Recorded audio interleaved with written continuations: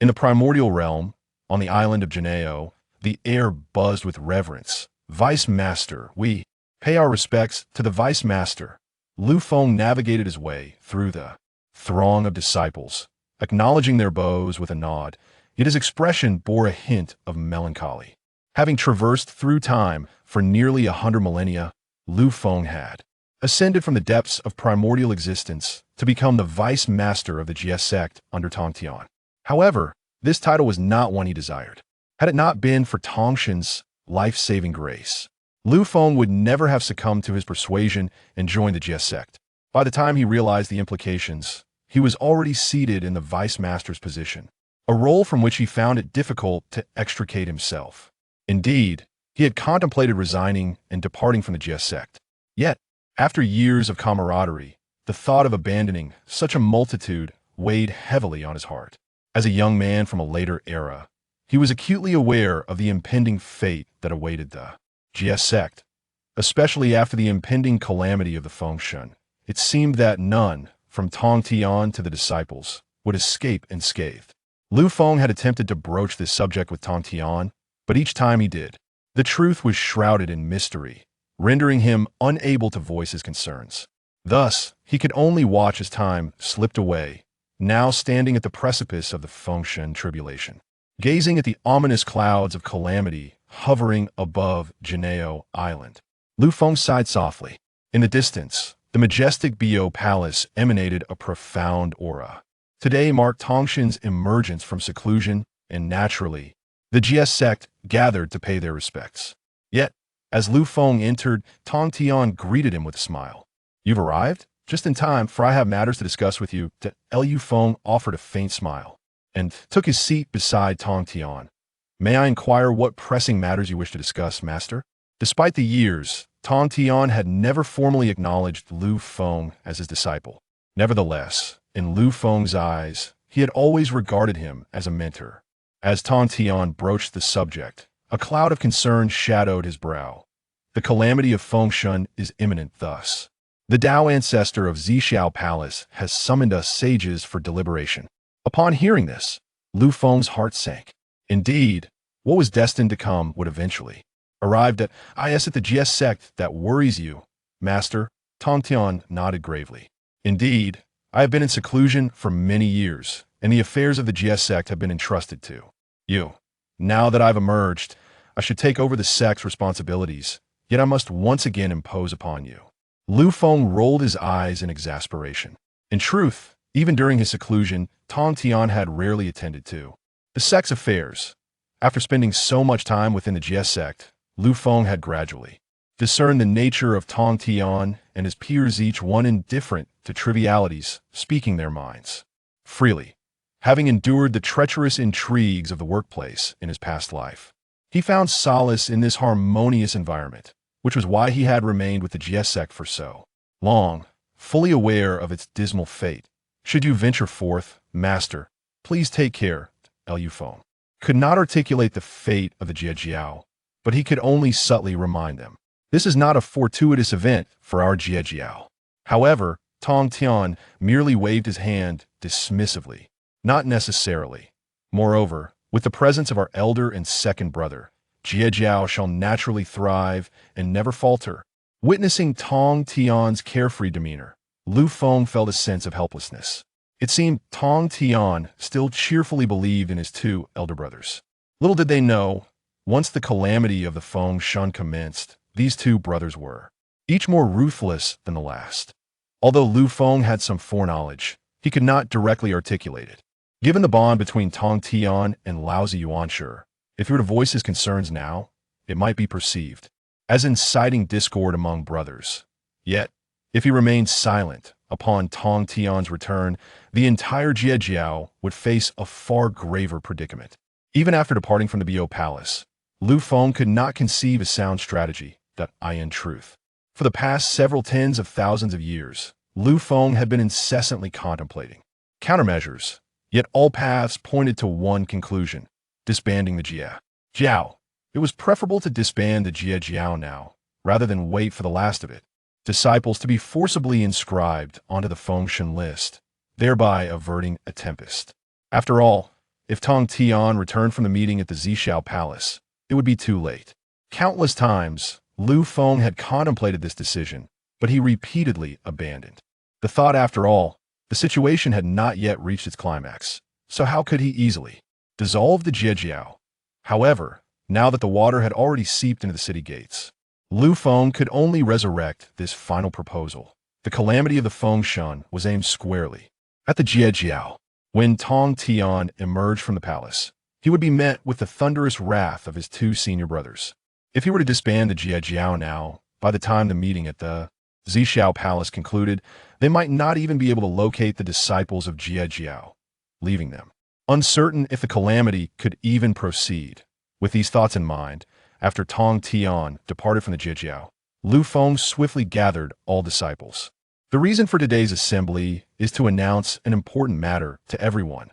Before Lu Feng stood the first generation of Jiejiao disciples, including Duo Bao, the Holy Mother of Golden Spirit, and the Holy Mother of Turtle Spirit. Behind them were the seven immortals, Zhao, Gongming, and the Sanshao sisters. Further back were the second and even third generation disciples that in the presence of Lu Feng. Even the esteemed elder disciples like Duo Bao showed immense respect. We pay our respects to the deputy sect master. Lu Feng raised his hand and spoke coldly. The calamity of Jiejiao is imminent, and to prevent any unforeseen circumstances, from this day forth, the Jiejiao shall be hereby disbanded. Lu Feng's voice resonated in the ears of every Jiejiao disciple, leaving them in shock and disbelief. The eyes of Duo Bao brimmed with incredulity. Most of these first-generation disciples had been personally guided by Lu Feng. As a saint, Tongtian often provided guidance, but in terms of companionship, it was Lu Feng who had been by their side since the inception of the Jiejiao.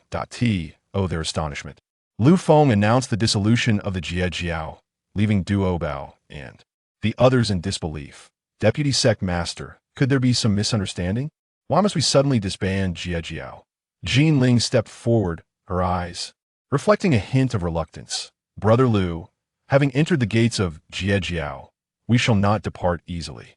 Or do you wish to sever ties with us, Brother Lu? Gui Ling and the Sanshao sisters chimed in, expressing their solidarity.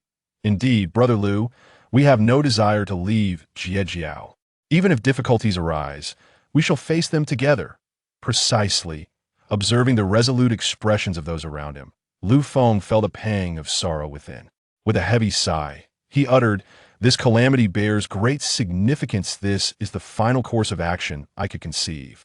Upon witnessing the helplessness etched upon Lu Feng's face, one by one, the crowd mustered their courage and declared, "We shall not depart.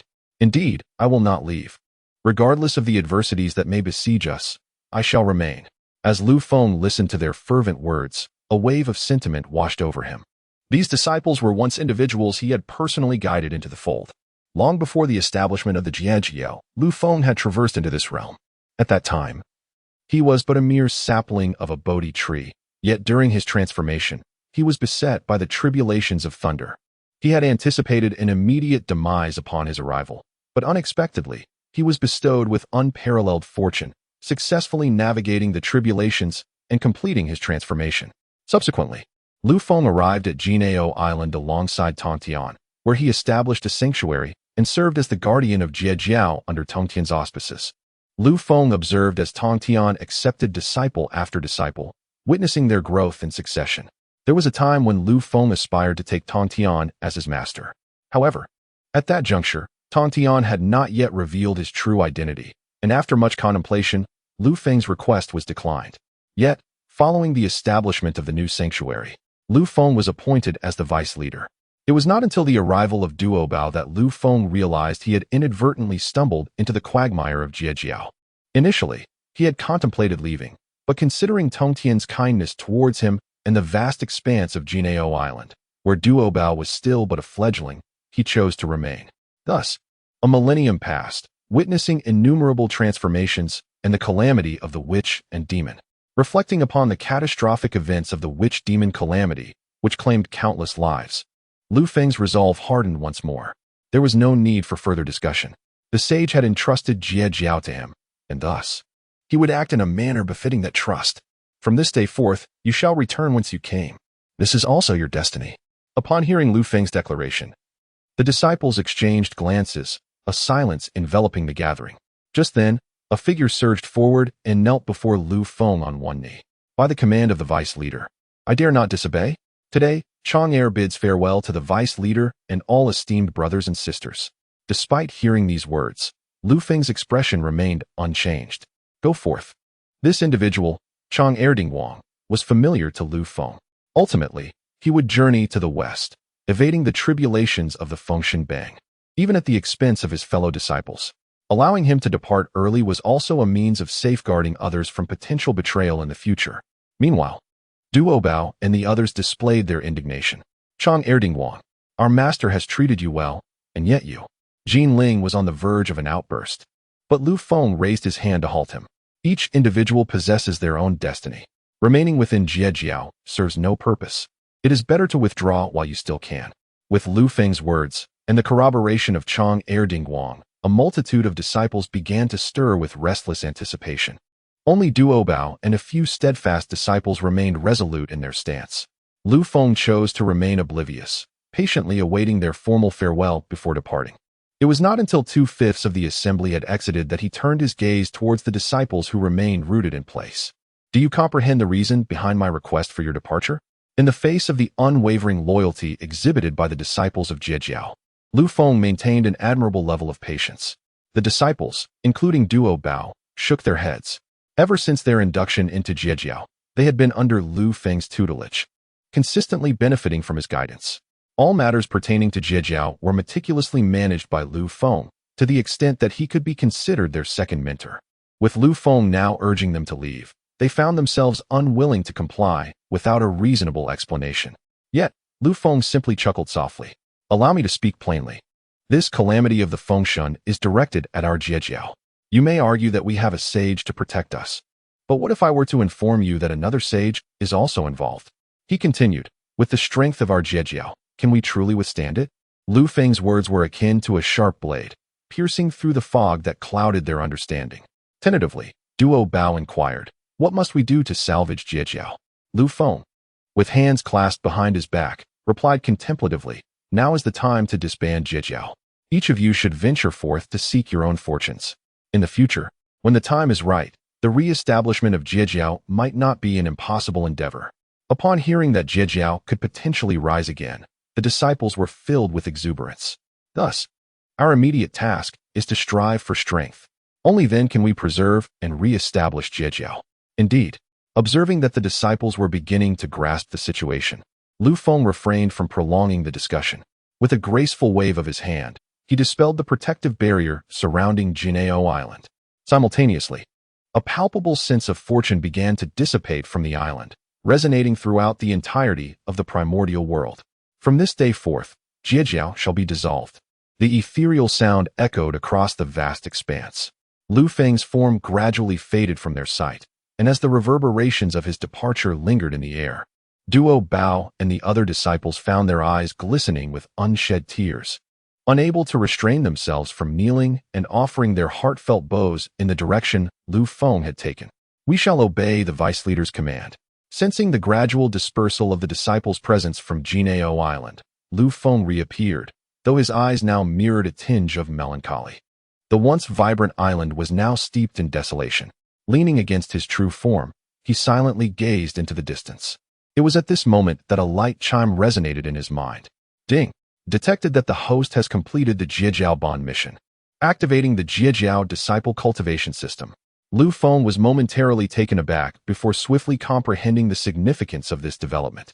Had he finally encountered the fabled golden finger of his transmigration? It was astounding that he had traversed through time for over 100,000 years, only now receiving such a boon. What was more remarkable was that this system was aptly named the Zhijiao Disciples Cultivation System. As the name suggests, it was designed for the purpose of nurturing the disciples of Zhijiao. However, now that the disciples of the have all been expelled by him, where can he find new disciples to cultivate? For a fleeting moment, Lu Feng felt that no matter how refined his demeanor, he was on the verge of losing his composure. Whose system operates in such a manner? System, are you not going to provide some clarification? Disciples Cultivation System. From today onwards, the novels written by the host will be published in the primordial era. As long as the disciples of can comprehend and strengthen themselves, the host will receive corresponding rewards. After hearing the introduction, Lu Feng was left utterly speechless. With everyone having fled, who could he possibly guide? Had he known, he would have delayed the dissolution. But now that the deed was done, no amount of regret would alter the situation. Meanwhile, news of the dissolution began to spread rapidly throughout the primordial era. The first to learn of this news were the Kunlun Mountains. As competitors, they had always kept a keen eye on the developments of. Now that they learned of dissolution, the members of the were nearly beside themselves with excitement. Within the ancient and imposing palace, the burning lamp Taoist sat at the head. With the departure of the, all matters were now handled by the burning lamp Taoist. Senior brother, I have already investigated. There is indeed no sign of life on Golden Tortoise Island. It seems the disciples of have truly disbanded, reported the Jade Ding real person. His head bowed, but his eyes betraying an unmistakable exhilaration. Among the three teachings, the human teaching can be set aside as there are only a few disciples. The remaining two great sects, the and, have been locked in rivalry for many years without a clear victor. Now that has disbanded, could it not mean that can rise to dominance? Just the thought of this filled the with immense excitement. Yet, the burning lamp Taoist, seated at the head, found the situation rather peculiar. Had been flourishing, with a overseeing it. How could it possibly dissolve? Especially at a time when all that had gathered at the Zixiao Palace? Could it be that the dissolution of is related to the discussions at Zixiao Palace? A myriad of thoughts raced through the burning lamp's mind as he finally turned his gaze to the standing Jade Ding real person. Have someone investigate thoroughly why they chose to disband so suddenly. Upon seeing this, the Jade Ding real person promptly replied, after our investigation, it appears that the dissolution of was solely the doing of the vice leader, Lu Feng. Lu Feng. The burning lamp immediately turned his head. As a fellow vice leader, the burning lamp had never held Lu Feng in high regard. After all, he had always been reclusive and rarely interacted with him. Moreover, he was not particularly distinguished in terms of strength. Yet, now he had suddenly disbanded the entire. The burning lamp sensed that there was likely a grand conspiracy at play. For the moment, it would be wise to observe how events unfold. Unbeknownst to Lu Feng, the thoughts of the Kunlun Mountains were far from his mind. He was entirely focused on how to accomplish his task. After numerous discussions with the system, they finally reached a consensus. The system provides the corresponding address map for Lu Feng, facilitating his ability to locate his disciples and thus offer appropriate guidance. However, at present, Lu Feng truly has little of value in his possession. In the absence of tangible items, perhaps theoretical knowledge will suffice? It would be no great loss to pin down all the mythical tales I know and disseminate them throughout the vast wilderness. Surely, some disciple will eventually encounter them. Within the heart of a great mountain in the wilderness, the three sisters of the celestial realm glanced up at the blazing sun and ultimately decided to seek a place to rest. We have been training in the outside world for quite some time. Why have we still not stumbled upon the opportunities Brother Lu spoke of? Bai Xiao, with her vivacious nature, spoke freely at this moment. Yun Xiao, however, maintained a more cautious demeanor, her eyes narrowing at Bai Xiao's words. It has only been a few days since we departed from Golden Ao Island, and opportunities are not something one can simply chase after. Best not to dwell on such thoughts. Bai Xiao nodded in response, but the next moment, her eyes brightened. Sister, there appears to be a jade slip over there. Following Bai Xiao's, Yin Xiao and Qiong Xiao also perked up with renewed interest. Qiong Xiao raised her hand, and the jade slip fell into her grasp. What is this? Qiong Xiao inquired, bewilderment evident on her face. The other two sisters shared the same expression of confusion. Shall we open it and see? Bai Xiao's eyes sparkled with eagerness. Upon hearing this, Qiong Xiao immediately infused a portion of her consciousness into the slip, but the moment her consciousness entered, she was swiftly drawn into a small world. Initially engulfed in darkness, the world gradually began to take on color with Qiong Xiao's arrival.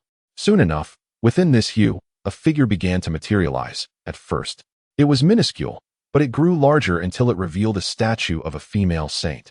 Through this statue, Qiong Xiao seemed to glimpse the entirety of the saint's life. From her initial cultivation to her eventual ascension to sainthood, time became indiscernible. When Qiong Xiao's consciousness was finally expelled from this small realm, her eyes were filled with astonishment.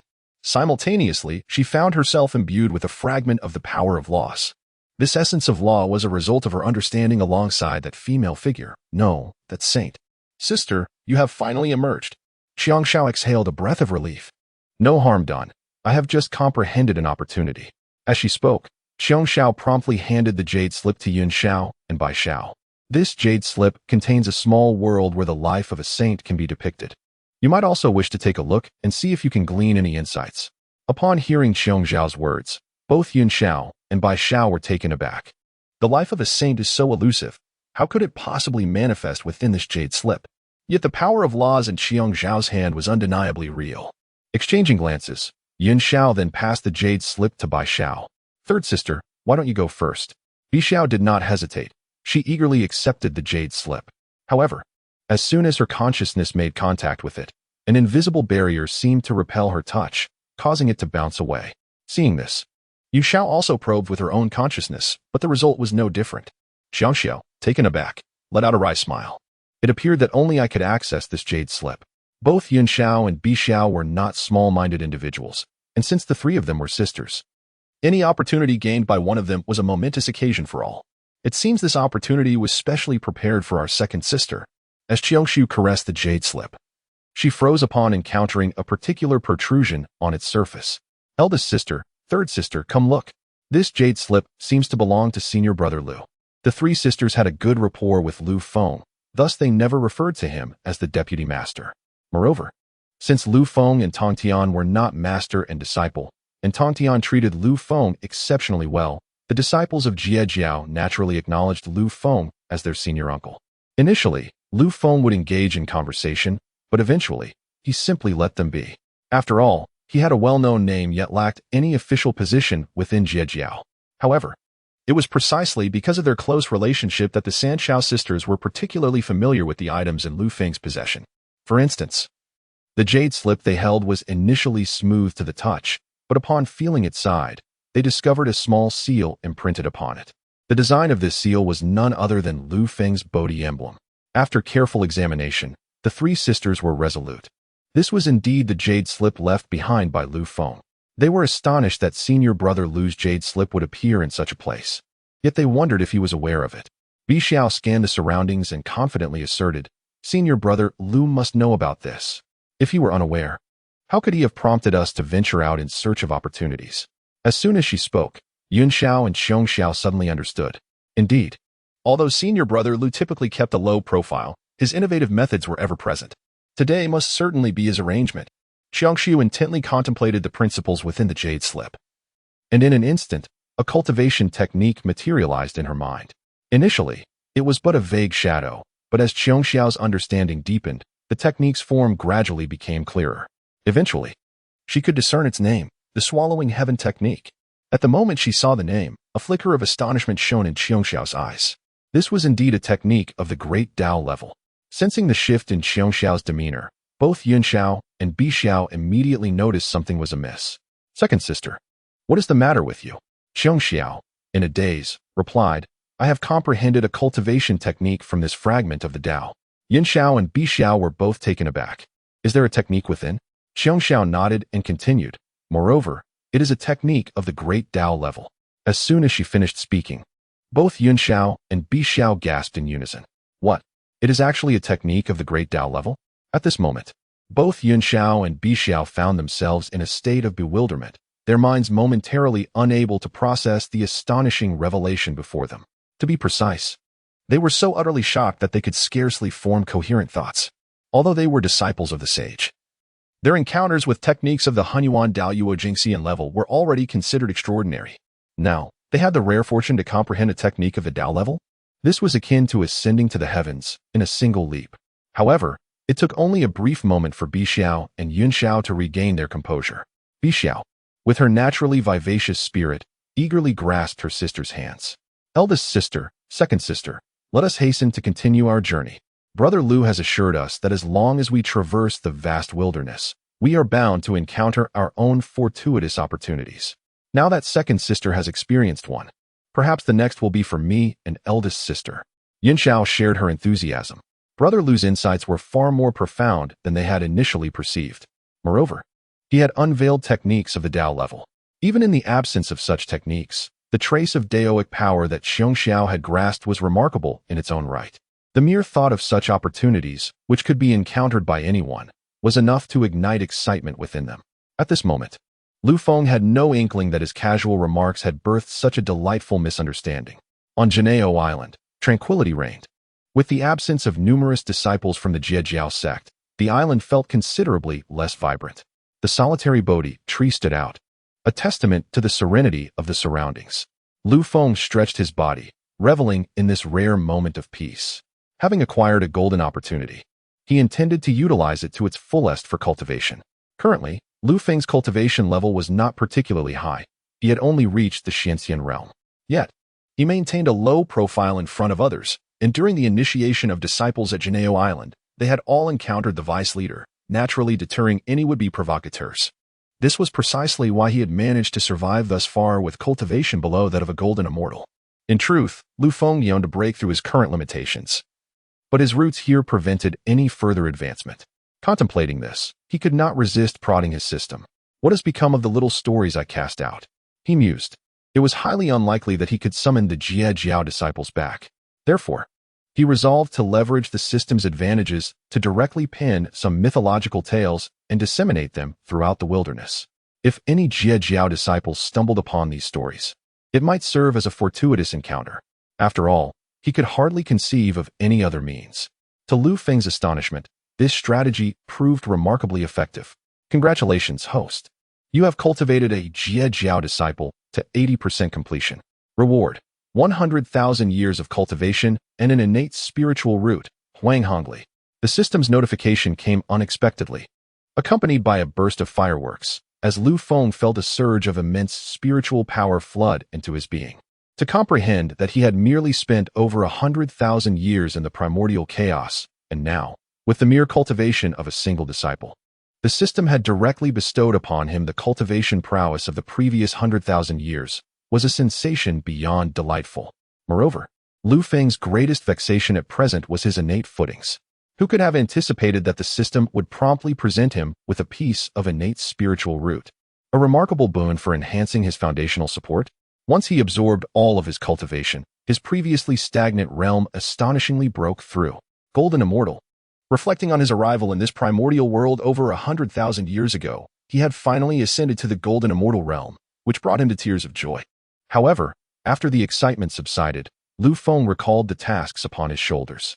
The system had just mentioned that he had cultivated a disciple to 80% proficiency. It seemed this so-called cultivation level was indeed linked to reward thresholds. He pondered what rewards awaited upon reaching 100% proficiency. If the host can cultivate the target disciple to 100%, the host will receive a final luxurious reward. Upon hearing the system's explanation, Lu Feng instantly regained his focus. What might this luxurious reward encompass? Could he have an example? Perfection of the laws of power. The system's response left Lu Feng gasping in awe. Even the current saints wielded but a single law, and the completeness of that law was another matter entirely. Yet, the system's generosity was staggering, offering an entire law as a reward.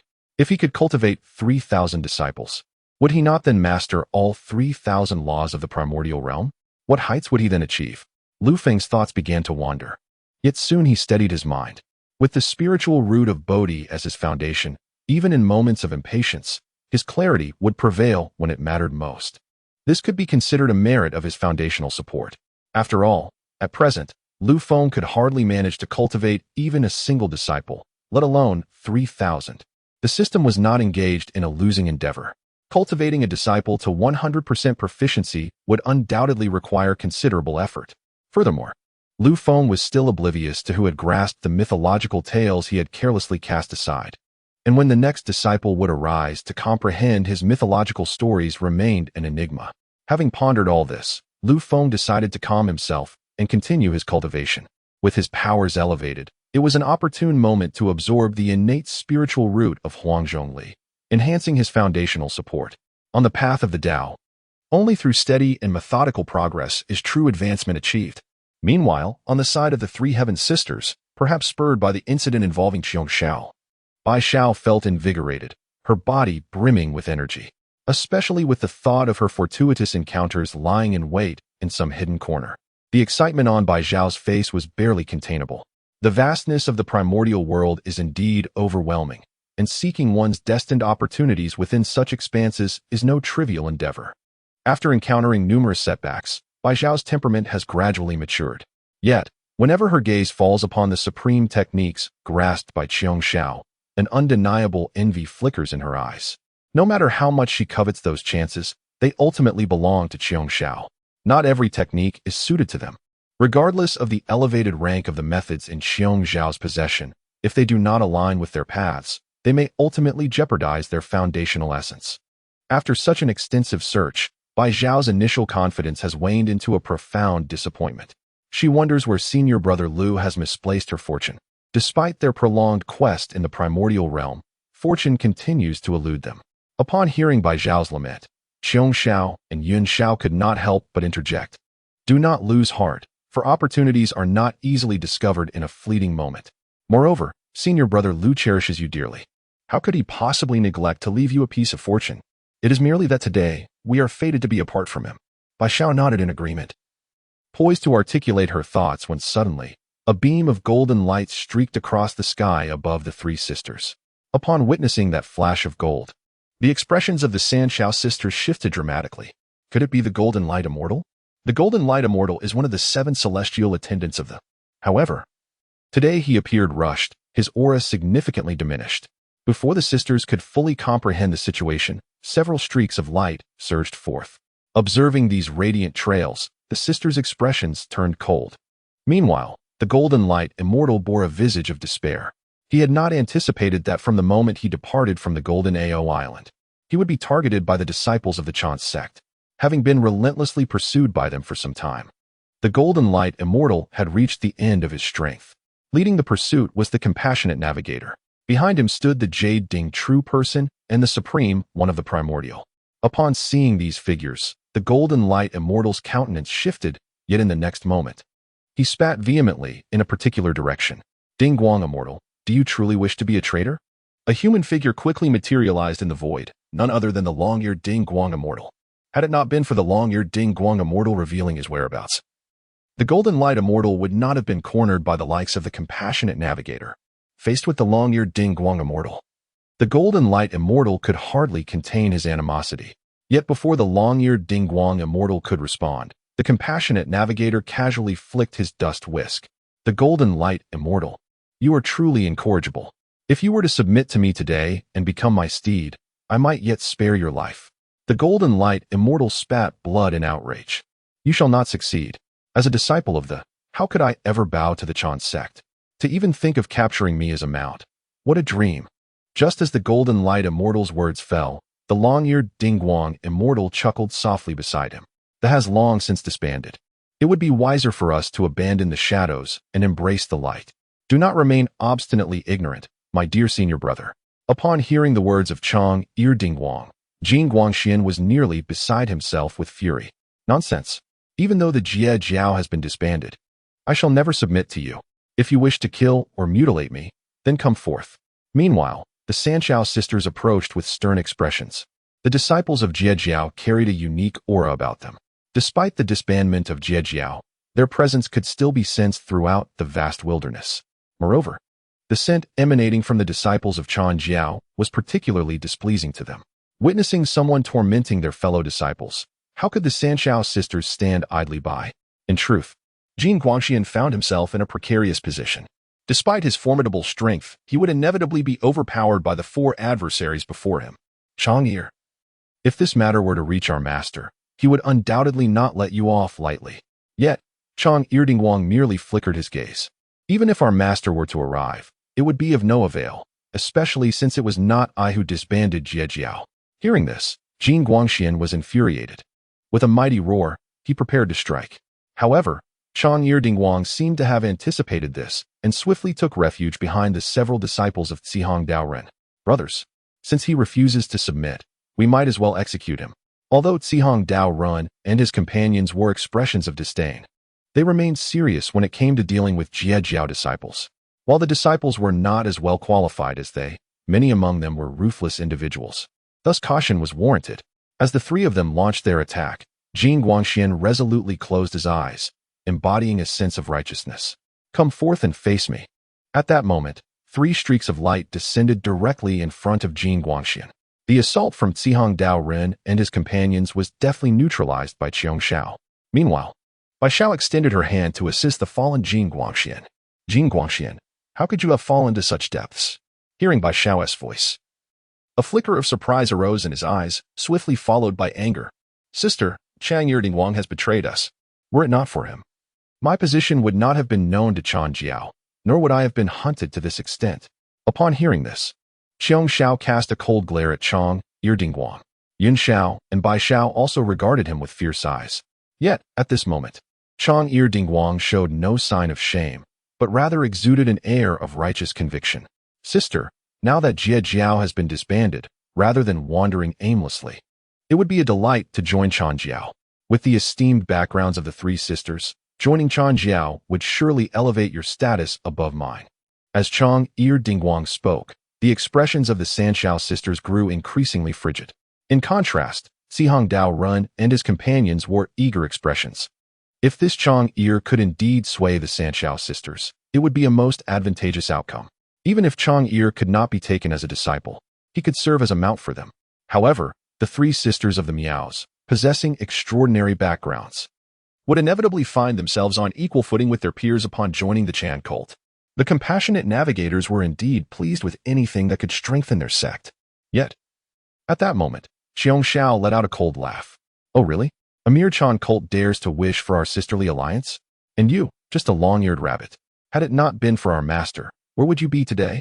Since you have the audacity to betray your own, I shall take it upon myself to cleanse the ranks for our master.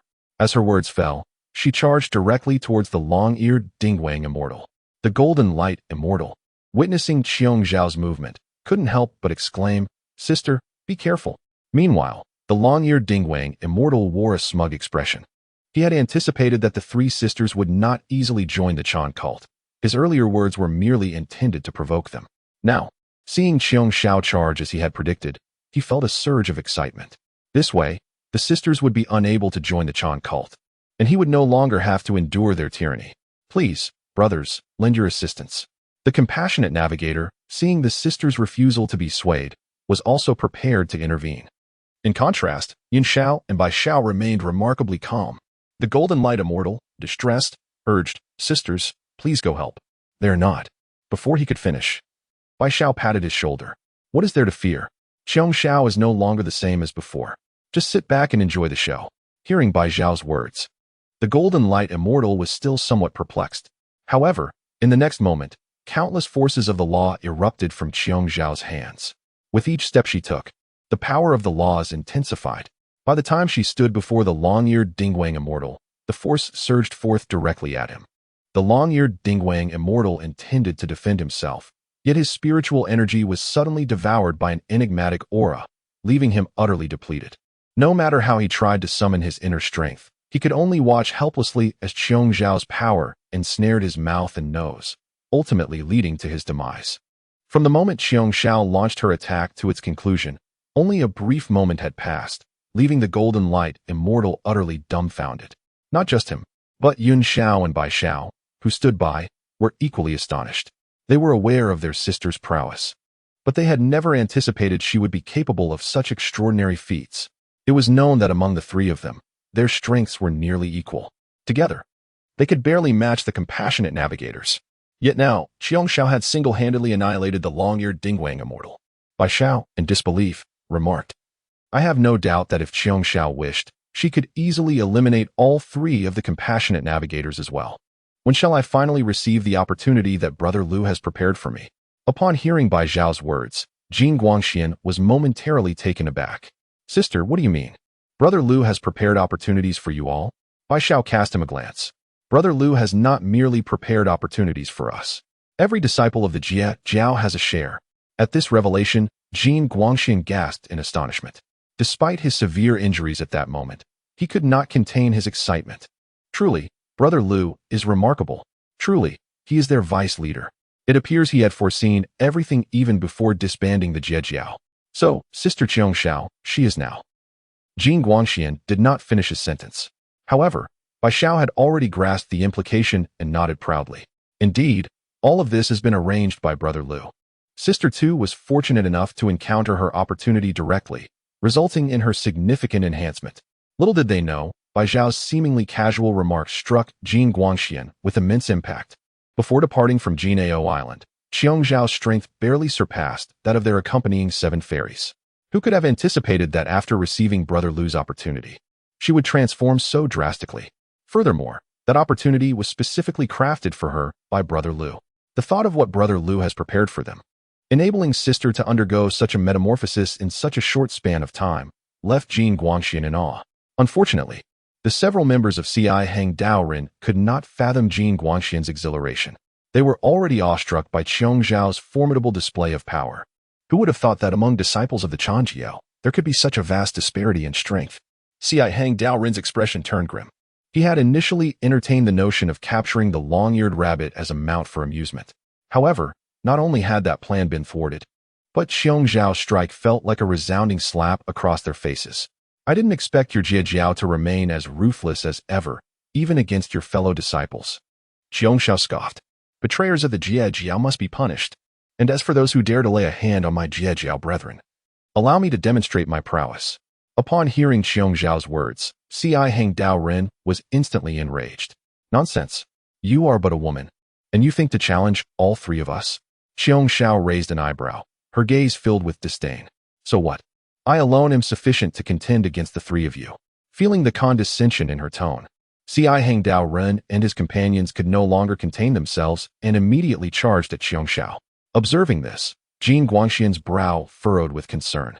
He intended to intervene, but was swiftly restrained by Bai Zhao. Leave this small fry to sister too. Besides, our Jie Jiao disciples are numerous in the outside world. And should we encounter such shameless individuals again, it shall serve as a deterrent.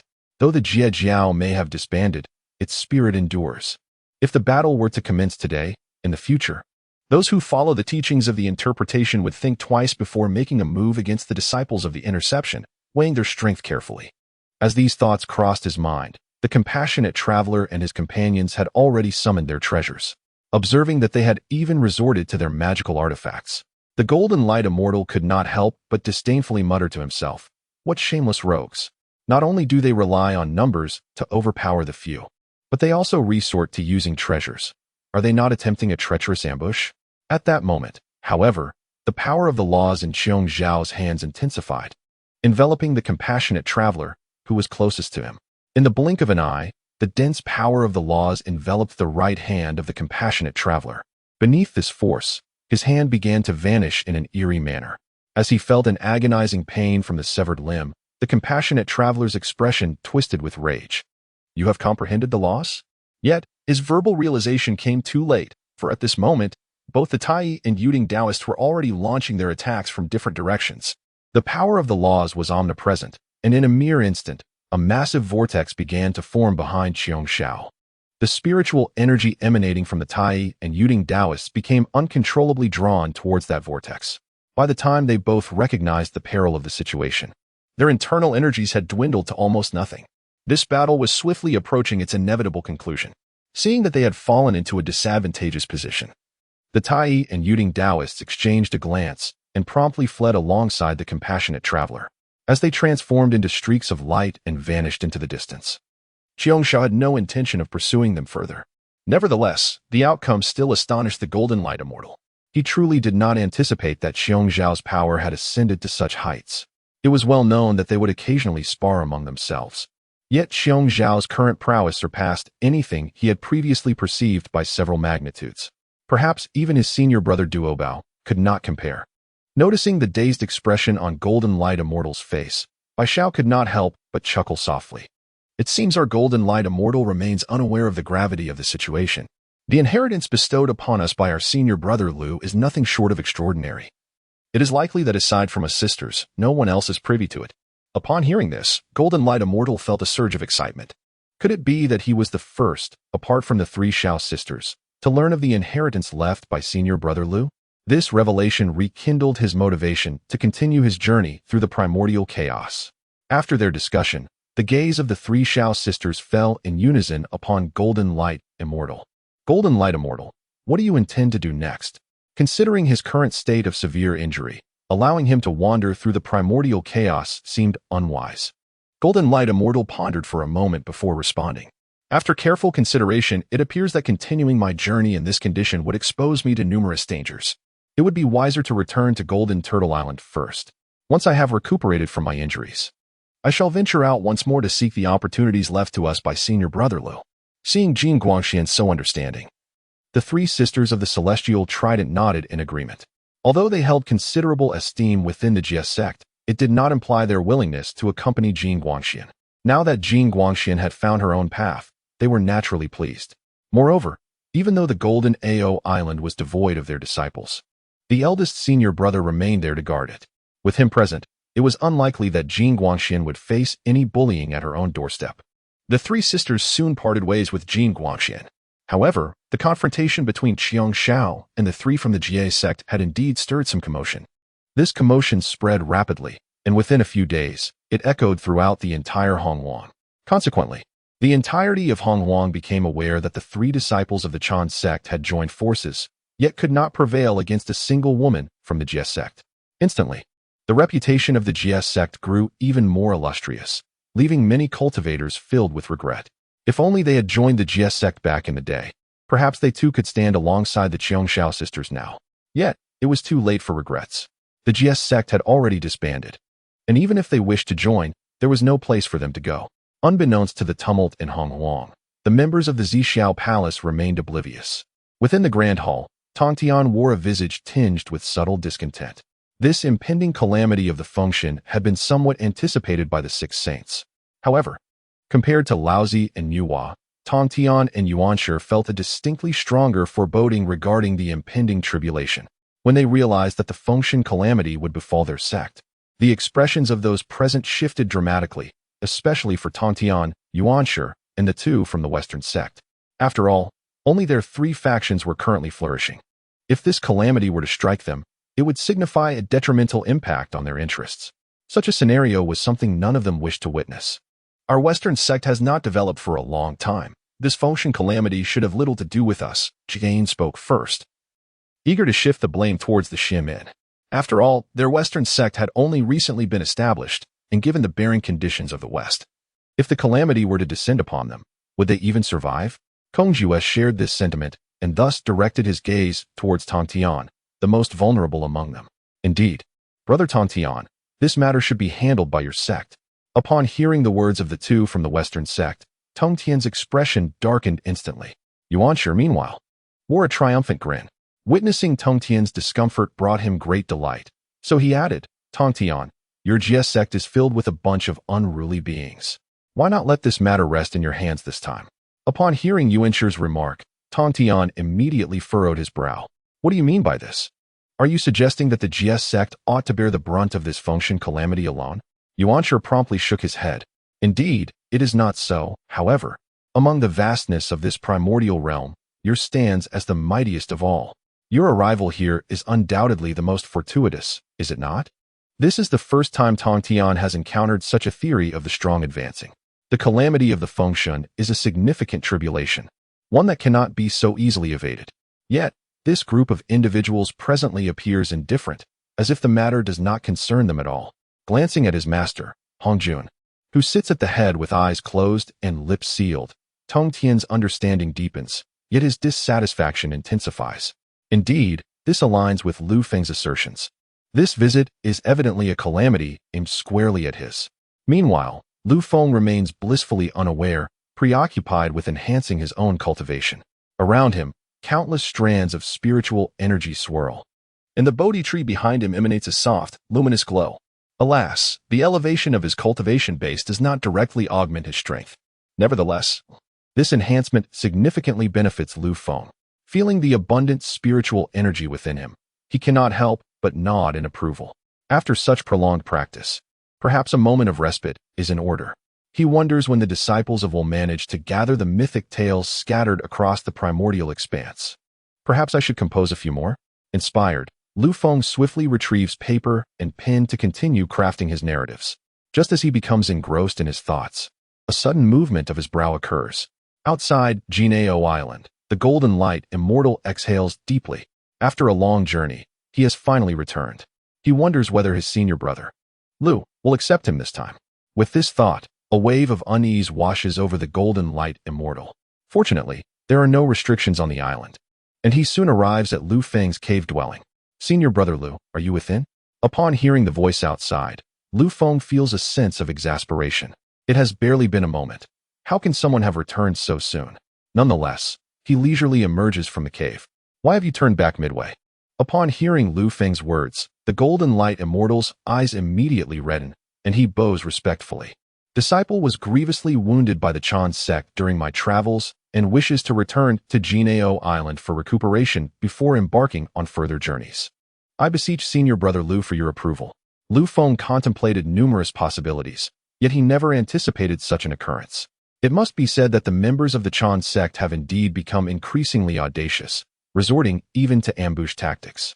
However, when Lu Feng learned that Jin Guangxian had encountered the Sanshao sisters midway, a flicker of intrigue crossed his gaze. Coincidentally, Jin Guangxian also mentioned how Qiongshao single-handedly repelled 3 members of the Chan sect, during which he expressed profound admiration for Lu Feng. At that moment, everything became clear to Lu Feng. It was Qiongshao who had appropriated his mythical tale. Unbeknownst to him, Jin Guangxian was brimming with anticipation, especially upon realizing that the 3 sisters were currently fervently searching for the scattered opportunities of Lu Feng. He wished he could elevate Lu Feng to a position of reverence immediately. At that moment, Lu Feng too longed for a disciple from the Jie sect to come and cultivate him earnestly. Thus, he raised his hand. The mythical tale he had just penned materialized in his grasp, since it had yet to be inscribed onto a jade slip. What he held was merely a scroll of bamboo.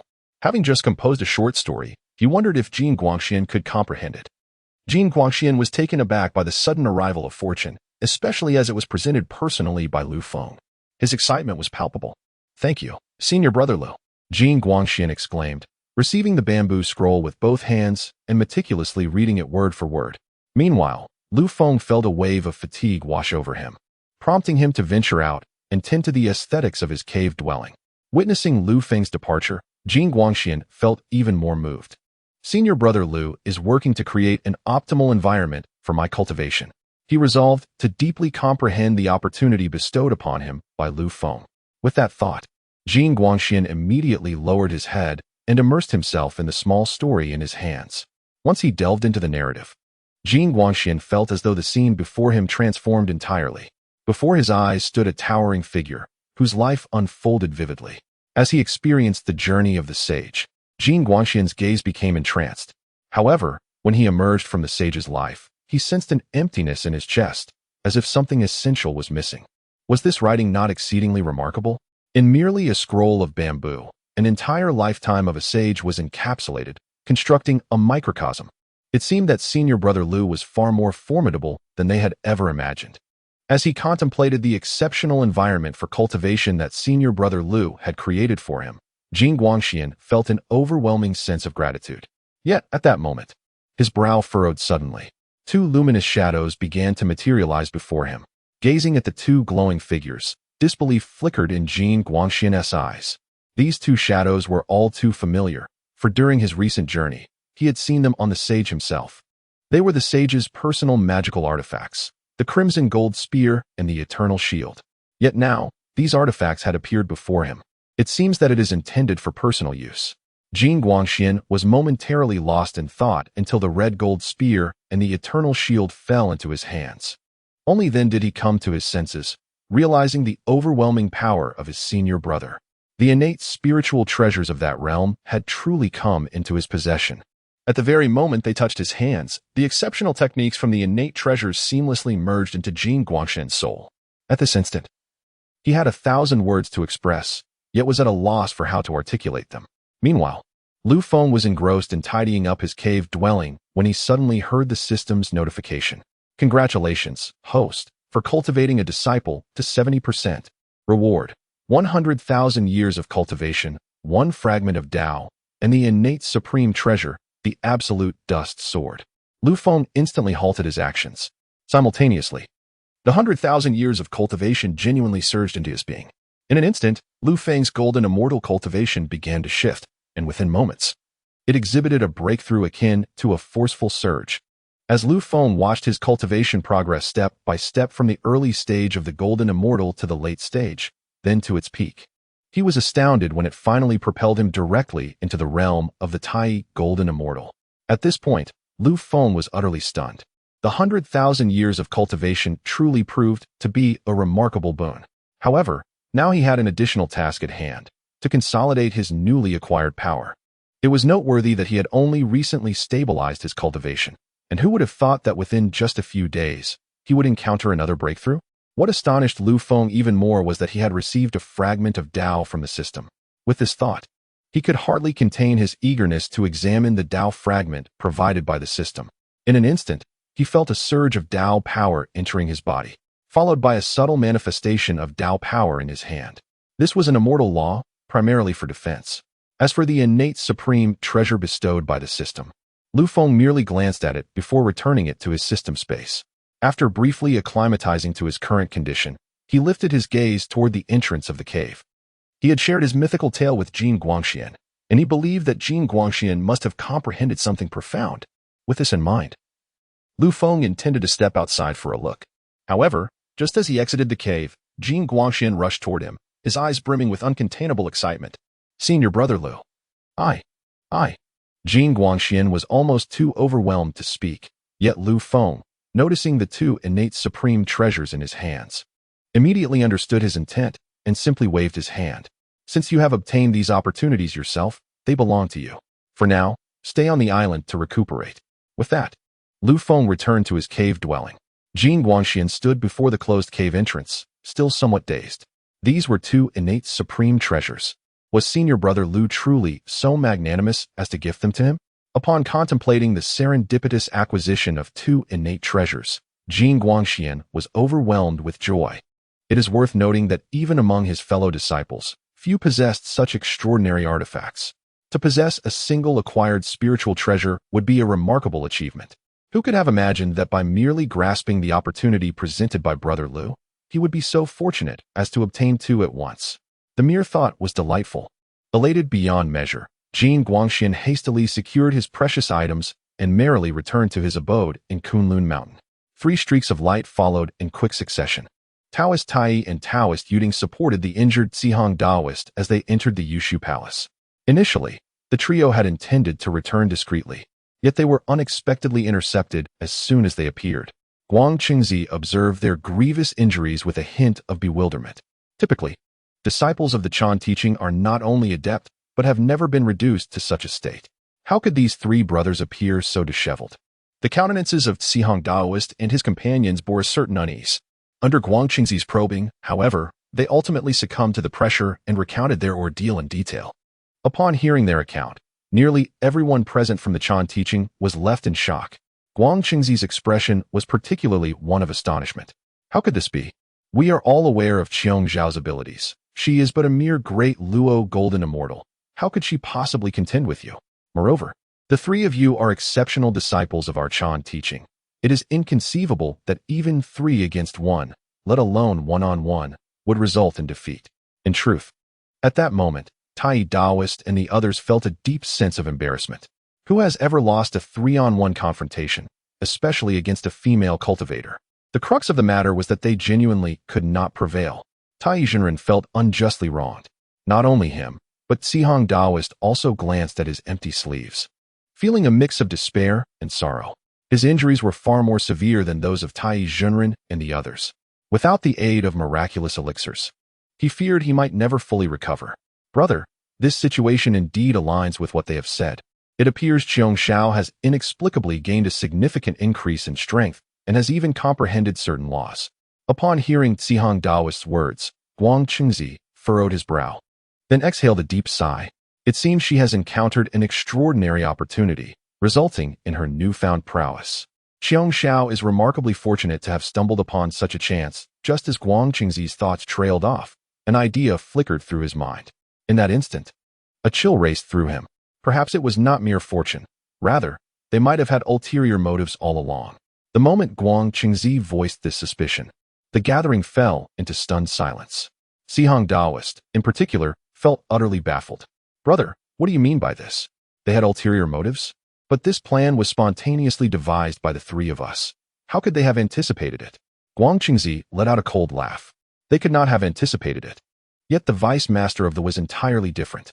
Initially, we all presumed that his dissolution of the was a sign of madness. However, upon reflection, it became evident that he was rather astute. Consider this. The opportunities in the primordial world are limited, and at this moment, the disciples have been disbanded and scattered throughout the vast expanse. With so many disciples mobilized, how could the opportunities of the primordial world escape their grasp? After listening to Guang Qingzi's insightful words, everyone suddenly experienced an epiphany, yet this realization only intensified their indignation. The actions of these individuals were exceedingly treacherous. The opportunities in the primordial realm are already scarce, and now they would resort to such tactics to seize them. When Randeng arrived, he happened to overhear the final remark. "What is happening here? What commotion have you all stirred up?" Upon hearing this, Guang Qingzi and the others immediately began to recount the events involving Ci Hang Daoren and their speculations. After listening, Randeng's expression remained grim, and he could not suppress a frustrated slap on the table. This Lu Feng was truly cunning. He appeared so inconspicuous on the surface, yet possessed such formidable schemes. At this juncture, Guang Qingzi hesitated before speaking. Moreover, Lu Feng is rarely seen in ordinary times. From what I know, his current power remains a mystery. Randeng paused, contemplating carefully, and it indeed seemed to be the case. As a fellow vice master, Randeng's strength was evident to all. Yet, Lu Feng, this vice master, had come seemingly out of nowhere and had never garnered much renown.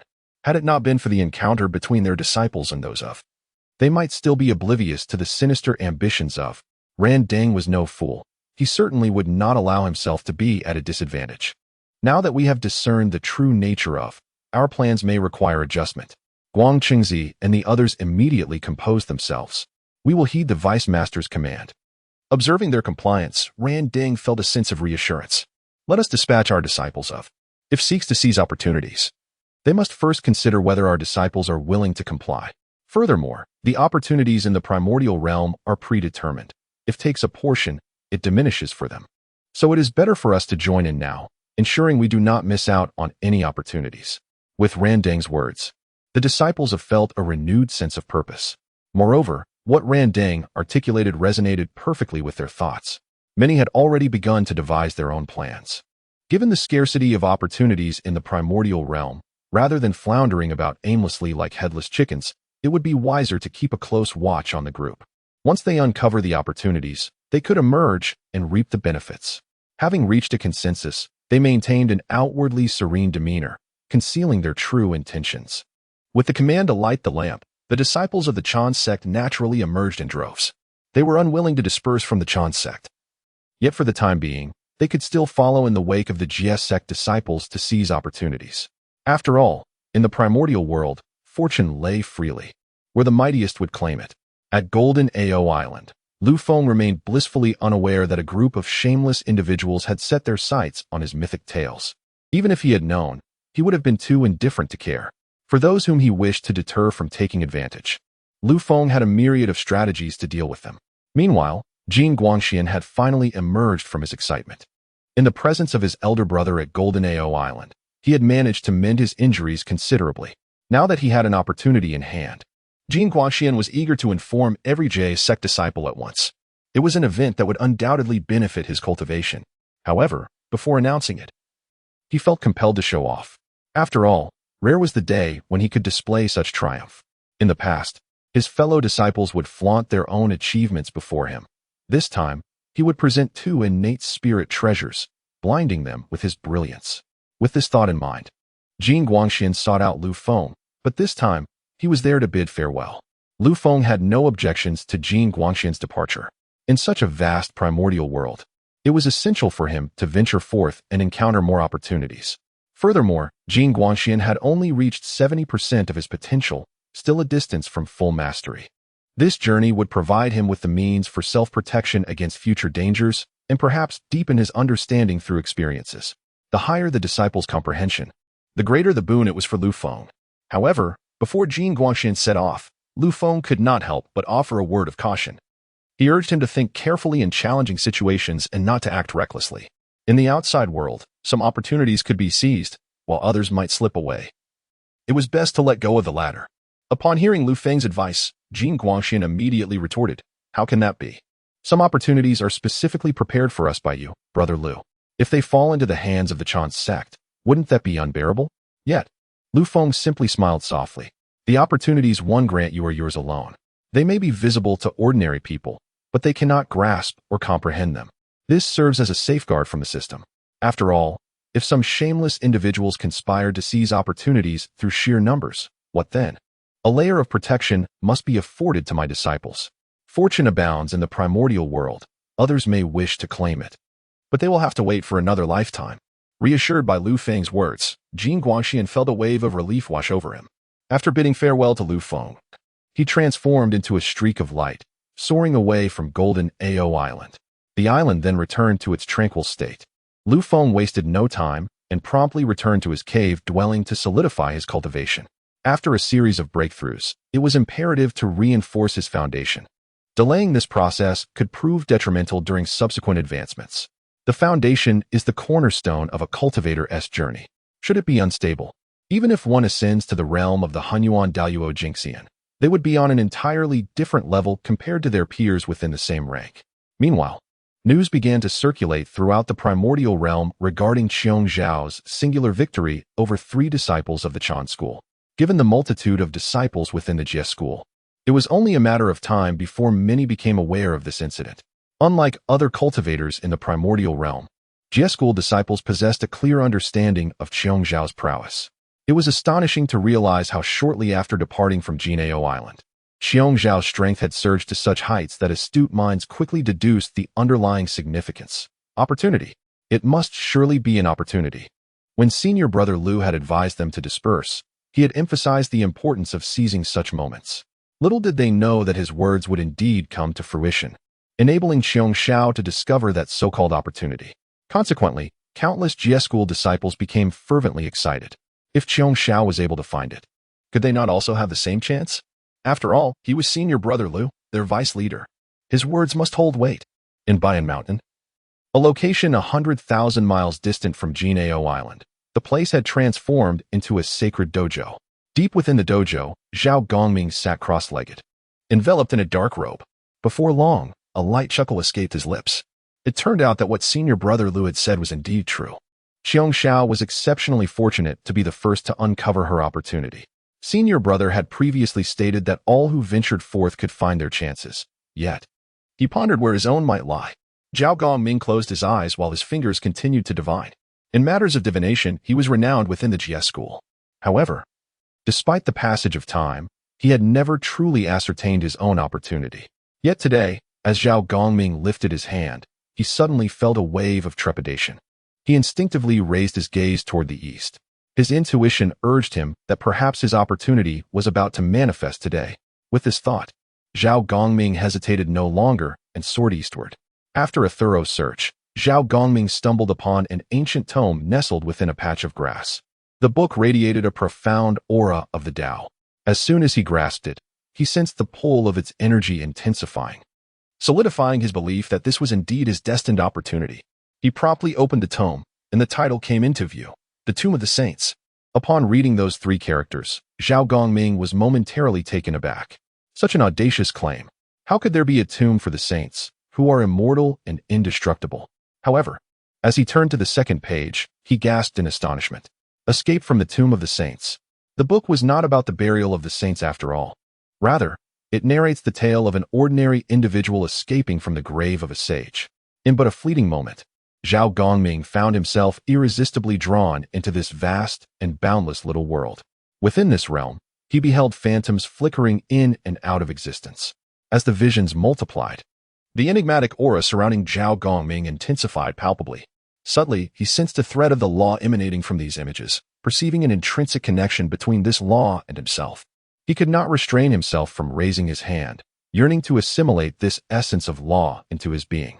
In fact, he did just that. Time seemed to slip away, and Zhao Gongming lost all sense of its passage. When he finally reopened his eyes, an overwhelming aura erupted from him. In the blink of an eye, ominous tribulation clouds rolled in from the heavens. Gazing at the flickering storm clouds on the horizon, Zhao Gongming could not help but laugh heartily. So, it has finally come?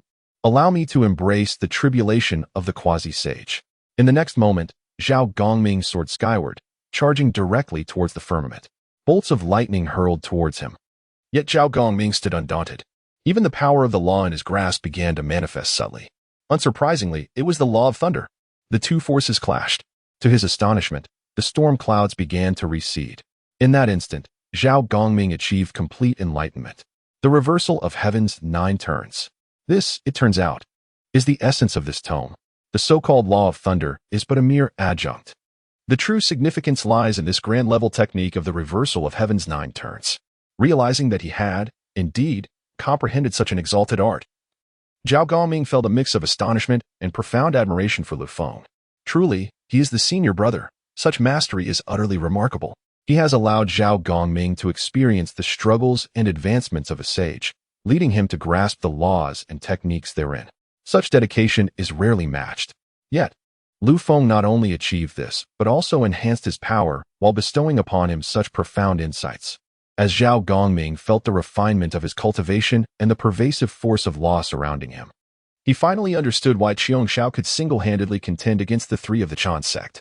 However, if it were he in this moment, he would likely find it effortless. With this thought, Zhao Gongming immediately recalled the other disciples of the Jie sect. Lu Feng had bestowed numerous opportunities upon them, aside from himself. Every disciple of the Jie sect should have a share. Yet not all disciples are aware of this matter, necessitating those in the know to inform the others. Regardless, they are all members of the Jie sect and should support one another. At the very least, they must not allow the Chan sect to seize the opportunities rightfully belonging to the Jie sect disciples. Having discovered his own fortune, Zhao Gongming chose not to linger further and promptly transformed into a streak of light, departing. Shortly after his departure, several streaks of light followed, drawn by the lingering aura. I recall the previous fluctuations occurred right here. Indeed, how could it be absent? Have the disciples of the already departed? Perhaps further investigation will reveal the opportunity that lies here. As for the matters concerning Zhao Gongming, Lu Feng was naturally unaware. However, he did receive a notification regarding the reward for enhancing his disciples' cultivation level. Congratulations, host. Your disciples' cultivation level has reached 80%. Due to the perfect compatibility between the disciples' cultivation and the opportunity, the host shall receive an additional reward. Upon hearing the system's prompt, a flicker of surprise crossed Lu Feng's eyes. It appears that not every disciple resonated with the novels he had distributed. Based on their compatibility, additional rewards would be unlocked. For a fleeting moment, Lu Feng felt a pang of regret. Had he known earlier, he would have chosen a more suitable novel for the Golden Light Immortal. Perhaps he could have unlocked additional rewards then. However, it is never too late to realize this. At least Lu Feng now possesses a direction for future cultivation.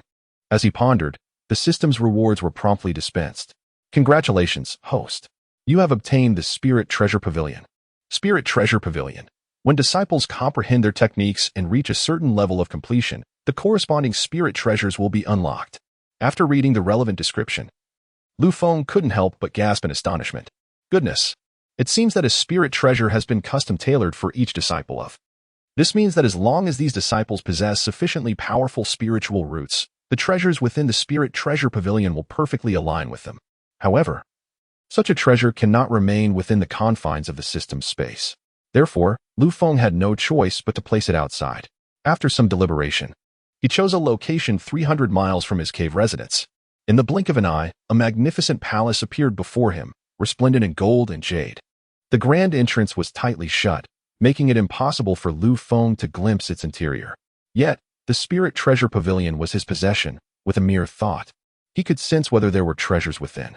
At this moment, the pavilion remained empty. He believed that new treasures would emerge once new disciples achieved the requisite comprehension.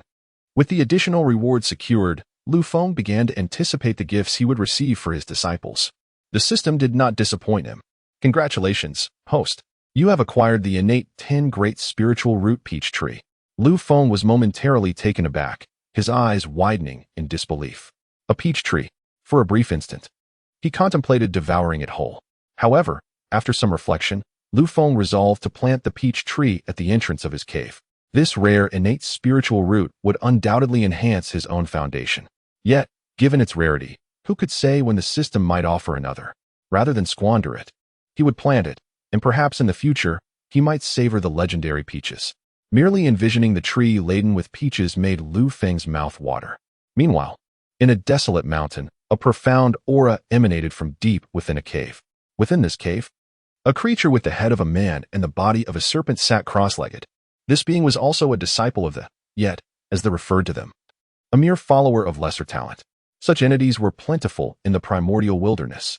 However, fortune smiled upon this serpent demon when it encountered, ultimately leading to its inadvertent initiation into the. Consequently, it remained there for several millennia. Now that the has dissolved, it was precisely such beings as the serpent demon who were most reluctant to witness this dissolution. Nevertheless, despite its unwillingness, with the sect disbanded, the serpent demon had no choice but to return to its lair. Yet, it had not forgotten the words of, who spoke of numerous opportunities scattered throughout the primordial realm. If feasible, they could seize these fortunes for themselves.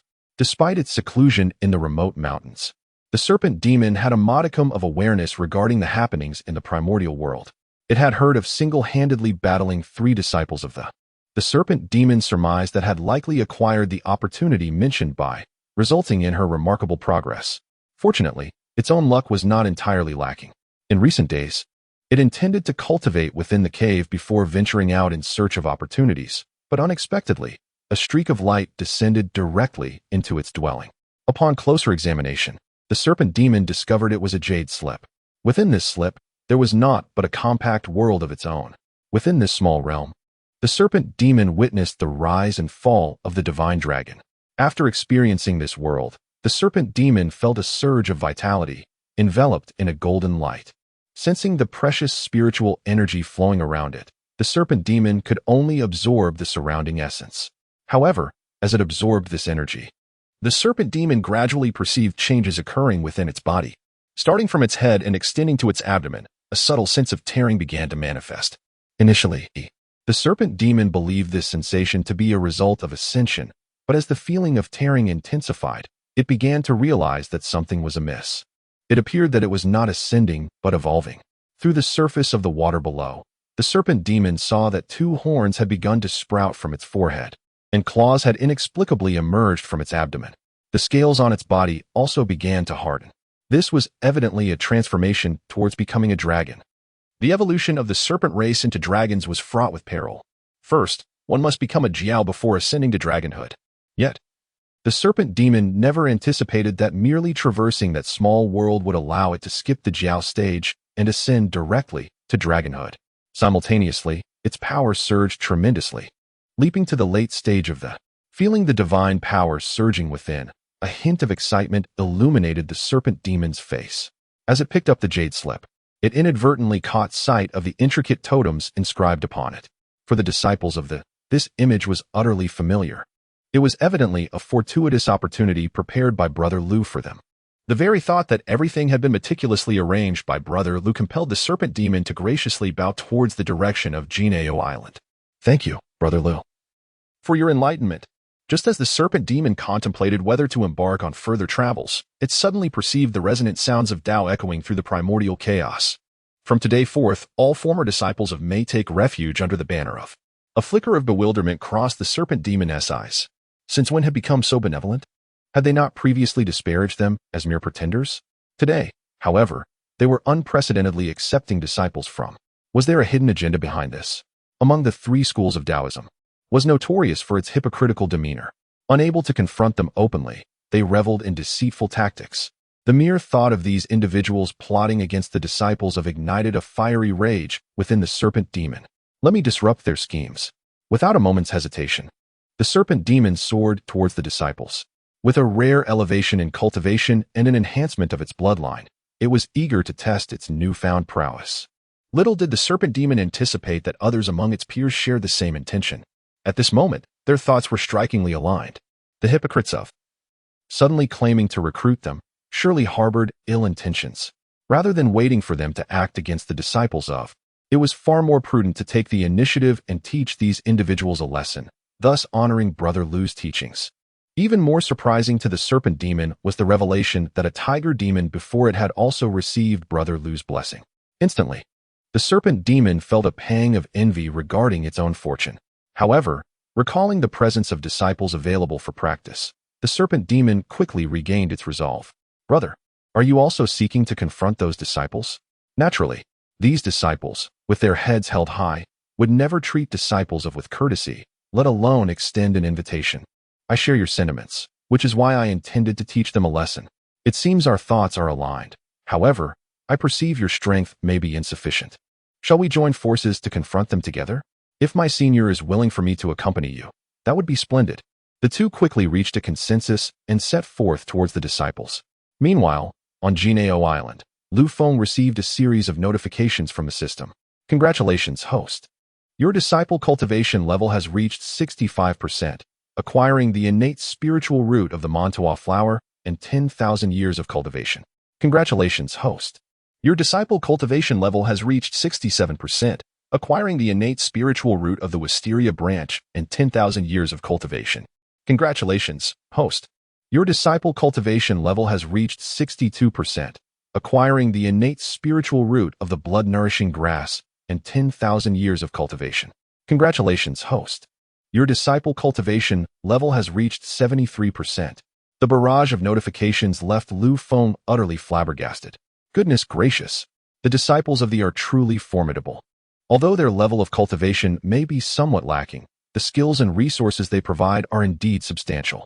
This continuous accumulation of prowess has led to a remarkable surge in Lu Feng's strength, propelling him directly into the late stage of the Tai Golden Immortal realm. Such a scene was beyond Lu Feng's wildest imaginings, yet here he stands, having achieved it. As he witnesses his power ascend once more, he realizes the necessity of solidifying his cultivation. He has no choice. If his advancement occurs too swiftly without proper foundation, his strength may ultimately be diluted. However, the rewards bestowed by the system this time are quite impressive. A series of innate spiritual roots has been granted, allowing Lu Feng to further enhance his foundation. At this moment, he is grateful that he refrained from succumbing to temptation and absorbing the peach tree. Just look at the rewards from the system. They are more than sufficient for his needs. The system's generosity has its limits, and since Lu Feng's capacity for enhancement is finite, he decided to plant the surplus spiritual roots beneath the peach tree. After all, whether he plants 1 or 10, it makes little difference. He might as well plant them all together. These spiritual roots could prove useful in the future, considering the uncertainty of how many will remain after several calamities. Given the unpredictability of events, it is prudent to stockpile resources now. With tasks at hand, Lu Feng has no time to concern himself with the happenings within the. In fact, news of this recent recruitment of disciples has spread throughout the, inciting excitement among countless beings. It is well known that the is a prestigious sect within the. To join its ranks is akin to stepping onto the path of the great Tao. Even though the primary focus of this recruitment is on the disciples, it does not quell the enthusiasm of other beings. Conversely, the disciples remain indifferent to his overtures. The recruitment effort is led by the Ant. Observing the throng of beings before him, feels a twinge of dissatisfaction. They are seeking disciples, yet it seems only these horned creatures have arrived. Shares in his frustration. They had already made their intentions known, and now they are faced with a multitude of wandering. What can they do? Moreover, are not the disciples also beings of similar appearance? According to his perspective, these individuals are not only unworthy of joining, but would hardly even qualify as mounts. It is baffling that on such an auspicious occasion, none of the members have shown up. What could they possibly be thinking? Should no disciples arrive soon, they might as well dismiss these attendees. Does not accept just any disciples. It is better to send away those who were bothersome early on, allowing them to return home sooner. Just as he contemplates this, 2 powerful auras suddenly descend upon seeing the 2 figures and immediately become alert. It seems that the long-awaited members have finally arrived.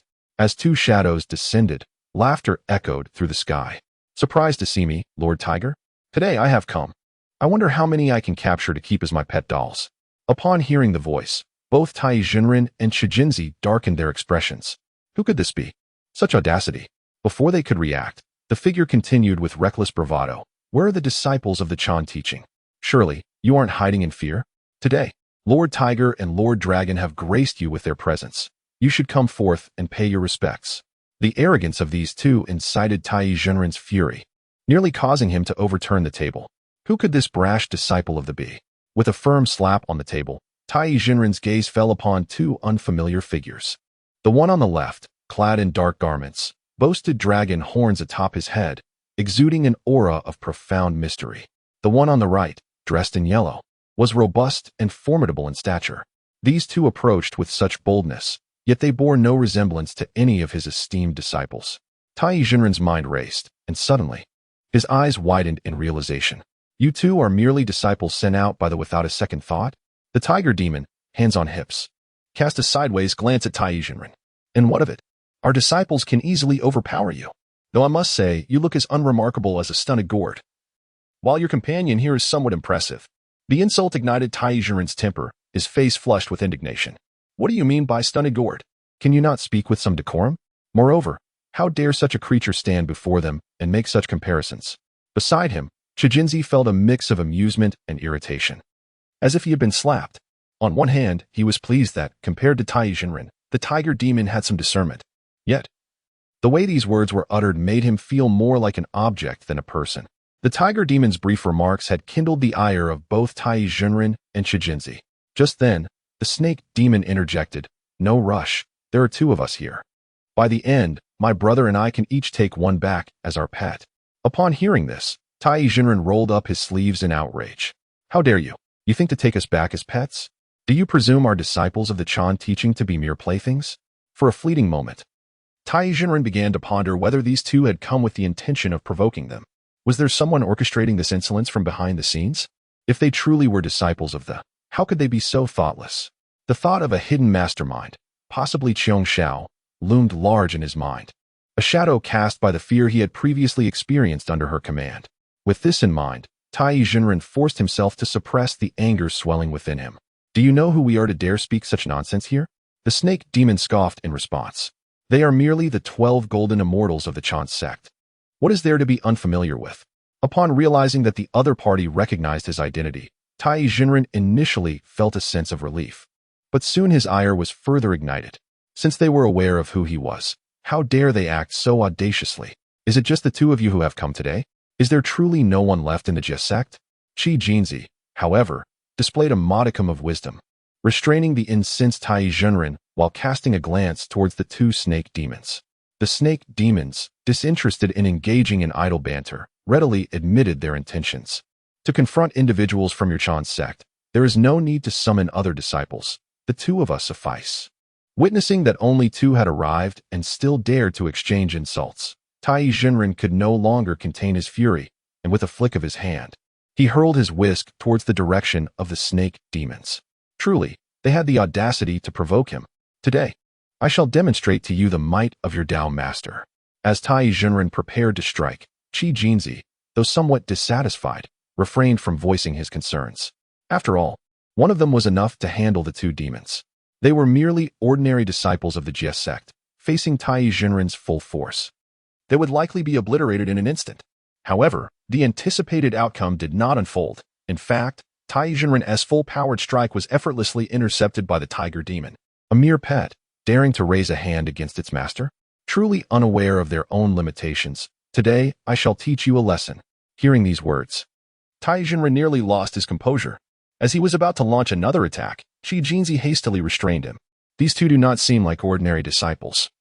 Their strength is not inferior to ours. Do not let your anger cloud your judgment. It would be wiser to gather some intelligence first." Upon hearing Shijinzi's counsel, Tai Jinren reluctantly withdrew his hand and fixed a furious glare upon the tiger demon. "What are you glaring at me for? Be careful. Your esteemed dragon lord may just pluck out your eyes." The snake demon, highly sensitive to perception, felt a surge of indignation and prepared to strike.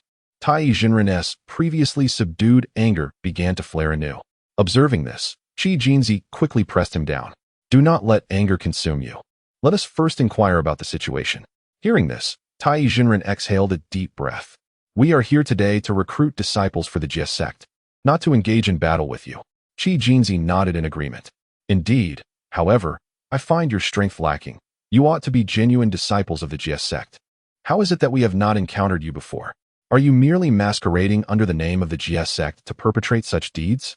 The flattery from the other party seemed to please the dragon and tiger demons, but upon hearing the latter part of the statement, their expressions immediately soured. The tiger demon's eyes were filled with indignation. "We are indeed disciples of the Jie sect, acting with integrity and rectitude. We would never stoop to such deceitful antics." The crimson gold exclaimed in surprise, "Is that so?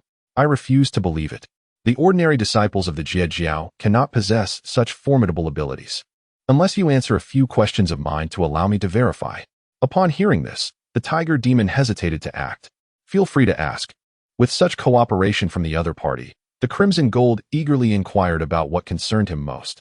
I wish to know about your Jie Jiao's eldest senior brother, your vice leader. What is his level of cultivation? The tiger demon paused momentarily, while the serpent demon beside him rolled his eyes. The intention of the inquiry was unmistakably clear. Only a simpleton like the tiger demon could fall for such a ruse. However, since the other party was eager to extract information, the serpent demon decided to play along. You wish to know about our eldest senior brother? His cultivation level ranks second in Jie Jiao, with the first being our leader. Even if you gathered all the prowess of Sister Qiong Xiao and the others, they could not match our brother Lu. Exchanging glances with Tai Yizhenren, the Crimson Gold felt a sense of foreboding rise within him. Could the vice leader of Jie Jiao be that formidable? If so, the situation had indeed become precarious. Thankfully, he rarely ventured out, or else the waters of the primordial realm would surely become even murkier. Contemplating this, the Crimson Gold pressed on. What is his character like?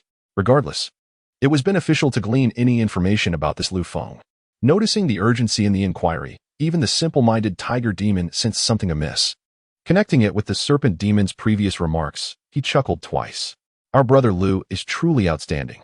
He is the best among us in Jie Jiao, not only possessing exceptional roots and talents, but also remarkable looks, far surpassing you bunch of misfits.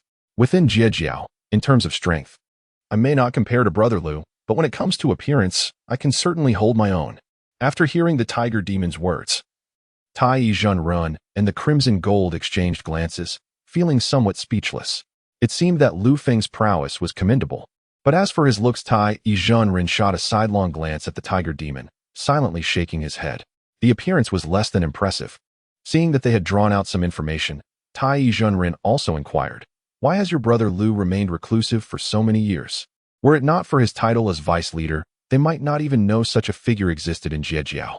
The tiger demon snorted lightly. Even if brother Lu does not venture out, he can still comprehend the affairs of the world. Just look at this opportunity for our Jie Jiao disciples.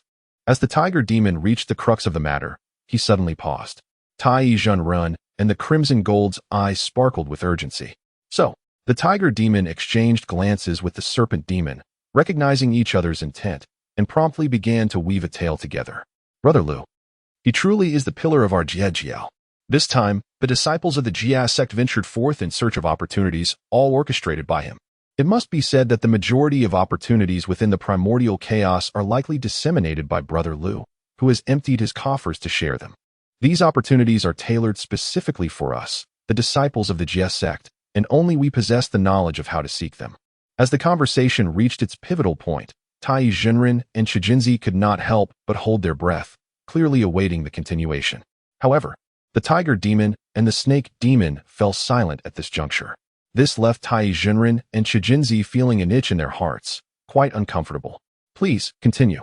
How shall we seek these opportunities? Sensing the other party's intentions had been unveiled, the tiger demon and snake demon snorted coldly in their hearts.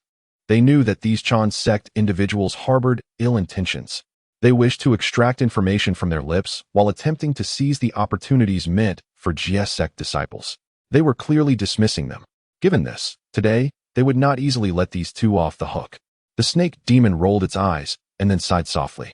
After speaking for so long, it suddenly felt a bit parched. Prompted by this thought, the tiger demon patted its belly and sat down on the ground. Only then did I realize that I was somewhat hungry as well. Observing the two, one thirsty and the other hungry, Tai Yizhenren and Shijinzi felt utterly exasperated. They were still waiting to hear more. And yet, these two had stalled right here? No, please, continue. Once you finish, we shall host you with the finest food and drink. However, the tiger demon and snake demon were entirely unmoved by such entreaties. This lord demands to see the divine nectar immediately. Indeed, I too desire sumptuous feasts. Otherwise, what more is there to discuss? It is utterly meaningless. Without food or drink, how could one possibly think of any information? Witnessing these two behaving like rascals, Tai Yizhenren and Shijinzi had no choice but to confer. And after some deliberation, Tai Yizhenren retrieved a bottle of spiritual wine from his pouch. I only have this bottle of exquisite osmanthus brew. Upon seeing the wine produced, the tiger demon's eyes gleamed with excitement as it snatched the bottle from his hands. After pouring a cup for the snake demon, it lifted the bottle to its lips and drank deeply. In just a few gulps, the entire bottle of osmanthus brew vanished into its belly, patting its now empty stomach. The tiger demon could not help but smack its lips. What is this? I couldn't taste anything at all. Watching as its long-saved osmanthus brew was down so readily, Tai Jinren felt as if his heart was bleeding. This was my only bottle. The tiger demon continued to recline on the ground. This lord is still not satiated. Without food or drink, how can I recall anything at all? Left with no options, Tai Jinren exchanged a knowing glance with Chijinzi. Observing this, Chijinzi had no choice but to pull out a pouch of fruits from his own pouch. These are the finest wanling fruits. Upon finishing them, you must share your methods with us. As the tiger demon swiftly seized the bundle of fruits, the snake demon promptly divided them with him. Observing how the two devoured the entire collection, Chijinzi felt a pang of regret. After all, he had barely tasted any of those fruits, and now they were all consumed by these two fiends. However, once the tiger demon and his companion finished, they still craved more. Was that truly all there was? This simply wouldn't suffice. Hearing their dissatisfaction, Tai Jinren and Chijinzi exchanged glances, their displeasure palpable. You have devoured our exquisite fruits and nectar, and yet you remain unsatiated? The tiger demon let out a derisive chuckle. Do you think you can fathom the capacity of my stomach? Hurry and fetch us more fine fruits and spirit wine. Otherwise, we may as well forget everything. The snake demon nodded in agreement. Indeed, we cannot afford to go hungry. Hunger clouds the mind.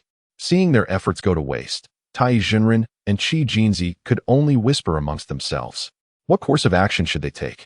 With their current predicament, no amount of food would fill the bellies of these two gluttons. They certainly could not allow vital information to slip away. Perhaps we should return and summon our fellow disciples for assistance? With more people, we can easily subdue them, and then acquiring information will be a simple task. After a swift discussion, the two called out to the tiger and snake demons in the distance. We apologize for our haste today. We brought no provisions. Would you be so kind as to wait a moment? We shall return with food and drink to properly honor you. Upon hearing this, the tiger and snake demons felt a sense of satisfaction. Since you understand, why not hurry back? Bring ample provisions. Both Lord Tiger and Lord Dragon have hearty appetites.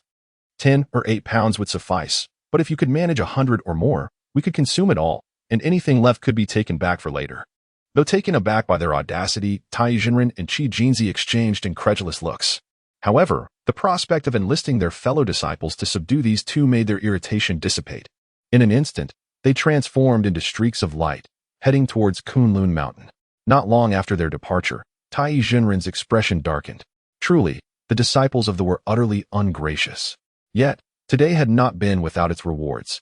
They had gleaned news of Lu Feng from these two fools. Moreover, there were opportunities tied to them.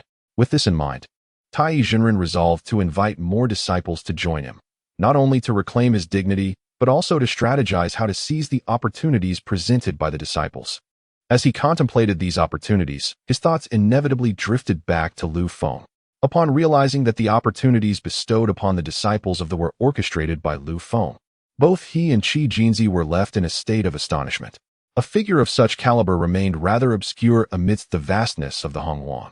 The ability to arrange such numerous opportunities clearly indicated his formidable prowess. However, the scant information gleaned from the mouths of the two disciples was rather meager. Perhaps they could uncover more regarding Lu Feng? With myriad thoughts swirling in their minds, Tai Jinren and Chijinzi swiftly made their way to Kunlun Mountain. Their first destination was none other than their senior brother, Guangqingzi. Brother, today we encountered two disciples and managed to extract some information about Lu Feng from them.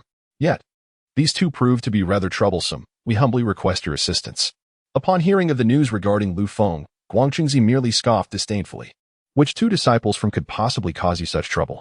Suddenly, Guangqingzi recalled Qiong Shao and promptly inquired, could it be that they are the disciples of Qiong Shao? At the mention of Qiong Shao's name, Tai Jinren quickly shook his head. It is not Qiong Shao, but rather two ordinary disciples. Upon learning that they were merely two common disciples, Guangqingzi's discontent surged. Just two ordinary disciples, and yet you find yourselves at an impasse? I must see for myself just how formidable they truly are. With that, Guangqingzi prepared to accompany Tai Jinren and Chijinzi. Simultaneously, They relayed this news to other disciples of the. The commotion caused by did not escape Zhao Gongming's notice. As he traversed the expanse of Hongluan, he was naturally attuned to the happenings concerning. At this moment, he could not help but frown. Had always operated with a low profile, and such ostentation today could only mean they had designs on. Contemplating this, Zhao Gongming instinctively began to calculate the situation. When he discerned the involvement of the tiger demon and the snake demon, he was momentarily taken aback. Could it be that disciples had indeed sought refuge with? However, he quickly dismissed his conjecture. Impossible. My disciples would never bow in deference to. Perhaps these two were not seeking to ally with, but rather to cause them trouble? With this thought, Zhao Gongming could no longer remain seated. Though he could not ascertain the identities of these two, he felt compelled to look after any of his disciples. Aware that they might be in peril, he promptly made his way to the location where was recruiting disciples. Meanwhile, atop a mountain peak, 3 women clad in flowing robes rested their chins upon their hands. This truly resembles an adhesive plaster, impossible to shake off. One wonders what intentions harbors this time. Regardless of their motives, they are surely not of good omen. Sisters, why don't we venture over and have a look? It would be most gratifying to teach them a lesson, lest they continue to harass us disciples of the. A similar scene unfolds in various locales. Countless disciples of the, upon hearing the news, hastened towards this direction.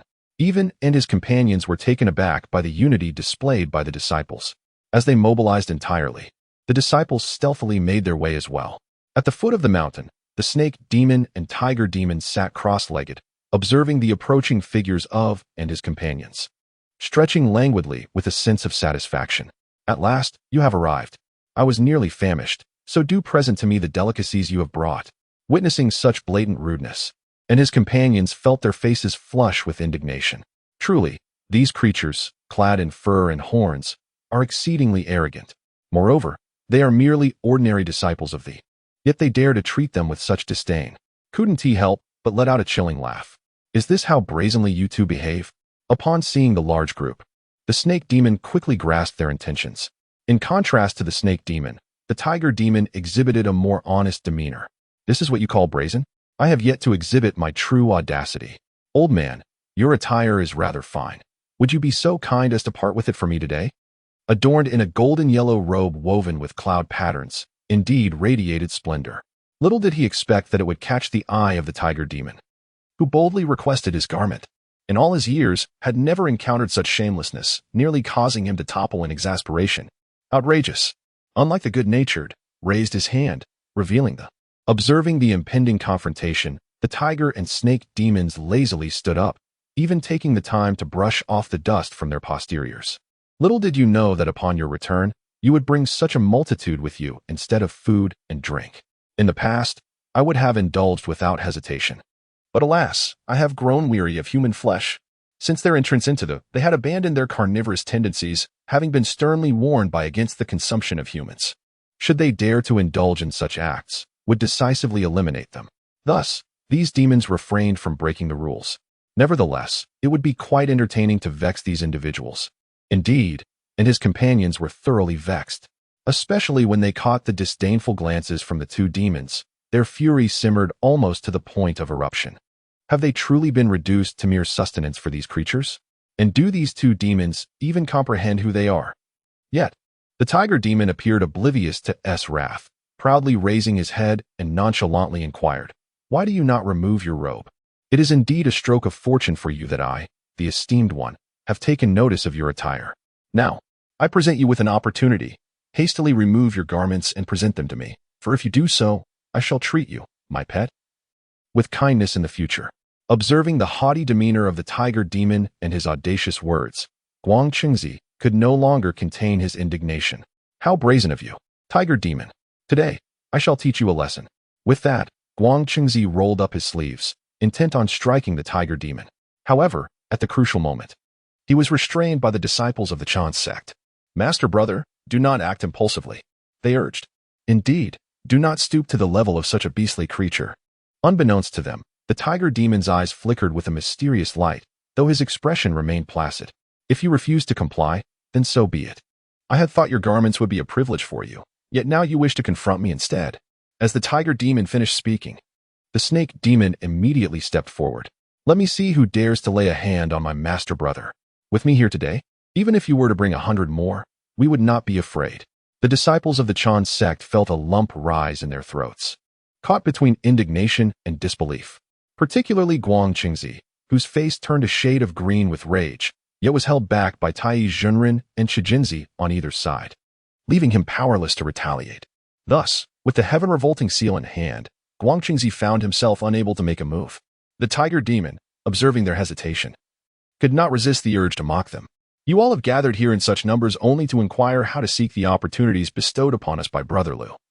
Am I correct? However, I am not devoid of benevolence and might share this knowledge with you. Upon hearing this, Guang Qingzi and the others were momentarily stunned, then quickly turned to him with expressions of eager anticipation. At that moment, despite their simmering anger, they found themselves compelled to suppress it. After all, what could be more significant than an opportunity? Noticing their changed demeanor, Guang Qingzi relaxed his grip and spoke with rare gentleness. Do you truly know how to seek such opportunities? Before the tiger demon could respond, the snake demon interjected, we certainly do. For all disciples of the Jie sect are aware of this method. Moreover, if we were unaware, how could we possibly find the opportunities left for us by Brother Lu? As the snake demon concluded, the tiger demon added, indeed, thus it would be wise for you obedient pets to comply.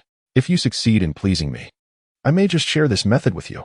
Though the disciples of the Chan sect felt a surge of discontent, the allure of the opportunity held them back from taking action, leaving them with a sense of frustration. Guang Qingzi continually sought to calm himself before finally inquiring, then, why don't you enlighten us on how to seek these opportunities?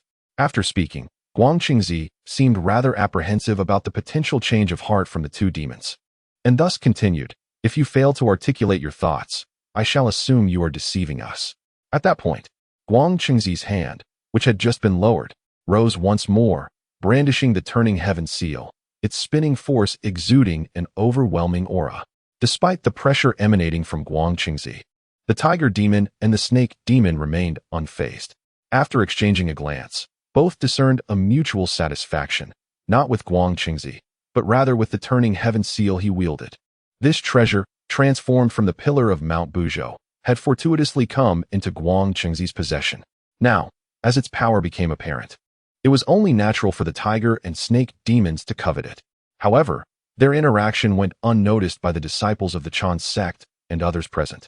Even if they did notice, they dismissed it. After all, they were merely two insignificant creatures. What could their schemes possibly rival against their own? Thus, the assembly waited patiently for the two demons to divulge how to seek the coveted opportunity. As Guang Qingzi grew increasingly impatient, he began to urge them softly. Will you speak or not? The tiger demon, sensing the moment, cleared his throat. What is the rush in seeking an opportunity? The treasures left behind by senior brother Lu are extraordinary, and while we do possess a method, it is not accessible to just anyone.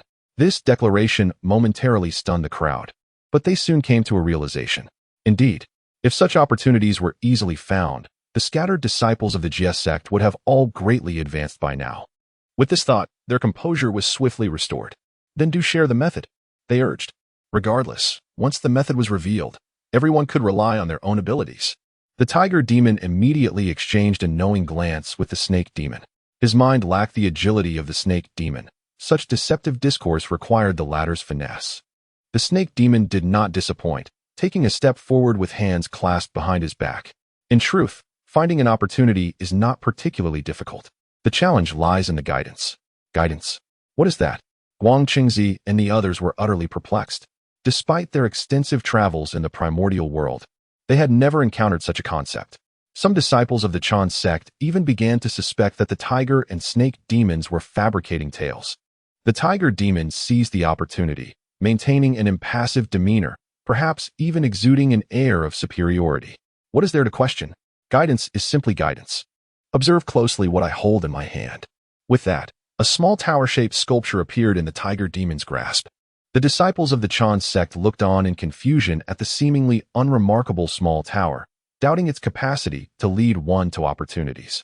However, it was not long before the tiger demon blew upon the small tower, causing a radiant light to emerge from its apex. This is the legacy left to us by Brother Lu, a treasure that can illuminate the path to fortune. As these words fell, The initially perplexed expressions of the disciples of the tranquil teaching transformed in an instant, their eyes gleaming with envy. Who would have thought that this seemingly unremarkable small tower possessed the ability to unveil hidden opportunities? This would indeed spare them considerable effort. Yet, at this moment, the members of the tranquil teaching failed to ponder the origins of this small tower, nor how the tiger demon and snake demon could so casually present such a valuable artifact before them. Observing the tiger demon's display of the small tower, the snake demon, unwilling to be outdone, promptly revealed a stone of his own. This stone appeared equally unremarkable, albeit slightly more aesthetically pleasing. Such guiding artifacts were common among the introduced disciples, most of which were personally bestowed by Brother Lu, capable of leading them to fortuitous encounters. The disciples of the tranquil teaching were eager to leap forward. Yet Guang Qingzi retained a semblance of rationality. If you assert that this object can reveal opportunities, why not demonstrate its capabilities for us? In response, the tiger demon let out a dismissive snort. This item belongs to us. Why should we showcase it for you? However, they added, without this guiding object, even if you exhaust yourselves, the disciples of the tranquil teaching would never uncover the opportunities left by Brother Lu. Observing that the tiger demon still possessed some sense, Guang Qingzi suppressed his impatience and continued, I harbor no ulterior motives. I merely wish to witness how you utilize this guiding artifact to uncover opportunities. Furthermore, if you do not demonstrate, how can I ascertain the truth of your claims? Guang Qingzi's words caused the tiger demon to ponder for a moment. Yet he soon shook his head. These two guiding artifacts are not easily activated. They require a magical treasure to infuse them with spiritual energy, or else they will remain dormant. At this revelation, Guang Qingzi was momentarily taken aback. Must one employ a magical treasure to activate this thing? A sense of unease began to stir within him. Yet, the snake demon chimed in. Indeed, we have previously relied on this treasure to seek opportunities, but we currently lack a suitable magical artifact to continue our search. If someone could provide a magical treasure, the opportunities discovered might be even more remarkable. Upon hearing this, Guang Qingzi's brow furrowed in contemplation. What do you mean by that? The snake demon shrugged nonchalantly. It is simply as it appears. The opportunities revealed depend on the grade of the magical artifact used. The treasures we possessed were mere trinkets. Hence, the opportunities we found were not particularly formidable. However, should someone utilize a powerful magical artifact, the opportunities discovered would undoubtedly surpass our expectations. At this moment, Guang Qingzi's thoughts began to stir with excitement. If possible, he certainly wished to uncover opportunities of a higher caliber. Just then, the tiger demon pointed at the heaven-turning seal in Guang Qingzi's possession. You already hold one. Why not put it to the test? Guang Qingzi was momentarily taken aback, casting a glance at the heaven-turned seal in his hand, feeling a twinge of reluctance. This treasure had accompanied him for many years, and the thought of relinquishing it now raised concerns about the possibility of it being damaged by the two individuals before him. However, upon considering that these two could scarcely be more than great Luo golden immortals, Guang Qingzi soon found solace. Even if the heaven-turned seal fell into the hands of these two demons, it seemed unlikely they could cause it harm, for it was indeed a primordial spiritual treasure. With that in mind, he resolved to part with it. The tiger demon seized the heaven-turned seal from Guang Qingzi, letting out a couple of chuckles. It appeared that this group was not as astute as he had initially surmised. A mere trick had led them to willingly deliver the primordial treasure into his hands. Such a remarkable artifact, now in the possession of Lord Tiger, would not be easily reclaimed in the future. Meanwhile, on another front, disciples of the began to converge upon the mountain peak. Initially, only a handful were present, but as time passed, the number of arrivals steadily increased. Before the gathering stood a figure clad in azure. Upon turning around, it was none other than the illustrious Duobao. Duobao had long been aware of the rumors spreading from, yet he remained skeptical. However, upon arriving at this desolate valley, a sudden realization struck him. Perhaps there was a grand conspiracy at play orchestrated by the Chan school. Consequently, he summoned each disciple as they arrived. As time progressed, the throng grew larger, with many disciples waiting atop the peak. When the three Heaven Sisters arrived, they too sensed the potent aura of disciples and followed it, successfully reuniting with the main contingent. Second brother, the three heavens greeted Duobao with a bow, displaying a hint of surprise on their faces. However, upon seeing the sisters, Duobao's expression shifted. Your auras are considerably more pronounced than before, especially you, Qiongxiao. Have you experienced a breakthrough? Qiongxiao shyly nodded. Indeed, I fortuitously broke through during our travels. Brother, have you gained any insights during your journey? Xiao inquired. Hearing her question, Duobao felt a tinge of embarrassment. He had scarcely gleaned any insights along the way, and regarding the opportunities mentioned by Brother Lu, he had encountered none.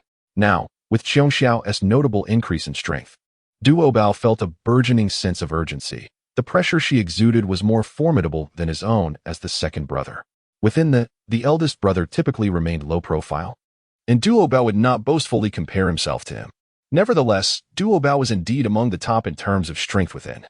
Yet now Xiao's prowess evidently surpassed his own in such a short span. What could have provided her such profound insights, enabling her rapid ascension in power? Before Xiao could speak further, Bixiao interjected with a smirk. It seems our second sister was fortunate to encounter the opportunity prepared for us by Brother Lu during her travels, which led to her breakthrough. I am merely uncertain as to when my fortune might improve. Gazing at Xiao's calm visage, a tumult of emotions surged within Duobao. It turned out that the opportunities spoken of by the elder brother were indeed authentic. After departing from the Zhijiao, Duobao had contemplated venturing forth in search of his elder brother's fortune. However, at that time, he encountered a wondrous paradise and decided to focus on making a significant breakthrough, which ultimately delayed his quest. Who could have anticipated that, in the end, it would be Xiao who enjoyed the greatest fortune? What astonished Duobao even more was the immediate uproar among the other disciples of Zhijiao upon hearing Bai Zhao's words. The chance left by the elder brother was, in fact, real? Previously, I had merely speculated. Now I realize I have missed out for far too long. How I regret this. Is it still possible for me to venture out in search of my elder brother's fortune? Upon hearing the sentiments of the crowd, Xiao exchanged glances with the others and nodded. The opportunities left by the elder brother are predestined. If you wish to pursue them, feel free to do so. As they were conversing, a streak of light suddenly descended, revealing the arrival of Jin Guangxian. Jin Guangxian surveyed the assembly before fixing his gaze upon his second brother. Second brother, why has your strength not yet improved? Upon hearing this, Duobao was momentarily taken aback, but soon he sensed the profound aura of Dao emanating from Jin Guangxian, leaving him utterly astonished. Have you also discovered the opportunity left by our elder brother? Jin Guangxian chuckled heartily and patted his chest. I did not seek it. This is an opportunity bestowed upon me directly by the elder brother. The astonishment in everyone's eyes deepened. They were aware that some possessed good fortune, but they had not realized that Jin Guangxian was among the most fortunate of all. It was merely due to an injury that he had attracted such a significant opportunity from the elder brother. Yet, they wondered if they could also concoct an excuse to return to Jiao Island and request an opportunity from the elder brother. Of course, this thought merely flitted through the minds of the Zhijiao disciples. How could they dare truly return to Jiao Island and beg for resources from the elder brother? Would that not be a loss of face? Jin Guangxian, oblivious to the envious and jealous expressions of those around him, turned to Duobao and inquired, Second brother, you haven't yet found the opportunity left by the elder brother, have you? This should not be the case. Duobao, upon hearing this, felt a wave of frustration wash over him. Initially, he had thought that Lu Feng's words were merely meant to comfort them. Yet, who could have imagined that Lu Feng's words were genuine and that he had indeed prepared opportunities for them? Now, not only had Xiao obtained one, but even Jin Guangxian had as well, while he, as the second brother, had achieved nothing and remained stagnant. Where could he place his pride? This thought clouded Duobao's mood instantly. To make matters worse, Jin Guangxian continued to observe him with a look of unspoken concern, deepening Duobao's discomfort. However, soon after, Duobao cast a fleeting glance across the gathered disciples, realizing that like him, none had discovered the opportunities prepared by senior brother Lu. Instantly, his heart found solace. After all, he was not alone in his quest. Were there not so many others in the same predicament? Furthermore, the opportunities left by senior brother Lu could hardly be obtained so easily. Was it not only Xiao and Jin Guangxian who had succeeded? While lost in thought, a sudden flash of light descended, revealing none other than Zhao Gongming. Initially, his arrival did not draw much attention from the crowd, but as his aura began to emanate, a sense of unease crept in. Something was amiss. How could Zhao Gongming's energy be so profound?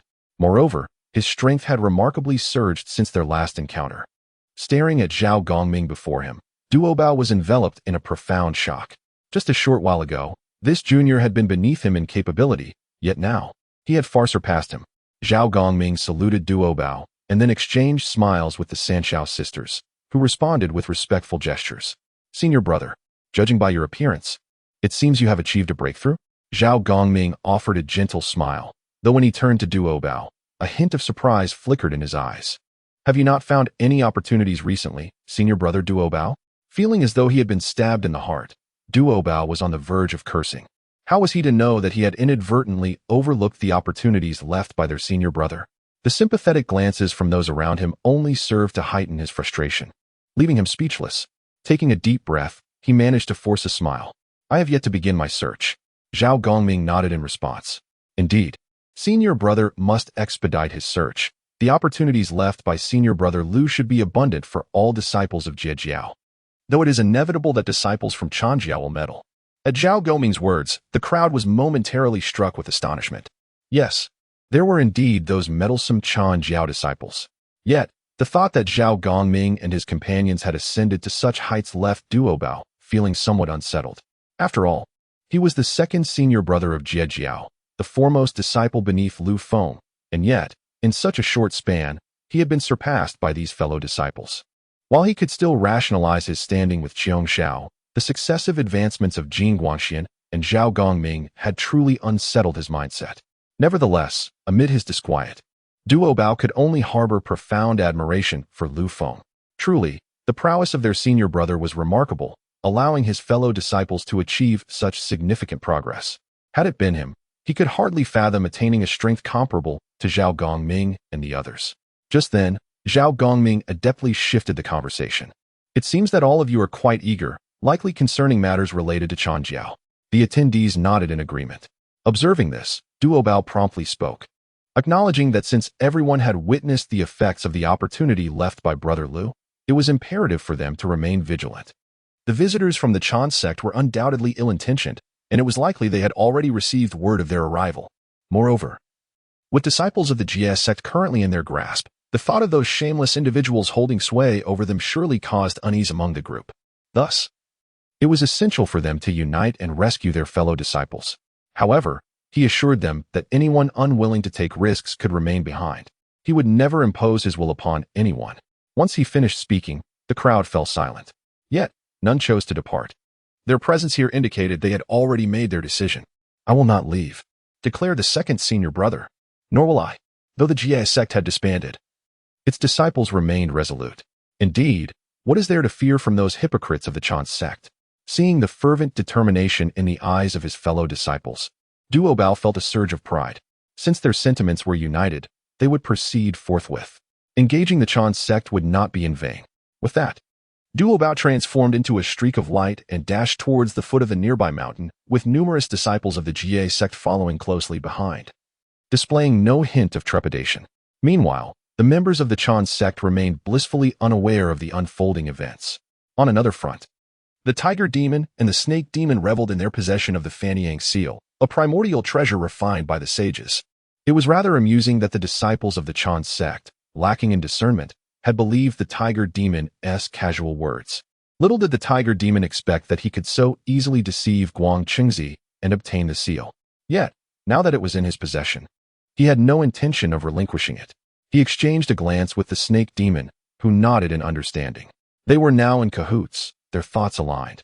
A mere glance sufficed for the Snake Demon to grasp the Tiger Demon's intent. Thus, he announced, now that the spiritual treasure is in my hands, I shall commence the transfer of spiritual energy immediately. However, this time I must be exceptionally meticulous. Once the transfer begins, any mistake could lead to failure. And for 10 days, no guidance will be available.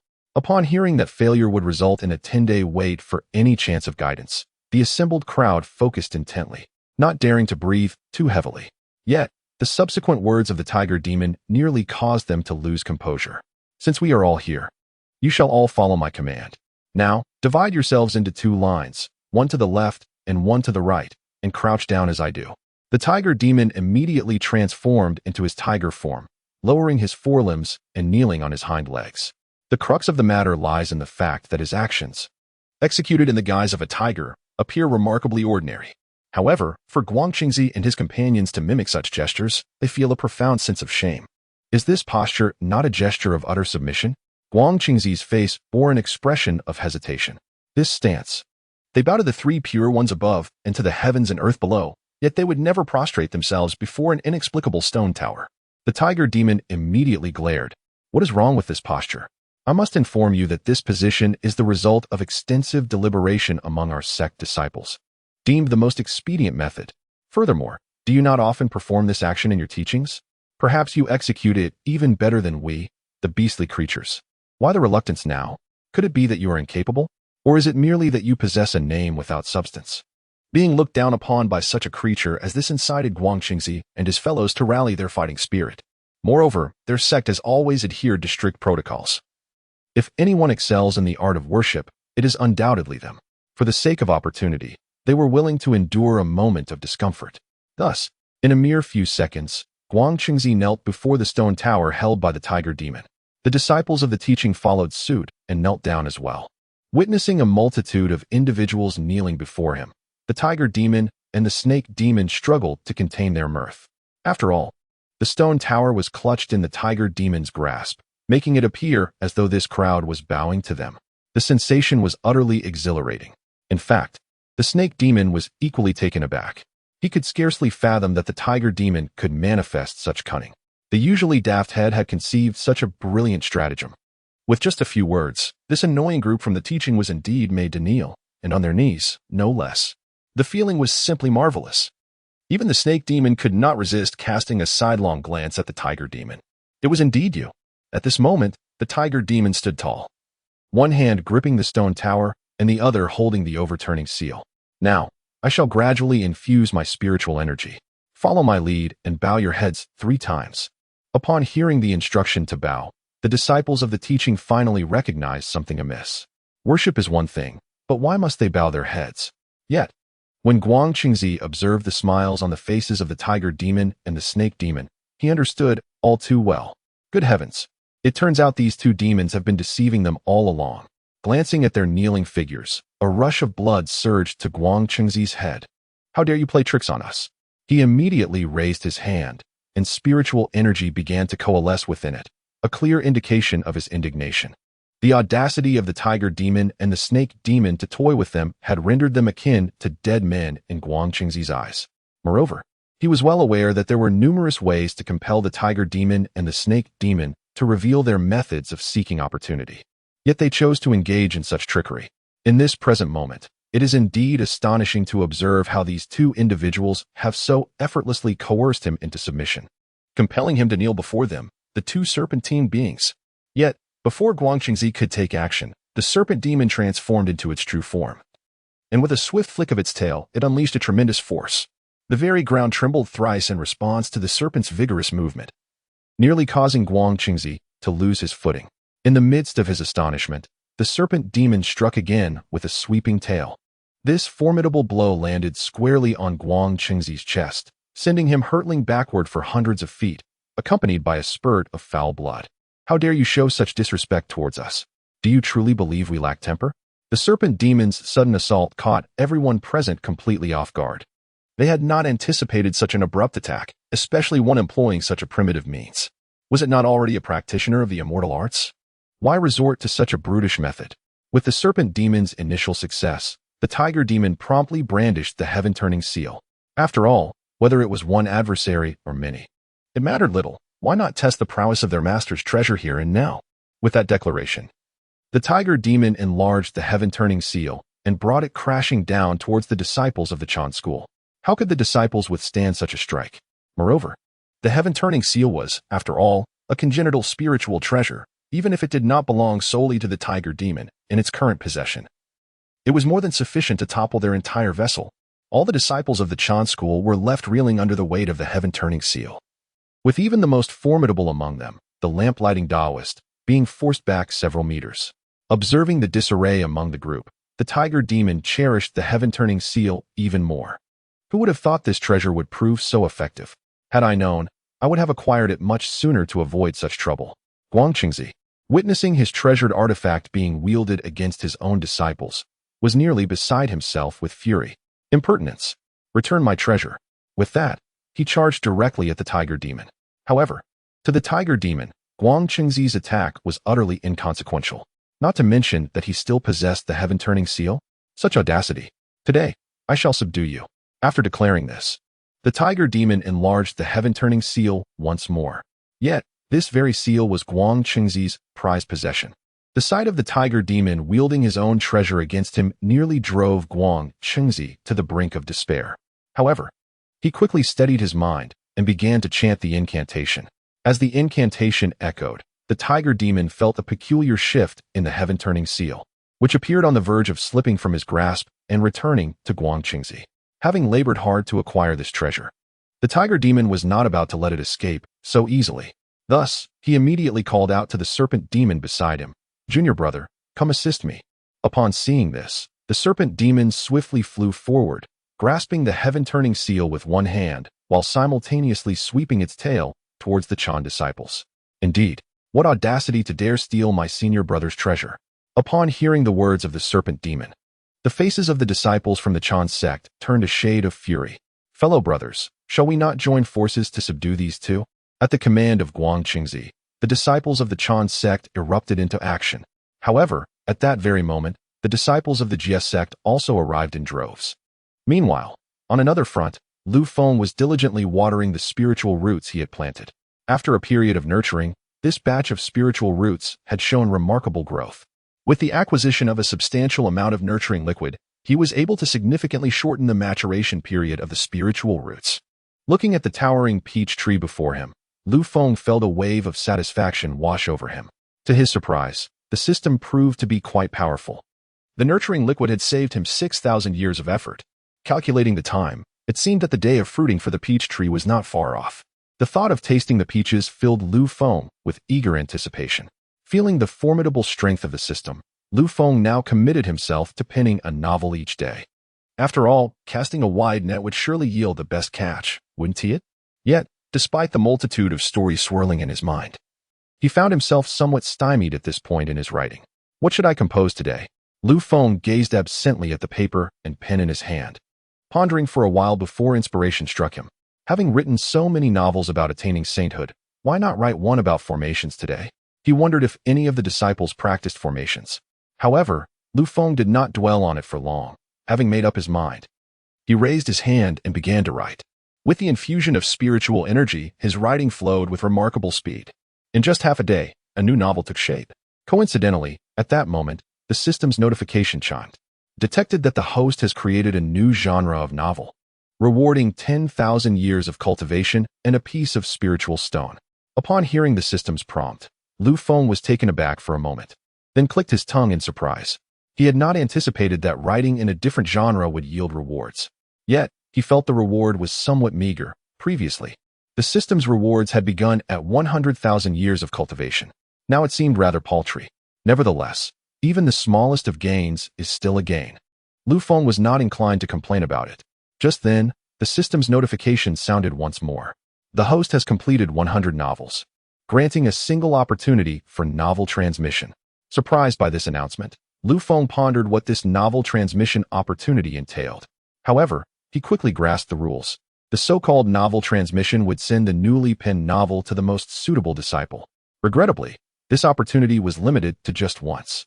While Lu Feng felt joy, he also experienced a twinge of regret.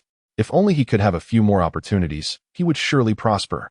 Of course, the system would not permit such a flaw to exist. Does the host wish to utilize the novel transmission now? Without a moment's hesitation, Lu Feng promptly indicated that he would use it.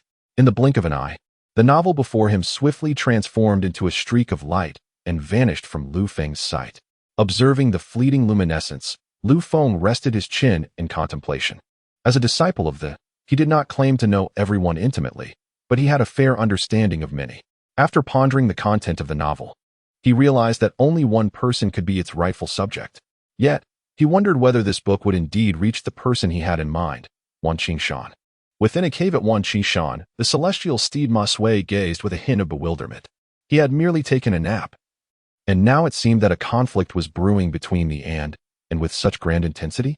He pondered the situation of his fellow disciples and considered whether he should venture over to check on them. Albeit uncertain if the battle would conclude by the time he arrived, frustration began to mount within Ma Sui. At that moment, A streak of light suddenly appeared above Wan Qingshan and rapidly descended toward the cave where Ma Sui resided. Before he could fully grasp the situation, the luminous object struck him solidly. What could it be?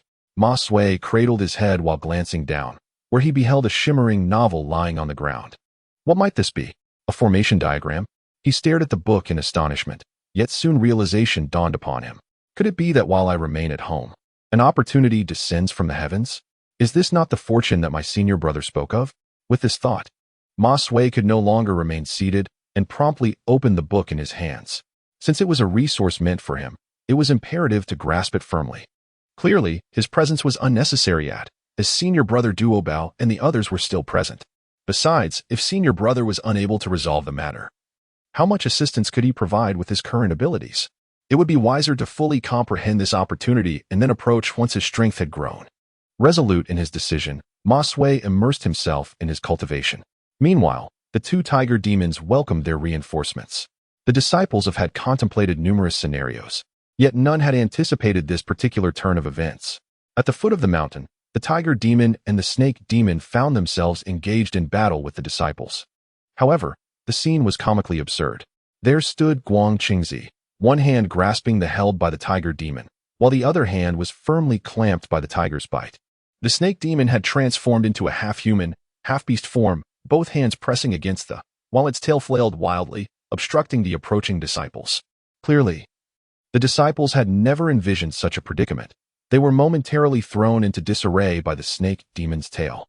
Upon witnessing this spectacle, the disciples could no longer remain passive. Right under their noses, how could they allow that to bully their fellow disciples? With a resounding shout from Duobao and others, the disciples surged forward. Senior brother, I come to your aid.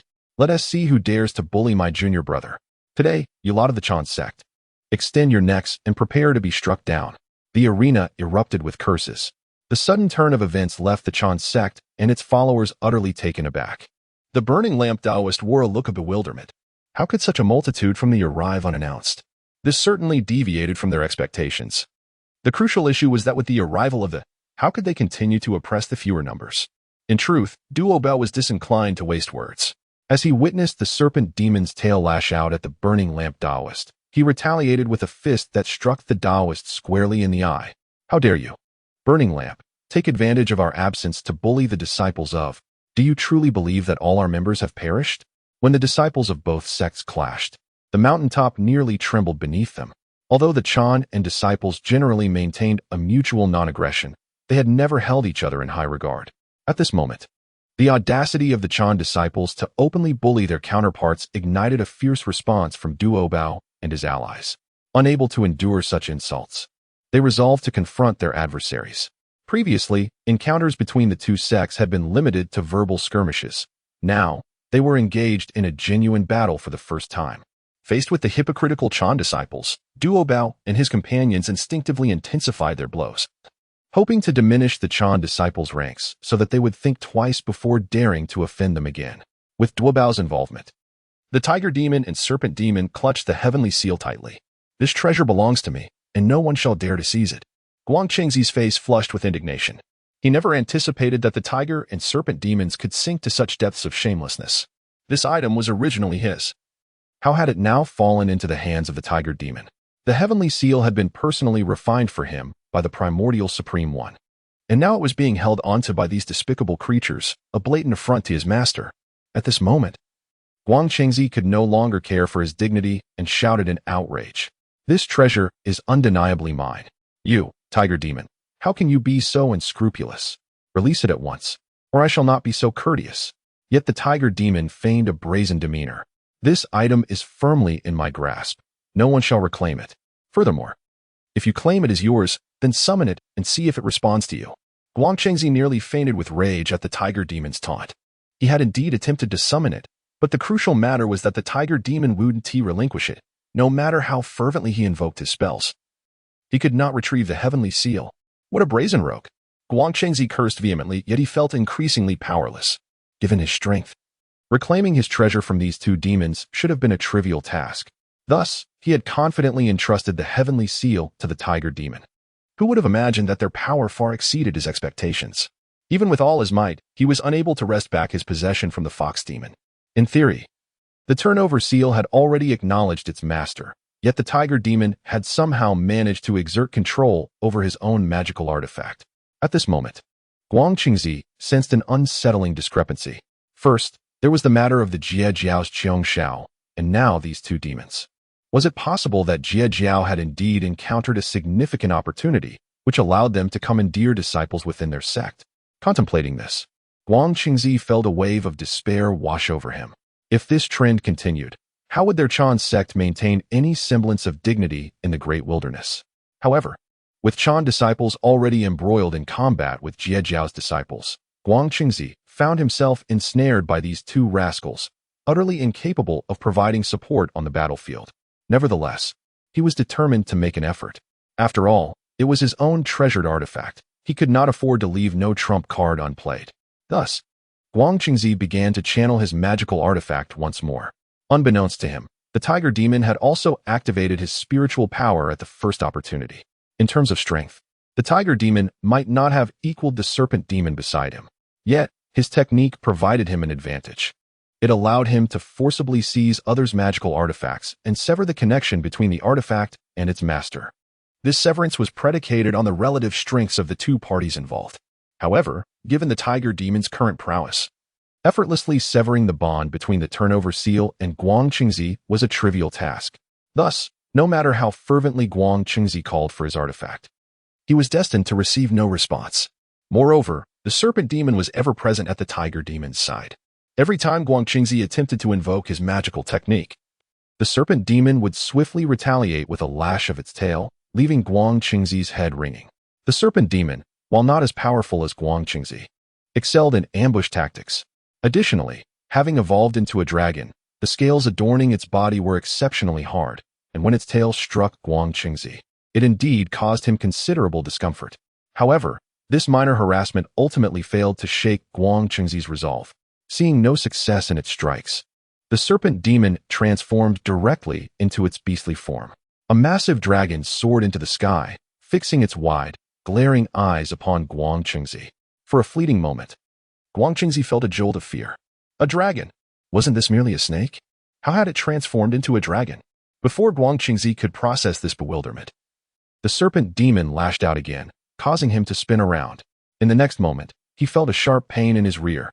A cry of distress involuntarily escaped his lips. The serpent demon, however, merely scoffed while maintaining its grip, for it was currently biting Guang Qingzi's backside. Unable to strike effectively, it resorted to venom instead. If one were to consider where its venom was most potent, it would undoubtedly be its fangs. Even though the serpent demon had now transformed into a dragon, this fact remained unchanged. Guang Qingzi felt the pain in his rear morph into a numbness, leaving him utterly frustrated. Who engages in a battle with mere bites? While others wield genuine weapons, this fellow resorts to biting me directly.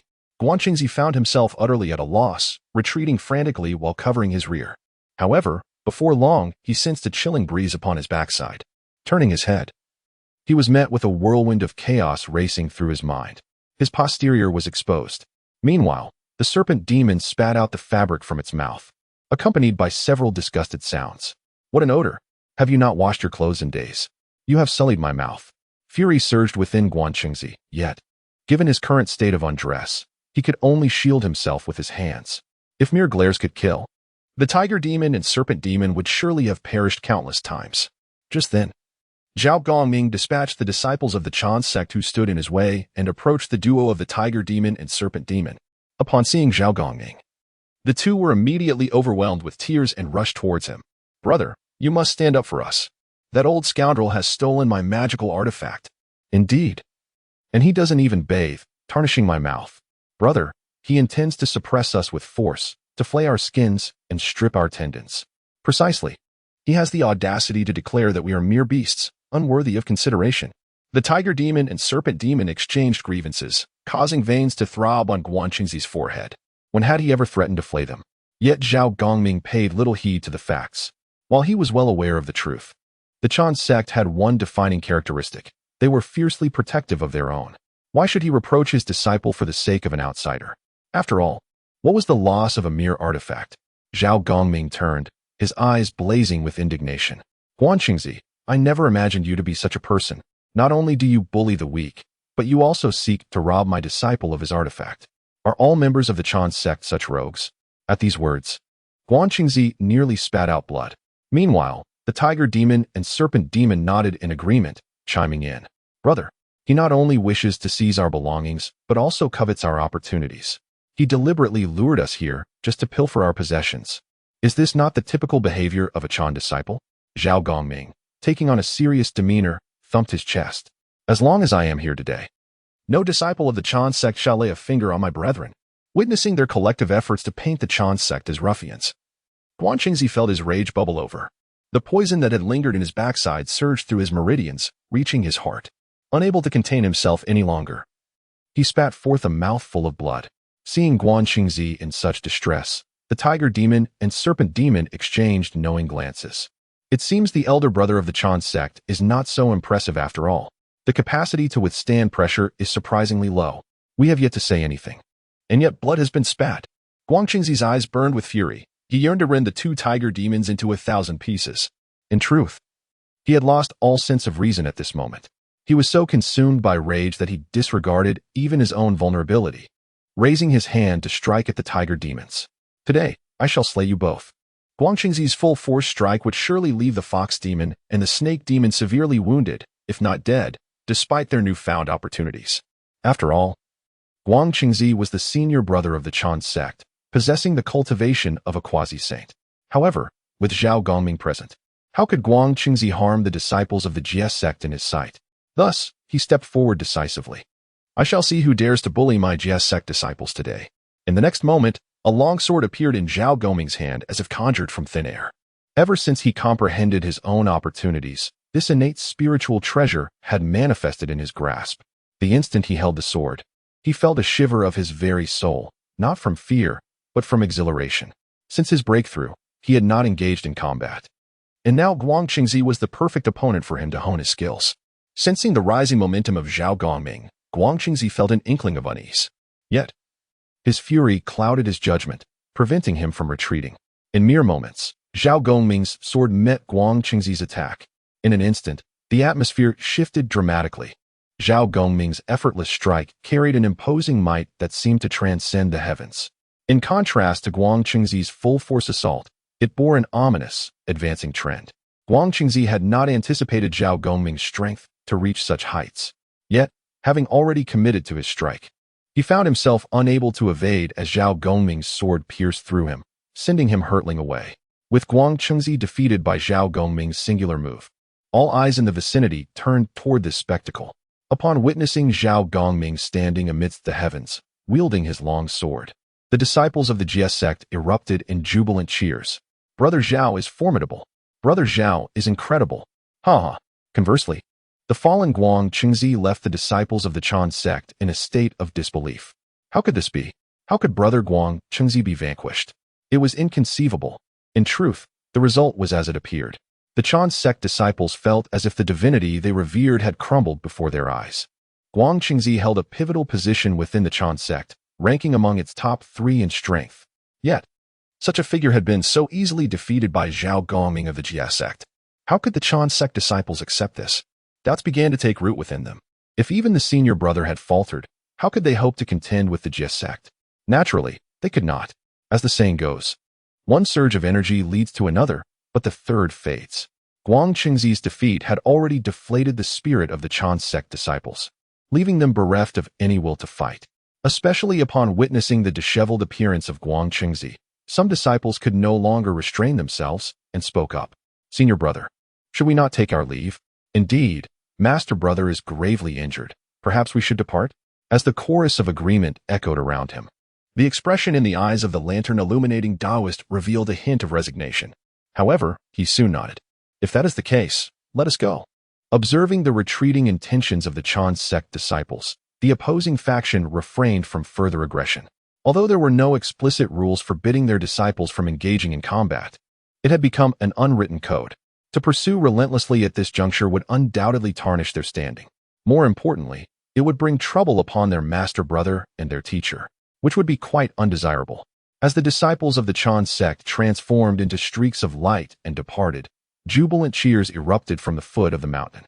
Duo Bao cast a lingering gaze in the direction of the departing Chan sect before turning to his brethren and solemnly stating, "Though today we have triumphed over the Chan sect, for what reason do you believe this victory was achieved?" The assembled disciples exchanged puzzled glances, and after a prolonged silence, one finally spoke. "It is due to the contributions of senior brother Zhao Gongming, senior sister Qiongxiao, and senior brother Jing Wang, along with the two demon brethren. Without them, we could not have won so effortlessly. After all, the disputes between our two sects over these millennia cannot be resolved in a single battle. In the past, the Jie sect and the Chan sect have clashed, yet everyone understood that such confrontations would likely result in mutual destruction. However, today's overwhelming victory for the Jie sect is entirely attributed to the enhanced strength of these few brethren." The group was acutely aware of this fact. Yet Duo Bao shook his head. "You have not articulated the truth." Upon hearing his words, the crowd fell silent, their expressions turning bewildered. Just then, Zhao Gongming and Qiongxiao stepped forward. "I believe today's success does not solely rest upon us, but rather upon the opportunities Master Brother prepared for us that led to our growth and strength." At this moment, even the tiger and snake demons grasped the implication. "Indeed, our victory is thanks to Master Brother." Initially, the tiger and snake demons felt a swell of pride when receiving compliments, but after Duo Bao's insight, they realized their reliance on the opportunities bestowed by Master Brother. Had they not fortuitously encountered those chances, the outcome of the day might not have been so decisive. Duo Bao nodded in satisfaction. "Precisely. Our ease of victory today is wholly dependent on Master Brother. Yet, as I survey the assembly, how many among you can truly claim to have recognized the opportunities left by Master Brother? It is evident that everyone has grasped the benefits bestowed by the Master Brother's fortuitous encounters. If we could all discover our own opportunities." The remaining words of Duo Bao were left unsaid, inviting the imagination of all. In truth, it was unnecessary for Duo Bao to elaborate further. Everyone could envision the future. Currently, nearly 4 individuals have found the opportunities left by the Master Brother. But what if there were 10 or 100? The mere thought of countless individuals discovering their own fortunes bestowed by the Master Brother left many breathless with anticipation. If that were indeed the case, wouldn't the entire Honghuang realm be dominated solely by their sect? At this moment, all truly comprehended the Master Brother's intentions. The Master Brother disbanded the sect, aspiring for them to disperse throughout the Honghuang, seeking their own fortunes. With the protection of the sect, complacency would ensue. Only by severing the necessity of the sect could they collectively grow. Such was the Master Brother's profound intention. At this moment, most disciples of the sect felt a surge of emotion, their hearts filled with profound anticipation. Meanwhile, at Wanquanshan, a figure sat cross-legged upon the ground. His aura began to rise steadily. Before the golden hoop immortal floated a golden tome, which, alongside the elevation of his aura, began to flip its pages incessantly. Until the golden book eventually closed, the golden hoop immortal's aura surged to its zenith. In but a fleeting instant, his realm had broken through. I have actually transcended? It is worth noting that the golden hoop immortal had been stagnating at this level for a full 30,000 years. Who would have thought that merely comprehending this formation opportunity would directly compensate for his 3 decades of cultivation? How terrifying is this? Moreover, he had also acquired a unique method from this formation opportunity. Yet this method seemed rather peculiar to him. Digging ancestral graves. Only by continuously excavating ancestral graves could one enhance their strength. But in the Honghuang, where could he possibly dig such graves? The golden hoop immortal felt a fleeting joy upon obtaining the method, only to be deflated upon reading its contents. Who in the Honghuang would specifically establish graves, let alone ancestral ones? Did this not signify his stagnation? However, upon deeper reflection, the golden hoop immortal thought that the Master Brother would not bestow upon him an opportunity so unattainable. Surely, there must be aspects he had not considered. Suddenly, a spark of realization lit up his eyes. If he could not excavate ancestral graves, then he could certainly disrupt other sanctuaries. Ancestral graves and sanctuaries should be akin, should they not? Resolute in his decision, the golden hoop immortal sprang to his feet, brushed off non-existent dust from himself, and transformed into a streak of light, darting towards Kunlun Mountain. Currently, the disciples of the sect were engaged in fierce combat with the hypocritical disciples of the Chan sect. It was too late for him to offer support. Instead, he seized the opportunity to directly undermine their stronghold. Surely, the Master Brother would be pleased to witness such a scenario. How else could one be bestowed with such an opportunity? Having grasped a new doctrine, the Golden Hoop Immortal is now filled with exhilaration. In but a fleeting moment, he arrived at the Taoist temple of the Chan sect. Gazing at the temple before him, the Golden Hoop Immortal's eyes glistened with eagerness. Today, he intends to obliterate this sacred place. Meanwhile, the disciples of the Chan sect, spurred by the defeat of Guang Qingzi, were hastily making their way back to their home at Kunlun Mountain. They dared not pause even for a moment, fearful that the group from the Jie sect might pursue them. After all, those individuals are not known for their reason. Should they become entangled, a great deal of persuasion would be required to extricate themselves. As they rushed along, they finally arrived at a secluded valley. However, upon entering, the lamp master immediately furrowed his brow. Wait. As the deputy leader of the Chan sect, he was acutely aware of his surroundings. Logically, this place was but a few tens of thousands of miles from Kunlun Mountain, and there should be no Jie sect members nearby. Yet, at this moment, the lamp master felt an unsettling palpitation in his heart, as if he were on the brink of encountering something dire. The Chan disciples halted, hesitant to move. Deputy leader, is something amiss? It seems the Jie sect group has not followed us. Perhaps we should return to the temple without delay. We are quite close to Kunlun Mountain. Surely they would not dare to pursue us here. However, the lamp master bellowed suddenly, move swiftly. This is a formation laid by the Jie sect. Upon hearing his words, the disciples' expressions shifted dramatically. Outside the formation, Yun Xiao and the others chuckled softly. This is the 9 Curves Yellow River formation that we have painstakingly devised. The Jie sect has stepped into our trap. Escaping will not be so simple. Even if they do not perish, they will certainly suffer. After all, when two sects engage in combat, it is not a matter of mere departure at will. Initially, they sought to strike at them. Now, the Jie sect must bear the consequences of their actions, for what regard is there for their dignity? Zhao Gongming nodded in agreement. Let us observe closely. At this moment, on Golden Ao Island, Lu Feng, after sneezing several times, was greeted by a series of notifications from the system.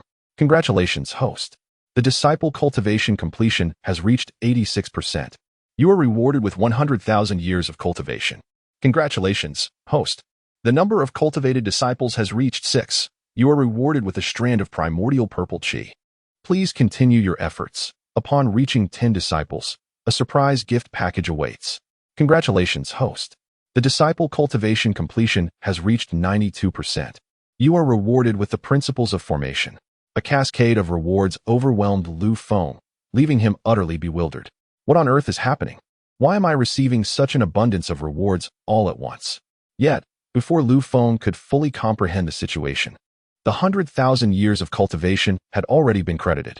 However, Lu Feng's current strength had already ascended.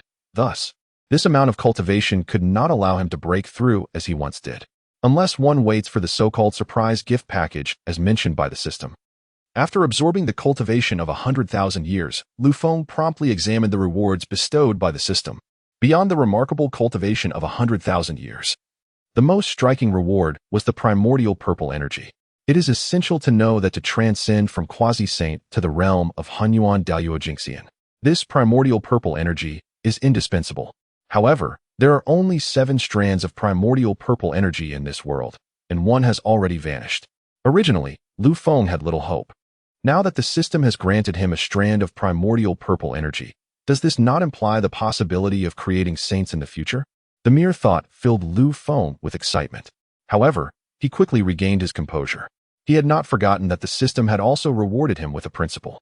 This so-called array principle must have been provided by the Golden Cudgel Immortal. The Golden Cudgel Immortal is exceedingly adept in the realm of formations. And when Lu Feng first utilized the privileges granted by the system, he was the first person who came to mind. At this moment, Lu Feng received a reward for his level of cultivation, and it appeared that the Golden Cudgel Immortal had already comprehended the novel Lu Feng specifically wrote for him. Moreover, his level of comprehension was quite substantial, to the extent that the system generously gifted Lu Feng the principle he had grasped. In the vast primordial world, there are 3,000 great paths. Currently, Lu Feng has mastered 6 of them. Apart from the wood principle he inherently comprehended, the remaining principles were all acquired through the rewards from the system. Furthermore, the principles in Lu Feng's possession are in a state of perfection upon mastery. It seems that even the principles grasped by saints cannot compare to his understanding. Lu Feng even began to anticipate the exhilarating moment when he might one day master all 3,000 great paths. However, for now, it was merely a thought. At this very moment, Lu Feng had entirely forgotten about the sneezes he had just experienced, instead focusing intently on the principles he had mastered. In contrast to Lu Feng's leisurely demeanor, the Lantern Master and his companions appeared to be in a state of considerable distress, particularly when the Lantern Master, accompanied by disciples of the Chan sect, had been wandering within the formation for quite some time without finding an exit. The atmosphere grew markedly tense. Deputy Master, what shall we do now? Taiji Jinren could not help but voice his concern. They had been delayed for far too long, and the longer they lingered, the more unsettled everyone felt. In truth, the Lantern Master had no viable solution at this moment. The Nine Curves Yellow River formation could not be breached by his efforts alone. Upon further reflection, it became evident that the Jie sect was not devoid of intelligence. It was likely that this formation was crafted by the three celestial sisters. However, throughout their journey, they had been preoccupied with fleeing, completely oblivious to the glaring formation. Now that they had entered it, escaping would likely require an immense price. Just as these thoughts crossed his mind, a sudden cry of alarm echoed from behind. Accompanying the exclamation were screams of anguish. The previously tranquil formation transformed in an instant into a deadly array. The disciple closest to the eye of the formation was unexpectedly severed in half by the wind blades within the array. Upon witnessing the shocking scene, the Taoist of the burning lamp immediately shouted, "Everyone, retreat." In the blink of an eye, the disciples of the Chan sect had already suffered a loss. The expressions of those present darkened considerably. Meanwhile, the formation continued to shift and change. However, it was precisely due to that preceding incident that the Taoist of the burning lamp gained some insight. This must be the Nine Curves Yellow River formation devised by the three Heaven Sisters. Upon hearing this revelation, gasps of astonishment filled the air. What? It is indeed the Nine Curves Yellow River formation? It is well known that anyone who enters this formation faces a situation where survival is almost impossible.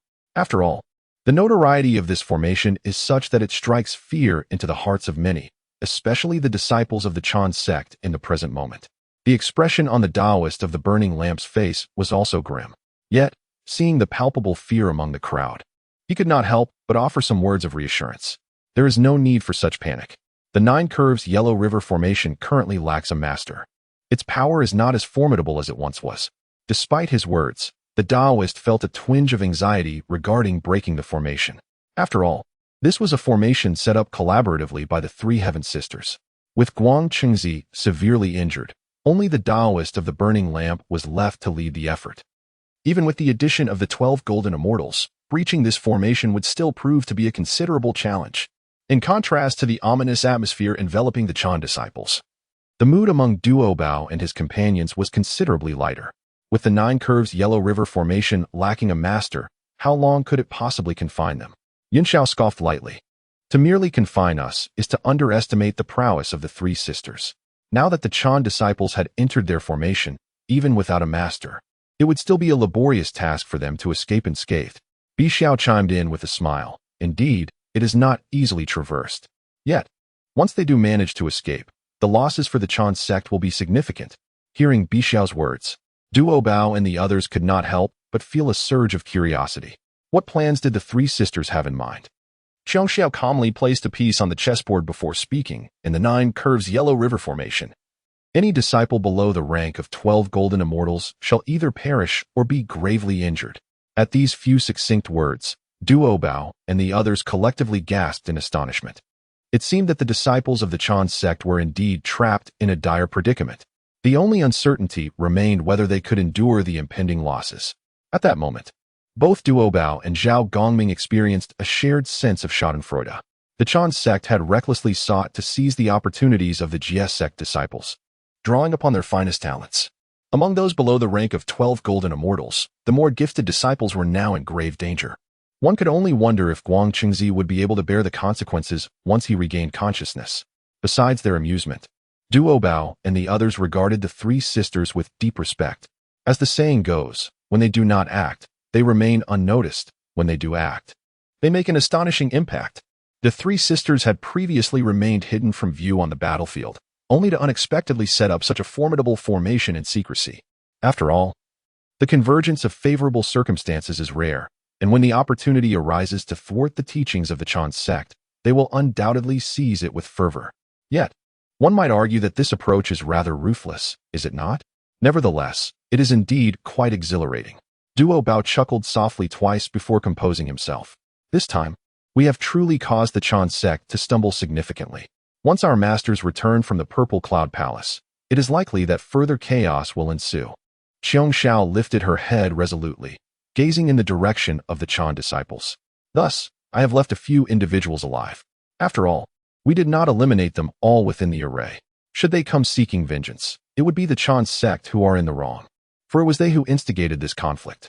The fact that we spared some of the Chan disciples can be considered a gesture of mercy from the Sanxiao sisters. Duo Bao and Zhao Gongming quickly grasped this point, and a light chuckle escaped their lips. Sister, you speak wisely. We have at least left them with some survivors. Even if the sages were to seek retribution, we would have grounds to defend ourselves, would we not? However, this group dared to seize our opportunity, and merely imposing a minor punishment seems rather lenient. Zhao Gongming immediately raised an eyebrow. So, brother, what do you propose we do? Duo Bao cleared his throat. After all this time, we cannot afford to leave without collecting some form of interest. Instead of allowing them to depart unscathed, let us demand they surrender their treasures. Exchanging their lives for their possessions would certainly be worthwhile. The idea struck Duo Bao as he observed the heaven-turning seal in the hands of the tiger demon. Since we must release them, why not collect some interest in the process? It would ensure their journey here was not in vain.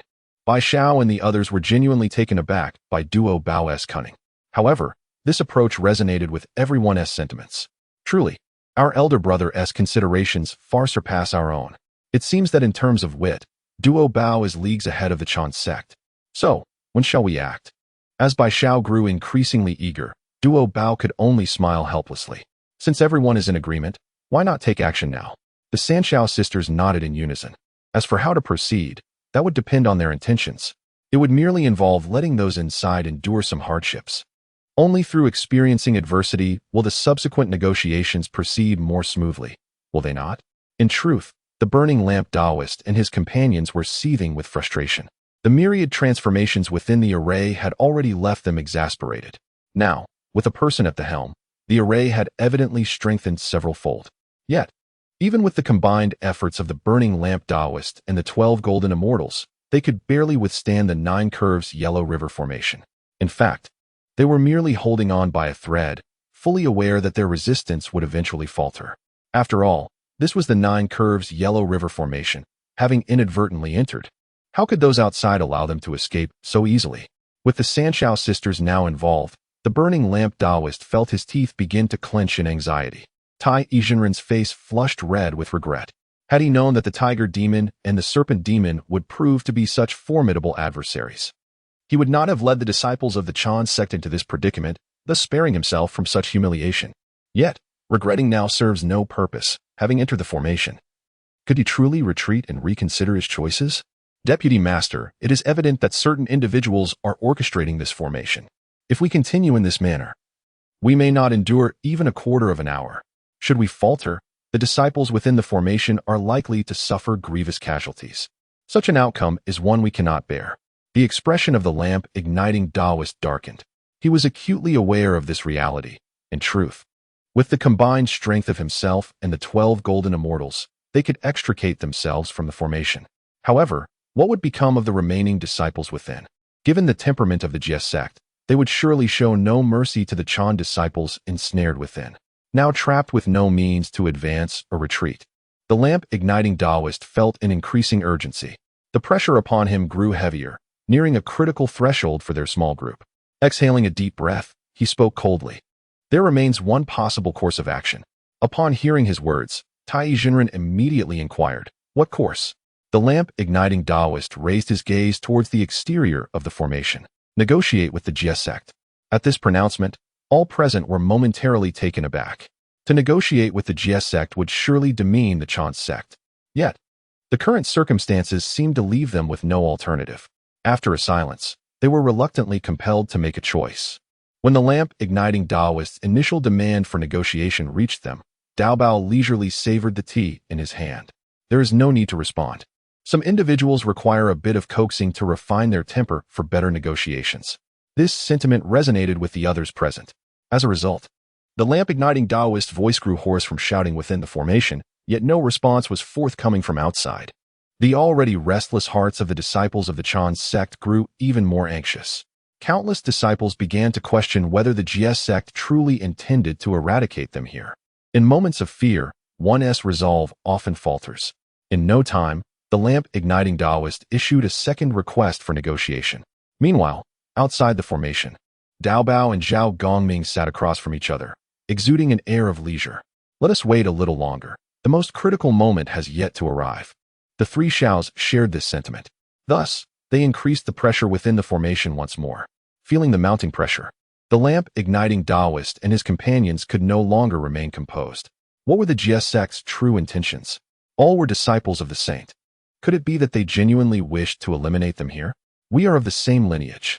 At this juncture, maintaining even the most basic semblance of rationality had become nearly impossible. In truth, the lamp-igniting Taoist mindset had gradually shifted from one of lofty superiority to one of humility. From the perspective of the burning lamp, numerous disciples of the Chan sect have already perished. Among these disciples were many of exceptional talent, which left the burning lamp feeling a profound sorrow. These disciples had been painstakingly recruited, and now, after merely venturing out, he had suffered such significant losses. How could his heart not ache as if it were bleeding? He turned to the compassionate navigation Taoist, who was persistently attempting to contact the members of the outside the array. However, the compassionate navigation Taoist shook his head, indicating that there had been no response. Upon hearing this, the burning lamp could no longer remain seated. "Allow me," he urged, feeling the frequency of cries from within the array hastening. The three sisters of the Xiaos momentarily eased their oppressive aura, granting the disciples of the Chan sect a brief respite. Seizing this opportunity, the burning lamp called out, "Master Duobao, might we have a word?" Master Duobao chuckled softly and gestured to the three sisters. Soon, the burning lamp beheld Master Duobao and the others seated outside the array. Unlike his previous haughty demeanor, the burning lamp had now shed his arrogance. "Master Duobao, might you show some leniency?" he implored. Master Duobao, holding a chess piece in his hand, did not spare a glance towards the burning lamp inside the array. "Then I suppose it remains to be seen what kind of offer your esteemed self can present," he replied. The burning lamp's heart sank upon hearing this. "What do you mean by that?" "Surely the implication is clear," Master Duobao replied with a faint smile. "Since you have sought me out, you must be prepared to offer us some interest, yes? We cannot simply make this trip in vain." The burning lamp nearly succumbed to his indignation at such shamelessness. "You consider this a mere trip? Your arrival nearly wiped out our disciples," he retorted. "And now you dare to ask for interest. If not for the present circumstances, I would charge at you in fury. Yet, under the current constraints," he had no choice but to lower his head. In truth, Qiong Xiao and the others could not help but admire Master Duobao's audacity. Indeed, such matters required their senior brother Duobao's intervention. The way he spoke was infuriating yet devoid of consequence. Ultimately, the burning lamp managed to regain his composure with the support of the Chan sect disciples. "So, Master Duobao, do you intend to stand against my Chan sect? Have you considered how you will fare once the sage returns?" The burning lamp clearly aimed to leverage the name of the primordial heavenly sovereign to pressure Duobao and his associates, hoping they would release him and his fellows. This nine is truly no place for mortals. However, Master Duobao was not one to yield easily. If faced with pressure, he would only respond with greater resolve. At that moment, Master Duobao snorted coldly and said, "As for today's events, even if it reaches the Dao ancestor, we remain justified. What reason do you have for inexplicably seizing the opportunities of our Jie disciples? Are we not allowed to retaliate? Moreover, if one is prepared to strike, one must also be ready to endure the consequences. Furthermore, do you truly believe there is a chance for you to survive until the return of the saints?" Du Bois's remarks were remarkably blunt, showing no regard for the dignity of the burning lamp Taoist. In the presence of the Chan Jiao, only an even greater arrogance could serve to achieve one's ends. Given the rare opportunity to assert themselves, they certainly would not allow Jie Jiao to gain the upper hand. Upon hearing Du Bois's words, every disciple of the Chan Jiao present felt a shiver run down their spines. Simultaneously, the oppressive force within the formation surged dramatically, soon rendering the burning lamp Taoist and his companions breathless. This group of Jie Jiao disciples truly dared to act. It is important to remember that Jie Jiao and Chan Jiao are, after all, of the same lineage. Yet at this moment, Zixiao disciples were genuinely harboring murderous intent against them. The burning lamp Taoist harbored no doubts. If he were to utter another word to provoke them, it was likely that he and all present would perish within this formation today. It was at this moment that the burning lamp Taoist finally realized that the Zixiao disciples before him were no longer the easily mocked sect they once were. Originally, such a sect, adorned with fur and horns, should not have been their equal. However, the transformation they had undergone was monumental, their cohesion now far surpassing that of Changjiao. The burning lamp Taoist found himself questioning whether they could still triumph. After all, the current Changjiao was incapable of achieving such a feat. He even hesitated to guarantee whether they would ever be able to do so in the future. The burning lamp Taoist could indeed invoke the name of the saints now, yet Du Bois had a point. Could they truly survive until the saints returned? Casting a glance at the Nine Curves Yellow River formation overhead, the burning lamp Taoist sighed quietly. At this juncture, even if he wished to hold his ground, he had no choice but to acquiesce. Du Bois, it was my error earlier to speak impulsively. I hope you will not take it to heart. Pray tell, what interest do you seek? The ease with which the burning lamp Taoist acquiesced left the Zixiao disciples momentarily stunned. The straightforward tiger demon was particularly astonished. Is our brother Du Bois truly intimidating enough to evoke such a response? Truly impressive. Upon hearing the tiger demon's words, the three sisters of the Sanshao could not help but chuckle softly. In contrast, Du Bois's expression grew solemn. However, given the need for unity against a common foe, he was disinclined to engage with the tiger demon. At that moment within the formation, the burning lamp Taoist observed the camaraderie among Du Bois and his brothers with a tinge of envy. Such an atmosphere had never graced their Zixiao. For a long time, the burning lamp Taoist had believed Zixiao to be a collection of unruly individuals, resistant to guidance, and thus incapable of harmony. Observing their interactions, the lamp of enlightenment found himself engulfed in self-doubt. If one were to liken the Chan sect to a religious order, then the Jie sect resembled a close-knit family. In contrast to the individualistic tendencies prevalent within the sect, the cohesion of the Jie sect was markedly stronger. It was rather surprising to witness the camaraderie among the brothers. With praises being heaped upon himself, the treasure of many naturally felt compelled to bask in the glory. This was only to be expected. The current standing of the Jie sect was undoubtedly attributed to the daily guidance of the eldest brother. Upon hearing the name of the Jie sect's eldest brother once more, the lamp of enlightenment found himself momentarily dazed. The eldest brother, Lu Feng? Yet, the treasure of many merely smiled in silence. The lamp of enlightenment wished to inquire further, but it was clear that the treasure of many was not inclined to divulge any details. Thus he could only ask again, "Nephew, it would be best if you were forthright regarding the terms for our release." Casting a glance at the lamp of enlightenment and his companions, the treasure of many replied nonchalantly, "We require 3 innate spiritual treasures, 5 acquired treasures, 15 acquired spiritual treasures, and an additional 30 spiritual roots." Upon hearing this, the lamp of enlightenment and the others collectively gasped. This truly felt as if they were being stripped of their very essence. While the disciples of the Chan sect possessed numerous treasures, demanding such a substantial sum all at once was akin to demanding a flesh sacrifice. However, considering the temperament of the treasure of many and his companions, the lamp of enlightenment chose not to prolong the conversation. After all, there was no room for negotiation at this juncture, so he simply nodded in acquiescence. "Please wait a moment, dear nephew." With the agreement in place, the treasure of many exchanged a knowing glance with the Sanshao sisters. Perhaps motivated by self-preservation, the Chan disciples, despite their reluctance, acted swiftly to gather the required treasures. In a mere short while, the spiritual roots requested by the treasure of many were presented. With the items in hand, the treasure of many, adhering to principles of fairness, promptly instructed the Sanshao sisters to activate the Nine Curves Yellow River formation. As the formation was set in motion, the figures of the lamp of enlightenment and his companions swiftly appeared before the treasure of many and his cohort.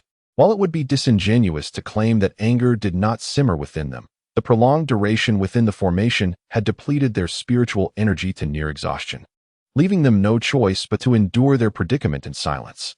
It seemed, however, that they were still 2 innate treasures short. Upon hearing this from the treasure of many, a sense of helplessness crept into the eyes of the lamp of enlightenment. While spiritual roots and acquired treasures were relatively easy to procure, innate treasures were a different matter entirely. Moreover, their sole innate treasure, the turnover seal, was still in the possession of the tiger demon. Currently, we do not have such an abundance of treasures. Would it suffice to offer the turnover seal in exchange?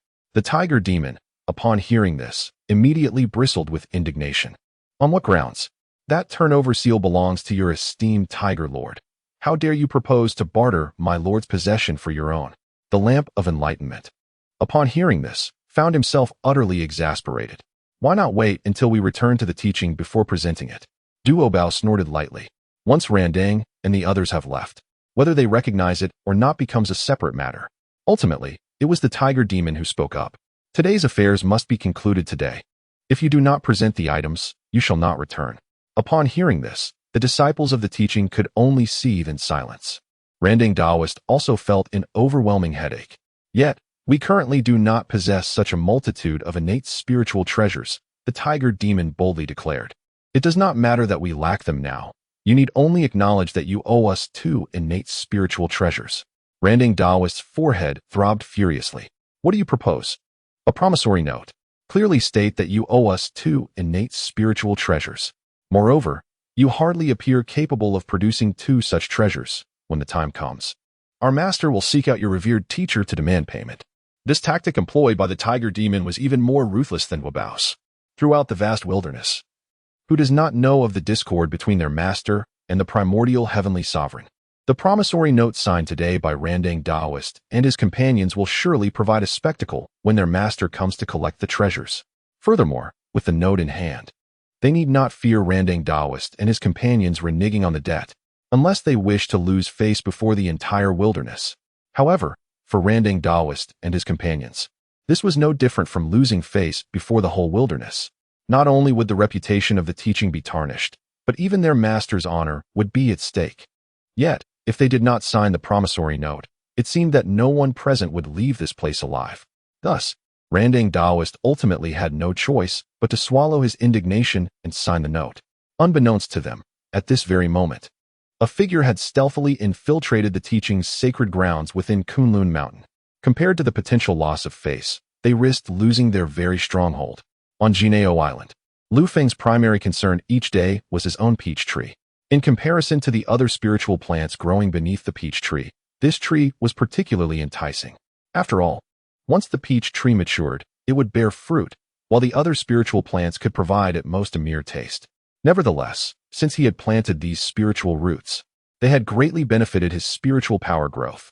As they all belonged to the wood element, the growth of these roots had resulted in a substantial influx of spiritual energy. Lu Feng's own cultivation speed had also increased significantly. Although the improvement was modest, it was certainly better than none. Just as Lu Feng was pondering whether to plant more spiritual roots, the system's notification sound echoed once again in his ears. Congratulations, host. The disciples of the teaching have achieved a great victory. Rewards are being distributed. Lu Feng was momentarily taken aback. Such rewards existed? In the next moment, the notification chimed again. Congratulations, host. Proficiency in the 6 paths of laws has increased by 15%. Congratulations, host. You have obtained a fragment of the jade plate of creation. Congratulations, host. You have received a key to the Panga's secret realm. Congratulations, host. You have gained 800,000 years of cultivation. A sudden influx of rewards left Lu Feng utterly astonished. Is the system truly so generous? It has directly bestowed upon him an astonishing 800,000 years of cultivation. The previous 100,000 years of cultivation had little impact on his strength. But 800,000 years is a significant boon. With this immense infusion of cultivation, Lu Feng has effortlessly transcended his current realm. If he were not diligently suppressing his advancement, he would likely already be on the cusp of becoming a quasi-saint. 800,000 years of cultivation is no trivial matter, and Lu Feng aims to solidify his foundation, thus carefully restraining his cultivation realm to the late stage of the great Luo Golden Immortal. However, what surprises him even more is the elevation of the laws granted by the system. Apart from the laws he has already comprehended, the system has now acquainted him with 6 new laws of power. Although his proficiency is currently lacking, it is certainly better than having none at all. Even though Lu Feng has yet to reach quasi-saint status, with his current strength, he could likely contend with powerful beings at the late stage of quasi-saint. After all, he possesses numerous treasures. Having received his rewards in the form of the great Tao and cultivation, Lu Feng then shifted his focus to the material rewards provided by the system. The system has given him a fragment of the creation jade butterfly, inscribed with the 3,000 great Daos of the Primordial Chaos. However, to comprehend it will require a considerable amount of time. Yet it will undoubtedly expedite Lu Feng's understanding of the new laws he has mastered. Another item is the Pangu Key, which is essential for accessing the Pangu secret realm, a place that holds the legacy of the great Pangu. It is widely known that legends surrounding Pangu abound in the Primordial Chaos. The three pure ones, bearing Pangu's bloodline, have ascended to sainthood. If he could enter the Pangu's secret realm, one can only imagine the immense benefits he would gain. Yet, there are two keys to the Pangu's secret realm, and Lu Feng has only acquired one. Thus, entering the realm remains a distant dream. However, one must always hold on to dreams. Who knows when he might obtain the second key and gain immediate access to the Pangu secret realm. While Lu Feng is receiving his rewards from the system, within Kunlun Mountain, the Golden Hoop Immortal is traversing the Taoist grounds of the Chan teaching. He possesses considerable expertise in the art of formations. Otherwise, the formation diagram crafted by Lu Feng would not have found its way into his hands. Even though the Tao he comprehends may seem like an intrusion into others' domains, he has nonetheless attained profound insights in the realm of formations. While he has not yet reached perfection, he is not far from it. Thus, even though the Kunlun Mountain Tao grounds are filled with the works of many saints, for the Golden Hoop Immortal, it is akin to traversing an uninhabited expanse. After all, Master Randang had previously taken most of the Chan teaching disciples down the mountain, leaving few behind at Kunlun. Moreover, compared to their own sect, the Chan teaching adheres to far more regulations. Typically, these Chan disciples would not venture out casually. The Golden Hoop Immortal has roamed the vast Tao grounds of Kunlun Mountain, but has yet to locate a place for excavating the Tao. It seems that the Chan teaching has its own methods. Otherwise, the Golden Hoop Immortal would have long discovered the location of the treasured artifacts. After all, he intended to unearth the ancestral graves. No, the sanctum of their sect. Surely he must know where their previous treasures were concealed. However, after circling Kunlun Mountain, he found no trace of any treasures. Logically, such a vast Kunlun Mountain, serving as the dojo for the disciples of the Chan teaching, should not be so impoverished. This leaves only one possibility. The Chan disciples have hidden their treasures away. The mere thought of all the treasures being concealed filled the Golden Hoop Immortal with urgency. He knew that the Chan disciples could return at any moment. He must act swiftly if he intended to excavate their sanctum. Yet, how was he to locate the treasure trove of the Chan sect? After much contemplation, the Golden Hoop Immortal finally conceived a brilliant plan. Since he could not find the treasure's location, he would infiltrate the enemy's ranks. This tactic was taught to him by his elder brother. In the next moment, the Golden Hoop Immortal cast a formation on himself. This formation concealed his aura and significantly altered his appearance and form. When the mist surrounding him dissipated, the Golden Hoop Immortal had vanished, replaced instead by the figure of the great Master Tai. The remaining disciples of Kunlun Mountain were few, and among them were certainly some high-ranking individuals. By transforming into Tai, the Golden Hoop Immortal aimed to seek out these disciples and extract the location of the hidden treasures.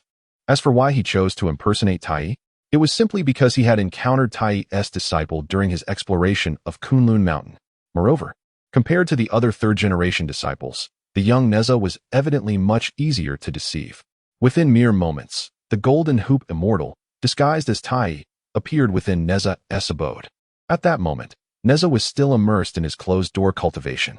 Upon sensing his master's aura, he immediately dashed out with fervor.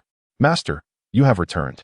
The sight of the exuberant child rushing into his arms momentarily took the Golden Hoop Immortal by surprise. However, he quickly nodded in acknowledgement. "Having resolved my matters, I naturally returned. What is this? Do you not wish to see your master?" Neza's face was alight with joy, and he promptly grasped the sleeve of the Golden Hoop Immortal. "Of course not. I have been eagerly awaiting your return.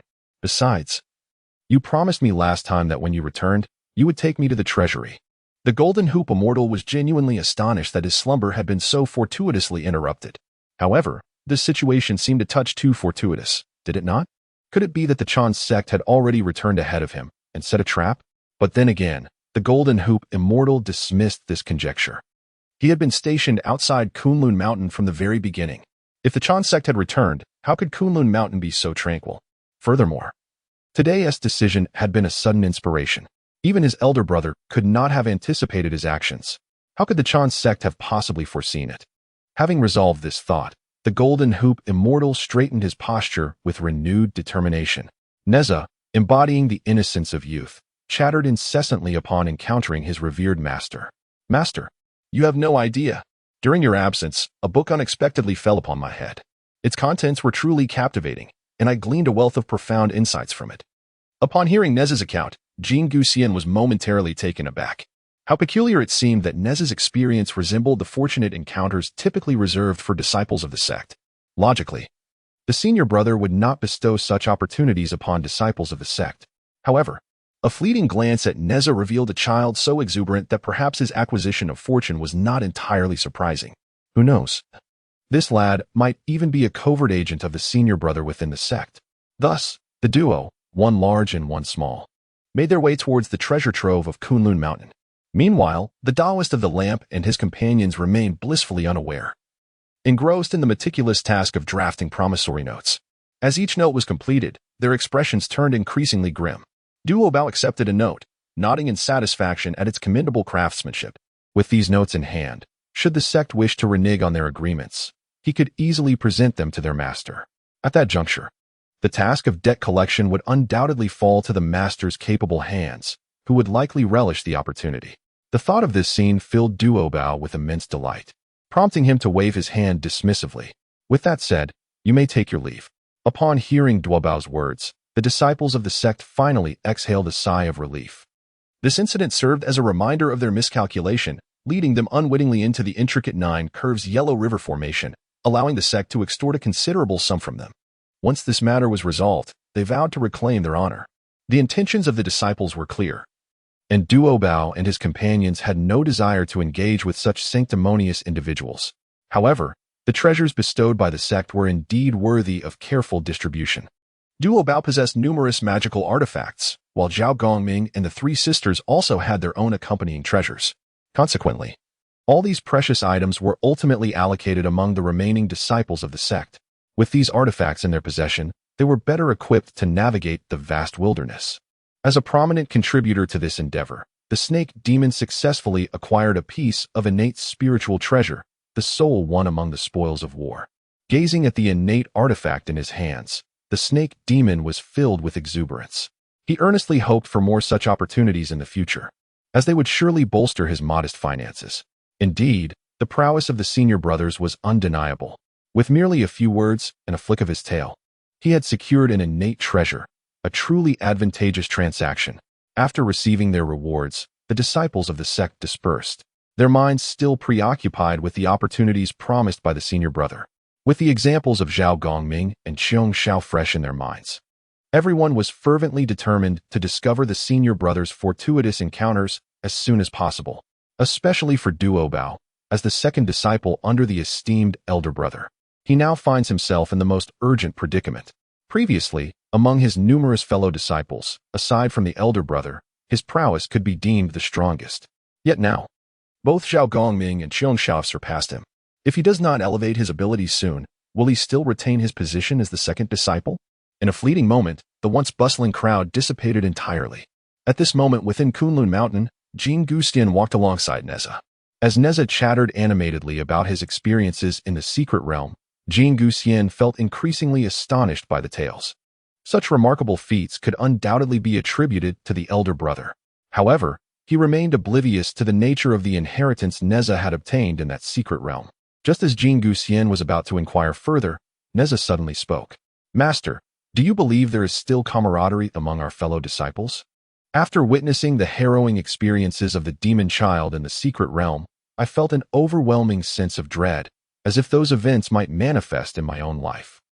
Jin Guxian gazed at Neza, whose eyes were filled with confusion, and couldn't help but ruffle his hair gently. It's all right. Even if the bonds of brotherhood have waned, you still have your master, do you not? Shall we proceed to select some treasures for you? Upon hearing about the selection of treasures, Neza leaped 3 meters into the air. Then let us go at once. Before long, the two arrived at the entrance of the Chanjiao treasury.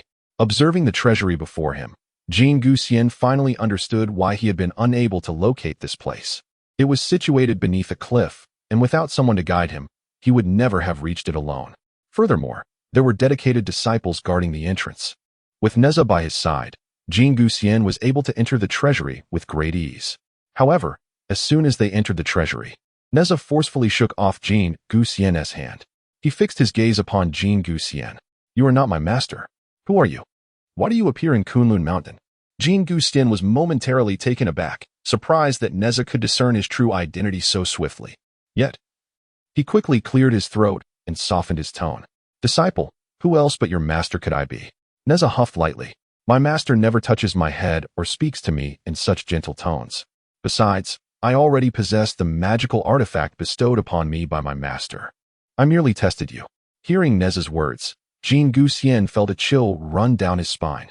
He never anticipated that after tirelessly hunting, he would one day be pecked by the very quarry he pursued. Moreover, this lad was far from easily deceived. Just as Jin Guxian pondered how to navigate the situation, Neza followed up with a cold chuckle. "The book I have read, the author is named Lu Feng. Though I am unfamiliar with the author, I have certainly heard of his name. You are a member of the, are you not?" To my astonishment, the other party revealed his identity with just a few words, leaving the Golden Cudgel Fairy utterly astounded. Such a young child, indeed, could be deemed remarkably perceptive. Yet, in the next moment, Neza's actions left the Golden Cudgel Fairy in sheer shock.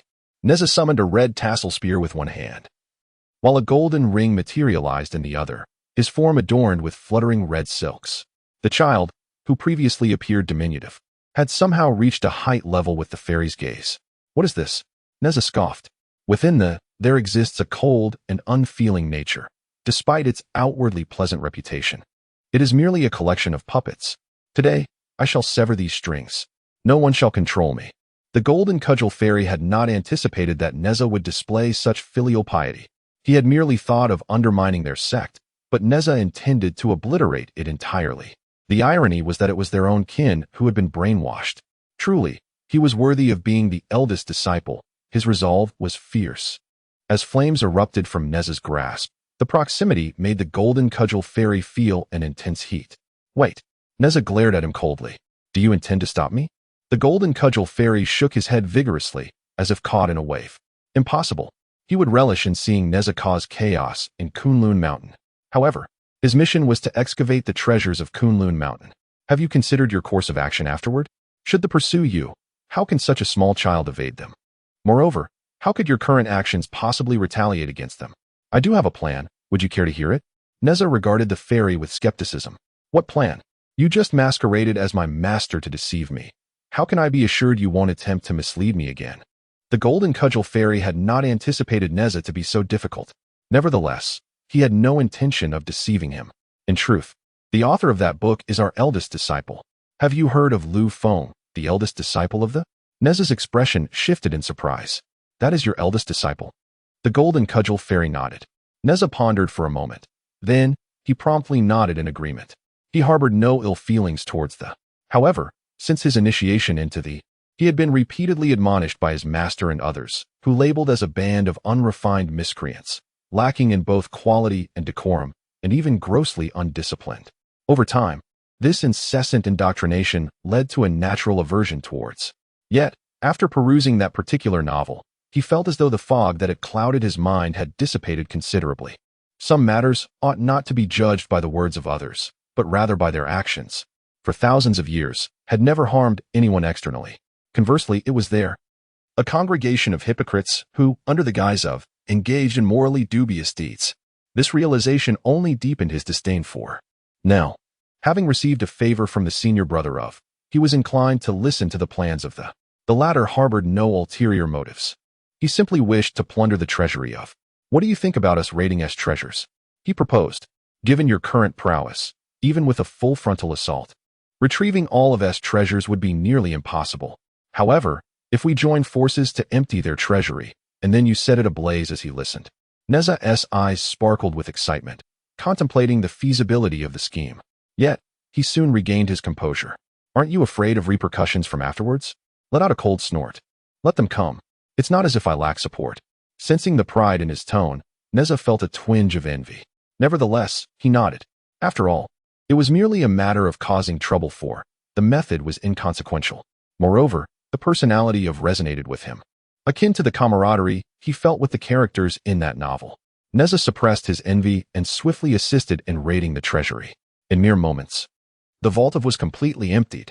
It must be said, possessed a considerable wealth of treasures, had significantly enriched himself through this endeavor.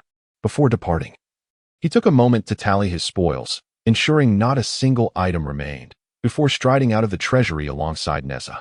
Their plundering operation was nearing its conclusion. Just as intended to escort Neza away from, Neza suddenly spoke up. "Is vast. Surely there are more treasures to be found." Halted in his tracks, surprised. "Really? Are there more treasures?" Upon reflection, it made sense, was expansive, and it was improbable that the treasury contained all their riches. There could very well be private caches belonging to the junior disciples below. Upon considering this, the Golden Hoop Immortal turned his gaze towards Neza, patiently awaiting his next words. Neza did not disappoint him.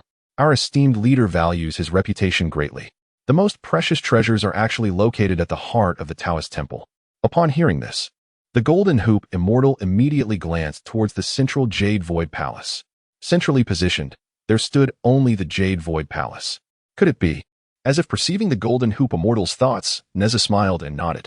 "Just as you surmised, the greatest treasure of our Chan sect is indeed the Jade Void Palace. However, I wonder if you possess the audacity to claim this treasure."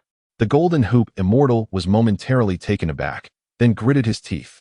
Now that he was here, he might as well go all in. After all, it was just a Jade Void Palace, and he refused to believe he could not conquer it today. At this moment, at the foot of Kunlun Mountain, the disciples of the Chan sect were staggering as they walked. Having been trapped in the Nine Curves Yellow River Formation for so long, their internal spiritual energy was nearly depleted. The fact that they could manage to walk this far was already quite remarkable. In truth, had it not been for the protection of the lamplighting Taoist, these disciples would have likely collapsed long ago. The lamplighting Taoist now wore an expression of anger. Having suffered such a significant loss today and lost so many treasures, who could maintain a pleasant demeanor in his position, especially since each of them appeared so disheveled? At this moment, the disciples of the Chan sect were equally discontented. Perhaps because Kunlun Mountain was so close, they began to speak without restraint. The behavior of the Jie sect disciples was simply too brazen. Their rascally antics were truly detestable. If they had the capability, they should confront us directly. Yet they resorted to despicable tactics behind closed doors. If there is a next time, I shall not spare them. Listening to the occasional curses from the disciples, the lamplighting Taoist felt quite displeased himself. However, his mind was primarily occupied with that promissory note. In fact, the 12 Golden Immortals were also preoccupied with the matter of the note. "Deputy Leader, how should we handle that promissory note? We cannot allow the Jie sect leader to come knocking at our door." As soon as the words of the 12 Golden Immortals fell, countless gazes from the disciples turned towards the lamplighting Taoist. This was a matter of their Chan sect's dignity, and it certainly required careful handling. The lamplighting Taoist gritted his teeth and then coldly stated, "Let them come," and demanded, "Do any of you possess any surplus innate spiritual treasures?" Upon hearing the lamplighting Taoist's words, everyone immediately shook their heads. Such treasures were not something they could easily acquire, and even if they had them, they would be loath to part with them. Seeing everyone shaking their heads, the lamplighting Taoist merely scoffed. "Then that settles it. Since no one can produce anything, we shall simply deny the matter. Besides, had the Jie sect not resorted to such dirty tactics, how could we have found ourselves in this predicament? To speak of irrationality, it is they who are truly at fault. Even if it results in humiliation, it shall be their disgrace." Upon hearing these words, the crowd instantly grasped the implication.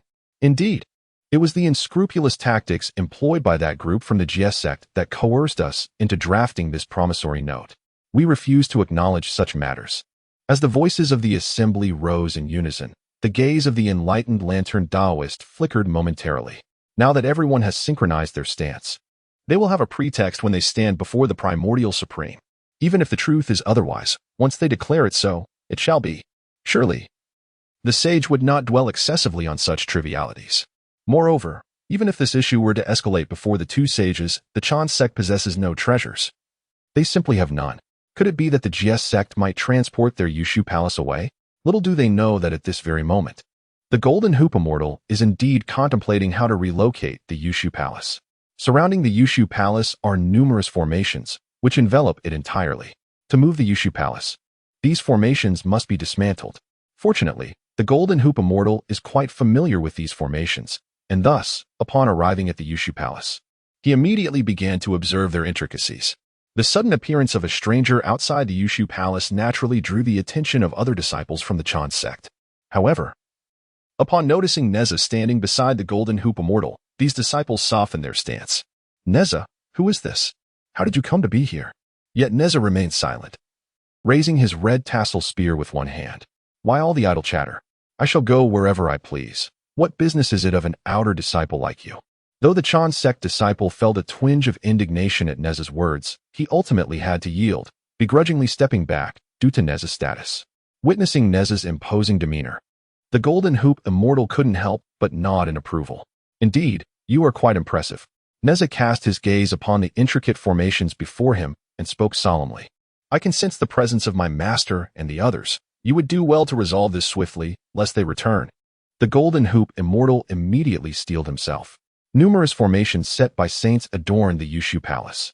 Although he could not dismantle them, evading them was relatively effortless. Thus, under Neza's protection, the Golden Hoop Immortal commenced his grand endeavor to breach the formations. At this moment, Lu Feng remains unaware that his casual toss of a novel has led to the complete dismantling of the Kunlun Mountain, an operation that was entirely coordinated. However, even if he did know, he would not be overly concerned. After all, his focus lies predominantly on his teacher. It has been quite some time. Tongtian and the others should be returning soon. He wonders if his actions in disbanding the Jie Sect would result in his teacher's ire. Being reprimanded is trivial. What truly weighs on his mind is the impending calamity of the Fengshen. After all, everything that Lu Feng is currently doing is in pursuit of the divine calamity. However, it remains uncertain whether the disciples of the can evade this catastrophe. Fortunately, he still possesses a system. The novel he authored has transformed into a legacy, which has fallen into the hands of these disciples, allowing for a temporary shielding of the heavenly secrets. Even as a sage, it is arduous to discern the connections within. Even if only for a fleeting moment, it is entirely sufficient for Lu Feng. At that precise moment, the system's notification resonated. Congratulations, host. The comprehension level of the new novel has reached 75%. Reward: 100,000 years of cultivation and a fragment of the Law of Yin. Lu Feng was momentarily taken aback. This notification was distinctly different from previous ones, which had always pertained to the disciples. Yet today, there was nary a mention of them. Could it be that this novel has not been acquired by the disciples? Contemplating this, Lu Feng promptly inquired of his system. What is the title of this novel? The Demon Child's Arrival. Lu Feng was momentarily stunned, as an improbable conjecture surfaced in his mind. This novel, The Demon Child's Arrival, was something he had written casually. At that time, he was unaware of where the system had distributed it. Yet now, with the system's response and the related degree of integration, Lu Feng surmised that this novel had likely flown into the territory of the chirping cicadas. It might even have fallen into the hands of that mischievous child. Indeed, this group of children refers to Neza. After all, the Demon Child's Arrival was tailor-made for Neza, wasn't it? If Neza were to absorb it as a gift, wouldn't that lead to a seamless integration? Just as Lu Feng was indulging in his thoughts, the system's voice echoed once more. This time, the comprehender is not a disciple of the, yet they are considered among the 10 chosen. Lu Feng was utterly astonished. Could it be that those from the are also counted? Before he could fully grasp the situation, the 100,000 years of cultivation had already been credited, compelling Lu Feng to once again enter his state of cultivation. Meanwhile, on Kunlun Mountain, the Golden Hoop Immortal was continuously dismantling the formation before him. If he encountered one he could not dismantle, he would simply evade it directly, for his understanding of the principles of formations had yet to reach perfection. To completely break through a sage's formation was nearly impossible. Nevertheless, Neza observed with astonishment as the formations before the Golden Hoop Immortal dwindled. Initially, he had merely spoken casually. Yet who would have anticipated that the disciple of the would be so resolute? Not only resolute, but now he was on the verge of success. Just as Neza was contemplating this, the formations outside the Yushu Palace collapsed and vanished entirely. Neza was bewildered. Had he succeeded? The Golden Hoop Immortal nodded, gazing at the Yushu Palace before him. To be honest, he had never anticipated that he would truly succeed. Moreover, the Yushu Palace before him was astonishingly remarkable. It is no wonder Neza claimed that this Yushu Palace is the most treasured possession of Kunlun Mountain. At this moment, upon finishing his reading, The golden cudgel immortal realized that his words were not mere fabrications. After the concealment of the formation had vanished, the materials within the Jade Void Palace were finally revealed. These materials were none other than dragon crystals. Since the great calamity of the Dragon Han, the ancestral dragon clan had sunk into the depths of the ocean. The dragon crystals originated from this ancestral lineage, and their existing quantity is exceedingly rare. The value of the dragon crystals lies not only in their scarcity, but also in their formidable energy and indestructibility. Yet, astonishingly, the entirety of the Jade Void Palace was constructed from dragon gold. This was undeniably an extraordinary display of power. Encountering such a magnificent treasure, the golden cudgel immortal, adhering to the principle of not departing empty-handed, could hardly let this opportunity slip away. He promptly raised his hand and swiftly stuffed the entire Jade Void Palace into his satchel. As the palace diminished in size before his eyes, Neza looked on with incredulity. Could it be that this individual truly intended to claim the Jade Void Palace? In truth, there was nothing the golden cudgel immortal shied away from. It was merely an entire palace. If he wished to take it, then so be it. Such exquisite materials must surely be preserved for their master to construct a future sanctuary. Neza was genuinely impressed. The audacity of this group of disciples from the was remarkable. Not only did they venture into the territory of the Chan sect, but they also plundered its treasury, and now they dared to steal the Jade Void Palace. Fortunately, the deputy leader was absent. Had he been present, he likely would have been enraged to the point of bloodshed.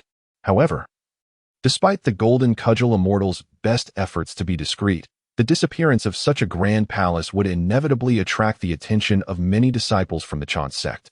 When they arrived, they were met with the sight of the palace continuously shrinking, with half of it already nestled within the golden cudgel immortal's satchel. Sensing the rising chill behind him, the golden cudgel immortal could not help but glance back, then gestured towards Neza. Your fellow disciples are coming. Neza's expression shifted. Could you not create such a commotion? The golden cudgel immortal shrugged in exasperation.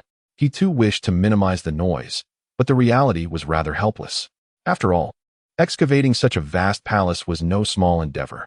At that moment, the disciples of the Chan sect, witnessing Neza and the golden cudgel immortal colluding to steal the Jade Void Palace, erupted in furious condemnation. Neza, how dare you consort with outsiders and take action against the Jade Void Palace? Neza, however, remained silent, casting a glance at the golden cudgel immortal. The golden cudgel immortal returned the gaze. Do not look at me. I am quite occupied here, he remarked. By the way, those are your fellow disciples. Shouldn't you engage with them? Neza snorted dismissively. What is there to engage about? The Chan sect is merely filled with hypocrites cloaked in false virtue. Were it not for the golden cudgel immortal, the treasury of the Chan sect would have already been engulfed in flames today. The golden cudgel immortal chuckled and raised an eyebrow. Indeed, there are bonds to cultivate. For instance, fighting is a form of affection, is it not? Shouldn't you show them some love? Neza felt a sudden chill, accompanied by the prickling of goosebumps. Could you refrain from speaking in such a repulsive manner? At that moment, a disciple of the Chan teaching bellowed once more. You vile creature of the, how dare you incite my junior brother Neza? Today, I shall suppress you. The golden cudgel, perplexed, glanced at Neza and then at himself. When had he ever been addressed as a vile creature?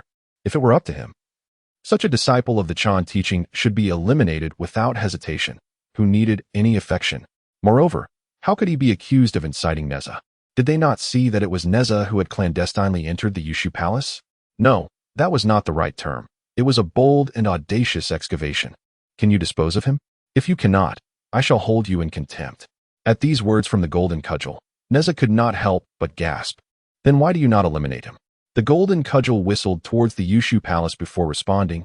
I too wish to eliminate him, but alas, I have other pressing matters to attend to. Neza shot him an exasperated glare. However, despite his words, the next moment, a resounding slap was delivered.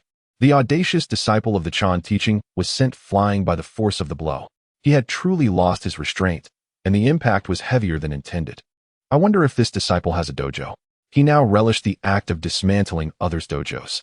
The Chan disciple lay incapacitated, yet upon hearing the golden cudgel's words, he glared defiantly.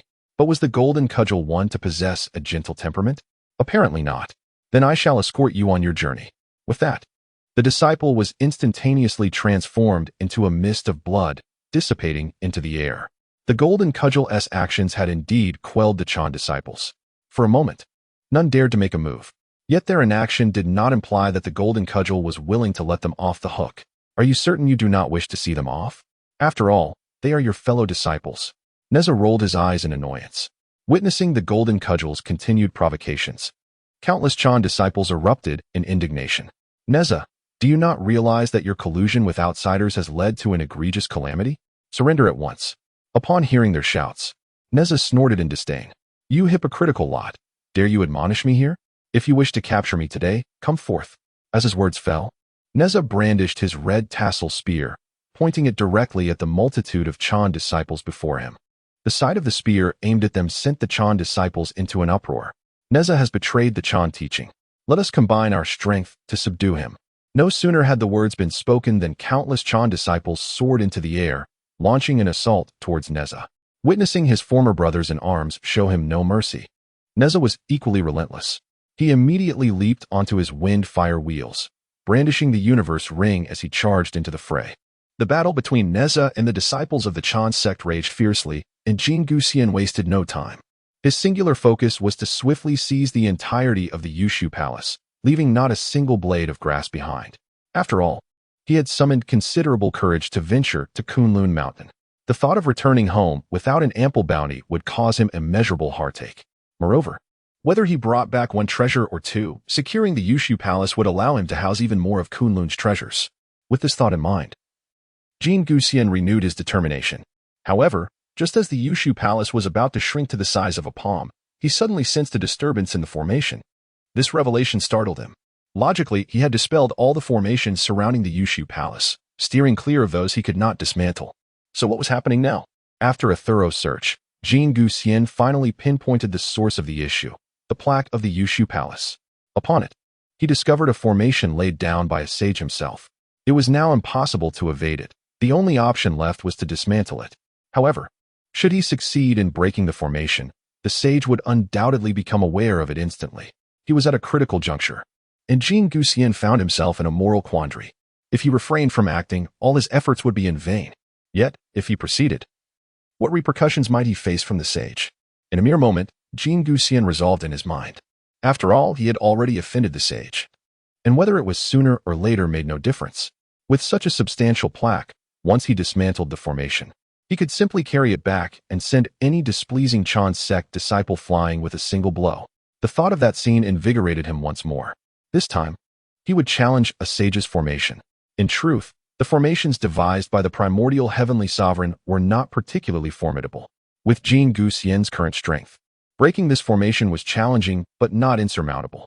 As he watched the formation gradually fade to gray, satisfaction welled within him. Truly, he was remarkable. Even dismantling a sage's formation was child's play for him. Meanwhile, within the Zixiao Palace, the primordial heavenly sovereign felt a sudden constriction in his chest, and in the next moment, his eyes widened in fury. Who dared to tamper with my Yushu Palace? The primordial heavenly sovereign could hardly believe that. During his absence from Kunlun Mountain, someone had the audacity to invade his stronghold. They were on the verge of finalizing a crucial agenda, and with Tongtian struggling, he found himself robbed of his domain. How could the primordial heavenly sovereign possibly find joy in this? Truth be told, Tongtian's situation was quite dire. This latest calamity was specifically aimed at their sects, and the Western two sects needed no further mention. They originally attained the esteemed position of a sage through sheer bluster and trickery. Now, upon hearing that they are summoned to participate in the calamity of the investiture of the gods, they are loath to comply. They immediately began to lament, shedding tears and recounting the hardships they endured while establishing the Western realm. As for the Shen men, their plight was scarcely better. Among the three teachings, the Chan and Jie sects were the most formidable. Although Laozi founded the Ren sect, he had but a single disciple, Xuandu, and thus remained a mere spectator, seated alongside Niwa. Nevertheless, during the verbal skirmishes between the Chan and Jie sects, Laozi did not forget to subtly favor the side of the primordial supreme being. It is precisely for this reason that Tongtian suffered repeated setbacks during this assembly. At this moment, the countenance of the primordial supreme being darkened, and Tongtian fell silent. It was only now that Tongtian recalled the words his disciple had once spoken to him. The present circumstances mirrored those predictions with uncanny precision. Regrettably, he found himself unable to reverse the situation. The primordial supreme being, too, was not in a favorable position. He sought to discern which audacious individual had dared to pilfer his Jade Void Palace. Yet, no matter how he calculated, he could not uncover the identity of this bold thief. Upon closer inspection, he discovered that this individual had indeed clouded the heavenly secrets. It appeared that they had been well prepared. In this primordial expanse, only the Jie Sect possessed such formidable prowess. Contemplating this, the gaze of the primordial supreme being towards Tongtian seemed to smolder with fury. Someone had stolen my Jade Void Palace. In this circumstance, the primordial supreme being could not afford to concern himself with matters of dignity. His thoughts were consumed by the theft of his palace. Hearing these words, Tongtian and the others were momentarily taken aback. Nuwa remained unperturbed, quietly sipping her tea. The two saints from the west exchanged glances, their eyes glinting with a hint of schadenfreude. The Jade Void Palace was indeed the pride of the Chan sect and the face of the primordial supreme being. With such a grand palace having been stolen, anyone would feel a burning embarrassment. Tongtian and Laozi turned to one another upon receiving this news. Tongtian wore a look of astonishment. How could someone have stolen your Jade Void Palace? The primordial supreme being, already suspicious that Tongtian had meddled with his palace, was incensed by Tongtian's question. How could there be no one? Brother Tongtian, you truly are my good disciple. I fear you are now overjoyed to the point of madness. Tongtian found this outburst from the primordial supreme being utterly perplexing. Especially with the inexplicable rage directed at him, he felt increasingly discontent. Thus, he proceeded to calculate the heavenly secrets himself. Ultimately, the results mirrored those of the primordial supreme being. Realizing that there were issues even on the side of the primordial supreme being, Tongtian hastily calculated the affairs of his own Jie sect. The more he calculated, the darker his expression grew. How could it be that even the matters of the Jie sect eluded his grasp? Moreover, the obscured heavenly secrets were remarkably potent. Could it be that the calamity of the investiture of the gods had commenced ahead of schedule?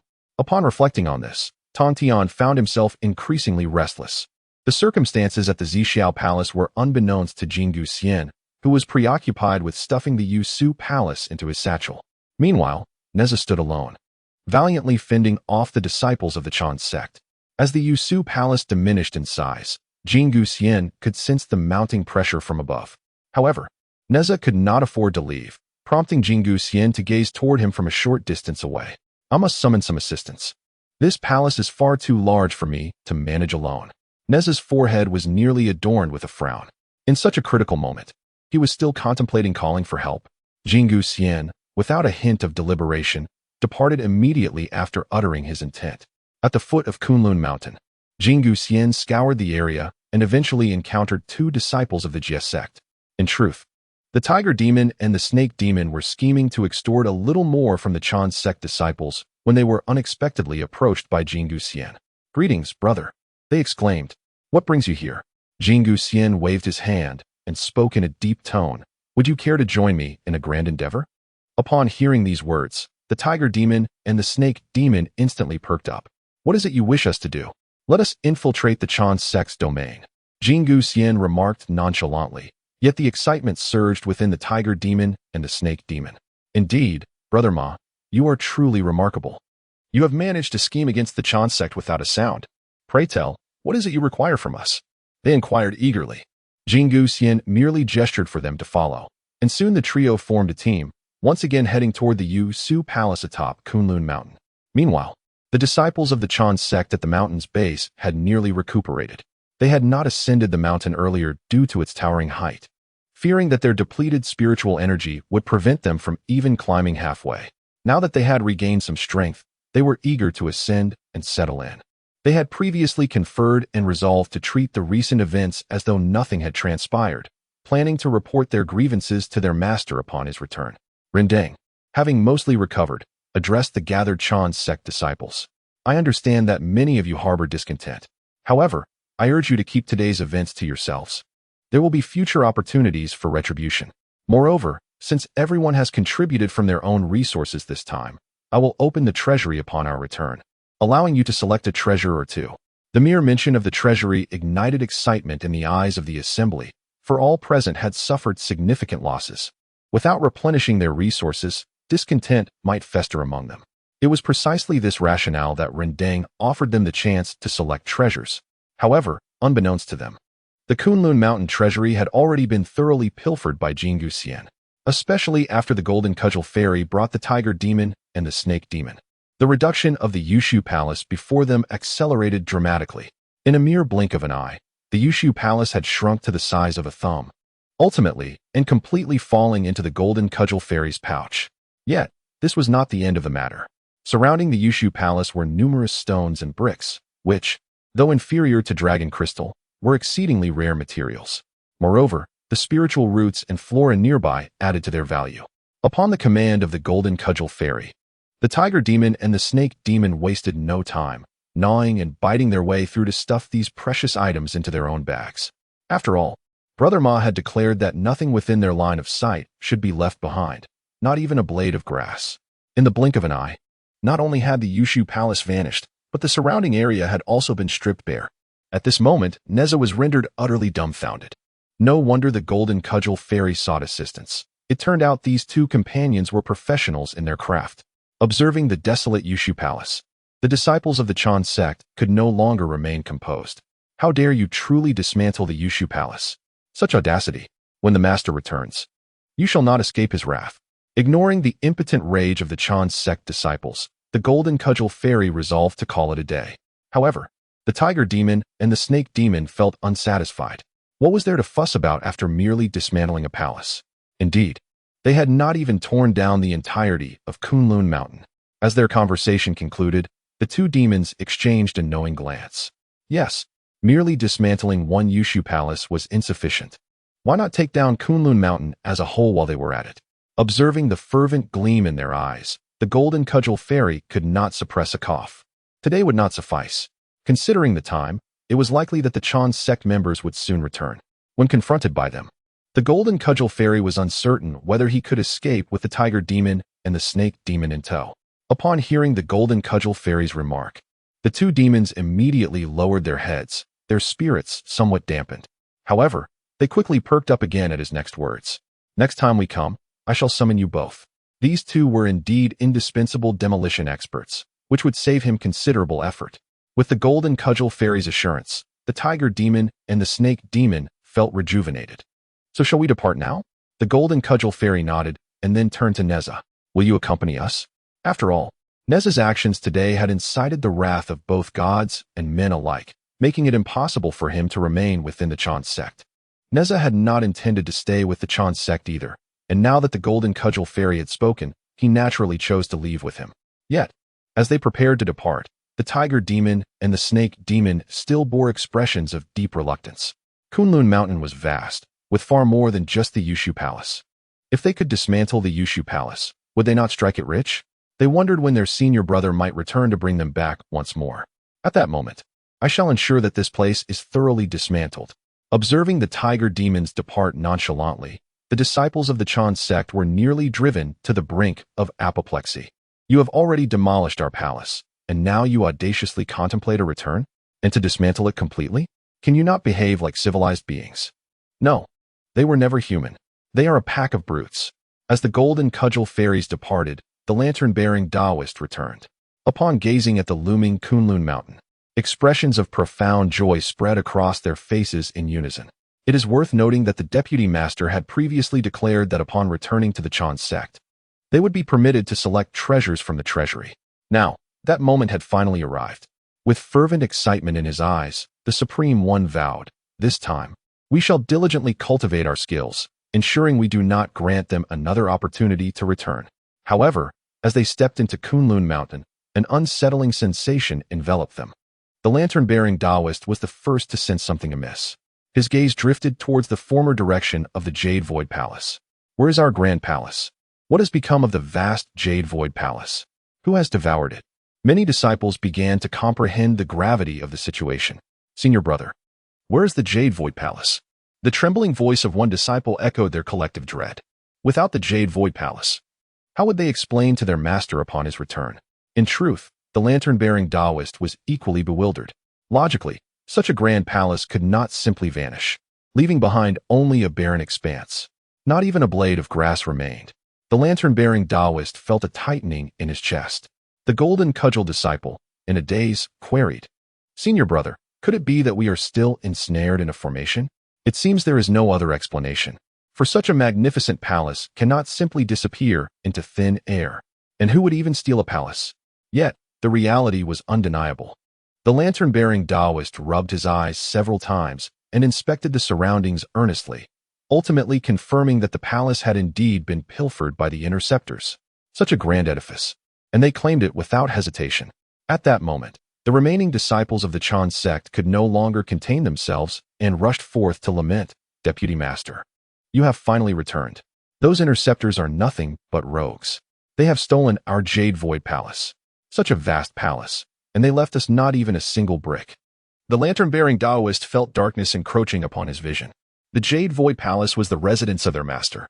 Now, such a significant place of worship had been obliterated. The visage of the sage was undeniably tarnished. In a fit of exasperation, the lantern-bearing Taoist stepped forward, exclaiming, "The interceptors have gone too far." Just as his words fell, another disciple of the Chan sect rasped out, calling for attention. Moreover, they have plundered the treasury of Kunlun Mountain, even setting ablaze a great fire that incinerated everything. Upon hearing this, the burning lamp Taoist felt a sudden buzzing in his head, followed by a darkness that enveloped his vision, and he collapsed onto the ground. As soon as the burning lamp Taoist fell, the disciples of the Chan sect were instantly thrown into disarray, with their elder brother, Master Guanqing, severely injured. And the vice leader, the burning lamp Taoist, now down. What were they to do? In that moment, the disciples of the Chan sect were shrouded in a cloud of despair. Conversely, on the side of there was an air of jubilation. The golden banded immortal, accompanied by Neza, the tiger demon, and the snake demon, departed from Kunlun Mountain. Once certain that the Chan sect disciples could not pursue them, he turned to Neza. "What do you plan to do next?" Neza shrugged. "What can I do? At this point, returning to the Chan sect is out of the question. I fear that before I even step foot on Kunlun Mountain, I would be drowned by their spittle." However, the golden banded immortal felt a pang of compassion for leaving such a young child alone outside. Yet, compassion aside, his scheming mind could not help but stir. "Since you cannot return to the Chan sect, how about this? Come with me to Our elder brother has an amiable disposition, and you owe your fortune this time to him. Perhaps, upon joining you might even be honored with the title of brother by everyone." Nevertheless, Neza shook his head. "I do not wish to join I only want to find Lu Feng." The golden banded immortal paused for a moment. "Is there any conflict between seeking your elder brother and joining The tiger demon and snake demon chimed in with curiosity. "Once you join us, you can have ample opportunity to converse with your elder brother." Hearing this, Neza realized he had cornered himself. "Am I truly able to seek out my elder brother?" "Of course." The golden banded immortal patted Neza's shoulder, unable to resist ruffling his chubby little head. "Our elder brother is gentle in nature, and without him, we would not be here today. So will you join Neza nodded without hesitation. "Of course I want to join." However, he hesitated for a moment. "Didn't the disband?" The golden banded immortal chuckled. "Indeed, the has disbanded, but who says we cannot accept newcomers? Besides, this time we have accomplished something significant. Although we did not partake in the battle against the Chan sect, I believe we have done quite well. After all, who in the vast expanse of Hongwang would dare to venture alone to Kunlun Mountain and dismantle the palace of a sage? Such a joyous occasion deserves to be celebrated together." The tiger demon and snake demon, at this moment, also yearned for Jinao Island. However, nostalgia aside, their thoughts were still fixated on the treasures of Kunlun Mountain. Alas, they lamented, they had come out a bit too late. If only they could have emerged earlier. They might have emptied the treasure trove of the Chan sect. Upon hearing the words of the tiger demon and the snake demon, Neza exchanged a glance with the golden cudgel immortal and then burst into laughter. Neza pointed at the golden cudgel immortal, who had thought of this long ago. All the treasures from that trove were now tucked away in his pocket, with just a few more calls of good senior brother. He might even part with some of his treasures. Upon hearing Neza's words, the tiger demon and snake demon could hardly contain themselves and sweetly began to call out to the golden cudgel immortal as senior brother. The golden cudgel immortal felt goosebumps rise on his arms. "No, no, no. Whatever treasures you desire, feel free to choose later. Just don't call me like that. I'm not some delicate maiden." As he spoke, he took out his pouch, allowing the tiger and snake demons to select treasures for themselves. The two demons gazed at the pouch, drooling. Yet, after a prolonged moment, they felt something was amiss. Finally, the snake demon raised her head and asked, "Senior brother, you took the treasures, but why didn't you take the shelf that held them?" The golden cudgel immortal was momentarily taken aback. What value was there in taking the shelf? Surely, he wasn't impoverished to that extent. However, the snake demon slapped her thigh. Senior brother, you're mistaken. That shelf for the treasures is certainly not an ordinary item. Consider how wealthy the Chan sect is. Upon hearing the snake demon's words, the golden cudgel immortal suddenly realized his oversight and felt a wave of regret wash over him. What a miscalculation. Had I known, I would have taken the shelf as well. The tiger demon then chimed in. Why do I see no door here? My sanctuary is in need of a grand entrance. The golden cudgel immortal's gaze towards the tiger and snake demons shifted. He thought he had been quite the opportunist, but these two were even more so. They were intent on not letting a door slip away. The golden cudgel immortal could only shrug in regret. There's no chance left. The door has already been burned. Upon hearing this, both the tiger and snake demons exchanged looks of disbelief, quickly followed by expressions of profound sorrow. Such a fine door, and it was burned away? The golden cudgel immortal pointed at Neza beside him. Indeed, it was he who set it ablaze. Neza wore a serious expression. Yes, I did burn it. The tiger and snake demons now looked at both the golden cudgel immortal and Neza with pity, as if they were gazing upon two prodigal sons. After a lengthy silence, the tiger demon spoke meaningfully. Senior brother, if you ever venture out to raid again, remember to take me along. The golden cudgel immortal pondered his old profession. It seemed he could use two such helpers for digging up ancestral graves, and thus he nodded in agreement. In the East Sea, the four of them inquired and finally learned the whereabouts of the multi-treasure. Upon hearing that the golden cudgel celestial and his three companions had completely plundered the treasury of the Chan sect, the astonishment in Duobao's eyes was nearly insurmountable. You actually dared to raid the Chan sect's treasury? The golden cudgel celestial cleared his throat. Second senior brother, what do you mean by plunder? We merely went for a visit and took away a few insignificant items. Duobao was momentarily at a loss for words. If it were truly just a few trivial items, it could be overlooked. The crux of the matter was that they had taken away the entire treasury, hadn't they? What would happen if the Chan sect discovered this? Duobao couldn't help but shake his head in disbelief. They would surely be driven to a state of utter fury. However, his gaze soon shifted to Neza, who stood nearby. And what about him? Not only did you rob their treasury, but you also abducted one of their third-generation disciples? The golden cudgel celestial chuckled. I find this little junior brother rather impressive, so I decided to bring him along. Besides, it seems a waste for him to remain under Tai Jinren. He would be better off serving as our junior brother. As soon as the golden cudgel celestial finished speaking, the tiger demon and snake demon nodded vigorously in agreement. Yes, we think he's quite remarkable too. Duobao truly believed that the golden cudgel celestial and his companions had lost their minds. One could be considered mad. But three in unison? Have you obtained the consent of his master or the disciple himself? Duobao took a deep breath and turned to Neza, attempting to soften his tone. Did you come here of your own volition, or were you coerced? If it was the latter, he would have to ensure the young man was returned. To Duobao's surprise, Neza immediately shook his head. I came willingly. Seeing Neza's affirmation, Duobao could only fix his gaze upon the golden cudgel celestial and his companions in disbelief. They truly had the audacity. Not only did they take away possessions, but they had also brought back a person who was willing, no less, who was unaware of the Chan sect's exceptional brainwashing techniques. Yet somehow, the golden cudgel celestial and his companions had succeeded. In truth, the golden cudgel celestial was reluctant to bear the blame. This little junior brother wasn't lured by me. He came for big senior brother. He then briefly recounted how Neza had obtained the opportunity from Lu Feng. Only then did Duobao realize that Neza had been drawn by the allure of big senior brother. Since that is the case, I shall not voice any objections. However, I cannot guarantee certain matters. Whether our master will accept this junior brother is beyond our authority. As soon as Duobao's words fell, Neza chimed in. Then I can take on the role of your disciple. I will pledge myself to Master Lu Feng. Duobao was genuinely taken aback. He hadn't anticipated that such a young child would possess such ambition. However, since Neza had expressed himself thus, he felt there was little more to say. In truth, Neza observed the camaraderie among the brothers and felt an overwhelming sense of envy, while simultaneously feeling extraordinarily fortunate. Had it not been for the fortuitous opportunity one received, I might still be standing as a mere puppet in the teachings of the Chan sect. Observing Neza standing vacantly by the side, Jin Gustian could not help but ruffle his hair. What are you still doing here? Call out to your second senior brother directly. Do you truly wish to be of a lower generation than us? Upon hearing Jin Gustian's words, Neza's eyes brightened, and he immediately bowed respectfully to Duo Bao.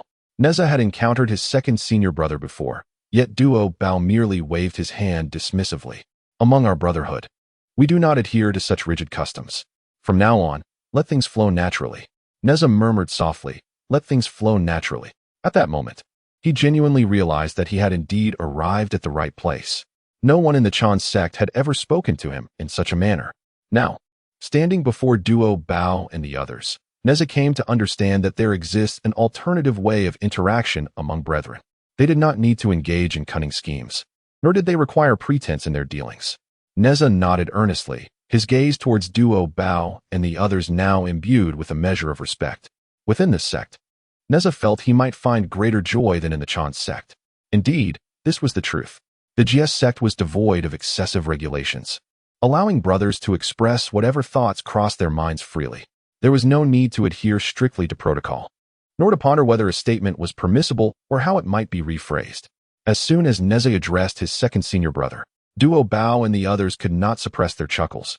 Finally, the tiger demon, scratching his head in bewilderment, remarked, but by doing so, aren't we inadvertently lowering our generational status? After all, Neza used to address them as uncle in the Chan sect. Why has he suddenly shifted to calling them senior brothers here? To be frank, Jin Guxian and the others had not actually contemplated this issue. Upon hearing this, an unexpected competitive spirit surged within them. Jin Guxian turned directly to Duo Bao.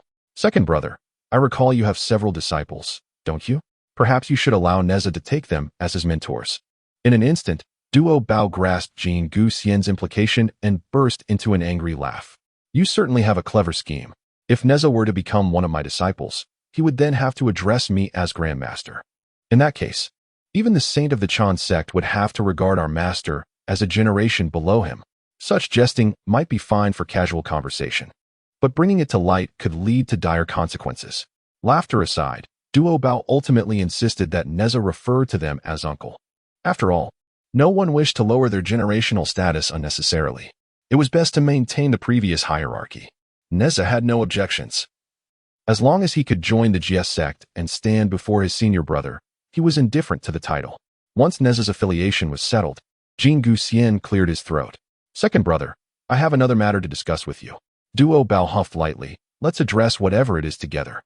I had a foreboding that you specifically sought me out, and surely it bodes no good. The golden hoop immortal chuckled softly. In truth, there is a stroke of fortune, though I wonder if you can withstand it. Upon hearing this, Duo Bao instantly became animated. How could I possibly falter? Pray tell, how grand is this good fortune? The golden hoop immortal promptly cleared his throat twice and whispered, we have pilfered the Jade Void Palace. Duo Bao's voice immediately soared. What did you say? Seemingly concerned that Duo Bao had not heard clearly, the tiger demon and snake demon hastily chimed in beside him. We have indeed stolen the Jade Void Palace, leaving not a single brick or blade of grass behind. Duo Bao was genuinely taken aback.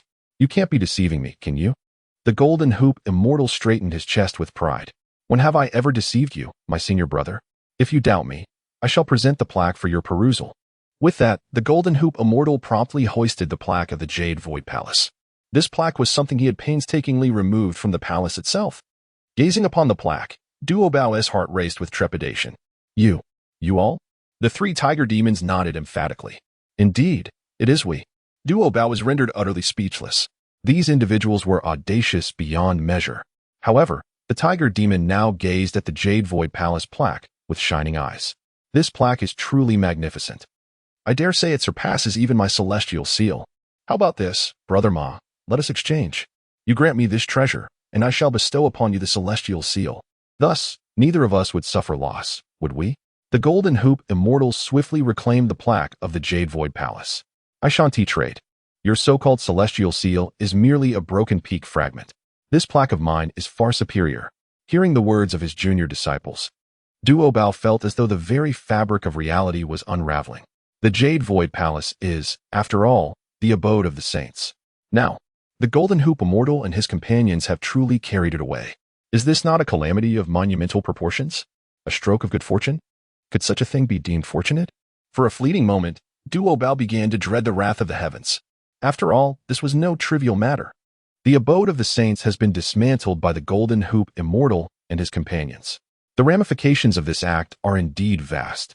Who knows? Divine retribution could befall them at any moment. With this thought, Duobao's gaze returned to the golden hoop immortal and his companions. Wait a moment. By all logic, having committed such a monumental deed, the weight of karmic retribution upon them should be immense. Yet, they appear utterly unscathed, devoid of any semblance of karmic influence. With this in mind, Duobao tentatively inquired, "Did you truly not sense anything amiss while dismantling the palace?" The golden hoop immortal shook his head vigorously. "Not in the slightest. I merely felt pressed for time. Otherwise, we could have dismantled all of Kunlun Mountain." The tiger demon and the snake demon nodded in agreement. Indeed, they had yet to dismantle enough. Duobao sighed, fully comprehending the situation. This carefree group had not only evaded the influence of karmic power, but were thriving instead. After much contemplation, Duobao could only attribute this anomaly to the fortuitous circumstances surrounding his senior brother. After all, such occurrences had not transpired before. However, the magnitude of the recent events orchestrated by Jingu Xian was overwhelming, even for Duobao to handle. Thus, he could only wave his hand dismissively. "All of you have received your fortunes, yet I have yet to discover the boon my senior brother has in store for me. Moreover, this situation is too grave. You must seek out my senior brother. I cannot bear this burden." Upon hearing Duobao's words, Jingu Xian and the others were immediately displeased. "Did you not just claim to be able to handle it?" One retorted. "Now that it has become overwhelming, you wish to pass the responsibility to our senior brother?" Another added, "Are you truly incapable, second senior?" Duobao endured their taunts until he could no longer restrain himself and sent one flying. "Even if you all have received blessings from our senior brother, what does it matter? Your current strength still pales in comparison to mine. You are all merely troublemakers. It is best to leave this mess for our senior brother to resolve." Who could have anticipated that this unfortunate group would engage in the destruction of palaces? The thought of the chaos that would ensue when their masters returned from the Purple Cloud Palace made Duobao shudder. Jingu Xian and the others tumbled several times before finally stabilizing themselves. Ultimately, they had no choice but to silently head towards Golden Arowana Island. Within the Purple Cloud Palace, the esteemed Taoist Hongjun could not help but furrow his brow. The celestial calamity of deification was imminent, and time was running short for the six saints. His foremost concern was how to compel the six saints to advance the deification calamity. After all, the forthcoming developments were crucial to the heavenly Tao and his own strategies. However, no matter how Hongjun attempted to divine the future today, he could not glean even a hint. Gazing at the obscured horizon, shock filled Hongjun's eyes. Who could possibly veil the heavens? Moreover, they had concealed the celestial mechanisms governing the deification calamity. After several failed calculations, Hongjun was unable to uncover the underlying causality, and a cloud of doubt began to loom over him. This deification calamity was of paramount importance and could not afford the slightest misstep. The only beings capable of concealing the heavenly mechanisms, apart from those present, were the saints themselves. Could it be Tongtian? As this possibility surfaced in his mind, Hongjun promptly shook his head. It could not be Tongtian. If he had already discerned the heavenly mechanisms, he would not be present in the Purple Cloud Palace. As unforeseen complications arose, it became evident that early preparations were necessary. With this thought, Hongjun immediately rose and proceeded deeper into the Purple Cloud Palace, where the deification list and the divine whip were kept. This matter was crucial to his grand strategy. Golden Arowana Island remained tranquil, with the Bodhi tree stretching its branches across the island. After a chorus of birdsong, for streaks of light descended upon the island. Neza gazed curiously at Jixiao Island, pondering if this was truly the sacred ground of the Jie Sect. From the moment of his birth, he had never visited this place. His previous knowledge of the Jie Sect was derived mostly from fragmented tales shared by his master and his fellow disciples.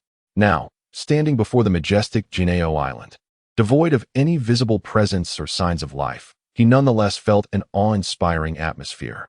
Neza sensed that the Jie Sect appeared to possess a far greater strength than the Chan Sect. If the Chan Sect's aura radiated outward, then the sinister Jie Sect's energy seemed to be reined in, evoking a sense of trepidation. The golden hoop immortal surveyed the island with a nostalgic gleam in his eyes. "I never expected to return here. This is indeed the sacred ground of our Jie Sect. However, the sect has now disbanded, and its members are scattered across the primordial wilderness, leaving only our eldest brother on the island. Although we previously intended for you to join the Jie Sect, We would not have dared to proceed without our eldest brother's consent. Once we meet him, you know what to do, right? Neza recalled the teachings imparted by the tiger and snake demons and managed to muster a charming smile.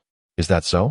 Upon witnessing Neza's adorable expression, the golden hoop immortal nodded in satisfaction. Precisely. Just remember to maintain that cuteness, and our eldest brother will surely welcome you into the Jie Sect. Reassured by the golden hoop immortal's words, Neza inquired, when shall we seek out our eldest brother? The tiger and snake demons also miss him dearly. Without hesitation, the tiger demon and snake demon took the lead, exclaiming, shall we not go find our eldest brother right away? With that, they transformed into their beastly forms and dashed towards the cave of Lu Feng. The golden hoop immortal and Neza, unwilling to be outdone, promptly followed in their wake. However, as they arrived at the entrance of Lu Feng's cave, they were astonished by the plethora of spiritual roots surrounding it. So many spiritual roots? And a primordial spiritual root peach tree? The soil is actually 5-colored divine earth. My goodness, I'm utterly tempted. The tiger and snake demons were nearly drooling at the sight.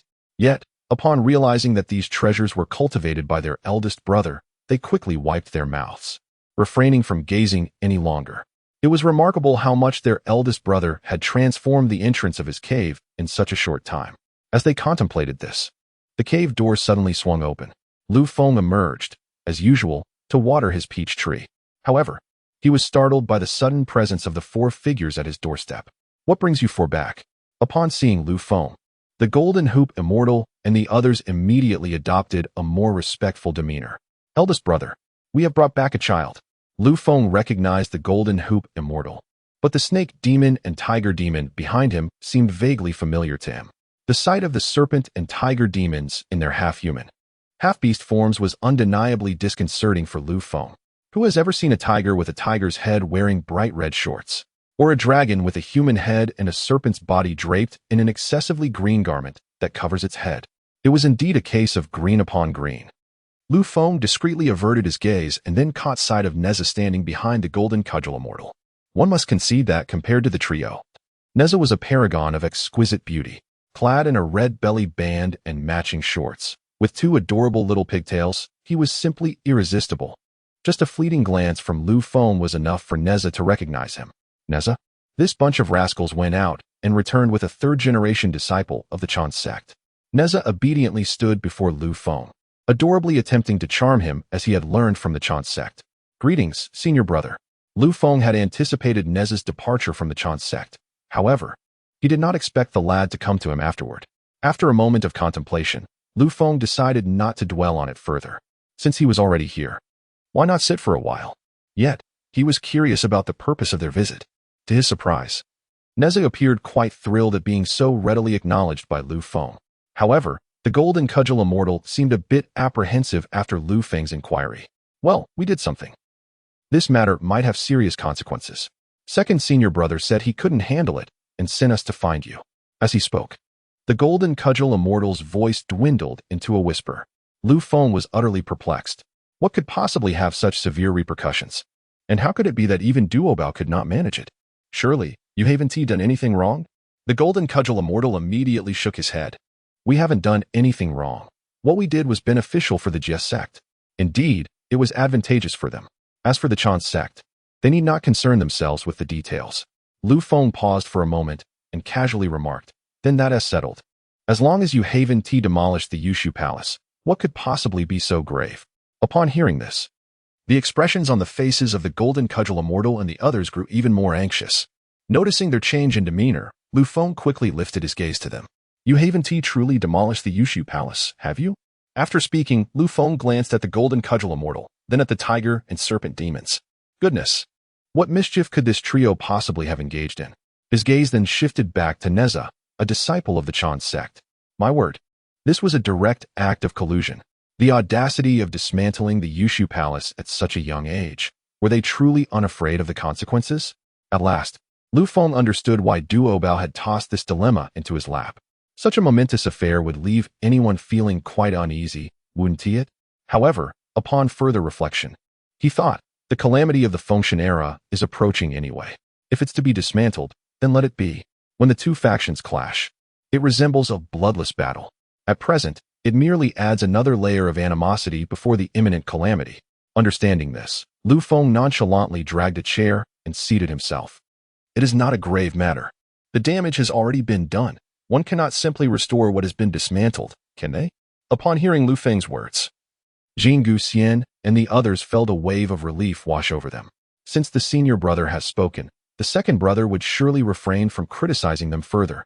Such is the greatness of the senior brother. How they adore him. Lu Feng provided each of them with a chair before quietly asking, "Have you dismantled the Zixiao Palace and accomplished nothing else?" At Lu Feng's inquiry, Jin Guxian promptly retrieved his storage pouch. "Not only did we dismantle the Zixiao Palace, but we also seized their treasury." Lu Feng nodded approvingly. "Well done. It seems you grasp the importance of gaining some interest. After all, one does not fear a heavy debt."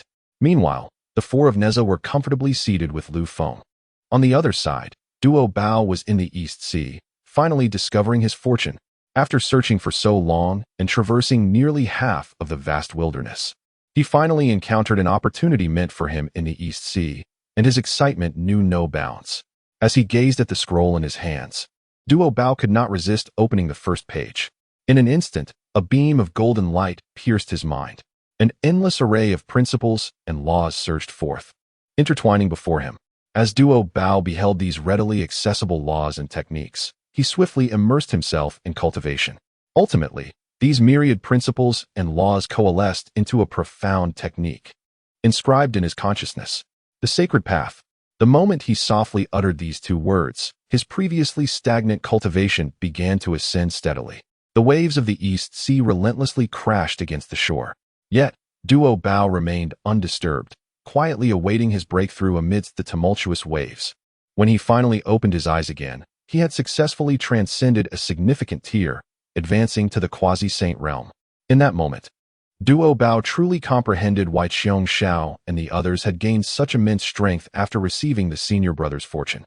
Now, in his own experience, he recognized the challenges involved. The opportunities bestowed by the senior brother were akin to a small secret realm. Only by comprehending within such a realm could they gain any benefit. Otherwise, death would ensue. Meanwhile, Lu Feng also received feedback from Duo Bao. "Congratulations, host. The disciple's level of comprehension has reached 97%, setting a new record, rewarding the host with 50 years of cultivation and a law of the celestial path.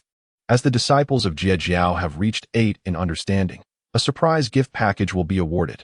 Shall it be activated?" With the prospect of a gift package, Lu Feng naturally chose to activate it without hesitation. Soon, amidst a flurry of fireworks effects, Lu Feng finally received his new reward. "Congratulations, host.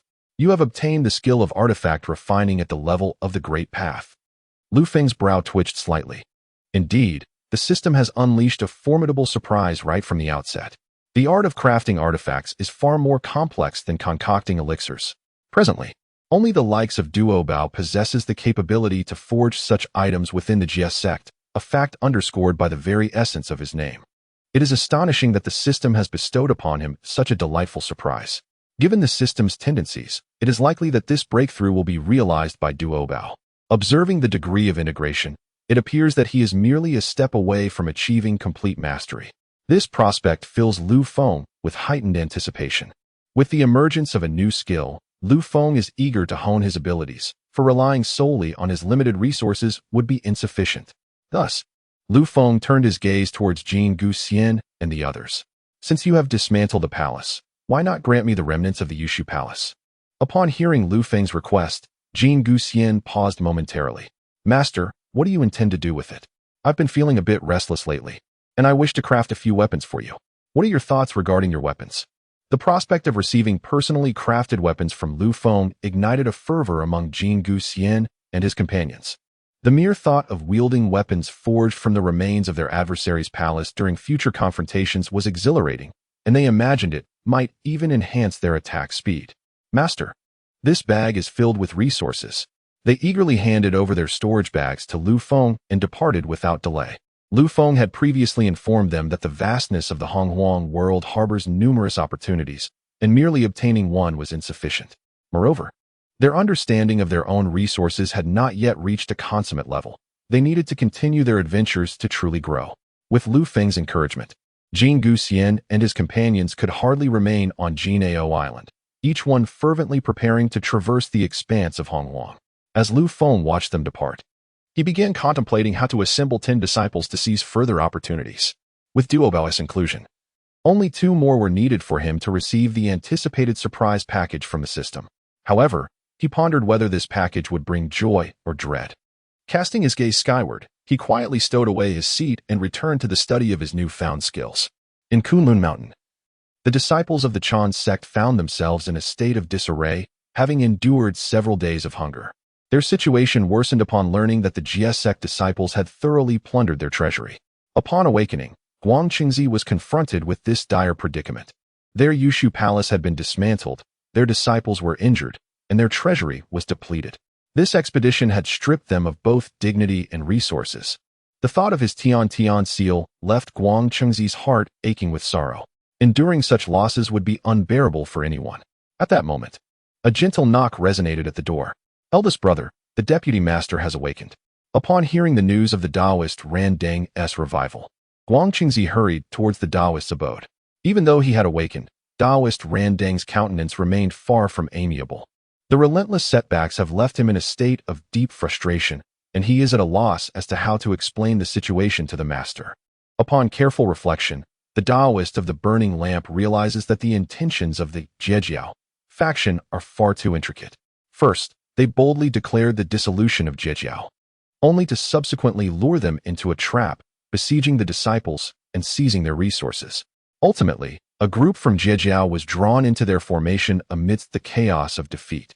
Simultaneously, Zhijiao dispatched individuals to plunder Kunlun Mountain. It was, without a doubt, a premeditated scheme. They were granted not a single opportunity to respond. The Taoist of the Burning Lamp had previously crossed paths with the likes of Duobao from Zhijiao and was aware that they could not conceive such a cunning strategy. Thus, it must be the handiwork of the elder brother of Zhijiao. That elusive Lu Feng had never shown his face, but managed to orchestrate everything seamlessly. Clearly a figure of extraordinary caliber. All these circumstances marked a defeat for the Taoist of the Burning Lamp, yet he was still filled with immense resentment. Whether Lu Feng is aware of this resentment is uncertain, for he currently has no time to ponder such matters. In Qingfeng Valley, 3 radiant beams of light approached gracefully. The Sanshao sisters manifested their forms alongside them. Bai Xiao pounded her knee in frustration.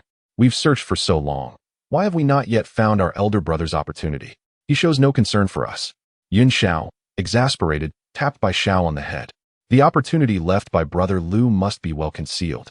If others discover it and seize it, would you be content? Upon hearing this, Bai Xiao immediately shook her head. Of course not. How could what our elder brother left for us be taken by others? Yun Xiao smiled. That is indeed true, so you should focus on seeking your opportunity without worry. Bai Xiao pouted. I haven't found the opportunity, and neither have you. Aren't you anxious? Yun Xiao shook her head. How can one rush such matters as opportunities? Moreover, I sense that my opportunity must be nearby.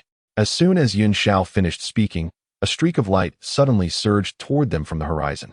In the blink of an eye, this light landed in Yun Xiao's embrace. As she gazed at the scroll in her hands, she was still in a state of deliberation. But Bai Xiao immediately reacted, bad elder brother. However, Bai Xiao's frantic cries could not reach Yun Xiao's ears, as she was preoccupied with absorbing the information from her own small world. Scenes continuously flashed before her eyes, and ultimately, Yun Xiao beheld the tears sliding down the eyes of a sage in the heavens. The scroll in her hands transformed into a stream of light and dissipated, and Yun Xiao opened her eyes, her mind now filled with a new cultivation method, the celestial maiden scripture. At this moment, Yun Xiao's face was alight with joy. A Tao-level cultivation method. Her elder brother truly is generous. Meanwhile, the affable elder brother, looking at the peach tree before him, wore a contented expression. After nurturing the flat peaches for such an extended period, they have finally blossomed today. It is delightful to think that fruit will soon follow. The mere thought of savoring the delectable flat peaches makes Lu Feng yearn to hasten their ripening. Alas, he has yet to master the laws of time. Were he to possess such mastery, this trivial task would be effortlessly accomplished. Just as he pondered this, a notification from the system resounded. Congratulations, host. Your disciple's comprehension level has reached 89%. You are rewarded with 200,000 years of cultivation and a law of time. What a fortuitous occurrence.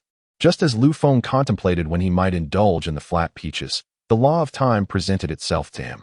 However, before he could revel in his joy, 200,000 years of cultivation surged into his being. Coupled with the previous 500,000 years of cultivation, Lu Feng found himself with new endeavors ahead. Yet, his obsession with the flat peaches prevailed. He resolutely suppressed the urge to return to his training and instead retrieved the colorful divine soil and divine light's spiritual water from his spatial backpack. These two items are exceptional for hastening the ripening of the flat peach tree. With the aid of the law of time in his possession, he should be able to accelerate the tree's growth. Lu Feng contemplated the law of time in his hands and slowly placed his hand before the flat peach tree. In an instant, a domain enveloped both him and the tree. He was taken aback by his own display of power. A temporal domain. Such a phenomenon is not easily attained. Who would have thought Lu Feng would succeed on his first attempt? However, his current comprehension of the law of time remains too rudimentary, limiting him to merely hastening growth. As endless laws of time flowed into the flat peach tree, he observed the blooming tree begin to shed flower buds. Witnessing this scene filled Lu Feng with joy. His peaches were now within reach. The very next moment, another system notification echoed. Congratulations, host. Your disciple, Xiao, has surpassed 95% comprehension. You are rewarded with an additional 200,000 years of cultivation. The divine weapons and treasures pertaining to your disciple have been entered into the Divine Weapon Pavilion. Please check for them. At this critical juncture, Lu Feng could hardly divert his attention to these matters. Nevertheless, the infusion of 200,000 years of cultivation significantly elevated the energy within him. Gazing at the flat peach tree before him, Lu Feng wished to continue hastening its ripening, but soon realized that his efforts had reached a critical threshold. No matter how he employed the law of time, it proved futile. Thus, he reluctantly withdrew his hand and turned his focus to the weapon bestowed upon him by the system. If memory served him correctly, the system had granted him a weapon as a reward for his disciple.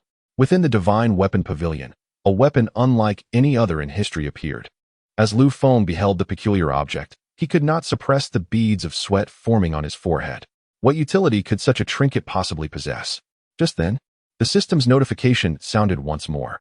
The host is able to refine divine weapons, and if successful, shall receive additional rewards. Lu Feng paused for a moment. But since the system was willing to provide rewards, he certainly would not let the opportunity slip away. The system, as always, was generous. And who could tell if this time he might be awarded 100 or 80,000 years of cultivation? If such a reward were indeed granted, Lu Feng's ascendance to the quasi-saint realm would be a foregone conclusion. With this thought in mind, Lu Feng promptly retrieved a large red bowl. Since refinement was to take place, materials were essential. Fortunately, he had received a considerable amount of materials from Jin Guxian and the others earlier. And after a careful selection, he found plenty to utilize. Moreover, Lu Feng currently possessed grand-level crafting skills, rendering this fundamental refinement a mere trifle for him. Before long, he cast the red bowl into the furnace before him. With the aid of a certain material, Lu Feng continuously infused his spiritual energy into it. An entire day passed. He observed as intricate black patterns began to emerge on the surface of the red bowl. Upon closer inspection, these patterns revealed themselves to be characters of the Great Tao. Simultaneously, Lu Feng did not forget to incorporate the principles of devouring into the divine weapon, as it was intended for Xiao. Naturally, he had to tailor the principles to suit her circumstances.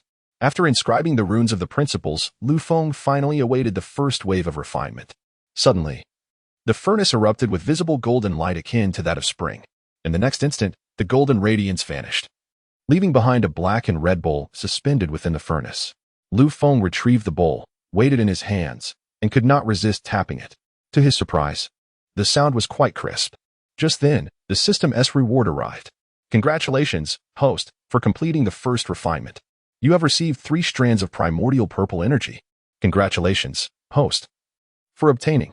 A series of rewards flooded into his backpack, and Lu Feng finally grasped what it meant to possess a golden finger.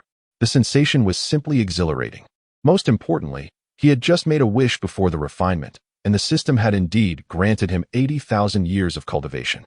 Coupled with his previous 90,000 years of cultivation, his breakthrough to quasi-saint was more than assured.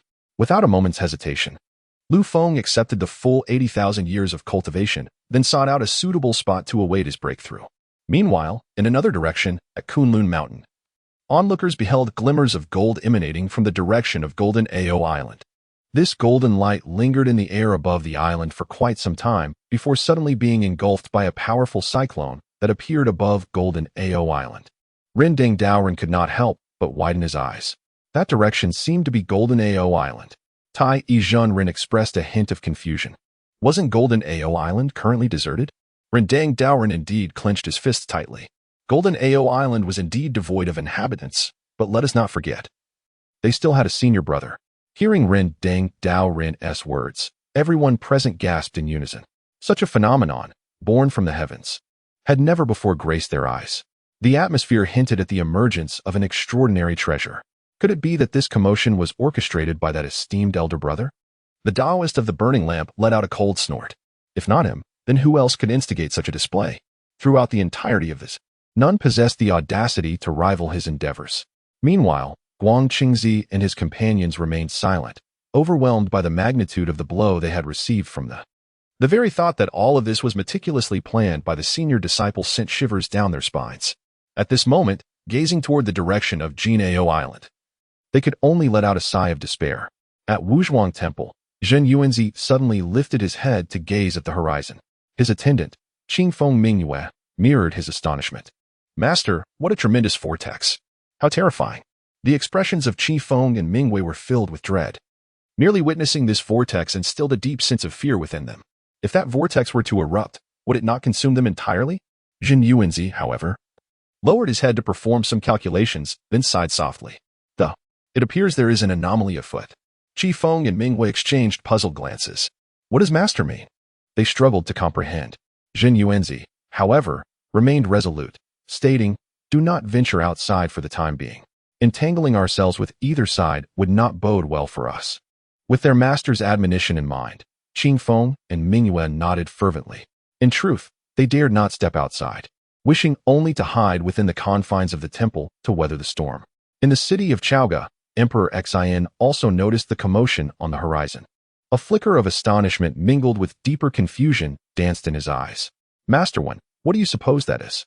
Master Wen squinted towards the spectacle, his heart racing. Yet he maintained a facade of composure. My king, that direction appears to be Jinao Island. Emperor Xian contemplated this revelation. Jinao Island, it seems, is the sacred ground of the... Master Wen nodded affirmatively. Indeed. Yet, he dared not elaborate further. Emperor Xian erupted into laughter. Who would have thought that to possess such remarkable prowess? I wonder what requirements we must fulfill to join their ranks. Master Wen was momentarily taken aback. My king, you wish to join the... Emperor Xian nodded. As the ruler of humanity, he revered the most exalted sections. With the tumult surrounding Jinao Island, it seemed the esteemed elder brother behind it all could no longer remain idle. Seizing this opportunity to enter the unfolding drama seemed prudent. Master Wen fell silent. Surely, entering the was no simple feat. Moreover, the had recently disbanded. Where could their sovereign seek a master? Noticing Master Wen's reticence, Emperor Xian began to grasp his meaning. Do you believe that esteemed figure on Jinao Island would not accept me as a disciple? Master Wen found it difficult to address the matter directly at this juncture, pondering how such an esteemed individual might ever consent to such a request. After all these years of joining thee, he had never heard of this venerable uncle taking on disciples. Seeing this, Emperor Xian ceased to press the matter further. Sooner or later, I shall become his disciple. Given the unwavering determination of their sovereign, Master Wen felt it inappropriate to dampen the enthusiasm at this moment and could only nod in silence. Meanwhile, Lu Feng had finally ascended to the quasi-saint realm. With the substantial cultivation provided by the system, he had directly advanced to the mid-stage of quasi-saint. Upon entering this realm, Lu Feng came to a profound understanding of the distinction between a Deluo golden immortal and a quasi-saint. No wonder so many individuals devote their lives to the pursuit of the great Tao. The chasm between quasi-saint and Deluo golden immortal is indeed vast. His sensitivity to the forces of nature had sharpened, and he had also gained a preliminary insight into the secrets of the heavens. However, he pondered what transformations might arise when the calamity of the divine sealing descended. Considering the passage of time, it is likely that his esteemed master and the others have already begun to pressure their teacher into signing the divine sealing list. Yet, this time they were destined for disappointment. Lu Feng gazed outward toward Jian'ao Island, wondering where the last fortunate soul might have landed. On Putuo Mountain, the Qiushou immortal surveyed the desolate valley, feeling an emptiness within. Not far away, something seemed to be calling to him. Could it be the opportunity left for him by his senior brother? After a thorough search, Qiushou immortal began to advance toward the source of the strongest sensation, ultimately arriving at a precipice. Standing at the edge of the cliff, the feeling intensified. A voice seemed to urge him to leap. However, Qiushou immortal hesitated. Should he truly take the plunge? After a moment's reflection, he gritted his teeth, realizing that one must explore to seize opportunities. In the next instant, he transformed into a streak of light and plunged into the depths below. As he felt the wind rushing past his cheeks, he silently closed his eyes. Regardless of the outcome, for the sake of his senior brother's fortune, he was willing to take this gamble. In the end, Qiushou immortal even relinquished all his spiritual energy, patiently awaiting the arrival of his destiny. If it did not come, he would accept it as fate. Just as his heart grew heavier, a dense cloud suddenly enveloped him, securely cradling his form. Simultaneously, a golden light completely shrouded him. In the blink of an eye, he was drawn into a small world where a scroll materialized before him. The title of the scroll was conspicuously grand, The Eyes of the Sage. Within this miniature realm, Qiushou immortal bore witness to countless miraculous powers until a warm current gradually infused his eye sockets. In a place unseen by him, his eyes began to shift from their original black to a radiant gold, eventually transforming into a deep crimson. Upon closer inspection, intricate patterns could be discerned within his irises. Qiushou immortal exhaled a breath of turbid air, his gaze now imbued with a newfound coldness. His strength had significantly surged. From the initial stage of the Tai Golden Immortal, he suddenly ascended to the level of the great perfection of the Tai Golden Immortal. Had he not deliberately restrained himself, he might have even been able to contend with the great Luo Golden Immortal at this moment. When he finally opened his eyes again, the expression in Qiushou Xian's eyes was filled with astonishment. This fortuitous arrangement was, unexpectedly, the handiwork of his senior brother. What Qiushou Xian did not anticipate was the myriad of methods employed by his senior brother, including the direct establishment of a miniature world for his cultivation and breakthrough. If that were the case, to what profound level had his senior brother's realm ascended? The pinnacle of the quasi-saint? Qiushou Xian found it difficult to fathom. At this moment, within Jian'ao Island, Lu Feng finally received the familiar notification from the system. Congratulations, host. The comprehension level of your disciple has reached 80%, rewarding you with 200,000 years of cultivation and a principle of chaos. Congratulations, host. You have now completed the official disciple training program and will receive a surprise gift package. Would you like to open it? Lu Feng eagerly anticipated this surprise gift package and, without hesitation, chose to open it. Accompanied by a burst of fireworks effects, the system's notification chimed once more. Congratulations, host. You have gained one opportunity to spy on the Purple Cloud Palace. Lu Feng was momentarily taken aback. He had not expected the surprise from the system to be this. The Purple Cloud Palace was the sanctum of Daozu Hongjun. Not only could he not access it, but even his own teacher, Tongtian, would be unable to glimpse the situation within. Now, the system had granted him this chance, which was precisely what he needed at this moment. The conditions within the Purple Cloud Palace remained a mystery, and the timing of the Fengshen Calamity was uncertain, solely reliant on the will of that esteemed figure. Most importantly, Lu Feng was unaware if those four shameless saints had coerced Tongtian into signing the so-called Fengshen list. Can I use it now? Of course. If I spy on the Purple Cloud Palace, will I be discovered? With the system's concealment, this spying will go unnoticed, and the heavenly secrets will also be shielded. Hearing this, Lu Feng felt even more satisfied. As long as he would not be discovered, that was all that mattered. He still needed to bide his time. Being noticed by the Daozu of the Purple Cloud Palace too early would not bode well for him. Please hold on for a moment, host.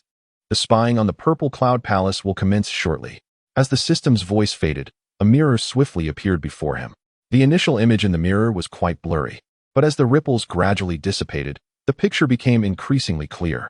Lu Feng focused intently and discovered that the scene depicted was indeed the dwelling of the Daozu, the Purple Cloud Palace. With a shift of his consciousness, the image rapidly zoomed in, and Lu Feng entered the interior of the Purple Cloud Palace. After a while, he finally spotted the figure of Daozu Hongjun. However, at this moment, the two treasures in Hongjun's hands startled Lu Feng, the Fengshen list and the God-slaying whip. Once these two items emerged, the primordial world would undoubtedly plunge into a period of calamity. Zhen Yuanzi gazed upon the two disciples seated before him, sensing a palpable shift in the atmosphere, as if the primordial heavens were on the brink of upheaval. From this day forth, you shall diligently cultivate within this temple, he instructed. The expressions of Qing Feng and Mingwei revealed a flicker of confusion. Master, have we not been practicing here all along? Why the need for such explicit reminders? Zhen Yuanzi shook his head in exasperation. His admonition was not merely for emphasis. Rather, safety within the confines of Wuzhuang Temple was far from guaranteed. The calamity of the conferred deities was imminent, a cataclysm poised to engulf the entire primordial realm. You must remain discreet, he warned. Exchanging glances, Qing Feng and Mingwei inquired, is it true that even you, Master, cannot safeguard us? Zhen Yuanzi responded with a solemn shake of his head. Barring unforeseen circumstances, we three, Master and disciples, would remain secure. However, with the emergence of uncertainties within the primordial expanse, the situation is no longer assured. This forthcoming calamity may surpass all expectations. Both Qing Feng and Mingwei inhaled sharply at his words. Across the primordial realm, countless formidable beings, like Zhen Yuanzi, had retreated into seclusion. After eons of existence, each catastrophe had claimed innumerable lives. As yet another calamity approached, all sought to conceal their presence, driven by an instinct for self-preservation. At Jineo Island, Lu Feng quietly observed the unfolding events within the Zixiao Palace. The emergence of the conferred deity list and the staff of gods signified that negotiations were drawing to a close. If his intuition served him correctly, Hongjun would soon compel the four saints to pressure Tongtian into signing the conferred deity list. This development would undoubtedly seal the fate of the Jie Sect. Yet, Lu Feng remained uncertain. Having already disbanded the Jie Sect, he pondered whether unforeseen developments might arise should the signing of the conferred deity list proceed. Nevertheless, he felt no urgency. He would simply continue to observe the situation unfold. Meanwhile, the six figures within the Zixiao Palace were engrossed in discussions regarding the impending calamity. However, this deliberation was destined to lead to the Jie Sect's misfortune under Hongjuan's intervention. Among the six saints, only four sects were currently considered. Niuhua and Laozi were not part of the equation, leaving the Jie Sect, the Chan Sect, and the Western Sect. Tongtian, reflecting on the bond of brotherhood, sought to ally with the Chan Sect to compel the Western Sect to confront this impending disaster. In doing so, the Xianmin might extricate itself from the crisis. However, when Tongtian cast a glance toward Yuanshi Tianzuan, he was met with a disdainful snort. Yuanshi Tianzuan preferred the prospect of the Jie Sect facing the calamity over an alliance between the two Xianmin sections. The memory of his Yushu Palace being overrun by Jie Sect disciples lingered, leaving little regard for the Xuanmin's unity. Moreover, how could the Western Sect, in all its inferiority, compare to the Orthodox Xianmin? Conversely, the Jie Sect posed a greater threat to the Chan Sect. Should the Jie Sect face the calamity, the Xuanmin's orthodoxy would be left solely in the hands of the Chan Sect. For reasons both personal and political, it was imperative that the Jie Sect bear the brunt of the disaster. The two saints of the West were known for their astute observations and keen awareness of the shifting tides around them. Today, I have observed an unusual atmosphere between Tongtian and Yuanshi Tianzuan. After exchanging a glance, he spoke with a smile, inquiring about everyone's thoughts on the impending calamity. Despite his words, the two from the West focused their gaze squarely on Tongtian. Known for his irritable temperament, Tongtian could hardly tolerate such blatant targeting. Without waiting for others to speak, he boldly declared, "How about this time we let the Western teachings take the lead? What do you think, brothers?" Tongtian aimed not only to exert pressure on the Western teachings, but also sought to align Laozi and Yuanshi Tianzuan with his stance. However, in a departure from his usual demeanor, Yuanshi Tianzuan responded, "This calamity is extraordinary. Naturally, we must deliberate carefully on the selection of candidates for the tribulation. In my view, perhaps it would be better for your sect to take the lead." Upon hearing Yuanshi Tianzuan's words, Tongtian paused, his eyes reflecting disbelief. With Yuanshi Tianzuan firing the first shot, the two saints from the West immediately felt emboldened. "We also find merit in what Brother Yuanshi has proposed. After all, our Western teachings have a significantly shorter history than yours. Given the impoverished state of the Western world, should we force our way in, it is likely that we would not survive the next calamity." At this juncture, Jane feigned sorrow and wiped away a couple of tears. Seeing Jane's display, Tongtian could no longer contain himself and slammed his palm on the table. Your Western teachings are merely a few thousand years younger than ours. Why should you be exempt from the tribulation? The two from the West, known for their thick skin, retorted without missing a beat. Our Western world is barren. Conversely, your domain is far more prosperous. Why not let Brother Tongtian take the lead this time? Faced with their audacity, Tongtian's temper flared. Nonsense. Why should we be the ones to step up when you are unwilling? Just as Tongtian's words faded, a mysterious aura swept through the palace. In the next moment, a figure appeared in the previously empty space. It was undoubtedly Hongjun. Upon his arrival, all present immediately bowed in respect. Greetings, Master. Hongjun waved his hand and spoke in a solemn tone. Have you made your selections? Hearing this, Yuanshi stepped forward, directing his gaze towards Tongtian. Master, we have made our choice. Let the Jie Sect take the lead this time. At Yuanshi's declaration, Tongtian's eyes flared with anger, but his ire was skillfully subdued by Hongjun. Raising his hand, Hongjun scanned the 6 individuals standing below. In stark contrast to Tongtian's indignation, Yuanshi wore a look of smug satisfaction. Niwa remained aloof, seemingly disinterested, while Laozi, though silent, stood behind Yuanshi, signifying his stance. In comparison to these figures, the 2 saints from the West grinned broadly. As long as the Westerners are kept at bay, it matters not who faces calamity. Tongtian gazed intently at Yuanshi. He had always believed that, despite their occasional disagreements, there existed a bond of brotherhood between them. However, the words uttered by Yuanshi Tianzuan struck him like a heavy blow. Hongjun, remaining taciturn, simply stated, the tribulation of Fengshen is imminent. You should all be aware of this. The purpose of gathering you here is to deliberate and arrive at a conclusion. Over the past century, I trust you have formulated your own strategies. Today, we must establish a decisive outcome for this matter. As he spoke, Hongjun's tone grew increasingly grave. I possess 2 treasures that are essential to this impending tribulation. With that, 2 radiant objects appeared in Hongjun's hands, the God-slaying whip and the Fengshen list. The sects destined to face tribulation must sign the Fengshen list, and upon completion, the tribulation can be directly initiated. Upon hearing Hongjun's declaration, the gathered individuals exhibited varied thoughts, already contemplating how to shift responsibility onto others. Now that we have reached this point, have you come to an agreement on the final candidates? With this inquiry, Yuanshi Tianzuan eagerly stepped forward. Master, the most suitable candidate for this tribulation is undoubtedly the Jie Sect. After speaking, Yuanshi Tianzuan couldn't resist casting a provocative glance at Tongtian. Following his declaration, the 2 saints from the West also stood up, although their eyes dared not meet Tongtian's. Instead, they humbly stated, Master, our thoughts align with those of Brother Yuanshi. The candidate for this tribulation must be the Jie Sect. Tongtian, unable to contain his frustration, clenched his fists. Yet, mindful of Hongjun's presence, he refrained from erupting in anger and quietly awaited Hongjun's decision. After a moment of contemplation, Hongjun spoke, Why choose the Jie Sect? Yuanshi again stepped forward, bowing respectfully as he replied, In terms of sect size, the Jie Sect surpasses all within our 3 teachings. Moreover, my junior brother accepts disciples regardless of their talents or backgrounds, resulting in a diverse and mixed caliber of practitioners.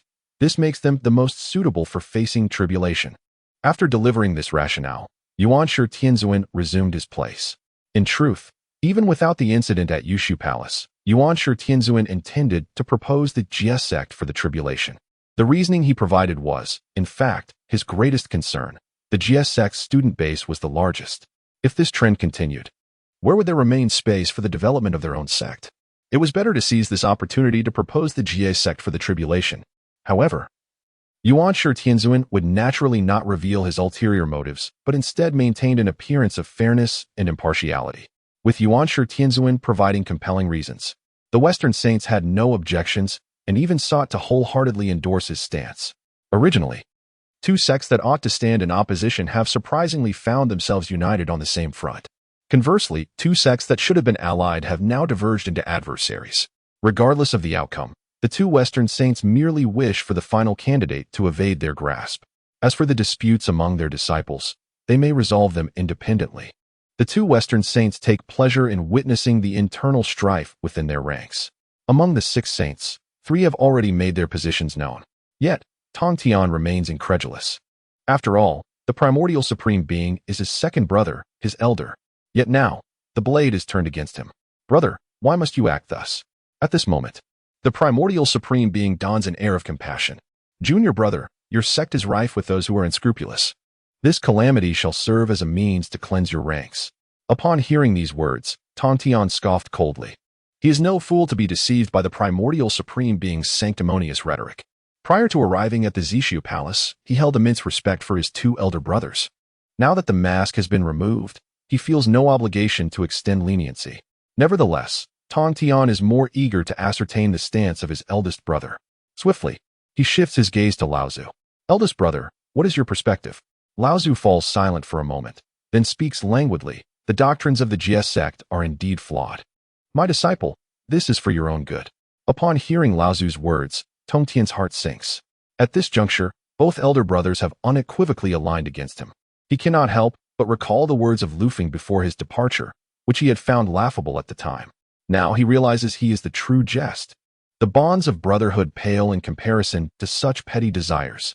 With four saints having declared their positions, it appears the Jie Sect must inevitably face the calamity. Yet, thinking of his disciples, Tongtian feels a surge of unwillingness. Hongjun contemplates the long night, filled with dreams. With the unexpected turn of events, it would be prudent to resolve matters expeditiously. Just as he prepares to speak, the secrets of the Jie Sect become apparent. After a moment of reflection, Hongjun suddenly stands frozen. His gaze swiftly turns to Tongtian. Why? Why has the Jie Sect disbanded since Tongtian's departure? After the dissolution, how can they confront the calamity? For a fleeting moment, Hongjun's composure nearly falters. However, under the scrutiny of the four saints, he musters the facade of indifference and shakes his head. I believe it is inappropriate for the Jie Sect to face the calamity. Hearing this, the primordial supreme being and others assume Hongjun seeks to favor Tongtian, and discontent erupts. Why must they not confront the calamity? The Jie Sect is clearly the best candidate. Even Tongtian himself is left bewildered. Could it be that the teacher genuinely intends to show favoritism towards the Jie Sect? Hongjun cast a deep glance at Tongtian and subsequently spoke in a calm tone. The Jie Sect has already been disbanded. The atmosphere within the Zixiao Palace shifted dramatically at this proclamation. Initially, Yuanshi Tianzuan and the others were contemplating how to persuade teacher Hongjun to allow the Jie Sect to face the tribulation, but now they found themselves devoid of any arguments. After all, the Jie Sect had been disbanded. What more could they possibly say? In truth, Hongjun had not anticipated such a scenario. His initial inclinations were indeed towards the Jie Sect, which is why he had supported Yuanshi Tianzuan and the others. However, who could have foreseen that, within a mere century, the Jie Sect would dissolve? How could a disbanded sect possibly confront a tribulation? It was a foregone conclusion that it was impossible. Thus, the choice now lay solely between the Chan sect and the Western sect. Yuanshi Tianzuan wore an expression of disbelief. How could this be? He fixed his gaze intently on Tongtian, unable to fathom that Tongtian would take such an action. The two saints of the West felt as though the heavens had collapsed. With the Jie Sect gone, it was now up to them to step forward alongside the Chan sect. Who would take the lead? Who could say? In any case, the Western saints dared not rely on Tongtian. After all, the three pure ones stood united. Once the three of them expressed their stance, the Western sect would have no choice but to comply, even if they were reluctant. Upon reflecting on this, the two saints from the West felt a sense of impending doom. All eyes in the room turned to Tongtian, who himself felt quite aggrieved. He had left for the Zixiao Palace in perfectly good order, only to return a century later to discover that his sect had vanished. The most perplexing part was that he was utterly in the dark about it, and yet, the others regarded him with such skeptical gazes, while he felt wronged. Hongjun bore an expression filled with profound meaning. In truth, this matter had little to do with their human sect. However, the disbandment of the Jie Sect took everyone present by surprise, especially since no prior news had reached them. It was likely that this was Tongtian's own scheme. After all, who would dare to dissolve his sect without his consent? Yet, there were indeed those audacious enough to do so.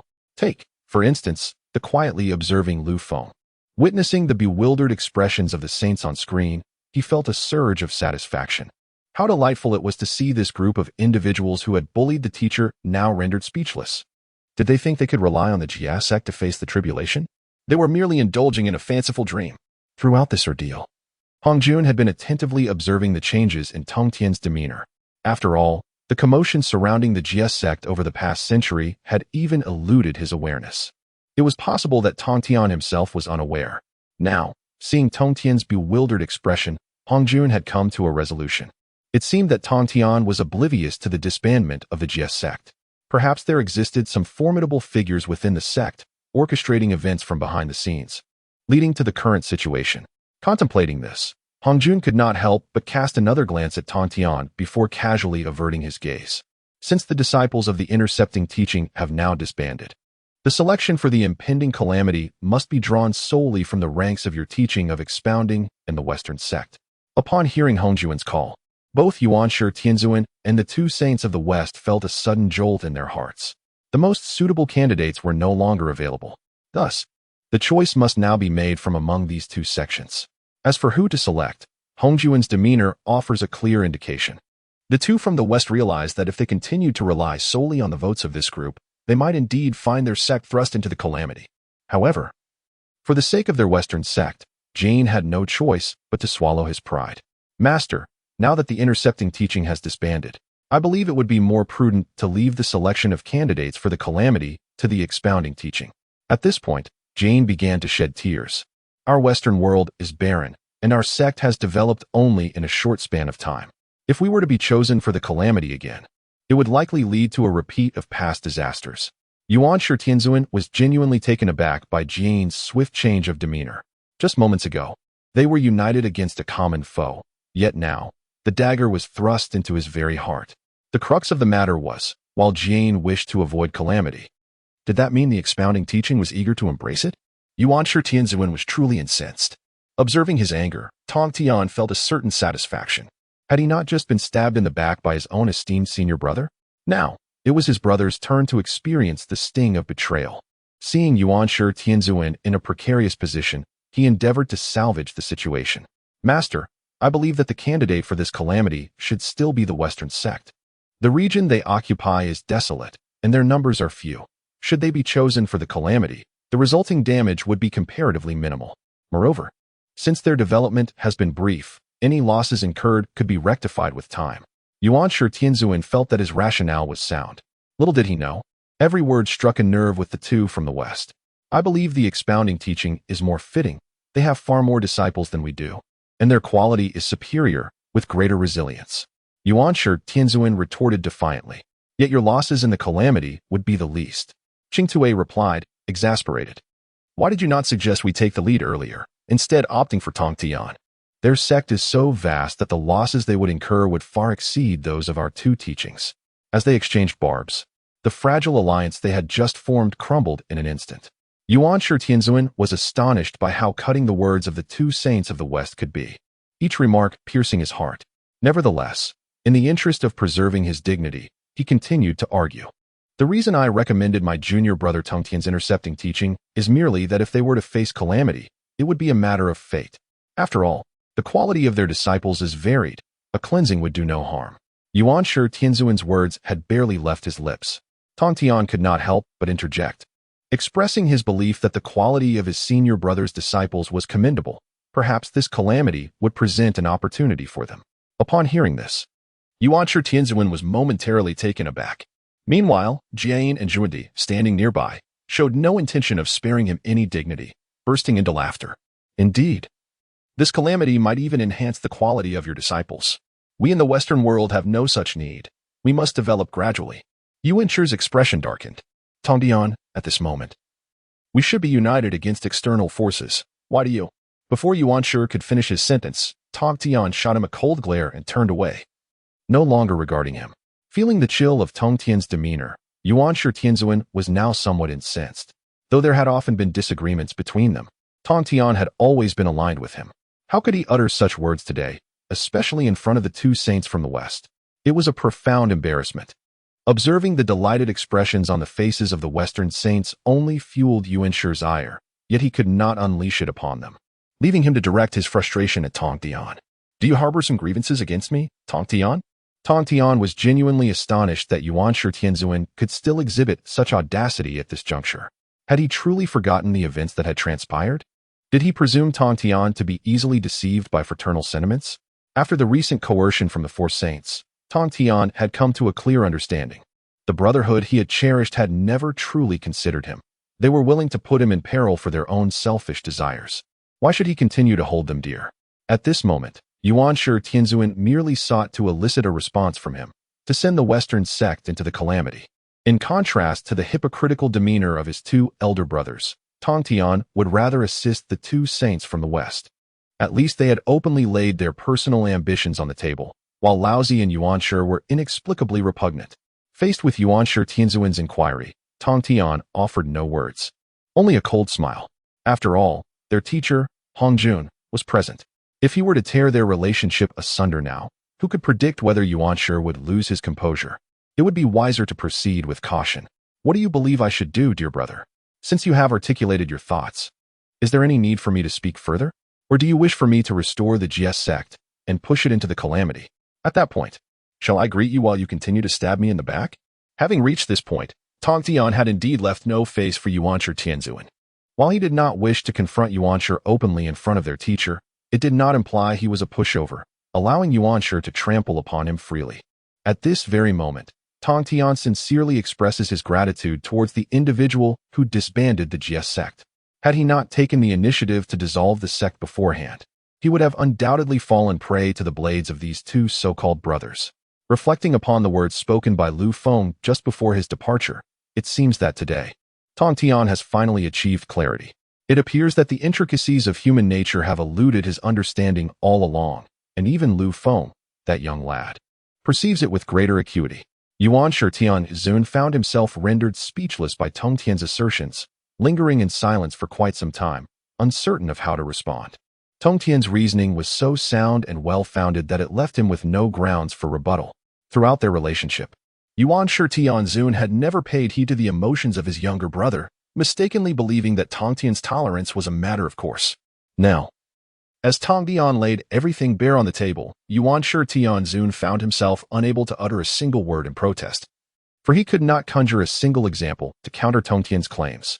He had once thought that a bond of brotherhood still existed between them. Yet now it seems that this fraternal affection has been entirely depleted. Having come to this realization, Yuanshi Tianzun's countenance darkened to an extreme. Yet he could not comprehend why, after Tongtian had shown him repeated forbearance, this time he could not extend the same courtesy. Was it merely a sect? How could it possibly outweigh their fraternal bond?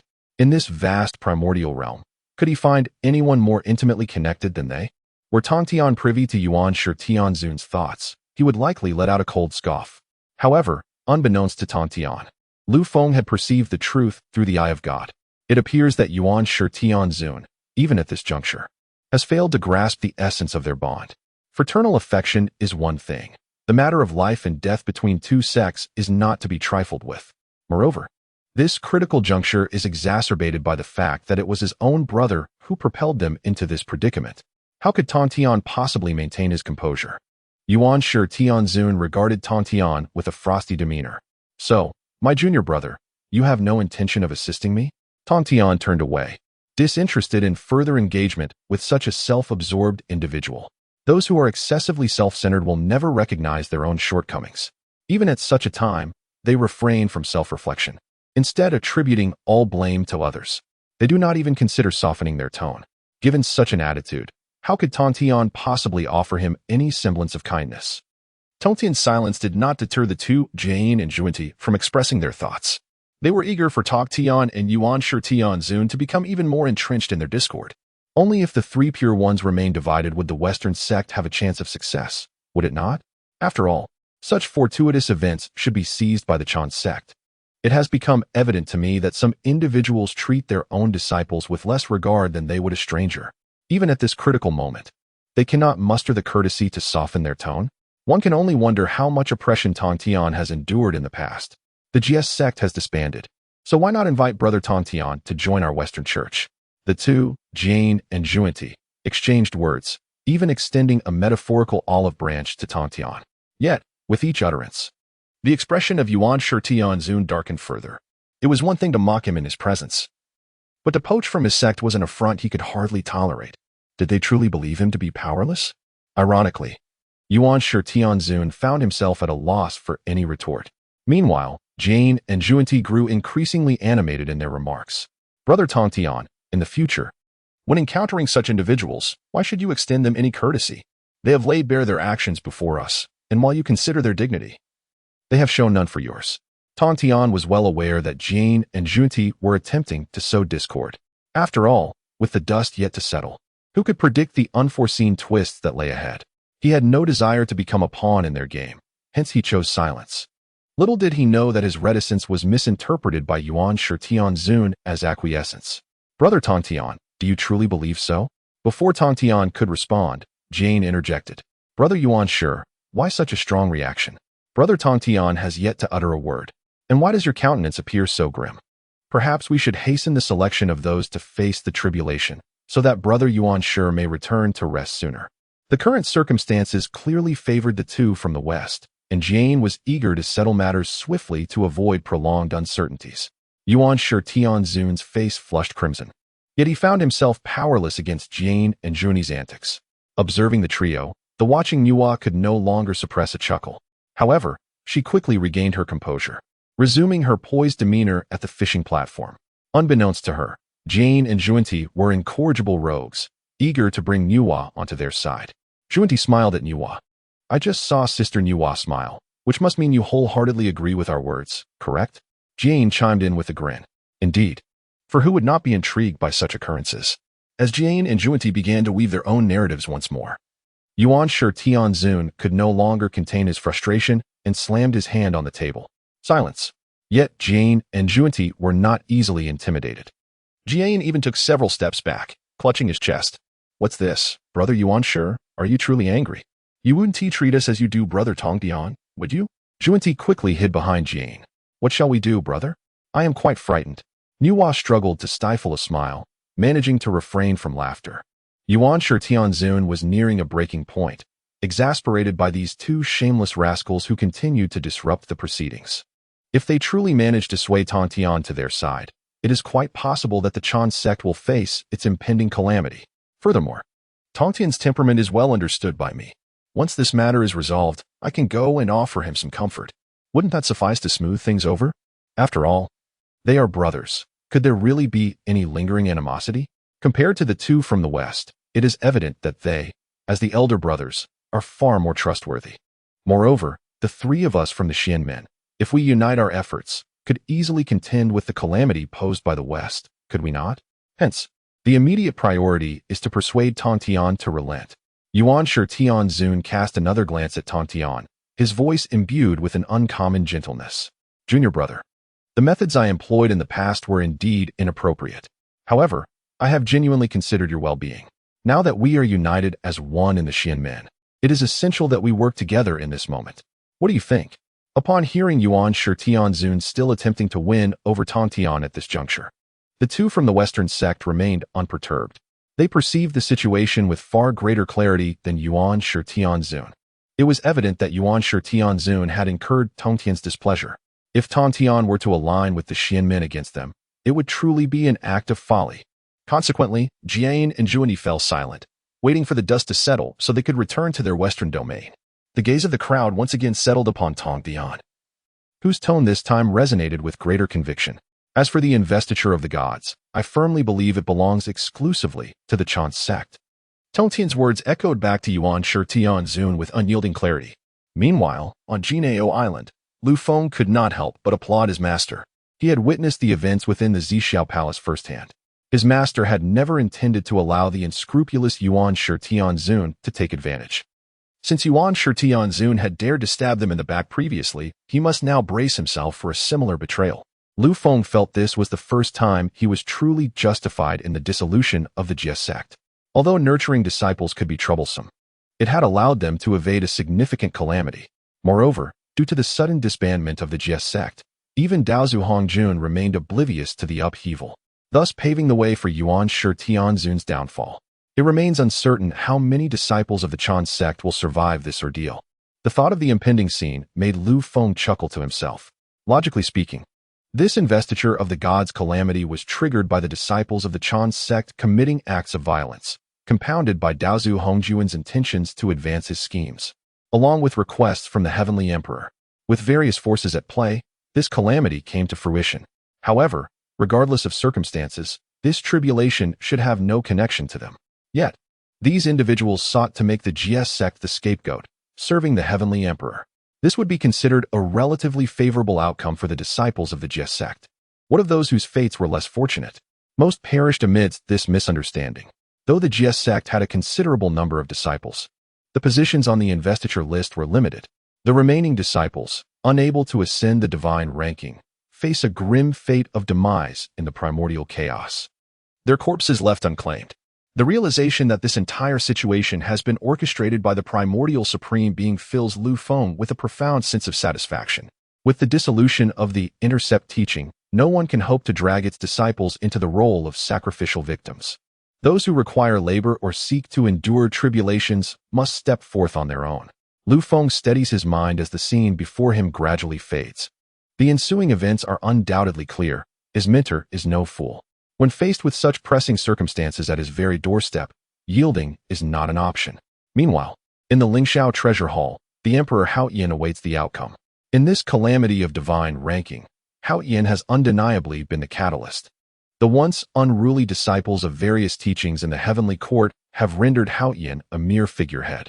As the attendant of the Tao ancestor, Haoyan naturally seeks to lament to his master.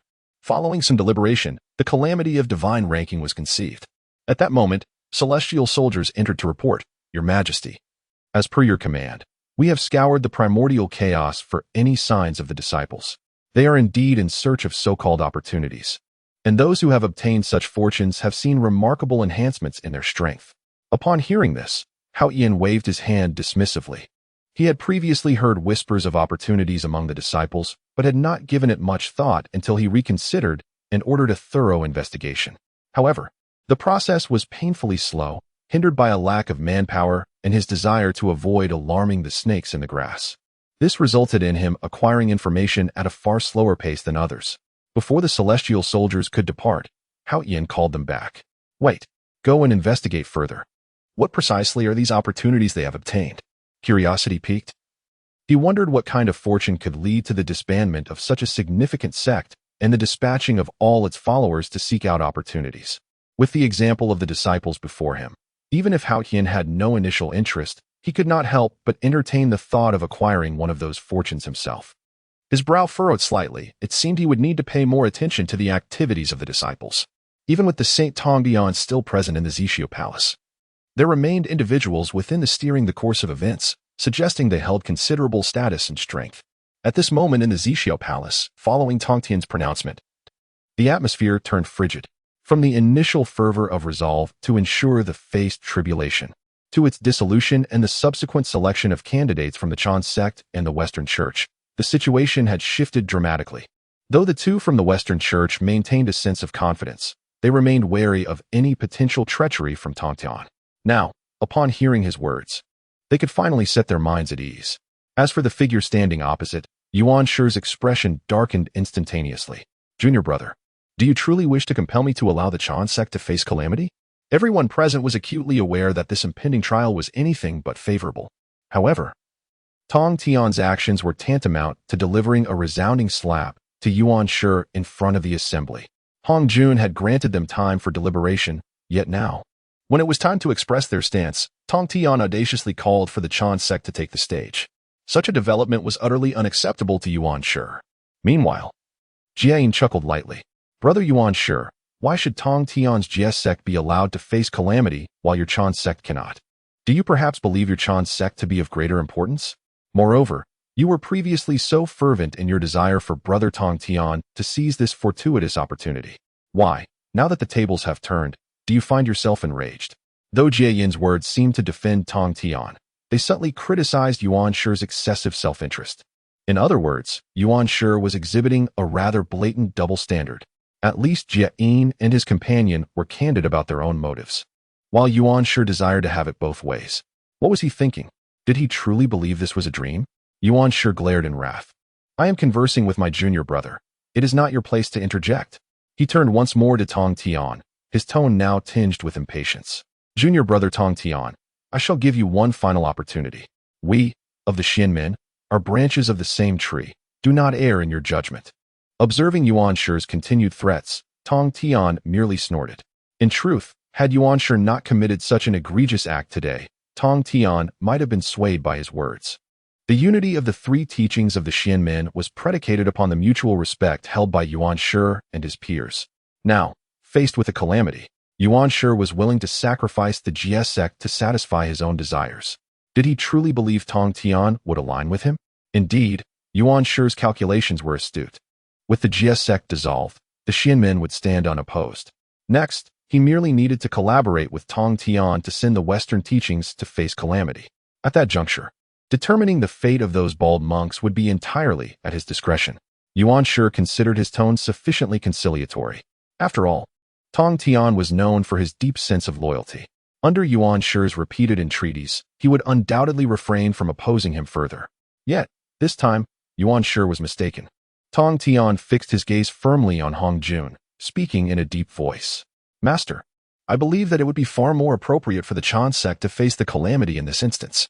Upon hearing Tongtian's declaration, the two from the west were nearly overcome with laughter, their eyes glinting with amusement as they regarded Yuan Shi, akin to spectators observing a mere spectacle. No matter how much he protested, the damage was done. Could he truly hope to mend the rift before them? Hongjun nodded slightly, yet refrained from directly announcing the candidates. Observing the situation on Yuan Shi's side, an overwhelming rage had already been ignited. Tongtian, do you truly wish to oppose me? At that very moment, the ever-silent Laozi placed a hand upon Yuan Shi's shoulder and spoke gently. Tongtian, even if Yuan Shi's tone is inappropriate, you should not let your emotions lead you astray. We, as members of the Xianmen, are intertwined like branches of the same tree. At this critical juncture of life and death, we must not engage in such futile actions. Moreover, as a saint of the Xianmen, if word of today's events were to spread, what would remain of your dignity as a saint? As the eldest among the three, Laozi seldom expressed his opinions publicly. Whenever conflicts arose between Yuan Shi and Tongtian, he always maintained a stance of impartiality, standing at the most equitable angle. Until this day, Tongtian had believed that his elder brother harbored a modicum of affection for him. Yet, when he found himself aligned with Yuan Shi, he realized that they were indeed two of a kind. What he had once perceived as fairness was merely Laozi's subtle maneuvering, sacrificing Tongtian's sentiments as a resolution to each situation. Now, Tongtian had reached his limit. Since his elder brother was so concerned for Yuan Shi, why not allow the human sect to join forces with the Chan sect in facing this calamity? We are all branches of the same tree in the Xianmen. I wish to participate, yet alas, the Jie sect has been disbanded. As both belong to the Xianmen, why not unite this time? It would provide mutual support during the tribulation. I trust my elder brother would not oppose this. This splendid opportunity would surely showcase the bond between the two of you. If my elder brother is unwilling, then wouldn't his previous statements be rendered void? Upon Tongtian's words, both Jane and Junti felt compelled to applaud him. Truly, when he refrained from action, it was one thing. But when he did act, he astonished all. The impact of his words was far more powerful than their own coordinated efforts. Did not the esteemed Laozi pride himself on being a benevolent figure? Had he not always proclaimed the unity of the Xianmen?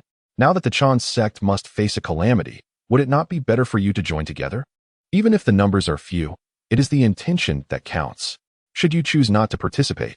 Exchanging glances, Jane and Junti discerned amusement in each other's eyes, yet they were wise enough to restrain their laughter in such a moment. In truth, both Laozi and Yuan Shi were taken aback, struggling to process Tongtian's lengthy address. Did he truly intend to forsake the camaraderie of the Xianmen? Did he intend to disregard all bonds of affection? At that moment, both Laozi and Yuan Shi felt the suddenness of the situation. However, for Tongtian, today's events were not a sudden eruption, but rather the culmination of accumulated disappointments that had left him feeling wronged. Today's incident was merely a spark. In moments such as these, all emotions inevitably come to the fore. In the past, Tongtian prioritized the teachings of the mystical gate above all else. Yet what has been the outcome? They even dared to conspire against Tongtian's Zhijiao. Tongtian could concede a step, or even two, but when one is pushed to the edge of a precipice, all he desires is to advance, not retreat.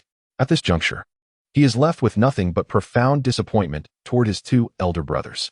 How could he possibly be swayed by their fleeting words? Sensing the shift in Tongtian's demeanor, Laozi fell silent, while Yuan Shi was quick to strike. Elder brother, do you see? Tongtian no longer heeds your words. Does he even regard us, his elder brothers, at all? At such a critical juncture, he disregards the interests of the mystical gate, consumed only by his own selfish desires, intending to lead us into a trap. I suspect he had devised this plan long before arriving at Zixiao Palace, deliberately disbanding Jie to ensure that the calamity of the Fengshen would not befall him. As Yuanshi continued, his words grew increasingly reckless, effectively tearing apart the facade of brotherhood. Tongtian merely scoffed twice, then turned his gaze away, choosing not to respond. What more could he say to such shameless individuals? Any further words would merely be superfluous.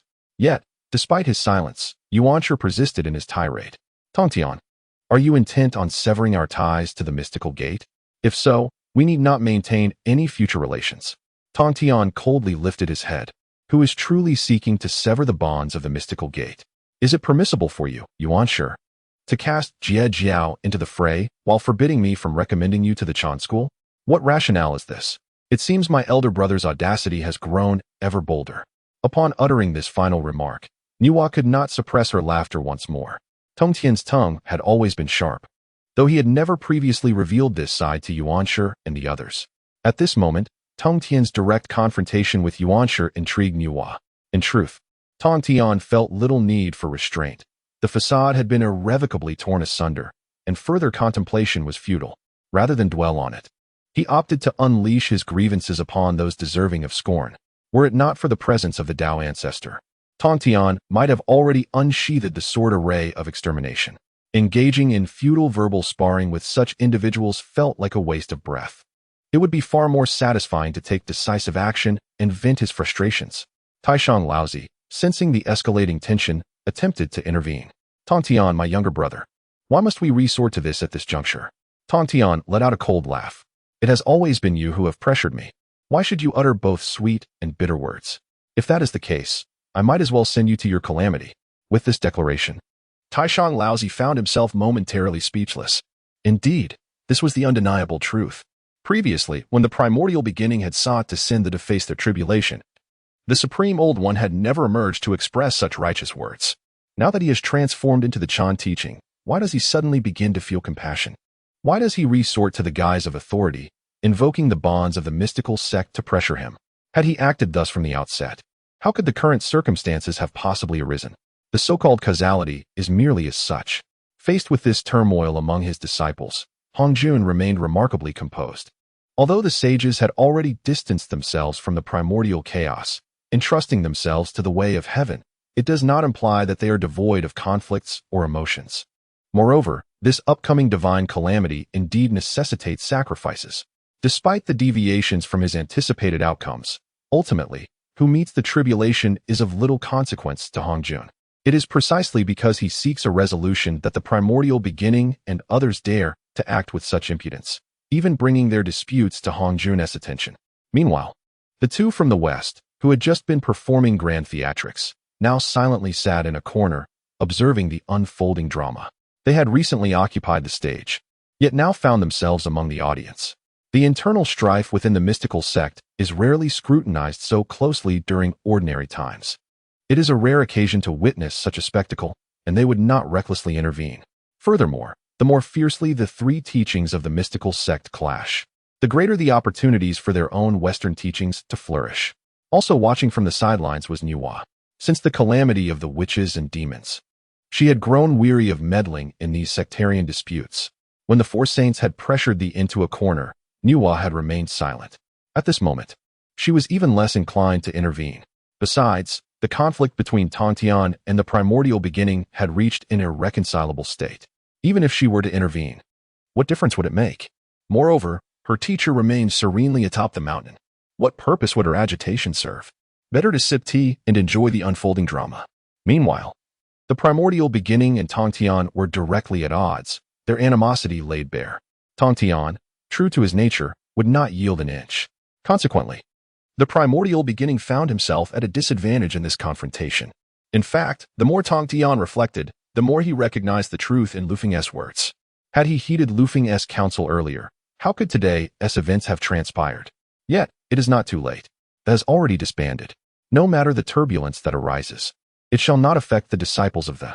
Yet, now that the facade has been torn, why not rend it further? This way, in the future, This group cannot approach him unprovoked to incite disgust. The primordial beginning was nearly beside himself with fury. However, the Supreme Old One restrained him and then bowed to Hongjun. Teacher, this is a matter among us of the mystical sect. Since reconciliation is beyond reach, I wish to request a resolution through battle. The challenge had already been issued. Naturally, Tongtian was unafraid. He had just been on the verge of action, if not for the presence of the teacher. Where would there be an opportunity for Yuan Shi and the others to engage in petty chatter? Upon witnessing the mutual agreement, Hongjun naturally did not impede their actions. With Hongjun's approval, the three figures swiftly vanished from the Zixiao Palace, only to reappear in the midst of chaos. It was a rare occasion to witness a conflict among saints, and Nuwa, along with the two from the west, certainly did not wish to miss such a spectacle. Moreover, it had been quite some time since saints had clashed. Today's event was indeed a rarity. The reason Laozi proposed this notion was to subdue Tongtian. However, at present, there were two on Laozi and Yuan Shi's side, while Tongtian stood alone. Despite the shamelessness of the two from the Xianmen, they could not overtly engage in such blatant acts of overwhelming numbers. Thus, as soon as they emerged, Yuan Shi rolled up his sleeves and approached Tongtian. Senior brother, allow me to take the lead. It has been long since I last took action, and I am uncertain how it came to be that Tongtian has begun to harbor rebellious thoughts against me. Laozi, of course, did not oppose this and nodded in agreement. Stepping aside, Jane and Zhuan-Ti were both individuals who relished the excitement of the spectacle. Seeing Laozi retreat, they positioned themselves on either side of him. Grinning as they inquired, what does senior brother Laozi think? Who do you believe will emerge victorious, Tongtian or Yuan Shi? Laozi merely cast a glance at them before responding solemnly. It is undoubtedly Yuan Shi. Witnessing Laozi's unwavering support for Yuan Shi, Jane and Zhuan-Ti exchanged glances but said nothing, simply offering faint smiles. Compared to Laozi, they held a more favorable view of Tongtian. Though Tongtian usually kept a low profile, it was evident he was unafraid in this grand event. Conversely, Yuan Shi seemed to be at a disadvantage. In truth, I believe Tongtian may have the upper hand, one remarked. Indeed, even though Tongtian is relatively young, who can truly predict the intricacies of cultivation? As Jane and Zhuan-Ti fanned the flames of rivalry, Laozi remained steadfast, gazing intently at Yuan Shi and Tongtian. Nuwa, though silent, harbored a stronger belief in Tongtian. Over the years, Tongtian had never engaged in battle. Yet her intuition informed her that he would not be inferior to Yuan Shi. The battle between the saints commenced swiftly. Since Yuan Shi and Tongtian intended to settle matters through combat, they were both mentally prepared. Hence, they deliberately chose the depths of chaos for their confrontation. Should they engage in a battle within the primordial realm, it would not be long before countless beings perished. Yuan Shi aimed to use this conflict to assert his status as the elder brother, cementing his absolute authority. Tongtian, however, was incensed by Yuan Shi's provocations and sought only to strike. Tongtian, are you certain you wish to engage me in battle? At this juncture, Yuan Shi remained haughty. Tongtian, however, remained silent, silently summoning his Ji Xian sword. Observing the Ji Xian sword in Tongtian's grasp, Yuan Shi scoffed, stubborn and unyielding, as the two individuals exchanged their energies. It took but a moment for their formidable auras to collide with great intensity. The saint, Weiya, exuded a terrifying presence. At this moment, within the vast primordial wilderness, in the Wuzhuang temple, Zhen Yuanzi gazed into the depths of chaos, his eyes betraying a hint of astonishment. A saint has made a move. Has the situation escalated to such a degree? In the Lingxiao Palace, upon sensing the aura emanating from the depths of chaos, Hao Yan furrowed his brow. These two energies felt vaguely familiar to him. One of them seemed to belong to his elder brother, Yuan Shi. But who was the other? In the realm of the underworld, amidst the cycle of reincarnation, a graceful figure emerged, followed by a sound of cold laughter.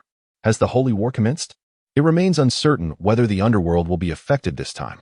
On Jinao Island, Lu Feng, who had already ascended to the quasi-saint realm, also sensed the chaotic energies beyond the primordial wilderness. He could detect the potent fluctuations of a saint's aura, which was remarkably strong. If his intuition served him correctly, it must be that Yuan Shi, Tianzuan, and the others were still unwilling to concede. Yet, he pondered what actions they might undertake in their obstinacy. Would they target the disciples of the Jie Sect? Such a possibility loomed large.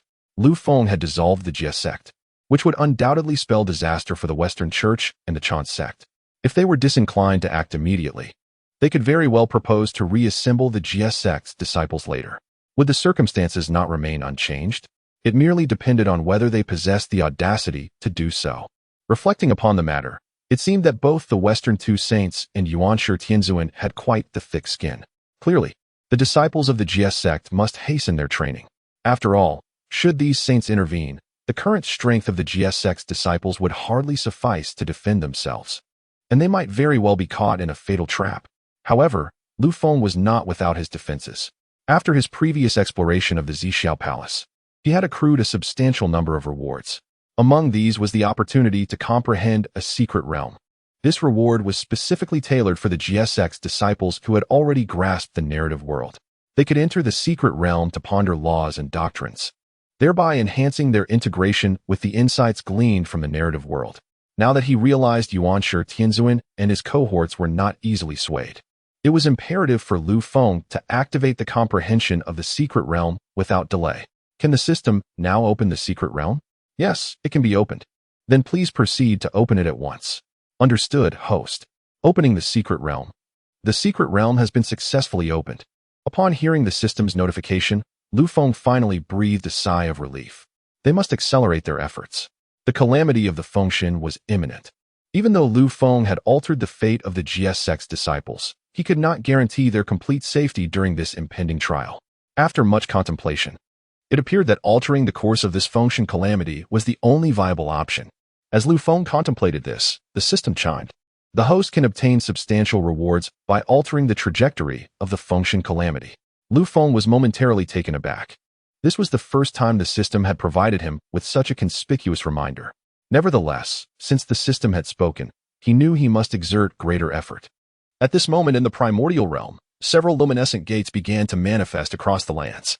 Feeling the magnetic allure emanating from within the gates, Duo Bao and the others could not resist drawing closer.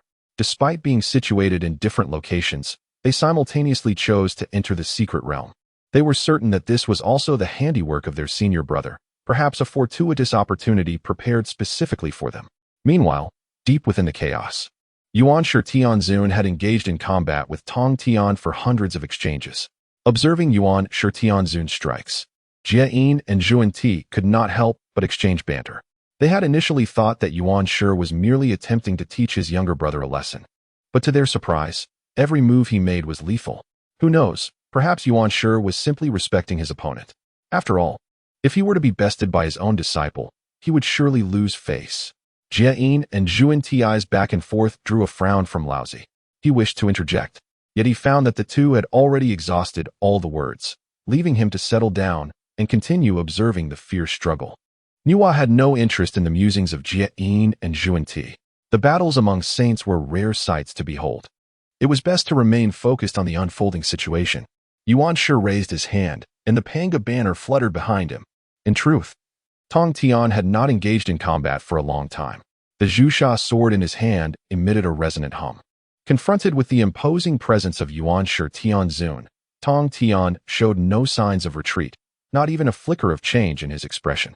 He leisurely raised his hand, and in an instant, a silver beam of light cleaved through the heavens, severing the void itself. Witnessing this formidable strike, even Laozi and the others could not help but squint. Upon seeing this, Jie Yin chuckled softly. I told you, Tongtian's strength far exceeds what we perceive. This battle between the two brothers was bound to be precarious. Laozi was well aware that Jie Yin's words were intentionally directed at him. In truth, he too found himself clenching his fists. They had not fought in ages, to the point that both Laozi and Yuanshi Tianzun had nearly forgotten that Tongtian's talents surpassed their own significantly. The might Tongtian displayed at this moment was already sufficient to prove otherwise. If this trend continued, Yuanshi Tianzun might very well face defeat. It was crucial to note that every strike from Yuanshi Tianzun was executed with his utmost effort, while Tongtian merely waved his hand with ease. The chasm between the two was as vast as the heavens. The battle raged on, with Tongtian soon engaging Yuanshi Tianzun once more. Two formidable attacks collided in the void, unleashing a tremendous force that instantaneously shattered the surrounding space. The pressure emanating from Tongtian compelled Yuanshi to draw forth his treasured Rui. The Rui emanated a radiant tricolor glow, and under Yuanshi's guidance, it surged towards Tongtian's rear. witnessing Yuanshir's audacious maneuver. Even the shameless Jian and Zhuanti felt a twinge of humility. How cunning. An ambush, indeed. It seemed Tongtian's earlier remarks held true when it came to audacity. Yuanshir was unparalleled, leaving no one daring to contest him. It is worth noting that Tongtian's demeanor contrasted starkly with that of the Xianmen. One might say that a crooked beam leads to a crooked pillar, yet who would have imagined that a wretched bamboo could yield fine shoots? At that moment, Taishang Laojuan's countenance was far from pleasant. Who would feel at ease when others veiled their criticisms in subtle remarks? What does it mean for a crooked beam to lead to a crooked pillar? What does it mean for a wretched bamboo to yield fine shoots? Who is being insulted here? Yet, Jane and Zhuanti seemed oblivious to this realization, continuing to critique the battle unfolding before them, albeit with less than pleasant words. Within the arena, Tongtian was keenly aware of Yuanshir's ambush. In truth, he knew Yuanshir's character well. If one could not prevail in a direct confrontation, resorting to underhanded tactics was to be expected. However, in the face of absolute power, such a feeble ambush was hardly intimidating. Nevertheless, Tongtian felt a pang of disappointment. They shared the same lineage, yet Yuanshir had reached such heights without ever considering Tongtian as a brother. At this juncture, Tongtian resolved to hold nothing back, swiftly retrieving his Zhurong sword. Yet, more adeptly wielded was his Qingping sword, his innate treasure. In the midst of Yuanshir's bewildered gaze, Tongtian unleashed a flurry of sword lights, shattering the 3 streams of pure energy directed at him and launching assaults in 36 different directions towards Yuanshir. Simultaneously, a colossal azure lotus materialized behind Tongtian. This lotus represented the pinnacle of the 36 grades, with each layer imbued with exquisite sword intent. Now, this sword intent transformed into 36 strikes aimed at Yuanshir, catching him entirely off guard. Yuanshir, intending to shield himself with the Rui, underestimated Tongtian's might. The 36 sword lights swiftly tore through Yuanshir's garments, causing golden holy blood to drip continuously from his form. The clash between Tongtian and Laozi was not only witnessed by the saints, but also observed by numerous formidable beings from the primordial realm. Throughout his existence, Tongtian had maintained a demeanor of indifference towards conflict, leading to a skewed perception of his capabilities. Now, as he made his move, he revealed a side of himself that Yuanshir had not anticipated. Xinyuanzi, utterly astonished, dropped the teacup from his hands. How could this be? Tongtian had actually triumphed over Yuanshir single-handedly. According to his understanding, Tongtian should be ranked at the very bottom within the Xianmen. Yet this time, Tongtian's actions left him utterly astonished. The outcome was truly unexpected. In the Zixiao Palace, feeling the waning aura of Yuanshir Tianzun, Hao Tian narrowed his eyes. After observing for an extended period, he had identified that the other aura belonged to Tongtian. Now, witnessing Tongtian's triumph over Yuanshir Tianzun, Hao Tian was not overly surprised. Rather, he found it quite reasonable. It seemed that the significant transformation within the Jiejiao could largely be attributed to Tongtian. In the underworld, amidst the cycle of reincarnation, a woman's voice resonated softly. It appeared that Tongtian was indeed remarkable. Truly, none of these saints were easy to contend with. In fact, Taishang Laozi and the others were equally stunned by the scene before them. Jie and Zhuanti had considered the possibility of Tongtian defeating Yuanshir Tianzun, but they had not anticipated that Tongtian would do so in such an overwhelming manner. However, after a brief moment of astonishment, Jie and Zhuanti began to exchange banter. "Master, it seems you do not know your junior brother as well as you thought. That cannot be right, logically. You should be quite familiar with your 2 junior brothers. How could you misjudge this situation? Perhaps it is not a misjudgment.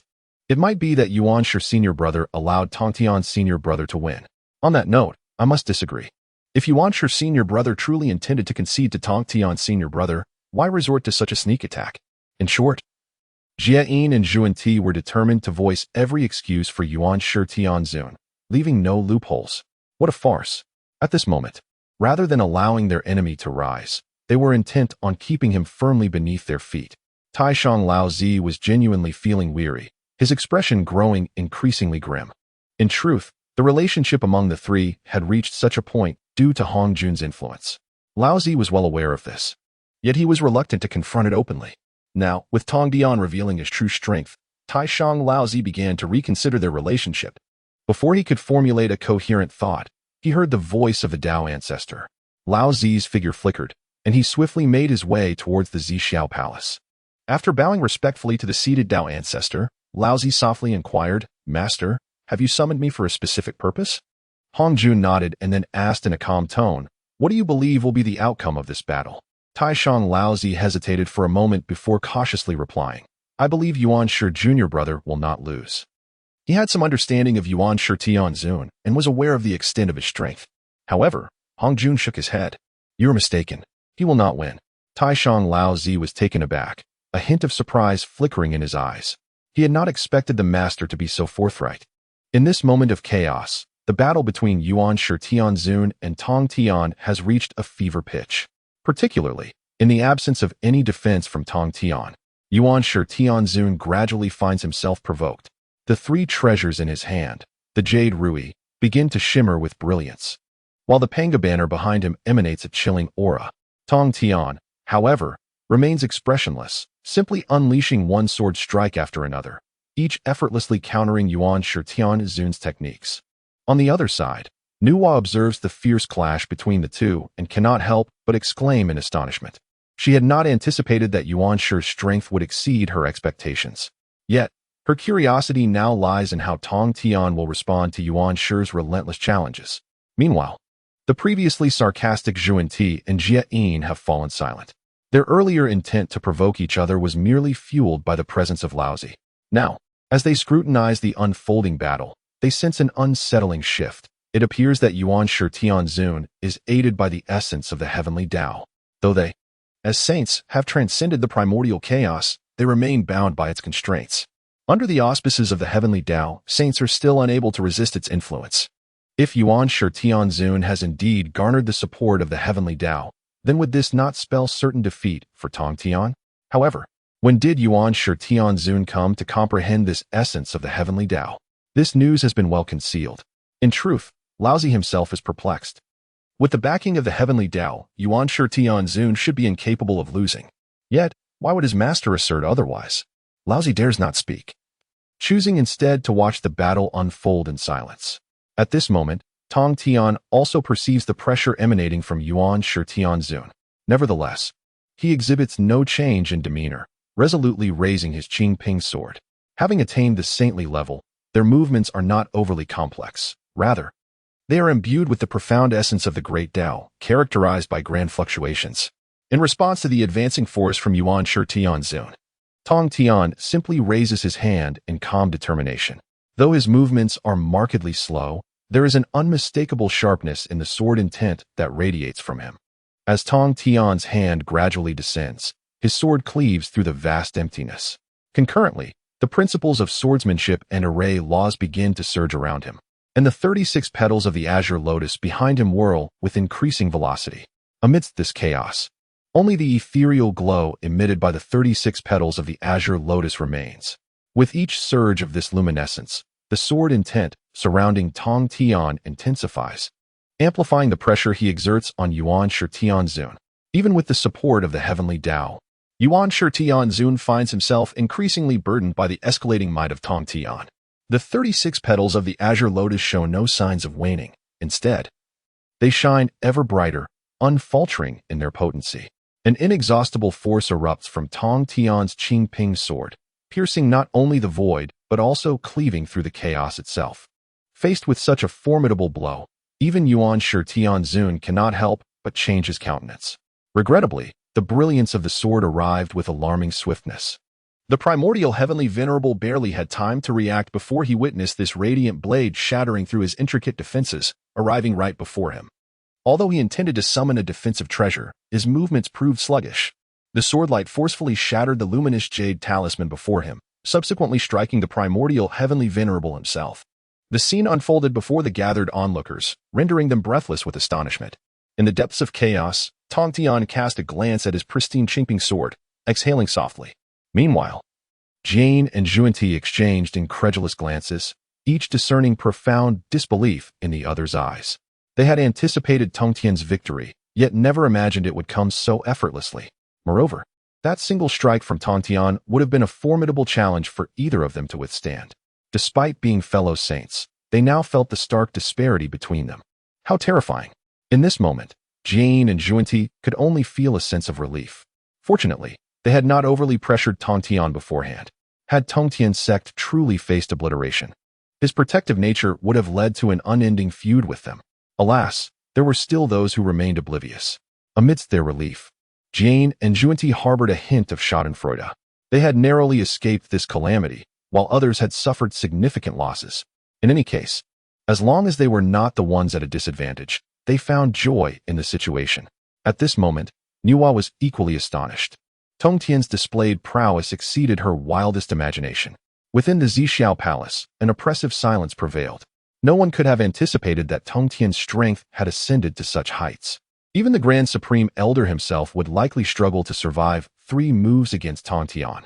Moreover, the power Tongtian exhibited was not even his full potential. One could only imagine the terror he would unleash if he were to unleash his complete might. At present, the Grand Supreme Elder could no longer conceal his astonishment. Nevertheless, he forcibly redirected his attention away from Tongtian and the others, focusing instead on Hongjun seated before him. "My master summoned me for a purpose?" Hongjun, eschewing circumlocution, stated plainly. "The calamity of the Fengshen is imminent. I sought your presence to convey that the most suitable candidate for this tribulation is still the Jie Sect. However, I am uncertain why the Jie Sect disbanded prior to the discussions in the Zixiao Palace. If possible." Hongjuan's gaze flickered. Upon hearing Hongjuan's words, the Grand Supreme Elder was momentarily taken aback. "Do you mean to say the Jie Sect could be reassembled? The critical question is, would Tongtian even be willing?" Hongjun nodded affirmatively. "Indeed, I wish to reunite the Jie Sect. During this period in the Zixiao Palace, I can shield Tongtian's perception of the Jie Sect. At that time, it will be your responsibility to facilitate their reassembly." Upon hearing Hongjuan's declaration, the Grand Supreme Elder's heart raced like a drum. Once this matter is accomplished, it is likely that the bond between them and Tongtian will reach its definitive conclusion. However, this issue was brought up by the master himself, and in that moment, I was at a loss as to how to decide. Observing my silence, Hongjun continued, "I intend to entrust this matter to you and Yuan Shi. As for Juanti and Jane, I shall ensure their cooperation when the time comes." Hongjun had already cleared the obstacles for them. It ultimately depended on whether I and Yuan Shi were willing to allow Jiejiao to face this tribulation. For me, it is only natural that Jiejiao should confront this challenge. Had it not been for Jiejiao's premature dissolution, such a significant event would not have fallen upon Chan Jiao. Now that an opportunity to rectify the chaos has arisen, I am willing to give it a try.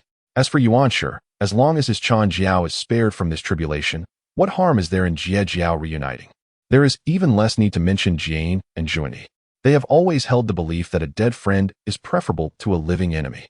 Even if they seem to fan the flames from the sidelines today, as long as the candidates for the tribulation do not include them, Jiejiao and Chan Jiao are essentially the same to them. Having contemplated this aspect, Taishang Laojun quickly nodded. "Disciples shall obey. Even as a sage, one must still be subject to the constraints of the heavenly Tao.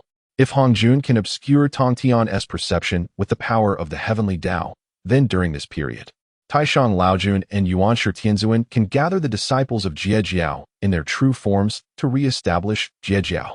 By that time, even if Jiejiao wished to avoid the tribulation, there would be no other way." At this moment in Wuzhuang Temple, Zenyuan Zizi raised his eyes to gaze at the chaos beyond the Hongwang. Upon sensing the defeat of one particular aura, a flicker of astonishment crossed Zenyuan Zizi's gaze. He had not anticipated that this battle would result in Yuan Shi Tianzuan's loss. Yuan Shi Tianzuan has consistently ranked among the foremost of the 6 saints. However, Zenyuan Zizi did not foresee that Tongtian could defeat Yuan Shi Tianzuan in such a brief period. Logically, if they were to engage in combat, the odds should have been 3-7 in favor of Yuan Shi. Tongtian should only hold 1/3 of the chance, while Yuan Shi possessed the majority. The outcome thus diverged significantly from his expectations. Zenyuan Zizi could not help but fall into contemplation. Recently, Jiejiao has been quite active, with many of its disciples traversing the Hongwang. It seems that Jiejiao is not as insubstantial as it appears on the surface. They may well be orchestrating a grand scheme. With the impending calamity of the Fengshen, it is likely that Jiejiao has ulterior motives for this great tribulation. Reflecting on how the saints of the Zhoutian have been deceived by Tongtian, Zenyuan Zizi could not suppress a sigh. Truly a sage, such stratagems are indeed worthy of admiration. In his view, Jiejiao's recent flurry of activity is likely under Tongtian's directive. Now, with Tongtian's decisive victory over Yuanshi Tianzuan, it is evident that he no longer wishes to endure. It seems the tides of Honghuang are about to change. In the Lingxiao Treasure Palace, at the same moment, the Supreme Emperor Haoyan has awaited the final outcome. However, upon witnessing Tongtian's victory, he exhibited no sign of emotion. Among the many formidable beings, Haoyan's interest in the Jie Sect surpasses that of others. Thus, upon seeing Tongtian single-handedly defeat the primordial heavenly venerable, Haoyan felt no surprise. Instead, he regarded it as a matter of course. Had Tongtian not possessed such advantages, how could the Jie Sect have orchestrated such a grand spectacle? Nevertheless, the recent conduct of the Jie Sect was indeed unexpected, from the leader down to the disciples. This indicates that the Jie Sect is not as feeble as they had previously imagined. In the primordial realm, the Jie Sect and the Chan Sect stand on equal footing. The exceptionally gifted and those of noble lineage have largely gravitated towards the Chan Sect. In contrast, the Jie Sect has attracted those of lesser stature. Merely in terms of disciples, the Chan Sect has already gained the upper hand. Yet, upon deeper contemplation, it seems that the Chan Sect may have unwittingly fallen into the trap laid by the Jie Sect since its inception, perhaps even being led in circles. Truly, the machinations of a sage are remarkable. Among the celestial sages, it is likely that only he possesses such cunning. On Jineo Island, Lu Feng felt a chill at the nape of his neck. He harbored no doubts regarding the outcome of his master's battle. After all, his master could wield the sword array of extermination against 4 sages. Now, with the Qingping sword in hand, defeating the primordial heavenly venerable should be a simple task. Yet, Lu Feng sensed something amiss. The calamity of the Fengshen would inevitably arrive. However, he was only aware of the events at hand, lacking knowledge of their specific timing. Compared to the sages, Lu Feng's ability to deduce was still lacking. Furthermore, he felt that this situation would not be easily resolved. The audacity of the primordial heavenly venerable and his companions was thicker than city walls. After such a defeat, who could predict what devious schemes they might employ next? Moreover, with his master absent, should Hongjun begin to show favoritism, wouldn't the disciples of the Jie Sect become mere prey on the chopping block? No, he must expedite the enhancement of his strength. Only by bolstering his power can he confront the myriad of risks. Just as Lu Feng contemplated his next move, he felt a stirring in his spirit. There was commotion within the secret realm. Lu Feng carefully perceived his surroundings. It appeared that during this period, Duo Bao and the others had indeed made some gains within the secret realm. Their cultivation had significantly advanced due to the trials faced in the mystical domain. This realization brought Lu Feng a sense of reassurance. Currently, there were already 10 individuals who had comprehended their own narratives. The pace of their cultivation within the secret realm was considerably swifter than that in the external world. Should others manage to enter and discover their own stories, Lu Feng would not hesitate to facilitate their immediate immersion in training. However, seeing his junior disciples striving diligently, Lu Feng felt compelled to match their efforts. Thus, he promptly immersed himself in cultivation as well. At this moment within the Zixiao Palace, the atmosphere in the grand hall had grown tense. The Supreme Laozi stood quietly to the side, while at the center were the primordial Tianzuan, along with Jiajin and Jundi. Just moments ago, Hongjun had reiterated to the 3 the words he had conveyed to the Supreme Laozi. Upon learning that this time it was indeed the Jie Sect facing tribulations, the primordial Tianzuan was utterly elated. Having already suffered the embarrassment of losing to his own junior brother, he had not anticipated such a turn of fortune. Their master was instructing them to reunite the Jie Sect.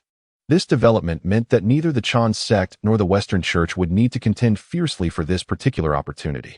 Hongjun regarded his 4 disciples with a calm demeanor and remarked, "I have conveyed what needed to be said. The rest is for you to handle." As his words lingered in the air, the primordial Tianzuan and the others bowed respectfully in unison, affirming, "Yes."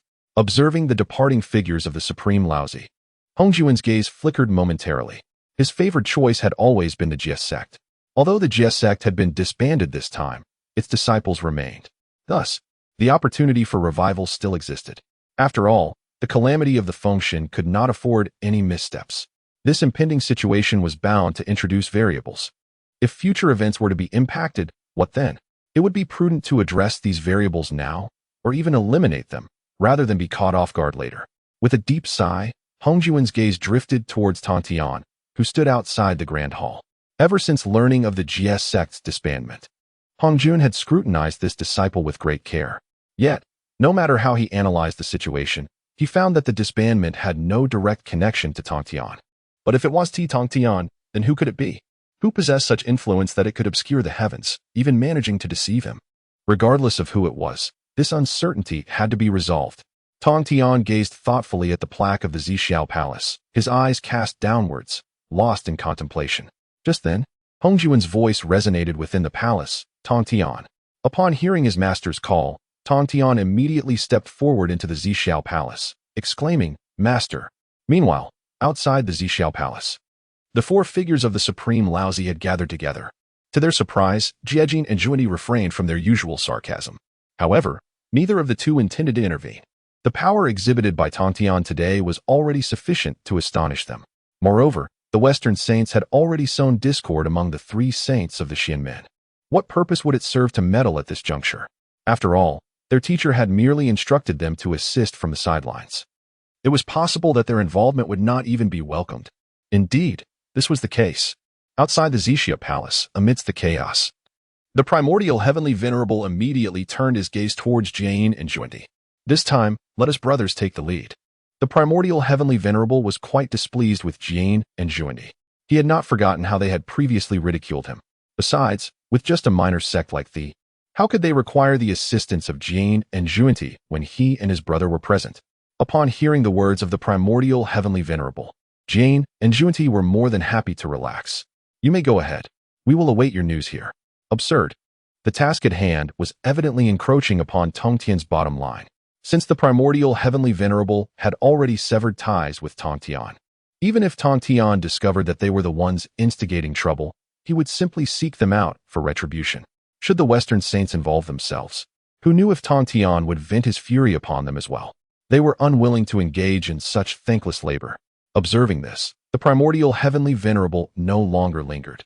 After nodding at the Supreme Old One, he swiftly transformed into a streak of light and departed. However, during their journey to the Hongwang, the Supreme Old One could not help but inquire, "How confident are you in this reunion of the?" The primordial heavenly venerable displayed an air of disdain. "Such matters are naturally as good as assured. Furthermore, I dare say that the re-establishment of the does not even require the two of us to make an appearance. My 12 golden immortals are more than sufficient to handle it. The disciples under Tongtian are merely a bunch of misguided individuals. When faced with the 12 golden immortals, they will undoubtedly comply." After hearing this, the Supreme Old One nodded in agreement. "Your 12 golden immortals are indeed not to be underestimated. If they can take action, this matter will surely proceed without oversight." The primordial heavenly venerable and the Supreme Old One deliberated further. Naturally, the saints could not personally engage this time. Yet, they could utilize their. Thus, they would send there to inform the disciples of the. In doing so, they would achieve their objective. Compared to the arrogant primordial heavenly venerable, the Supreme Old One remained considerably more cautious. After all, prudence steers the ship for 1,000 years. This mission was personally entrusted by their teacher. Any errors along the way might very well result in the facing calamity. The primordial heavenly venerable had no dissenting opinion on this matter, although he regarded such caution as mere futility. Soon, the primordial heavenly venerable and the Supreme Old One arrived at the Hongwang. The two individuals deliberated momentarily before transforming into their respective incarnations. Yuanshi Tianzuan intended to entrust this matter entirely to his disciples of the Chan teaching. After all, there is only one sole heir, Xuandu, to Laozi. It would be unreasonable to summon the master and also involve his disciples. Moreover, Yuanshi Tianzuan wished to present his own apprentice to Laozi. His selection of disciples was not akin to Tongtian's. Both their backgrounds and talents underwent his meticulous scrutiny. Now that Laozi desired to observe his disciple, Yuanshi Tianzuan could hardly contain his eagerness to bring the individual to his Kunlun mountain at once. Meanwhile, outside the Zixiao Palace, Enhua's gaze flickered. First, Laozi entered the palace, followed closely by Yuanshi Tianzuan and the two Western saints. Now, Tongtian had also entered. Curiously, after Tongtian's departure, both Yuanshi Tianzuan and Laozi each sent forth an incarnation. Meanwhile, Jane and Jundi appeared taciturn, their expressions inscrutable. The scene was indeed extraordinary. Yet Enhua remained indifferent to the underlying reasons, knowing they had no intention of revealing anything to her. Besides, with the impending calamity of the Fengshen She pondered the unpredictable variables it would bring, leaving her no time to reflect on such matters. At this moment, the incarnations of Laozi and Yuanshi Tianzuan had arrived at Kunlun Mountain. Gazing at the nearby Taoist grounds, a smile crept onto Yuanshi Tianzuan's face. Following his defeat in battle against Tongtian, he had believed that the Chan teaching would inevitably succumb to this disaster. Who could have anticipated that his master would provide him with another option? The reunion of the Jie Sect. Once the Jie Sect reassembled, they could promptly push them forward to confront the tribulation. There would be no need to trouble the Chan teaching at all. The thought of the Jie Sect soon facing the grand calamity of Fengshen dissipated the lingering frustration within Yuanshi Tianzuan's heart. However, he quickly regained his composure and cheerfully addressed Laozi beside him. Brother, it has been quite a while since you last visited my Chan teaching. Today, allow me to show you my disciples. Laozi nodded in agreement with a smile. Let us go take a look. The two swiftly entered Kunlun Mountain. Yet upon witnessing the emptiness at the center, they were both momentarily stunned. Laozi's eyes reflected a hint of bewilderment. Junior brother, I believe your Yushu Palace should be around here, correct? Not only was Laozi perplexed, but Yuanshi Tianzuan himself felt utterly confounded. He was aware that the formation inscribed on the plaque of his Yushu Palace had been frozen, leading him to deduce that someone had stealthily infiltrated his palace and made off with numerous treasures. Yet, he had never imagined that the intruder would possess such audacity. How could an entire Yushu Palace simply vanish? Was this some sort of jest? The response from the Primordial Supreme Being went unheard. Unable to contain his curiosity, the Grand Supreme Elder turned to inquire further, have you relocated the Jade Void Palace? At that moment, the Primordial Supreme Being felt an overwhelming urge to vanish into the earth. If only it were true that he had indeed moved the Jade Void Palace. The crux of the matter was that he himself was utterly oblivious to the situation. Such a grand palace, and yet it could simply disappear without a trace. The Grand Supreme Elder, having received no answer from the Primordial Supreme Being, was instead met with an explosive roar. Someone has stolen my Jade Void Palace. The Grand Supreme Elder was left utterly dumbfounded. He had entertained numerous possibilities, yet this was one he had never fathomed. The immense Jade Void Palace had cost the Primordial Supreme Being a considerable amount of rare materials to construct, and now it had been stolen? What audacity did such a thief possess? Moreover, the palace was undoubtedly fortified with the spells of a sage, with all 6 sages present in the Purple Cloud Palace. Who could possibly breach the sanctity of a sage's domain? The Grand Supreme Elder simply could not comprehend it. However, he soon laid eyes upon a barren patch of grassland. Good heavens! Not even a single blade of grass had been spared. Though the vicinity of the Jade Void Palace was populated with lower-tier spiritual herbs, their abundance was undeniable. Yet now, it was not merely the low-tier herbs that were missing. Even the bricks on the ground had vanished. The Primordial Supreme Being was now quaking with rage. Who dared to touch my Jade Void Palace?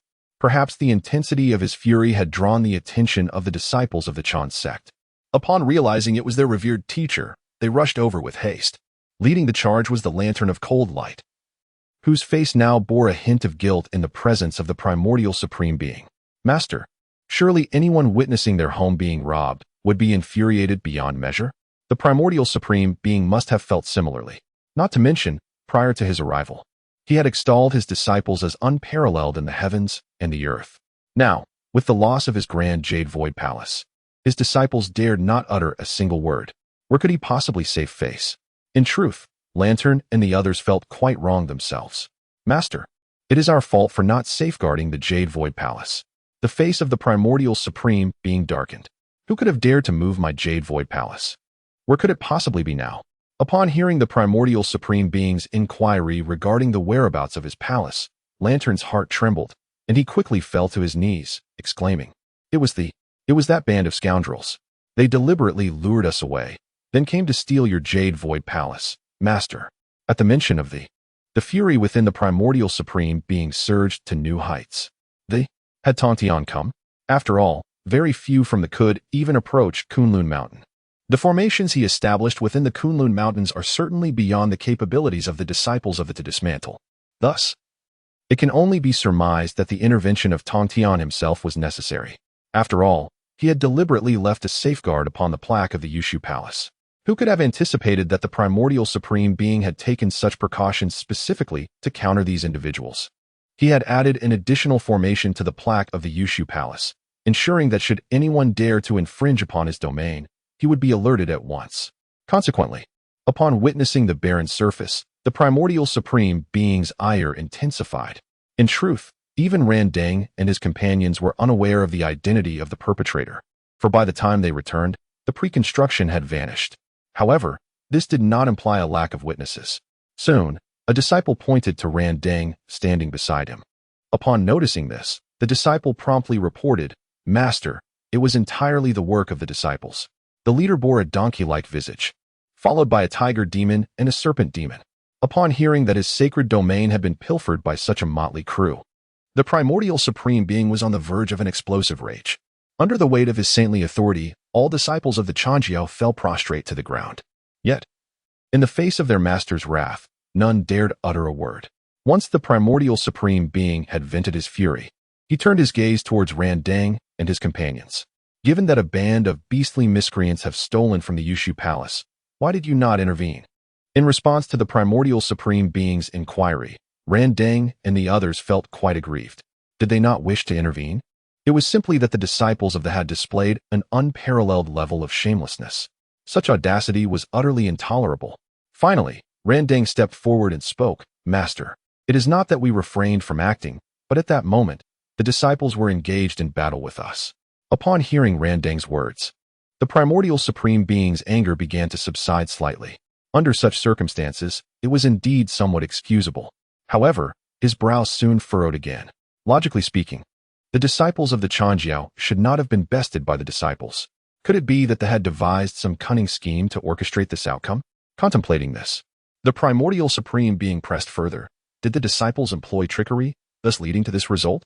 The primordial supreme being had extended an olive branch, and Randang naturally felt compelled to follow suit. Indeed, the disciples employed diversionary tactics while we were engaged in combat with them. They dispatched individuals to launch a surprise attack on our sacred grounds. It is utterly disgraceful. As he spoke, Randang's breath grew somewhat unsteady. "And what was the outcome of your confrontation with them?" the primordial supreme being inquired once more. However, upon the utterance of this question, the expressions of Randang and his companions instantly darkened. After a lengthy pause, they hesitantly replied, "We lost." Upon hearing this, the primordial supreme being could no longer contain his fury, delivering an immediate slap. "How could you possibly be defeated by the disciples? If they could not prevail, what could one expect from you?" In the eyes of Yuanshi Tianzuan, the disciples of the Jie were merely a motley crew. His own disciples were exceptionally gifted. Yet they were unable to triumph over such individuals. Was this not a disgrace to him? It is essential to recall that before his arrival, Yuanshi Tianzuan had boasted before Taishang Laojun, asserting that with his disciples present, they would undoubtedly vanquish the Jie disciples. Yet now, they had to concede defeat. And worse still, it was before Taishang Laojun. Yuanshi Tianzuan found himself utterly humiliated. The most critical aspect was the sting of embarrassment. Taishang Laojun, too, was taken aback. However, he quickly began to deduce from what Randang and the others had articulated. Upon learning that the disciples of the Changjiao not only lost but suffered a particularly dismal defeat, the expression on Taishang Laojuan's face shifted when he regarded Yuanshi Tianzuan. After all, before this encounter, Yuanshi Tianzuan had given his word in front of him. Among the three teachings of the Xianmen, only the disciples of the Rinjiao were scarce. Yuanshi Tianzuan's Changjiao had always prided itself on being superior to Jiejiao. Now, it appeared that he had spoken too soon. Yuanshi Tianzuan's countenance was certainly less than favorable. Thus, Taishang Laojun refrained from uttering any words at that moment, standing silently to the side. In any case, since the matter was in the hands of the saints, even if the disciples of the Changjiao could not manage, the two saints would ultimately turn the tide. In summary, the Jiejiao must regroup, and the calamity of the Fengshen must commence. However, it was perplexing why the Jiejiao disciples seemed to be far stronger than he had anticipated. They must have encountered certain fortuitous events. Taishang Laojun was keen to surmise how they had acquired these resources, yet no matter how he pondered, it remained shrouded in mystery. After several calculations, Taishang Laojun concluded that someone had deliberately obscured the heavenly secrets. The entirety of the Jiejiao was utterly inscrutable. Yet, with Tongtian still in Zixiao Palace, who could be the one to veil the Jiejiao's celestial machinations? This individual, possessing such capabilities, was undoubtedly not inferior to them. If such a person resided within the Jie, then the Chan Jiao would inevitably become a casualty in the impending calamity of the Fengshen. At this moment, Randing and Guanqingzi took a deep breath, summoning their courage once more to approach Yuanshi Tianzuan. Master, might your sudden return be due to pressing matters? Upon hearing their words, the previously extinguished anger within Yuanshi Tianzuan was rekindled. Yet, before he could unleash his wrath, Taishang Laojun gestured for him to hold his tongue. Shitty. Upon hearing Taishang Laojun's words, Yuanshi Tianzuan ceased his retort. Taishang Laojun then turned to the two of them. Did you notice anything unusual while engaging with the Jie disciples? Seeing Taishang Laojun's inquiry, Randang and the others naturally did not dare to conceal anything. The Jie disciples have discovered fortuitous opportunities, which significantly enhance their strength. That is why we suffered such a defeat. Laozi did not dwell excessively on the matter, but continued to inquire. Do you know why they chose to disband the Jie Sect? Randing hesitated momentarily before replying earnestly. The disbandment of the Jie Sect must have been the idea of their senior brother. Hearing this name from Randing took Laozi by surprise. Senior brother? Aware that Laozi and the others seldom paid attention to the affairs of the Jie Sect, Randing elaborated. He is the deputy leader of the Jie Sect and rarely emerges from Golden Ao Island. However, recently we have suffered considerable losses at his hands. Not only did he disband the Jie Sect, but he also illuminated the disciples with opportunities, which is precisely why the disciples of the Jie Sect have greatly increased in strength, with some even mastering the laws directly. Upon hearing this, Laozi squinted his eyes. He had indeed not focused much on this senior brother of the Jie Sect, as this individual tended to remain elusive and seldom made appearances. Yet, Randing's words revealed that this person could orchestrate the entire Jie Sect's affairs and even dealt a significant blow to the Chan sect. Such capability and power made Laozi somewhat incredulous. He wished to calculate this individual, but as usual, the heavenly secrets were obscured, leaving him unable to discern anything. At this moment, Yuanshi Tianzuan also reacted. Senior brother, is there something amiss? He questioned. Lu Feng is of average strength and background. It shouldn't be him. However, Laozi shook his head. Not necessarily. Even if this matter does not directly involve him, it is undoubtedly connected to him. Yuanshi felt somewhat unconvinced. He is merely an ordinary disciple of the Jie Sect. If he truly possessed strength, why did he not reveal himself earlier? He continued. I suspect this may be the scheme of Tongtian. After all, only Tongtian could cause our Chan sect to suffer such a significant loss. Moreover, concerning the Jie Sect disciples gaining opportunities, what could a mere senior brother accomplish? Laozi, however, felt that something was amiss. Not necessarily. After all, Tongtian is always under our watchful eyes. Even if he were to intervene, how could he influence the Jie Sect's affairs over the past century? Perhaps this disciple possesses some genuine abilities. Yet, Yuanshi remained unconvinced. Even if he has some abilities, what of it? Since we are here, what is there to fear from a mere disciple? After hearing Yuanshi's words, Laozi began to think that perhaps this individual was not worth concerning himself over. Even if he were formidable, could he surpass the calculations of a sage? Furthermore, their immediate priority was to locate the Jie Sect disciples and gather them once more. Meanwhile, on Golden Ao Island, Lu Feng felt the continuous growth of his cultivation and nodded in satisfaction. He had now reached the mid-stage of quasi-saint cultivation. Although it appeared he was but a step away from the realm of the Hunyuan Dayuo Golden Immortal. However, for him, this step was indeed monumental. In the present moment, Lu Feng's temperament and strength had yet to reach the threshold of the Hunyuan Dayuo Jingxian. Nevertheless, Lu Feng did not dwell excessively on this matter. The journey of cultivation should naturally unfold in due time. Moreover, Lu Feng had already opened the secret realm, into which 10 disciples had entered. As their comprehension deepened, Lu Feng would also reap rewards from the system. With the accumulation of time, Lu Feng's breakthrough to the Hunyuan Dayuo Jingxian was merely a matter of time. Yet, Lu Feng was not in a dire situation. He could at least be considered a distinguished figure within the Honghuang realm. After all, his current strength surpassed what was merely visible on the surface.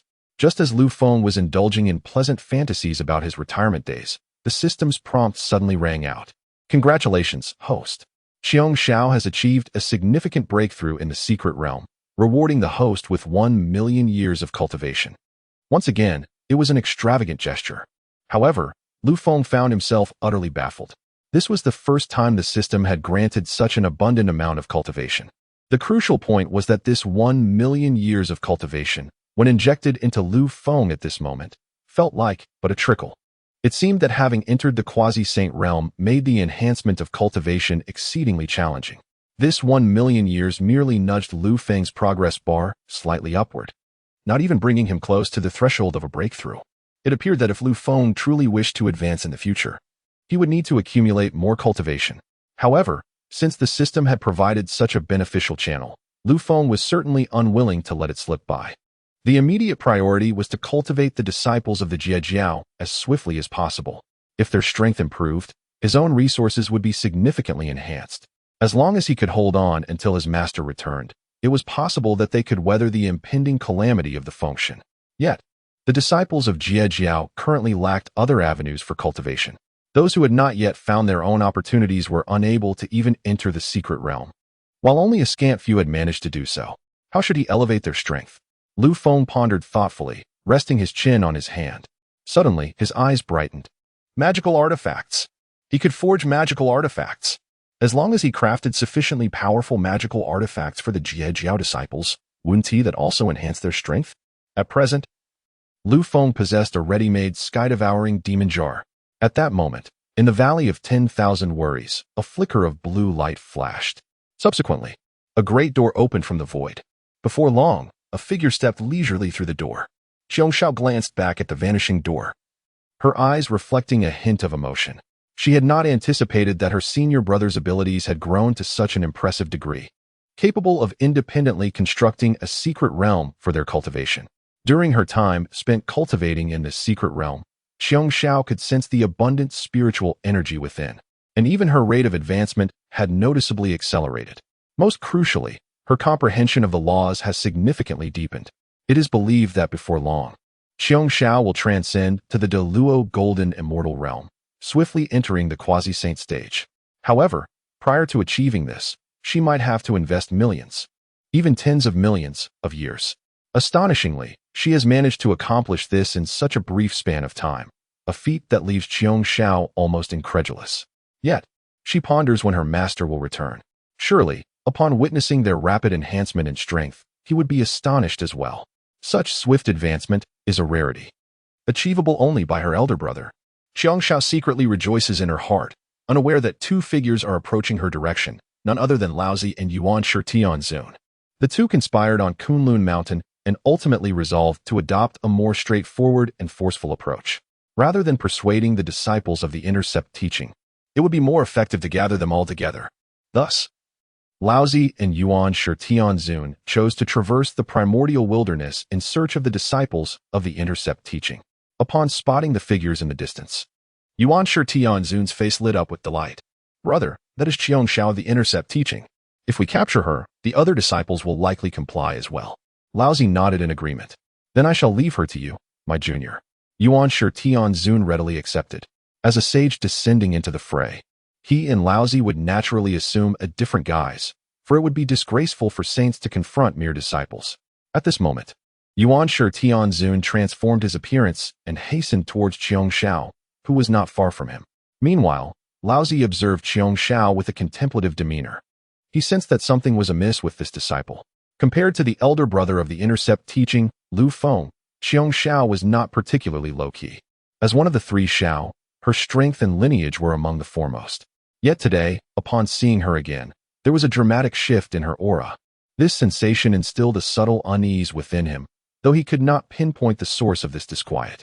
At that moment, Yuan Shitianzun had arrived before Xiao. With a hint of displeasure on her face, she inquired, "Who are you? Why do you obstruct my path?" Xiao could sense the formidable aura emanating from him. Yet, the road is vast, and one could simply go their separate ways. It was clear that this individual had no good intentions in blocking her path. Yuan Shitianzun, uninterested in engaging in trivial dialogue, stated, "You are Xiao of the intercept teaching?" Xiao nodded affirmatively. Indeed. Upon receiving her response, Yuan Shitianzun raised his hand, unleashing a palm strike directed at Xiao. Though merely a manifestation of his essence, the effortless strike of a sage carried an overwhelming force. Especially now, Xiao's power has only reached the pinnacle of the great Luo Golden Immortal. Under the strike from the primordial heavenly master, how could she possibly withstand it? In but a fleeting moment, the space surrounding Xiao was entirely sealed. Yet, at that very moment, an aura of law emanated from her. The law of devouring surged around her, constantly absorbing the might unleashed by the primordial heavenly master. Simultaneously, a green lotus manifested beneath her feet. With the emergence of this lotus, Xiao's momentum doubled in intensity. Witnessing such audacity as the primordial heavenly master directly assaulted her, Xiao saw no need for further dialogue. Instantly, she struck towards the primordial heavenly master with a single palm. This palm, when compared to the overwhelming force of the primordial heavenly master's own strike, appeared soft and lacking in power. However, it was imbued with the essence of the devouring law. Remarkably, the palm previously unleashed by the primordial heavenly master was wholly consumed by Xiao's counterattack. Such an outcome was entirely unforeseen by the primordial heavenly master. It is essential to remember, he is a saint.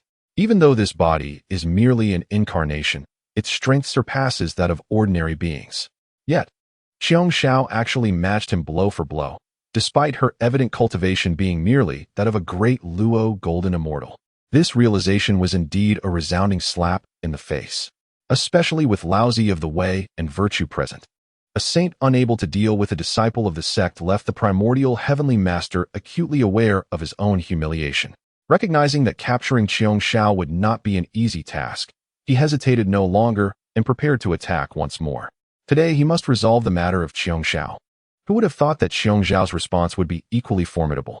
After retreating several hundred zhang, she struck again towards the primordial heavenly master, her devouring law power surging even further. I have comprehended the supreme law within the secret realm, albeit it bears a heavy intent of slaughter. I had no intention of engaging with you, but your relentless pursuit leaves me no choice today. As her words fell, countless green lotuses erupted beneath Xiao. These lotuses radiated a potent devouring law, continuously spreading outward. In a brief span, the endless devouring law had sealed the entirety of this void. Even beings in close proximity could sense the impending death emanating from this space. At the nearest location, the Wuzhuang Temple, Zenyuanzi was struck with profound astonishment as he perceived the deathly aura permeating the air. This presence was overwhelmingly potent. The endless power of the law. A disciple of the sect? Zenyuanzi faintly discerned an intense murderous intent woven into this law. However, having resided in the wilderness for so long, he had never encountered such a law. He was even unaware of who had made a move today. Yet one thing he could ascertain. This individual was undoubtedly a disciple of the sect. Could it be that vice master of the? Zenyuanzi murmured softly.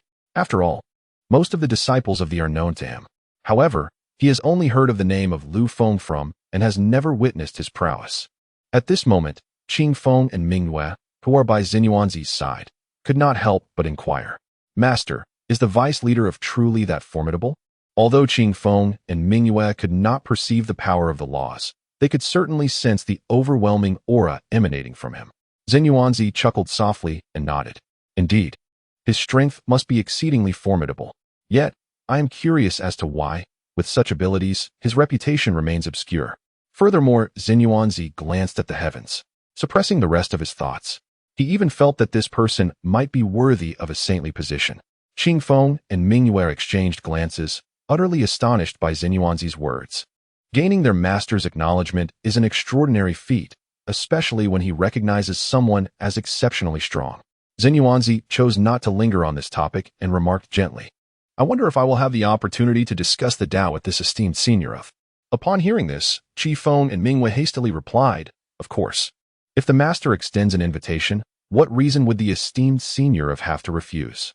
However, Zenyuanzi shook his head. Not necessarily. Lu Feng is particularly low-key. Over the years, we have only heard his name, but never witnessed his capabilities. Now that he is becoming increasingly active, he may even look down upon our Wuzhuang Temple. Hearing Zenyuanzi's words, Qi Feng and Mingyue were momentarily taken aback. If the master speaks thus, how formidable must the senior of truly be to dare to reject their master? In truth, it wasn't just Wuzhuang Temple that was paying attention to the movements of Xiao and her companions. As the Heavenly Emperor, Hao Yan has been closely monitoring their situation. More precisely, he has been meticulously observing the actions of all those from. Hao Tian is acutely aware of the significance of this great calamity of canonization and understands that it may well be a tribulation for. However, before any conclusions could be drawn regarding the calamity, a dispute had already arisen between the Chan and, remarkably, the Chan had yet to confront. This piqued Hao Yan's interest even further. After unraveling the layers, he discovered that some disciples had indeed acquired opportunities, all orchestrated by that senior. Even the dissolution of was his doing. Given his frequent actions, Hao Tian is curious about what moves this individual will make next. With the saints now involved, could he truly dare to oppose them? At this moment, within the realm of the underworld, before the reincarnation gate, a graceful figure gazed longingly at the vast wilderness. It had been a long time since she felt this power of the laws. She was astonished to discover that someone could comprehend it. Indeed, it was no simple feat. The ethereal figure turned her head, her eyes reflecting a blend of compassion and sorrow. She donned a resplendent yellow gown, exuding an imposing aura that unmistakably identified her as Hutu. However, it was not long before Hutu furrowed her brow, followed by a cold, disdainful laugh. Truly, she thought, such audacity to engage with a younger counterpart without a hint of shame. Though not a sage, her current prowess rivaled that of a saint, especially considering that her opponent was merely an avatar of a sage. Upon closer inspection, she could perceive this disparity. Yet, she found herself perplexed. With the impending calamity of the Fengshen, all 6 saints ought to be within the Zixiao Palace. Why had this one ventured out, engaging in conflict with a junior? After scrutinizing further, Hutu's lips curled in disdain. It appeared that there was not just one visitor. Was it possible that Brother Tongtian had been ensnared in a scheme? Hutu could not help but cast her gaze towards the heavens, a cold smile gracing her features. To think that these two had descended into the primordial realm without the machinations of Hongjun was something she could hardly believe. Reflecting on it now, it seemed the dissolution of Jie Jiao had caught them off guard. However, Hutu was quite taken aback by the confrontation between Yuanshi and this disciple of Jie Jiao. Although Yuanshi, the sage, was known for his arrogance, he possessed considerable strength, certainly surpassing that of the 2 saints from the west. Yet, here was a sage avatar unable to triumph over a mere disciple of Jie Jiao, which left Hutu in a state of bewilderment. Was it that Yuanshi's strength was overstated, or was this Jie Jiao disciple genuinely formidable? Suddenly, Hutu recalled the rumors circulating in the primordial realm. It seemed that the eldest brother of Jie Jiao had bestowed immense opportunities upon his disciples, leading to significant enhancements for those who received such fortunes. Could it be that all of this was orchestrated by that eldest brother? Perhaps she too should seek an opportunity to visit Jineo Island. She might glean some valuable insights from that esteemed figure. Hutu's focus had shifted from the battlefield to Jineo Island. Nevertheless, the clash between Yuanshi and Qiong Xiao continued unabated. Ever since mastering the principle of devouring, Qiong Xiao's power had undergone a remarkable transformation. The most evident change was the uniqueness of the devouring law he had comprehended. As the name suggests, the devouring law allows one to consume all things. This meant that Qiong Xiao grew stronger when faced with formidable opponents. Had their strengths not been so disparate, he could have even contended with a sage. Of course, this power came with significant repercussions for Qiong Xiao himself. Yet, the Yuanshi before him was merely an avatar, making it manageable for Qiong Xiao to confront. However, Yuanshi's mindset was far from relaxed. Initially, he had assumed Qiong Xiao to be an ordinary disciple. To his dismay, upon clashing with Qiong Xiao, he swiftly found himself ensnared within the grasp of the devouring law. In that moment, Yuanshi was surrounded by an endless tide of devouring force, any misstep potentially leading him into an abyss. Meanwhile, on the other side, Taishang Laojun wore an expression of astonishment. In theory, it should have been a mere trifling matter for Yuanshi to subdue Qiong Xiao with a mere flick of his hand. Even if Qiong Xiao possessed some peculiarities, it should not have empowered him to surpass a sage, should it? Yet, at this moment, Laozi Taishang found himself in a state of bewilderment. Was Qiong Xiao's strength not excessively formidable? Moreover, the myriad techniques he employed were simply astonishing. To think that all of this stemmed from the efforts of the master brother of Jie Jiao. A subtle twitch could be felt at the center of Laozi's brow. In this instant, he deeply sensed the profound influence that this master brother exerted over the disciples of Jie Jiao. Should the opportunity arise in the future, it would be most advantageous to recruit this master brother into their own sect. However, at present, the situation for Yuanshi was rather grim. The moment he chose to engage Qiong Xiao, he had already fallen into a passive stance, verging even on a fatal predicament. This was something that neither Yuanshi, Tianzuan, nor Laozi Taishang had ever anticipated. At this moment, Qiong Xiao floated in the void, surrounded by an endless sea of azure lotuses, gazing at Yuan Shi Tianzuan with an air of indifference, as though observing mere ants.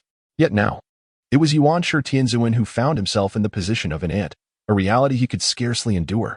It was unfathomable that a being of his esteemed stature as a sage could be cornered by a mere disciple to such an extent. Should his incarnation truly be vanquished by Qiong Shao today, it would indeed be a most humiliating affair. Lost in thought, Qiong Shao took a step closer to Yuan Shi Tianzuan. Simultaneously, the devouring principles emanating from him intensified, causing Yuan Shi Tianzuan's expression to shift. There was no longer time to delay. If Qiong Shao succeeded in slaying him here, how could he ever face the world again as a sage?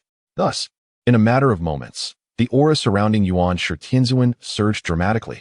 In an instant, a wave of sacred might surged forth towards Qiong Shao. Even though it was merely an incarnation, it was still the embodiment of a sage. Earlier, Yuan Shi had refrained from revealing his identity, which had dictated his actions. Yet now, witnessing Qiong Zhao's intent to eliminate him, he could no longer remain passive. In truth, Yuan Shi Tianzuan harbored immense confidence.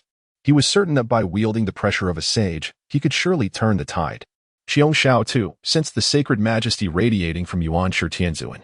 Although this sense of pressure felt feeble, it ignited within him an inexplicable sense of peril.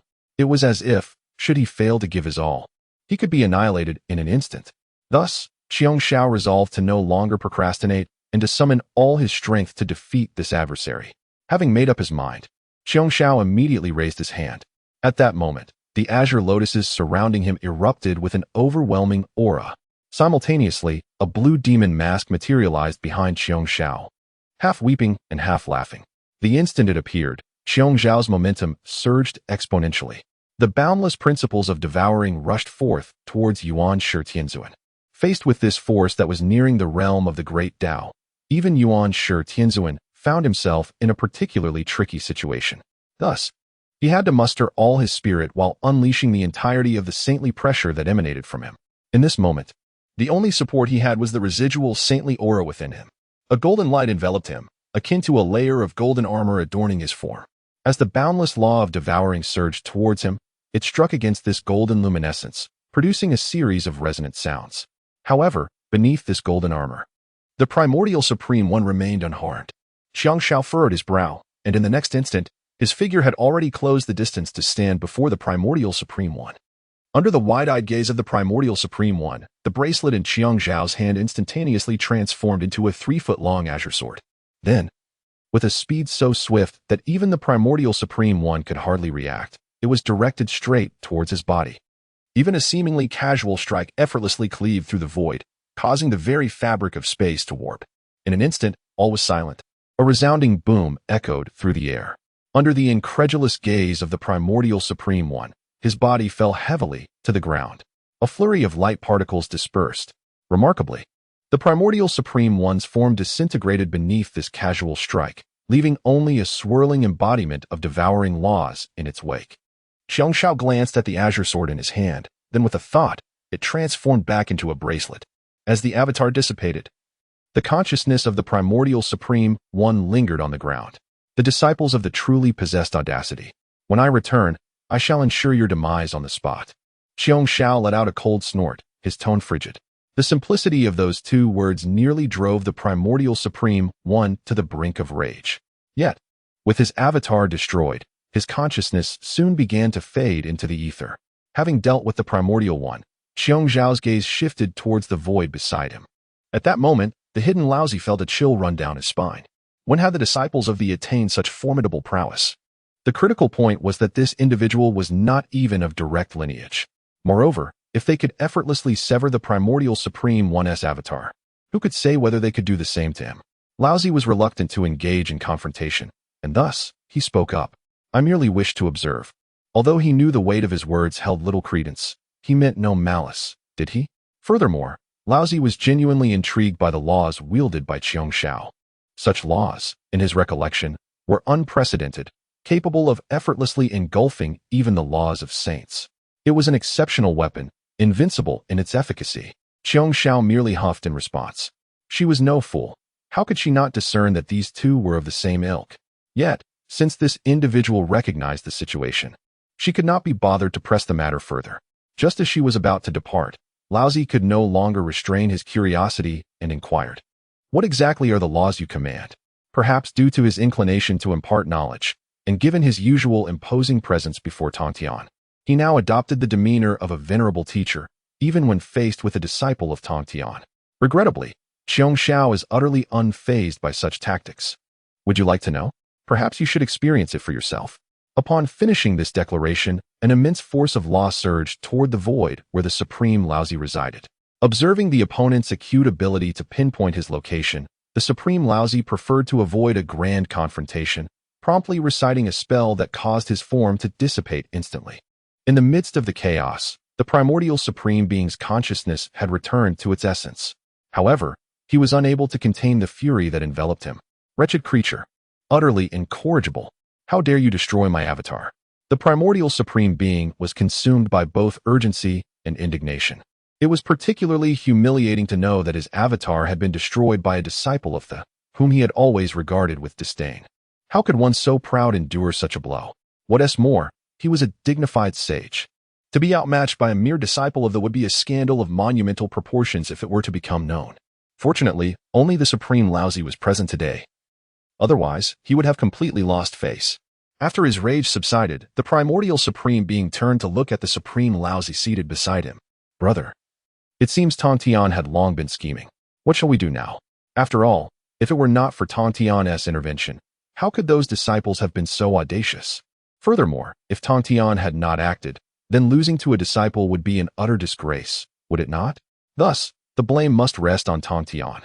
The Supreme Laozi cast a glance at the primordial Supreme Being, his eyes reflecting a hint of resignation. This incident had indeed surpassed their expectations, and Xiong Zhao's prowess exceeded what they had anticipated. It was fortunate that the primordial Supreme Being was the first to have his avatar severed. Otherwise, witnessing his retreat would have resulted in them both facing ridicule. Nonetheless, the Supreme Laozi would not voice this thought. Ultimately, this matter was known only to heaven, earth, him, and Xiong Xiao. There should be no fifth party privy to it. Contemplating this, the Supreme Laozi cleared his throat. "This time, we acted with undue haste. I did not expect that Tongtian's machinations would extend this far." Upon hearing the Supreme Laozi's words, the primordial Supreme Being found something peculiar in his tone. His elder brother was not typically one to exhibit such demeanor. Why was he now acquiescing to his words? Could it be, "Brother, you haven't also had your avatar severed by that disciple, have you? After all, we are all avatars of sages. If that disciple possesses such formidable strength to sever one, he could certainly sever another." The Supreme Laozi immediately shook his head. "Of course not. With my strength, he is incapable of affecting my avatar. After all, he is swift." However, this last remark was one the Supreme Laozi would certainly keep to himself. Then what course of action should we pursue now? The primordial Supreme Being, upon reflecting on their current predicament, began to feel despondent. If even their sage avatars were powerless against the disciples of the, what hope did they have? Had it not been for their true selves being unable to venture into the primordial chaos, how could this confrontation have felt so constraining? After a moment of contemplation, the great sage Laozi remarked, "If it were merely the strength of the two of us, it would be rather challenging to contend with them. However, did not our master mention that the two from the west would assist us? In that case, let us invite them to join us. After all, this is merely the first disciple of the we have encountered. Who knows if there are more disciples of whom might gain Lu Feng's fortune? If there happen to be a dozen or so, even their two saintly incarnations may struggle against that host of disciples." Of course, such thoughts were not ones Laozi would voice aloud. Even if he internally concurred, he would never admit it openly, for he still held his pride. Upon hearing this, Yuanshi Tianzuan nodded in agreement. "As you suggest, let us bring them over. Should we fail this task, our will surely face dire consequences. Such an outcome is something Yuanshi Tianzuan wishes to avert. As the saying goes, the death of a fellow cultivator does not equate to the demise of the Taoist. This fortuitous opportunity should indeed be seized by the." Having reached a consensus, the two brothers swiftly returned to the Zixiao Palace. At that moment, outside the Zixiao Palace, Jane and Junti were engaged in a game of chess with Nuwa. When Yuanshi Tianzuan and Laozi arrived, Jane and Junti were still deep in their match. "Esteemed brothers, might we have a moment to converse?" Upon seeing Yuanshi Tianzuan and Laozi, Jane and Junti were somewhat taken aback.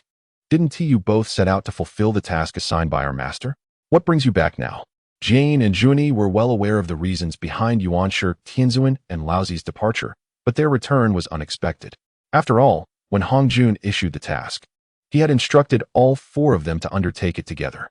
Yet, Yuanshi Tianzun and Laozi were the main forces, with the other two merely providing support. Given that Yuanshi Tianzun and Laozi had not intended to include them, what could be the purpose of their return? Surely, they were not here to summon reinforcements? A mere disciple of facing off against two saints was already an act of considerable respect. Yuanshi Tianzun and Laozi exchanged glances before Laozi smiled and said, "What are you two brothers speaking of? When our master assigned this task, we were all present. Since it is entrusted to us four, why not allow you two to join us as well?" Upon hearing Laozi's words, Jane and Junyi were momentarily stunned. So they truly had come to seek reinforcements. To be frank, Jane and Junyi had no particular desire regarding this task. However, they could not resist the authority of Laozi and Yuanshi Tianzun wielding their master's command. Thus, even though they felt somewhat reluctant, they ultimately acquiesced. In that case, let us also descend with our incarnations. However, both of you have already taken action. I wonder how many disciples of the Jie Sect have been captured by now. Neither Junyi nor Jane wishes to labor without recompense. At the very least, they ought to be aware of the progress of their task. Should it turn out that their only purpose is to serve as mere foot soldiers while the two of them comfortably oversee from the rear, who would be pleased with such a scenario? Upon hearing their remarks, both Yuanshi Tianzun and Taishan Laozi displayed subtle signs of unease. After a moment, Yuanshi Tianzun cleared his throat and spoke. "We have not encountered any disciples of the Jie Sect during our descent. Furthermore, there are numerous disciples of the Jie Sect, and it would be somewhat challenging for the two of us to capture them all. However, with the assistance of both of you, we could expedite the completion of our master's task, could we not?" Jane, however, merely scoffed internally. He knew Yuanshi Tianzun's temperament all too well.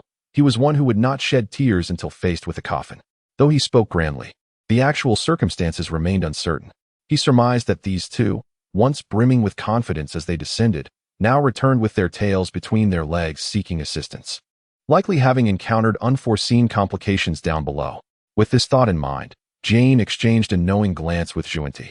Throughout the years, the duo had undertaken many endeavors to develop the Western world, often engaging in less than noble actions. Thus, in order to avoid falling into traps, Jane and Junyi now approached their outings with utmost caution. The simple words of Yuanshi Tianzun and Taishan Laozi had not succeeded in disarming their wariness. In fact, the two had fortified themselves even further. Upon witnessing the cultivation levels of Jane and Junyi, Yuanshi Tianzun and Taishan Laozi were momentarily taken aback. Perfected sage? Is this cultivation level not a bit excessive? After all, their intention was to act discreetly. With the strength of a perfected sage, how could they possibly remain inconspicuous? This line of thought was precisely why Yuanshi Tianzun and Taishan Laozi had previously dispatched an avatar of early-stage perfected sage. This time, they intended to elevate their strength further, yet never anticipated it would reach the level of perfected sage. This was perilously close to the realm of saints. Nevertheless, Jane and Junyi merely scanned them with a cursory glance. If they were to traverse the primordial wilderness, it was only prudent to exercise caution. After all, who could predict whether they would encounter formidable adversaries? Jane's remark was initially casual, yet it struck a nerve with Yuanshi Tianzun. Had he not just encountered a formidable adversary? The crux of the matter was that Yuanshi Tianzun found himself unable to refute this. Thus, he silently conjured another avatar, albeit one significantly more powerful than the previous. It was of late-stage perfected sage. Upon seeing this new avatar, Junyi could not help but exclaim, "Brother Yuanshi, why have you conjured another avatar? What happened to your previous one? It couldn't possibly have been destroyed, could it?" Yuanshi Tianzun has truly come to respect this cunning individual. Yet, when it comes to matters of his own dignity, he musters the courage to explain. "I have retracted my previous incarnation. After listening to your words, I find the idea of creating a new incarnation rather appealing." Having endured the experience of having his incarnation severed by Qiong Shao, Yuanshi Tianzun now perceives that although Jie and Junyi may appear somewhat lackadaisical, their insights regarding survival are indeed worthy of consideration. After all, it was his own complacency that led to the loss of his incarnation at the hands of Qiong Shao. Presently, his new incarnation possesses the cultivation of a late-stage quasi-saint, positioning him among the elite of the Hong Huang realm. A touch of flamboyance is permissible. Preserving his face is paramount. Before long, the four saints' incarnations once again set forth toward the vastness of Hong Huang. However, after their departure, Enhua's tightly shut eyes fluttered slightly. Despite Yuan Shitianzun and Taishang Laozi's efforts to evade Enhua's awareness, she is not blind. The commotion created by the four of them would be impossible to overlook. Initially, when only Yuan Shitianzun and Taishang Laozi's incarnations had left, Enhua had deemed it unworthy of her concern, for she was not idle enough to dwell on such matters. Yet now, with Zhuan and Jie Yin also taken by Yuan Shitianzun and Taishang Laozi, deliberately avoiding her presence, it indicated significant issues among the four. Moreover, their reliance on incarnations suggests they may be concealing something. Enhua's mind raced with thoughts. After a brief moment, she discerned the underlying connections. Currently, they are amidst the momentum of the Fengshen Calamity. Recalling the prior transgressions of these four, Enhua quickly redirected her focus toward the Zhijiao. Perhaps their joint endeavor is aimed at Zhijiao? Seizing the rare opportunity to see these four collaborate, Enhua decided to manifest an incarnation to follow them. In doing so, she intended to uncover their intentions. As a saintly incarnation, she spared no effort, augmenting her strength to the brink of the saint realm. Should these four conspire against her, at least she would possess the means for self-preservation. Meanwhile, outside the Zixiao Palace, Tongtian remained blissfully unaware of the unfolding events. Within the palace, he gazed intently at Hongjun, who sat above him. "Master, you summoned me. Is there something you wish to instruct?" Hongjun opened his eyes, pausing in silence for an extended period before finally speaking in a calm tone. "What is your perspective on this Fengshen Calamity?" Tongtian was taken aback that Hongjun had called him in merely to inquire about his thoughts. However, after a brief moment of astonishment, he replied earnestly, "Disciple believes that the origin of this calamity will dictate its resolution." At this moment, Tongtian was no longer the impetuous youth he once was, hastily shouldering every burden. He recognized that Yuan Shitianzun and the others were clearly scheming against him, showing no regard for brotherly bonds. Why then does he still need to consider their dignity? How could he possibly bear the blame for others? Upon hearing Hongjuan's response, Tongtian maintained an impassive expression. This time, the heavenly decree of canonization had manifested some unforeseen variables. For reasons unknown, when Tongtian heard Hongjuan's words, he was struck by an instinctive foreboding. The sudden summons from his master was certainly not an invitation for a heartfelt conversation. Indeed, the true purpose soon unveiled itself. Even though Hongjun did not explicitly state it, Tongtian was no fool. Hongjuan's words clearly pointed to the Jie Sect as the variable in question. After all, by all logical standards, the Jie Sect was meant to be the one facing the tribulation in this heavenly decree of canonization. However, the premature dissolution of the Jie Sect was what led to the emergence of such variables. Yet, even though both Tongtian and Hongjun were acutely aware of this fact, Tongtian could only feign ignorance at this moment. He requested clarification from his master. Hongjun fixed his gaze upon Tongtian. "Have you disbanded the Jie Sect?" Faced with this direct inquiry from Hongjun, Tongtian remarkably stood his ground. "I have not disbanded the Jie Sect." Though he was indeed the leader of the Jie Sect, he was completely unaware that it had already been dissolved. Were it not for Hongjuan's revelation, Tongtian would still be in the dark. In truth, Hongjun had perceived this long before. As his own disciple, he held some understanding of Tongtian. If Tongtian was truly unaware of this matter, then who could have disbanded the Jie Sect? Before you departed, to whom did you entrust the management of the Jie Sect? In response to Hongjuan's blunt question, Tongtian hesitated momentarily. Yet, under Hongjuan's unwavering gaze, he eventually spoke. "I entrusted the management of the Jie Sect to Lu Feng." At the mention of Lu Feng's name, Hongjun raised an eyebrow. He was already familiar with Lu Feng. Although Tongtian had not formally acknowledged him, the disciples of the Jie Sect had tacitly accepted him as the eldest senior brother. Tongtian had also passed the position of deputy leader to him. When this position was conferred, Tongtian had approached Hongjun seeking a heavenly oath. However, Hongjun did not possess an in-depth understanding of Lu Feng. Moreover, at this moment, even if Hongjun wished to deduce Lu Feng's intentions, he would find it impossible. The entire Jie Sect, from Lu Feng down to the most junior disciple, had now been shrouded in the veil of destiny. Even Hongjun himself could not glean any insights. Yet, it seemed that the idea to disband the Jie Sect might have originated from Lu Feng. If that were indeed the case, Did this young man possess precognitive abilities, or was it merely a serendipitous act? Hongjuan's expression grew more contemplative, and he cast a sidelong glance at Tongtian. Do you perceive any peculiar qualities in your disciple? Upon hearing Hongjuan's words, Tongtian was momentarily taken aback before shaking his head. Lu Feng is quite average in terms of lineage and strength. However, he excels in clarity of thought, and due to our faithful connection at the time of my sanctification, he became a member of the Jie Sect. Besides, our relationship cannot truly be characterized as that of a master and disciple. At this juncture, Tongtian's tone faltered slightly. He could not help but reminisce about the moment he first encountered Lu Feng. In fact, when he first crossed paths with Lu Feng, he had been unable to resist the urge to deduce this individual's hidden potential. Yet, at that time, his predictions had yielded nothing but blankness. Lu Feng was clearly just a being of mediocre strength from the Primordial Chaos. Perhaps their lively conversation prompted Tongtian to invite him to become the vice leader of the sect. However, Tongtian chose to selectively conceal certain details regarding this matter. Upon hearing Tongtian's words, Hongjun, who had already furrowed his brow, now locked it into a deeper furrow. Logically, there should be nothing peculiar about Lu Feng. He should not be the variable in question. Thus, Hongjun ceased his inquiries and swiftly shifted the topic. Recently, a hidden realm has emerged within the chaos. Your senior brothers are reluctant to venture there. I wonder if you have any thoughts on the matter? Upon hearing Hongjun's words, Tongtian immediately perked up. A hidden realm? Hongjun nodded and continued. I have investigated this hidden realm. It is likely a remnant from the Dragon Han Calamity. This piqued Tongtian's interest. A hidden realm from the era of the Dragon Han Calamity must contain numerous spiritual treasures. If he could acquire even one or two and bring them back to the Primordial Chaos for his disciples, it would indeed be a delightful endeavor. I am willing to go. Hongjun did not elaborate further and immediately cast a beam of spiritual light in front of Tongtian, guiding him on his path.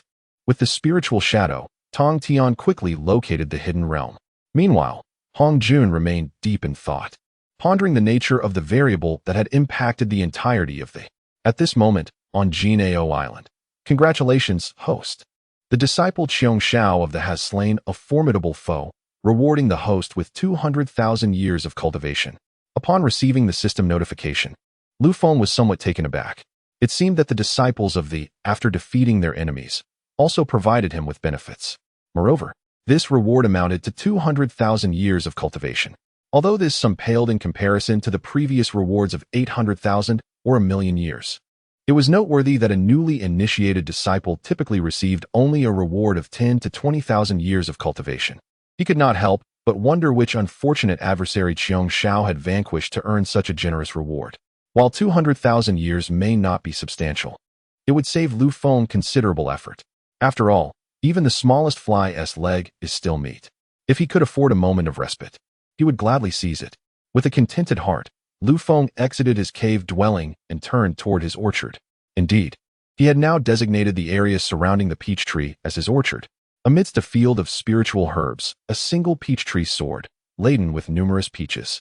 Most of these peaches were white, with only a few displaying a hint of pink. Although they were not yet ripe, it did not deter Lu Feng from salivating at the sight of the tree each day. It was not that Lu Feng lacked the desire to taste them. It was simply that the maturation of the peaches was an exceedingly time-consuming process. Despite his daily watering and fertilizing, he had not observed a significant acceleration in the ripening of the fruits. The progress of the peach tree remained sluggish. The crafting of the devouring demon jar is gradually reaching its conclusion. Originally, this jar was intended for Qiong Shao. Lu Feng plans to deliver the devouring demon jar to Qiong Shao once he perfects his calligraphy, thereby significantly enhancing her strength. Perhaps it might even yield substantial rewards for himself. At this moment, a radiant beam of light gracefully descended from the chaos into the primordial realm. Transforming into a captivating woman, Nuwa cast her gaze around, unable to suppress a hint of astonishment. She seldom ventured into the primordial world. As her Nuwa emperor, heaven resided within the chaos, and she would never recklessly enter the primordial realm without reason. Yet upon her return, Nuwa noticed several changes. To her surprise, there had been a confrontation between the and the, with the latter emerging as the loser. It is noteworthy that Yuan Shi Tianzun often praised his disciples of the, although they were largely ignored by others. The fact that the was defeated by the left Nuwa rather taken aback. Upon closer reflection, her eyes flickered with realization. It appeared that the strength of the disciples had significantly increased. The reason for their enhanced power was rather uniform: Lu Feng. It was indeed because of the resources provided by Lu Feng that this group of disciples had grown so rapidly. Understanding this, Nuwa no longer hesitated and immediately set her course towards the golden Ao island of the. Without any hindrance, Nuwa swiftly entered the confines of Golden Ao Island. However, as she surveyed her surroundings, she was utterly astonished by the scene before her. Meanwhile, the avatars of Yuan Shi Tianzun and his companions returned to the primordial land. Their current mission was to swiftly capture the disciples and promptly re-establish the. However, the sheer number of disciples posed a considerable undertaking for the four saints, particularly for Yuan Shi Tianzun and Taishang Laozi, who had to be especially cautious to avoid Xiang Xiao. After all, their previous encounters with her had been somewhat unpleasant, and her strength was far greater than they had anticipated. Should they cross paths again, it could render their previous efforts futile. Furthermore, even if they managed to overpower her, they had to contend with Jie Yin and Zhuanti nearby. If Xiang Xiao recognized them, what would become of their dignified status as saints? Thus, while they deliberately avoided her, their progress slowed, yet they still made some gains. As the number of disciples in their possession gradually increased, Jie Yin's brow remained furrowed. They had been vigorously capturing disciples in the primordial realm lately, but to this day, they had only apprehended outer disciples. Not a single third or second generation disciple had they encountered. At this rate, how could they hope to rebuild the Brother Yuan Shi? We have indeed captured numerous disciples lately, but these individuals lack renown. Even if we bring them in, they are of little use, Zhuanti concurred, nodding in agreement. Indeed, the teacher has stated that the disciples of the must remain unchanged. If they are merely a collection of outer disciples, it is likely that they would fail to align with the teacher's intentions. In truth, both find themselves quite helpless. Each day, they encounter only outer disciples. To refrain from action raises concerns of future complications, while taking action seems futile. It is truly a vexing situation. After a moment of contemplation, finally spoke. What do you believe we should do moving forward? Should we focus solely on capturing core disciples? Or should we cast our net wide to include both core and outer disciples? And exchanged glances before responding, regardless of whether they are core or outer disciples. We only need to apprehend the spokesperson of. Once we secure him, can we not rest assured that the disciples of will remain? And were momentarily taken aback by these words. What do you mean, dear junior? With a thoughtful demeanor, shook his head. If is unaware of the disbandment of. It indicates that within, apart from, there exists another spokesperson. If we can locate this individual and have him summon all the disciples of to reunite, would that not be far superior to our current fruitless search for them? As soon as finished speaking, the eyes of and brightened. Indeed, how had they not considered such a brilliant solution earlier? Had they thought of this sooner, they would not have faced such setbacks. Then lowered his head in contemplation before raising it once more to declare, I believe I know who the spokesperson of is. There exists a vice leader of, though he is not well known. Upon hearing this from, and were momentarily taken aback, they seldom focused on matters concerning, and given the remoteness of, they had little motivation to engage in such affairs, let alone inquire about a vice leader. Nodded in acknowledgement. That individual is, however, is not particularly renowned, nor is his strength formidable. Nevertheless, he remains the eldest disciple of, and his power cannot exceed that of A. With S insight, and quickly became invigorated. In light of this, should we not act swiftly? However, where might the senior disciple of B gaze towards the direction of? This individual seldom ventures out, and even now that has disbanded, he is likely still on. Armed with this precise location, and knowing that he is merely at most, and brimmed with confidence. Shall we not hasten to? As the words left their lips, the four instantly transformed into a streak of light, soaring towards. Meanwhile, On was leisurely strolling upon the island. As she approached the island, she felt no sense of peculiarity about Golden Turtle Island compared to her previous visits. However, upon entering, Nuwa soon realized that the island had undergone significant transformations since her last arrival. The spiritual energy present on Golden Turtle Island was now several times more potent than before, especially when she sensed the rich spiritual aura at the entrance of the Lu Feng cave dwelling. Her astonishment became increasingly difficult to conceal. The density of the spiritual energy was so overwhelming that Nuwa found herself completely absorbed in its essence.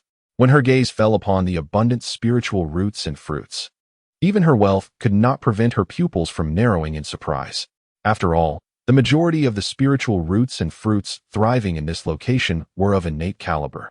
To her amazement, there was even a peach tree, one of the top 10 innate spiritual roots, quietly situated beside Lu Feng's cave dwelling. As she shifted her focus downward, Nuwa quickly noticed a vast expanse of 5-colored divine soil. At this moment, even she struggled to contain her excitement. It was worth noting that during her creation of humanity, the clay she utilized did not match the quality of this 5-colored divine soil. Now, these spiritual entities were flourishing right next to Lu Feng's abode. How could she not be astonished? Such rare spiritual entities were not something one encountered casually. Yet here they appeared in abundance at Lu Feng's residence. Observing the growth of these spiritual roots, it was evident that their master, Lu Feng, had not taken great care in maintaining them. The thought that these spiritual roots thrived so freely in Lu Feng's presence made Nuwa envious. Upon closer inspection, she discovered that Lu Feng had implemented no protective measures whatsoever. With so many innate spiritual roots, including one from the top 10, how could he leave them so carelessly at the entrance of his cave? Was he not concerned that a fellow cultivator might come and pilfer them? At this moment, Nuwa felt a pang of incredulity. How had her elder brother Tongtian managed to raise such a reckless individual? Moreover, she did not perceive Tongtian as particularly affluent. How could his disciples be so extravagant? If it were anyone else, they would surely treat innate spiritual roots as treasures to be revered.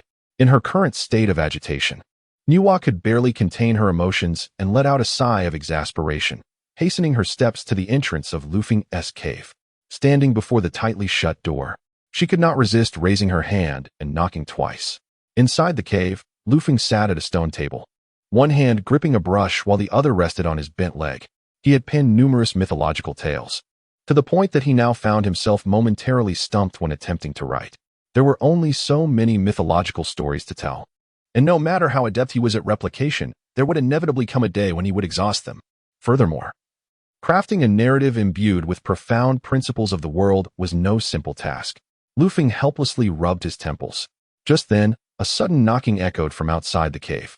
He paused in surprise, then raised his hand, and in an instant, the cave door swung open, revealing a figure before him. Gazing at the stunningly beautiful woman before him, whose figure was exquisitely delicate, Lu Feng found himself momentarily entranced. This woman appeared unfamiliar to him, as he had never encountered her before. Unlike the aura exuded by the Sanshao sisters, this woman radiated an air of authority. The fury etched upon her face only deepened Lu Feng's bewilderment. After all, he had not wronged her in any way, had he? Moreover, for years, Lu Feng had remained within the confines of Zixiao Island. How could he have possibly provoked this woman? With her advancing stormily, Lu Feng feared she might seek to extort him, prompting him to inquire, "Might I ask what brings you to my humble abode?" Upon hearing Lu Feng's bewildered question, Nuwa felt her anger intensifying. With a huff, she took a seat opposite him. One must admit, Lu Feng had arranged his dwelling quite comfortably. The chair upon which she sat was perfectly suited for relaxation. However, such trivial details would hardly sway Nuwa.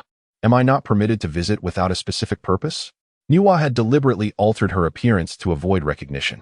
She had chosen a visage that was strikingly different from her original form, ensuring that even the venerable Yuanshi Tianzuan might not recognize her. Lu Feng, upon hearing her words, felt utterly perplexed. He could not recall ever having met this woman, let alone having offended her in any way. Nuwa, with an irritated huff, continued, "I merely passed by and noticed a peach tree planted outside your door. Yet, I am quite curious as to why such a prestigious spiritual root is carelessly placed at your entrance. Should your master become aware of this, what would be the consequence? Surely, anyone observing would deem you a wayward disciple." At this point, Nuwa cast a glance at Lu Feng, still intent on confirming his identity. "You must be Lu Feng, am I correct?" Lu Feng, still reeling from Nuwa's pointed remarks, was momentarily taken aback by her question, but soon nodded in affirmation. However, he quickly comprehended that her ire was directed at his peach tree and the surrounding spiritual roots. "Are you here concerning my peach tree? It is thriving, I assure you. I have devoted considerable care to it, watering and fertilizing it daily." Hearing Lu Feng's words, Nuwa was instantly struck by disbelief. "You call that care? You have not even taken protective measures, and now your tree is laden with fruit. Are you not worried someone might pilfer them?" Lu Feng paused, taken aback. "But hardly anyone comes to Zixiao Island. Except for you, of course. He could not suppress a silent protest in his mind, though he dared not voice it aloud. The woman's demeanor suggested she was no one to be trifled with, and besides, a gentleman does not engage in conflict with a lady. What if a confrontation were to arise? He certainly would not want to be labeled as a bully of women. Moreover, he was unaware of the other party's identity. So Lu Feng naturally refrained from divulging too much information. However, Nua's expression remained somewhat displeased. With so many innate spiritual roots left exposed, it's certainly not secure. Lu Feng was taken aback. What is there to be insecure about? These innate spiritual roots are hardly remarkable, except for that one precious peach tree, which only tempts my appetite. I truly believe the other innate roots are not valuable enough to warrant someone coming all this way to steal them. Nua nearly rolled her eyes at Lu Feng's words. Did this young man truly comprehend the significance of innate spiritual roots? How could he dare to liken them to mere weeds by the roadside? Most importantly, Nua currently possessed not a single innate spiritual root. In contrast, Lu Feng's garden was flourishing with these roots, swaying in the breeze, which was utterly infuriating. After a deep breath, Nua managed to suppress the urge to give Lu Feng a good beating. Meanwhile, Lu Feng began to doubt Nua's intentions. How on earth did this woman gain entry? The Golden Ao Island had specifically set up formations. Even though the Jie Sect had disbanded, the formations should still be effective. Moreover, he had set up formations outside his dwelling. Yet, this woman had arrived silently, without disturbing him at all. Who exactly was she? Surely, she couldn't be a saint? Dismissing that thought, Lu Feng shook his head. Among the 6 saints, the only female saint was Nua herself. Surely, Nua would not have the leisure to visit Golden Ao Island. Furthermore, even if Nua had come, Lu Feng would recognize her. Although he seldom ventured outside, he could distinctly sense the aura of a saint, unless the other party was using an avatar. But one would assume these saints were not so bored as to resort to that. Casting aside those thoughts, Lu Feng turned his attention back to Nua. My lady, you have yet to explain the purpose of your visit to my Golden Ao Island. Nua hesitated for a moment, just as she was about to speak. Her gaze suddenly flickered. Why did she see these things within Lu Feng's dwelling? What on earth had this young man done? Sensing Nua's intense gaze, Lu Feng followed her line of sight. However, all he saw was a barren space. There was nothing particularly special there. Turning back to Nua, he noticed her eyes nearly bulging out of her head. Why is there dragon crystal here? Observing Nua's nearly fainting demeanor, Lu Feng merely smirked. Oh, that? It's just a pile of useless materials. Upon hearing Lu Feng dismiss the dragon crystal as mere useless materials, Nua felt an overwhelming urge to strike him. If even the dragon crystal was deemed worthless, what materials in the primordial world could possibly catch Lu Feng's eye? Moreover, the dragon crystals casually piled in the corner were quite abundant. Nua could hardly fathom the frenzy that would ensue should these materials be released into the world. The crucial point was that these dragon crystals were each as large as a fist. If they were to be granted to her, she could forge numerous defensive artifacts. If the individual before her were her own disciple, Nua would undoubtedly be compelled to impart some life lessons. Yet, this disciple belonged to the Heavenly Sovereign.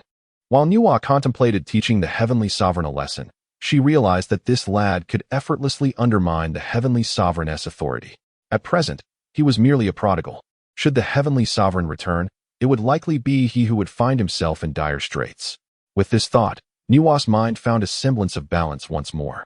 Lu Feng, observing the myriad expressions that flitted across Nua's face, ventured a tentative inquiry. My dear lady, do you happen to know my master? Nua lifted her gaze to Lu Feng, neither affirming nor denying. After all, she had altered her visage. It was only natural for a stranger to intrude upon another's sanctum, prompting Lu Feng's suspicion. Moreover, what was there to deny about her acquaintance with the Heavenly Sovereign? Hearing Nua's words, Lu Feng nodded in understanding. I see. However, Nua was taken aback by his demeanor. What? Lu Feng scrutinized her from head to toe before continuing. I presume my master sent you here to broaden your horizons? The items I possess are quite limited. Feel free to take a closer look if they pique your interest. At Lu Feng's remark, Nua felt a surge of indignation rise within her. How audacious of this insolent boy to openly belittle her. For a fleeting moment, she considered confronting him. Yet, upon sensing Lu Feng's prowess, her resolve quickly diminished. The lad's strength was unexpectedly formidable, having already reached the mid-stage of quasi-saint cultivation. Although Nua herself had attained the pinnacle of quasi-saint status, one could never be too certain of the hidden cards Lu Feng might hold. especially as a disciple of the Heavenly Sovereign. It would be unreasonable to assume he lacked any form of support. Nevertheless, Nuwa was genuinely taken aback. As the foremost disciple of the Lu Feng had achieved mid-stage quasi-saint status, why had he not garnered more renown? Had it been the primeval Heavenly Sovereign, his reputation would have undoubtedly spread throughout the entirety of the Honghuang realm by now. Suddenly, Nuwa recalled the Zixiao Palace crafted with great effort by the primeval Heavenly Sovereign. If her memory served her correctly, the palace's essence was composed of dragon crystals. Thus, acquiring such an abundance of dragon crystals in the present Honghuang was virtually impossible, even for saints. In a daze, Nuwa's gaze landed upon a plaque resting atop the pile of materials. Upon closer inspection, she discerned 3 prominent characters: Zixiao Palace. At that moment, Nuwa felt her mind nearly falter. Lu Feng, noticing her captivated gaze, promptly gestured dismissively. This object was brought back by the disciples of the. Recently, they had too much leisure time, so they ventured to Kunlun Mountain and dismantled the Jade Void Palace. Upon hearing Lu Feng's words, Nuwa was filled with disbelief. The disciples have actually dismantled the Jade Void Palace? In front of Nuwa, who was a familiar acquaintance, Lu Feng had little to conceal. Yes, it was completely taken apart. It seems they brought back quite a lot. At this revelation, Nuwa fell into a profound silence. The actions of the disciples left one speechless. That was the sanctum of a sage. Yet this audacious group truly dismantled the Jade Void Palace. How could one face the sage after such an affront?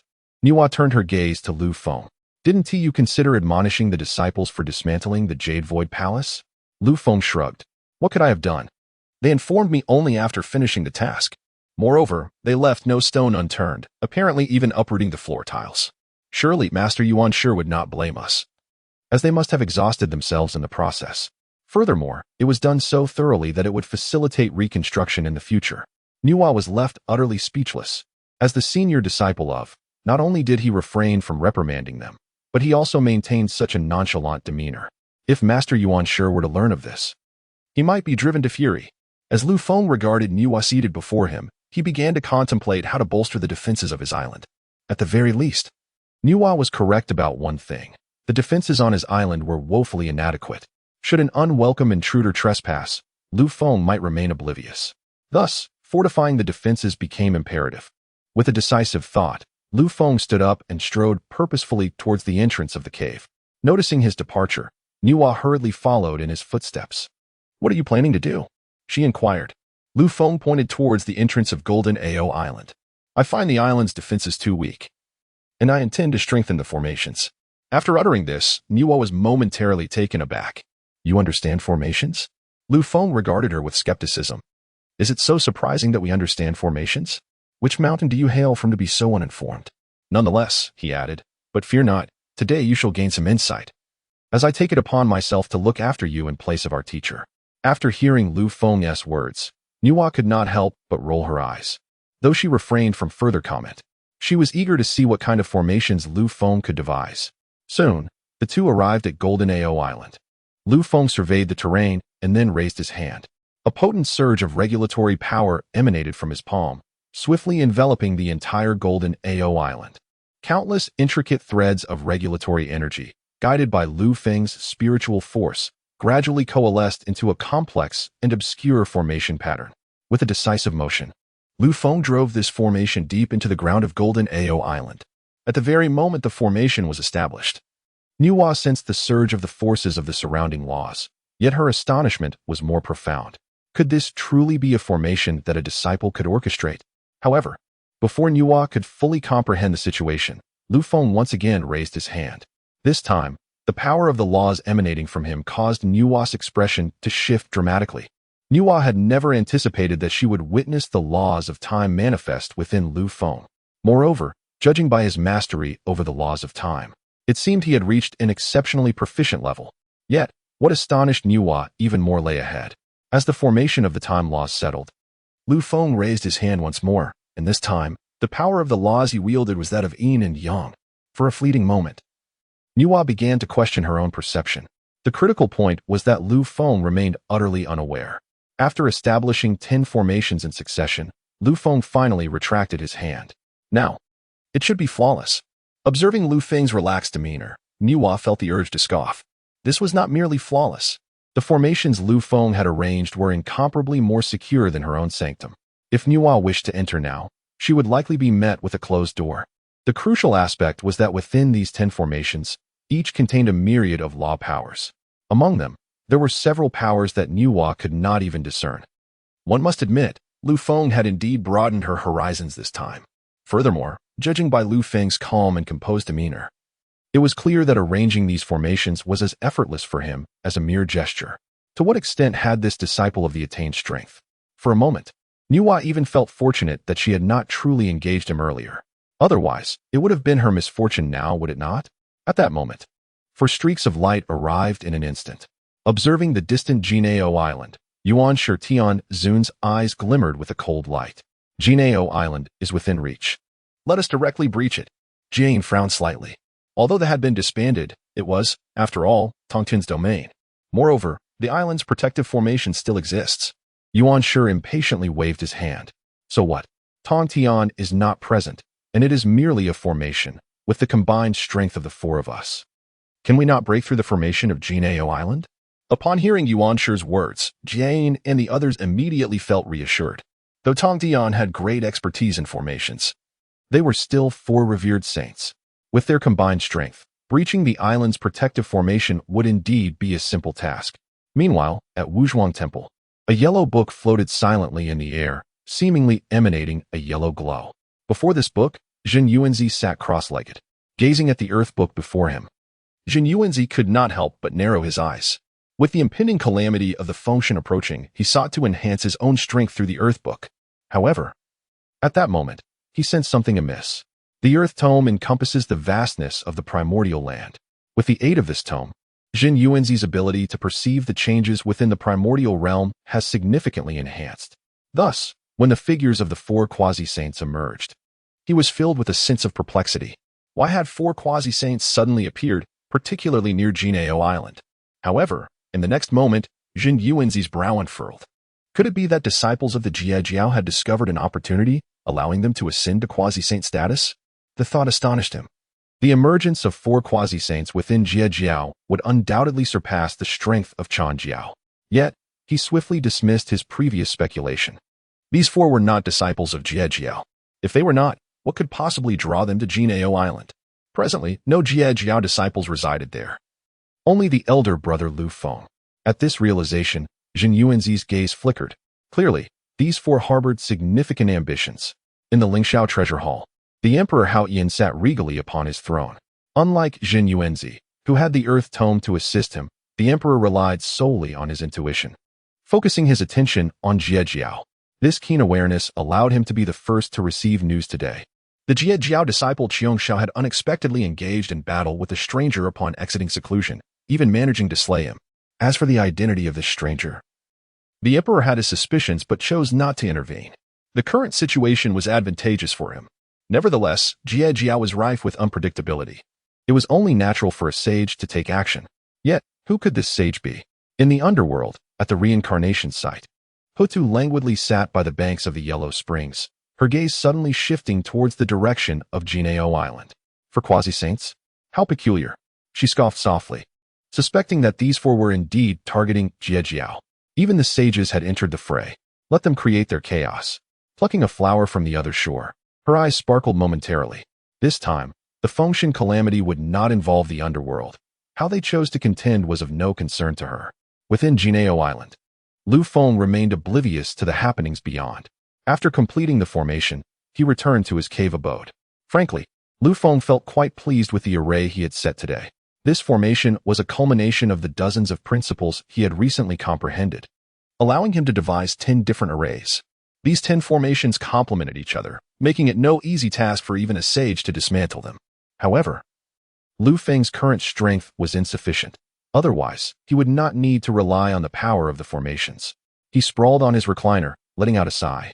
Another busy day had passed. Hearing this, Nuwa shot him a disapproving glance. She had observed closely and noted that Lu Feng had hardly exerted himself to establish the formations. Even if Nuwa herself were to attempt to arrange such a multitude of formations, it would be nearly impossible. Yet, this lad, with his mid-stage quasi-saint power, actually succeeded in doing so. As if that were not enough, He had to boast about how busy he was. Busy with what? From the initiation of the formation to its successful completion, it barely took the time of a single incense stick, did it? Regardless of how much Niwa wanted to ridicule him in her heart, she remained silent. However, Lu Feng was inspired by the formation he had just established. If he could use the power of the laws of time to set up formations, what if he specifically crafted a formation based on the laws of time to hasten the ripening of spiritual roots? He was simply too enamored with that tree of peaches. With this thought, Lu Feng stood up once more. What are you up to now? Niwa's words had barely left her lips when Lu Feng raised his hand and conjured yet another formation. Watching this formation envelop all the spiritual roots, Niwa felt a sense of satisfaction. It seemed this lad was beginning to understand the importance of safeguarding his private property. After all, such a vast expanse of spiritual roots was quite valuable. However, the next moment, Lu Feng chuckled to himself. With this formation in place, my tree of peaches should ripen quite soon, shouldn't it? Niwa. So you specifically arranged this formation just to hasten the ripening of the peaches? With the formation already set, Lu Feng decided to engage in some activity today. He then retrieved a long sword from his system space. Unfortunately, he had no hoe at the moment, so he had to make do with this sword. Moreover, Lu Feng had been adeptly utilizing it lately. This innate spiritual treasure, used for tilling the earth, still had its residual utility. Observing Lu Feng wielding a long sword to till the ground, Niwa silently turned her head away. This prodigal boy, if he were in her hands, she would undoubtedly have used the innate gourd vine to whip him until he bloomed. She could not fathom what Tongtian was thinking, allowing such a wasteful lad to become a deputy leader. Otherwise, how could the Jie Sect have disbanded? As she pondered this, Niwa suddenly froze. The Jie Sect had disbanded. The calamity of the Fengshen was imminent. Had it not disbanded, the Jie Sect's involvement in the calamity would have been a foregone conclusion. But now, since the Jie Sect had indeed been dissolved, Niwa's probing gaze swiftly fell upon Lu Feng. Could it be that this was Lu Feng's deliberate design? Was he merely fortunate, or was he deceptively wise? However, the next moment, seeing Lu Feng casually toss the spiritual roots and herbs into the pit he had dug, her previously calmed emotions surged once more. This wastrel, who plants spiritual roots like this? What if they die? Is it truly appropriate to plant this innate purple orchid in such a manner? Lu Feng glanced at the upright purple orchid before him and blinked. Isn't it still alive? Niwa. However, the conditions for cultivating the Xylan flower are exceedingly stringent. To plant it here, she cast a glance at the 5-colored divine soil beneath the Xylan flower. Her tone faltered momentarily before she continued. Even with the 5-colored divine soil, should it perish in due time? Lu Feng remained silent, merely casting an indestructible law formation into place, simultaneously incorporating a spirit-gathering formation. The two formations merged into one. In an instant, the Xylan flower thrived even more splendidly. At that moment, Niwa felt as though Lu Feng's actions were akin to an invisible slap across her face. She was inclined to retort, but found herself at a loss for words. This was the first time she had witnessed such a method of cultivating spiritual roots. The key was that he had truly succeeded. Who else would employ the power of laws combined with formations to cultivate spiritual roots? Moreover, he had integrated 2 or 3 formations. Niwa was rendered speechless. Lu Feng, on the other hand, gazed at the vast expanse of spiritual roots before him, nodding silently. These spiritual roots had been taken by the disciples from the treasure trove of the Zixiao Palace. Although they paled in comparison to his own spiritual roots, they were certainly better than none. However, he had heard that the spiritual roots of the Niwa Emperor flourished exceptionally well. Upon hearing Lu Feng mention her Niwa heaven, Niwa shot him a glare. You audacious fellow, do you dare to send someone to raid my Niwa palace? Have you a death wish? Noticing the murderous glint in her eyes, Lu Feng cleared his throat twice. I was merely speaking casually, without any ulterior motives. Niwa scoffed softly. With such thoughts, who would believe you? Observing her disbelief, Lu Feng continued to explain. I truly had no intention of stealing, no, of robbing. Rather, I am not coveting the spiritual roots of the Niwa Empress. Niwa scoffed again. Do you truly expect anyone to believe such words? Lu Feng rubbed his head. Was not my statement quite sincere? Niwa gestured towards the plaque of the Zixiao Palace behind her. Does this seem sincere to you? Lu Feng. Very well. I concede that it lacks a modicum of sincerity. However, Lu Feng's thick skin was impervious. We merely went to collect a bit of interest. After all, it was they who first assaulted the disciples of the. Thus, when we were injured and angered, was it not reasonable for us to dismantle their Zixiao Palace? Absolutely no problem. Moreover, a strike is affection, and a dismantled palace signifies profound affection. Furthermore, our disciples are known for their good-natured temperament and straightforward dealings. We left their palace in pristine condition, making it easier for them to rebuild in the future. Who knows, they might even extend a hand of reconciliation to us. Nuwa. Lu Feng's assertions were so compelling that Nuwa found it impossible to find grounds for rebuttal. How could this fellow muster the audacity to utter such words? Meanwhile, the avatars of the Yuan Shi Tianzun and his 3 companions had also arrived outside the Golden Ao Island. Among the 4, both Jane and Zhuanti have reached the pinnacle of quasi-saint cultivation, while Taishang Laojun and Yuan Shi possess mid-level quasi-saint prowess. Now that they are gathered together, their combined strength would effortlessly sweep through the vast expanse of the primordial world. Even the formidable Hutu of the underworld would likely fall before their united might. However, at this moment, Taishang Laojun and the others found themselves transfixed by the formation on Jinao Island. To their astonishment, a formation truly existed on Jinao Island. With Tongtian absent and few disciples remaining, who could have set up such a formation? Nevertheless, Yuan Shi Tianzun paid little heed to the formation. The mere presence of a formation indicated that there were still individuals on Jinao Island. Perhaps Lu Feng was indeed there. Initially, they had harbored concerns about Lu Feng's absence from Jinao Island, but witnessing the formation now brought them a sense of reassurance. Zhuanti and Jane nodded in agreement. If that is the case, let us break through this formation and directly enter Jinao Island to capture Lu Feng. Yuan Shi Tianzun raised his hand, declaring, I shall be the first to dismantle this formation. Having scrutinized the formation closely, he discerned that it bore no trace of Tongtian's aura. It was likely a hasty setup by the disciples of the. Since it was not crafted by a saint, Yuan Shi Tianzun, with his current strength, would find it even easier to dismantle the formation before him. Observing this, Taishang Laojun and the others stepped back, yielding space to Yuan Shi Tianzun. Soon, Yuan Shi Tianzun's aura surged, and with a swift motion, he unleashed a punch toward the formation. However, upon striking, he found himself unable to shatter it. Instead, he was drawn directly into its confines. In an instant, the environment around him transformed dramatically. Within the formation, Yuan Shi Tianzun sensed a profoundly potent force of laws, one that felt strikingly familiar. Was this not the very essence of the laws wielded by Qiangsha during their previous battle? To find it manifested within this formation now incited his ire. With a swift motion, he raised his hand, summoning a long banner, the Panga Banner. As he wielded the Panga Banner, an immense surge of spiritual power surged forth, converging upon the heart of the formation. The Panga Banner was Yuan Shi Tianzun's innate treasure. During his earlier confrontation with Qiangsha, he had neglected to bring it.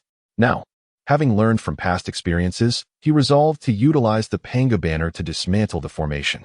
Although Taishang Laojun was not well versed in the ways of formations, the sight of Yuan Shi Tianzun brandishing the Panga Banner brought a sense of ease to his countenance.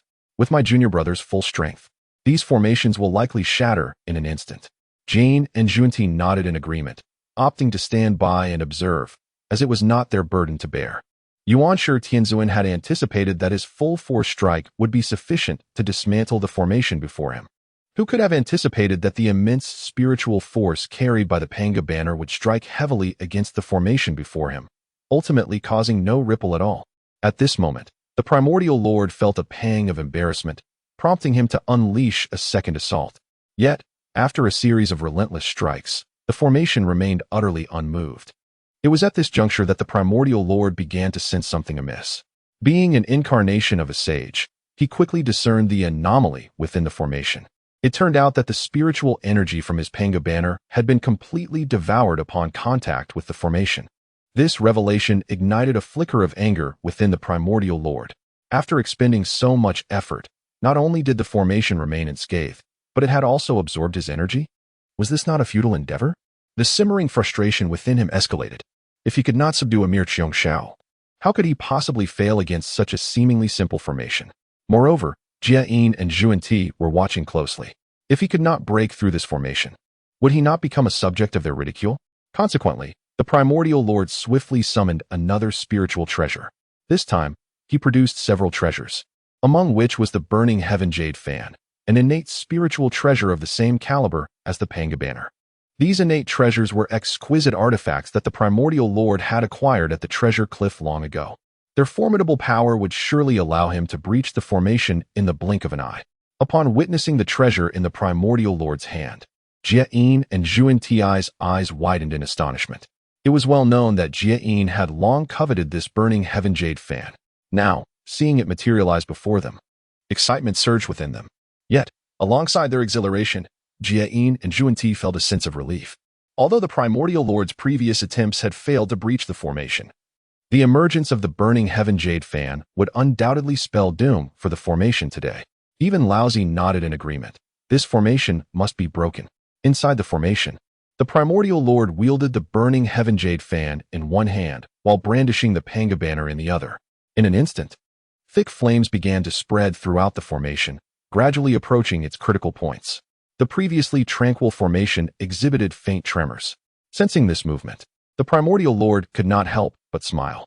However, outside the formation, Laozi's expression shifted dramatically. A formation within a formation. This was troublesome. Laozi could never have anticipated that such a seemingly trivial formation would embody so many complexities, especially one nested within another. It seemed that this time, the Primordial Lord was bound to face adversity. Within the chaos, the actions of the sage's incarnation were all too clear to the true self. At this moment, Nuwa, having witnessed Lu Feng's various methods, no longer harbored any dismissive sentiments. Although the Jie Sect had fallen into a disadvantage and Tongtian faced 4 sages alone, clearly under immense pressure, as for herself, she could only remain a bystander. Once again, shall we immerse ourselves in the fray to assist Tongtian? From the very beginning, Nuwa had never considered joining forces with Jian and Zhuan. After all, it was evident that the 4 of them were acting in concert. Even if Nuwa were to approach them, she might be met with suspicion regarding her intentions. However, the situation would be markedly different if it were Tongtian. Nuwa had always maintained a cordial relationship with Tongtian, and perhaps this was an opportunity to take a gamble. After all, Jiao still had Lu Feng. Should the saints refrain from intervening, Lu Feng alone might be capable of withstanding the pressure from all directions. After contemplating for a moment, Nuwa quickly resolved to take action. In light of the circumstances, it would be prudent to immerse herself in the conflict and lend her support to Jiao. It was clear that Taishang Laojun and the others harbored ill intentions. If she were to remain passive, it was likely that when Tongtian returned, he would hold her accountable for inaction. Having made up her mind, Nuwa swiftly turned her gaze towards Tongtian. Just as Tongtian emerged from the Zixiao Palace, Nuwa approached him from behind. "Senior brother Tongtian," she called out, momentarily startling him. "Junior sister Nuwa?" he replied, taken aback. Nuwa glanced at the Zixiao Palace behind them, her gaze flickering with curiosity. "May I inquire where you are heading, senior brother?" Tongtian, not overthinking the matter, replied candidly. "Master mentioned a secret realm left over from the Longhan period. I was considering entering to seek some spiritual treasures and roots, perhaps bringing back some fortune for my disciples." Upon hearing this, Nuwa was initially taken aback. "Spiritual treasures and roots? Is this something you still need to search for?" Tongtian, equally bewildered, pondered the rarity of innate spiritual roots and treasures. If he did not seek them, what would his disciples rely upon? Unbeknownst to him, Nuwa was filled with confusion. So this was how the affluent acquired their wealth. Despite having numerous spiritual roots and treasures at home, it appeared that they still sought to exploit other secret realms. The vast array of spiritual roots possessed by Lu Feng far exceeded that of her own palace. It was likely that even collectively, the 6 saints would not possess as many as Lu Feng. Tongtian, assuming Nuwa simply did not comprehend, patiently explained, "Our Jiao is lacking in spiritual roots, and many disciples have not made breakthroughs for years. If we could find some spiritual treasures and roots, it might assist them in their cultivation." At this moment, Tongtian's thoughts were still on Lu Feng. Given Lu Feng's background, without external assistance, he might never reach his full potential. Thus, Tongtian contemplated venturing out to seek spiritual roots, hoping that perhaps his disciples might benefit. After hearing Tongtian's explanation, Nuwa finally understood. "Senior brother Tongtian, do you not cultivate innate spiritual roots in Jiao?" Tongtian immediately shook his head. "If we had innate spiritual roots, why would I venture alone into the secret realm?" Now, Nuwa regarded Tongtian with a touch of sympathy. "Goodness. It seems that Lu Feng's extravagant behavior has been conducted in secret from you." Originally, Nuwa felt a mix of envy and jealousy upon discovering the multitude of treasures possessed by Lu Feng. However, upon realizing that Tongtian was unaware of his own wealth, Her inner calculations were swiftly balanced. Tongtian, on the other hand, found Nuwa's gaze towards him rather peculiar. Although their relationship was amicable, she had never before posed such seemingly frivolous inquiries. Not only did she question his assets, but she also regarded him with an unusual expression. What did it matter if the wealth of their sect was less than that of the Hua Huang heaven? After all, their sect had a larger number of disciples. Despite his thoughts, Tongtian maintained a serene demeanor. Sister Nuwa, is there a particular reason for your unexpected visit today? Upon hearing Tongtian's query, Nuwa momentarily suppressed her original intentions. After all, her avatar still resided in the primordial world, rendering Tongtian's presence somewhat inconsequential. Moreover, she was quite curious about Tongtian's expression when he eventually beheld Lu Feng's vast expanse of innate spiritual roots. With this in mind, she set aside her hidden concerns. Actually, I find the secret realm you mentioned quite appealing.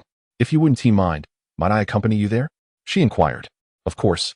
Should we come across any spiritual roots or herbs, I shall not claim them, as there are hardly any individuals in my Hua Huang heaven. Upon hearing this, Tongtian quickly nodded in agreement. Since she expressed no desire for spiritual roots and merely wished to join him in the secret realm, he felt no reason to decline. Furthermore, the secret realms from the era of Longhan were not without their dangers. Having Nuwa accompany him could provide mutual support and avert unforeseen circumstances.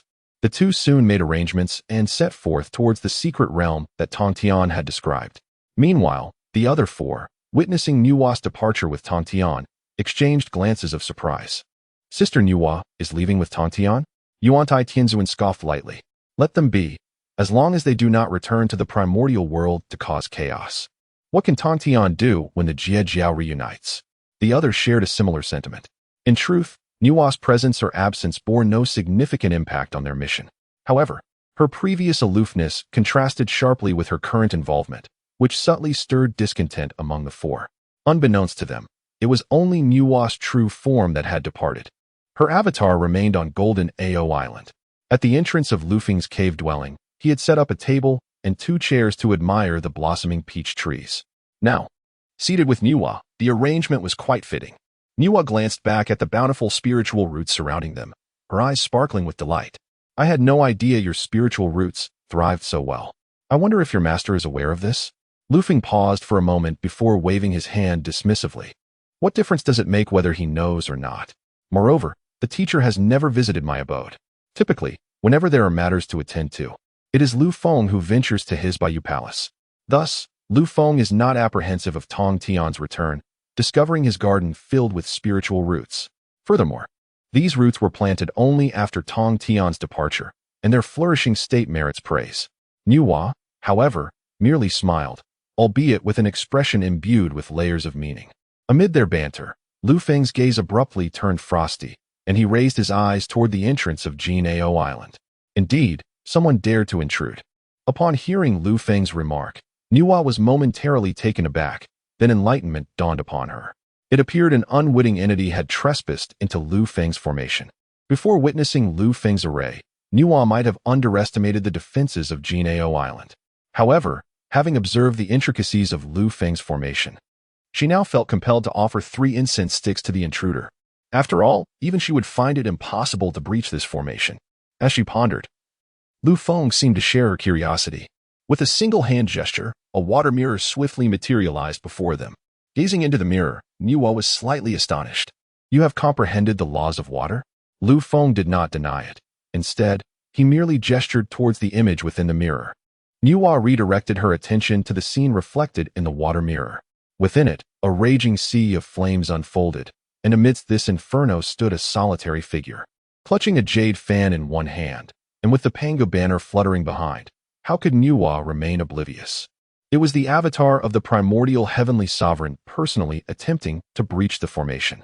At this revelation, Nuwa's delight turned to glee. With the arrival of the primordial heavenly sovereign, it was certain that the others, including Taishang Laojun, were present as well. Nuwa was well aware of the formidable power of the formation Lu Feng had established, not to mention the 4 avatars of saints. Even the saints themselves would find it a considerable challenge to dismantle the formation before them. The prospect of witnessing the primordial heavenly sovereign's predicament filled Nuwa with anticipation. Lu Feng, on the other hand, had not anticipated such audacity, setting fire to his own formation. Contemplating the changes within his array, Lu Feng simply raised his hand. After all, the formation was his own creation, and its dynamics would naturally align with his intentions. Under their watchful gaze, the suppression of the formation surged several-fold in an instant. At that moment, the primordial heavenly sovereign finally sensed the dissonance within the formation. Initially, he had presumed it to be an ordinary array. Now, with the sudden increase in oppressive force, he realized it was, in fact, a formation within a formation. The power of these two arrays combined far surpassed that of a solitary one. However, understanding this late was not too late. The primordial heavenly sovereign still possessed numerous hidden cards. Moreover, the burning heaven jade fan was not so easily dismissed. Upon contemplating this, the primordial supreme being resolutely wielded the celestial fan of devouring flames in his hand. In the blink of an eye, the inferno within the formation intensified once more. Simultaneously, the devouring force began to gradually pervade the vicinity of the primordial supreme being. Sensing this loathsome aura, his anger surged, and he could no longer restrain the manifestation of his own power of the laws. The boundless force of the laws collided thunderously with the devouring energy, causing the entire formation to tremble momentarily. Observing the diminishing power of the laws above the formation, the expressions of Jian and Juanti reflected a mixture of surprise and delight. Could it be that this formation was on the brink of collapse? Truly, the prowess of senior brother Yuanshi was commendable. However, at that moment, the gaze of the Grand Supreme Elder Lord shifted dramatically. He had initially presumed this to be merely a formation within a formation. Yet, witnessing the changes within, he discerned something amiss. He was not particularly adept at formations. If any among the three brothers excelled in such arts, it would undoubtedly be Tongtian. Nevertheless, this did not preclude the Grand Supreme Elder Lord from recognizing the uniqueness of the current formation, especially as he detected the emergence of several other auras within the formation. An ominous premonition began to rise within him. This formation was anything but simple.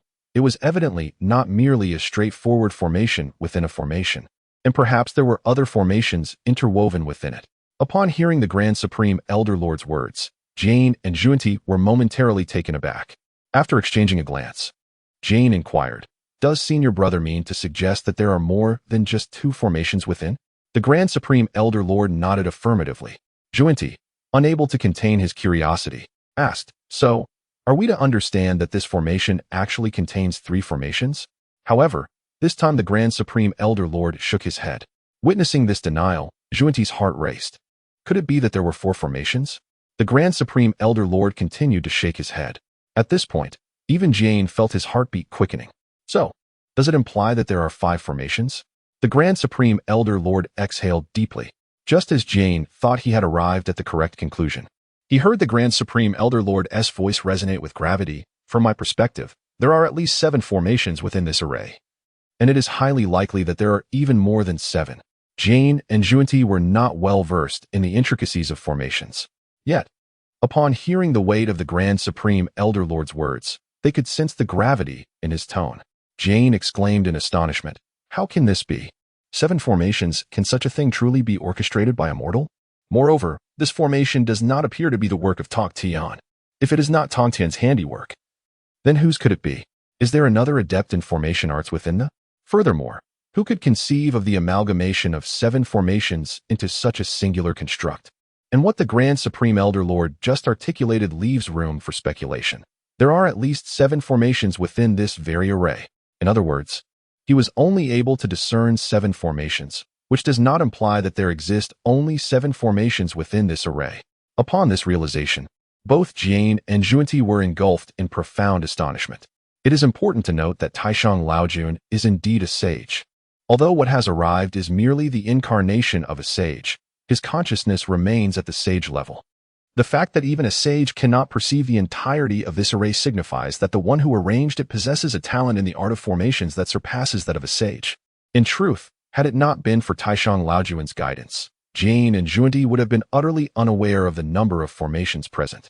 Just as they were grappling with their shock, a sudden exclamation erupted from Yuan Shitianzun. Hearing the cry, the gazes of Taishang Laojun and the others instantly turned towards the interior of the formation. Through the layers of mist, they could vaguely make out Yuan Shi's silhouette. Indeed, the Yuan Shi, who had just showcased his prowess, was now utterly preoccupied and unable to attend to his own safety under the pressure of several formations, let alone break the array.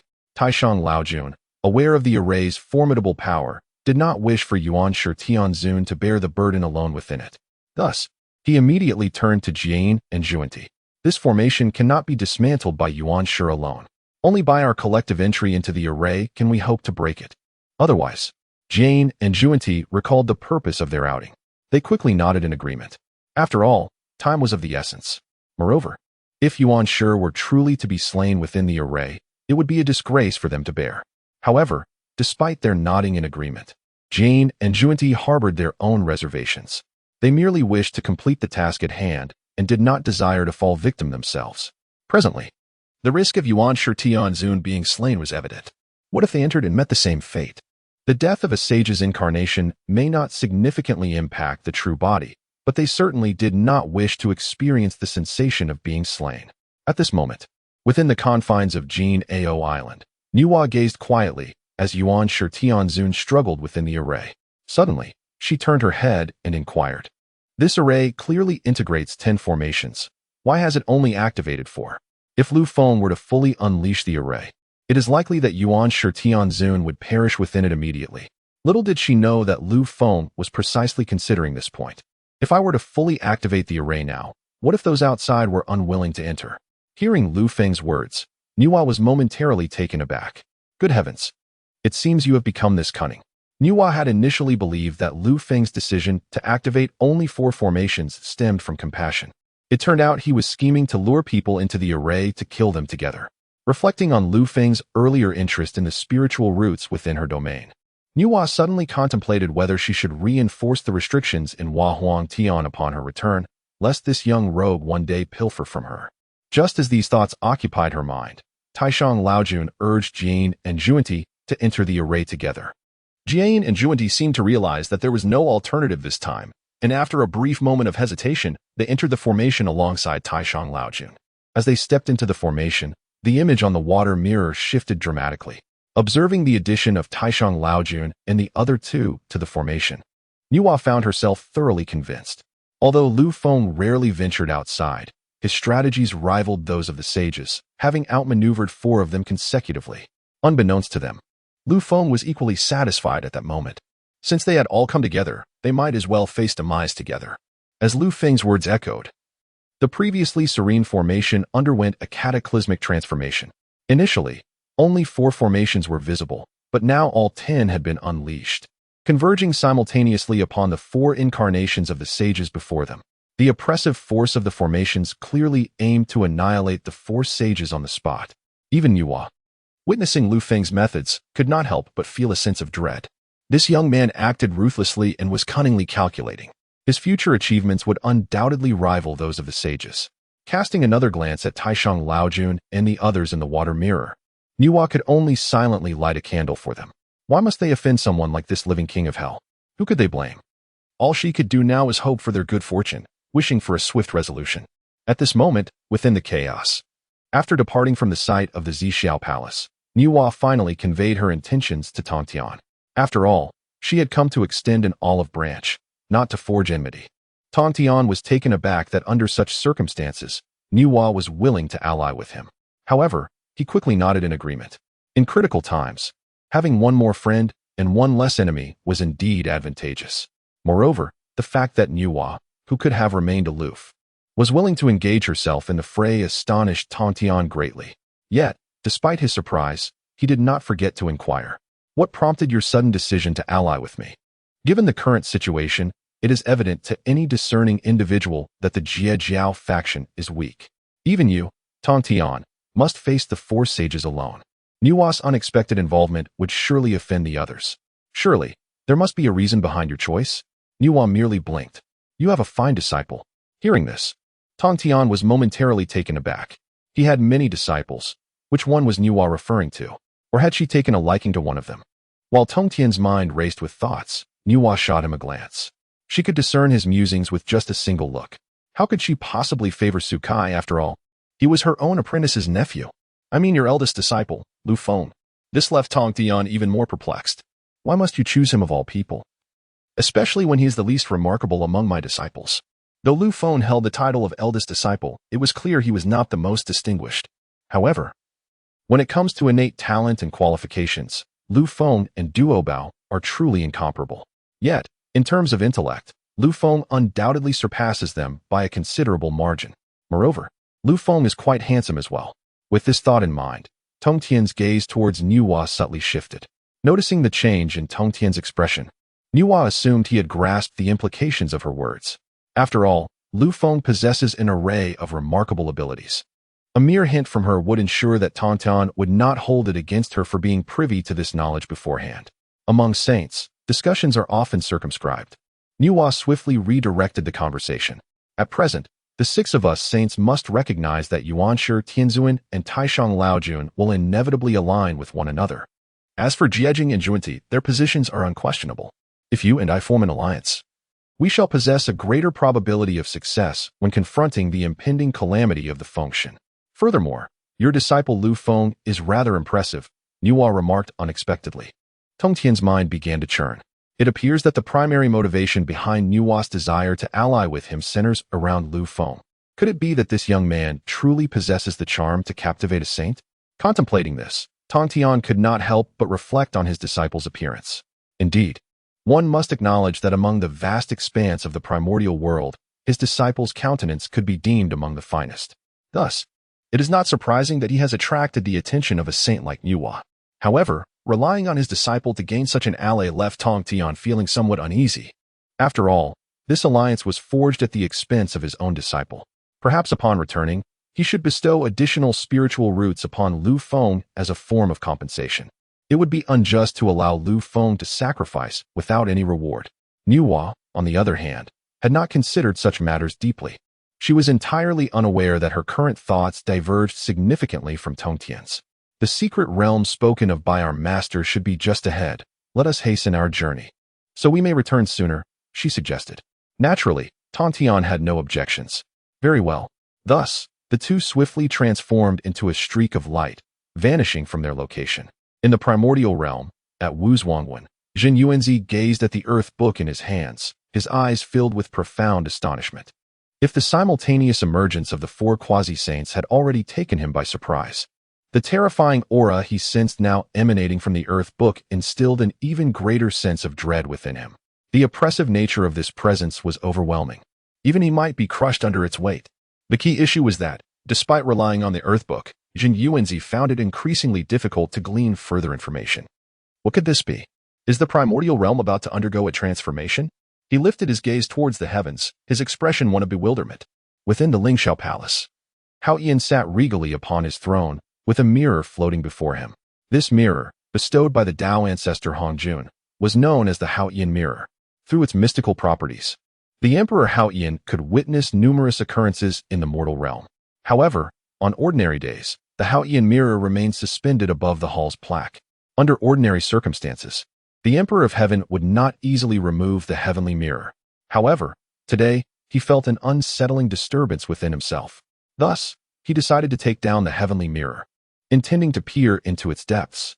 Yet, no matter how he endeavored to wield the heavenly realm, a veil of obscurity enveloped it, rendering everything indistinct. Witnessing this scene, the Emperor's eyes reflected a mix of astonishment and confusion. Previously, whenever he sought to glimpse the primordial chaos, he would not encounter such setbacks. Now, not only was he unable to see anything clearly, but it appeared that an unseen force was forcibly suppressing the heavenly mirror. Determined to explore further, he continued to channel his spiritual energy into the mirror. However, at that very moment, the heavenly mirror suddenly fell to the ground, producing a sharp, resonant sound that sent a tremor through the Emperor's heart. How could this be? Gazing at the mirror lying on the ground, the Emperor was filled with shock, but more so with a sense of helplessness. Since acquiring the heavenly mirror, he had never faced such adversity. Yet, what shocked him even more was that as his hand reached for the fallen mirror, a surge of formidable spiritual energy collided with his chest, forcefully propelling him backward to his throne. A metallic taste filled his throat, and he ultimately could not suppress a mouthful of blood. A backlash? He had never expected that his attempt to probe would result in such a counterstrike from the heavenly mirror. Frustrated, the Emperor could only stagger toward the mirror. Step by step. At that very instant, Within the previously fog-laden heavenly realm, four indistinct figures suddenly emerged, standing prominently upon the golden turtle island of the. Observing this scene, the emperor felt an inkling of realization. Saints, saintly might. He yearned to utter the final word, but due to the constraints of the heavenly Tao, he could only silently swallow his words. Presently, he could not endure another round of tribulation. Yet, even this mere glimpse had already left the Emperor of Heaven in a state of profound astonishment. Golden Turtle Island. A formation. How audacious of the to dare to eliminate four saints with such force. Meanwhile, in the underworld, the Earth Mother could no longer restrain herself and peeked out, eager to ascertain the situation in the primordial realm. To her dismay, the sight before her was such that she wished she could erase the recent events from her memory. Although she had not attained sainthood, her strength was unparalleled among those below the saints. Thus, her sensitivity to the aura of the saints was heightened. From the moment the incarnations of the Grand Supreme Elder Lord arrived in the primordial realm, she had sensed their presence. After they proceeded to Golden Turtle Island, Earth Mother intended to observe from the sidelines and refrain from intervening. However, she had not anticipated the audacity of this deputy leader. Even with merely 4 incarnations of saints, he truly intended to slay them within Golden Turtle Island. Was he not mad? With her mind racing, Earth Mother could only exhale a long, heavy sigh. Alas, alas, it would be prudent to refrain from intervening in this matter. Within the confines of the current formation, the 3 venerable ones, Laozi, alongside his companions, remain blissfully unaware of the impending crisis. In truth, their thoughts are quite optimistic. Even if this formation encompasses several subformations, what of it? They, as incarnations of saints, are confident that the disciples within this formation cannot surpass their strength. Once they rely on sheer force to dismantle the formation before them and subsequently infiltrate Jianeo Island to seize Lu Feng, everything will unfold seamlessly. However, at this moment, Laozi and his companions have merely just entered the formation, and before they could unleash their full potential, the devouring laws within the formation surged exponentially. Even those with the slowest reactions, such as Jian and Zhuanti, began to sense the alterations emanating from the formation. Initially, only 4 formations were operational. But the instant the 3 of them joined, an astonishing 3 additional formations activated simultaneously. And this was not the end of it. As they felt more and more formations manifest beneath their feet, Jian and his brother finally succumbed to a modicum of panic. Logically, 7 formations should have been the limit. Yet who could have anticipated that the architect of this array would dare to establish 10 formations concurrently? Even Jian and Zhuanti, with their formidable powers, found it difficult to contend with this overwhelming onslaught. At this juncture, the brothers were thoroughly exasperated. "Oh, Laozi, we descended to assist you, only to find ourselves ensnared in this predicament," Jian exclaimed, pointing at the intricate patterns of the formations beneath them, his eyes ablaze with frustration. Their reaction was not unwarranted. Had they known that this grand array contained 10 formations, neither Jian nor Zhuanti would have ever consented to enter. After all, Laozi had previously assured them that their combined efforts would suffice to breach this formation. Yet now, was this truly something they could overcome together?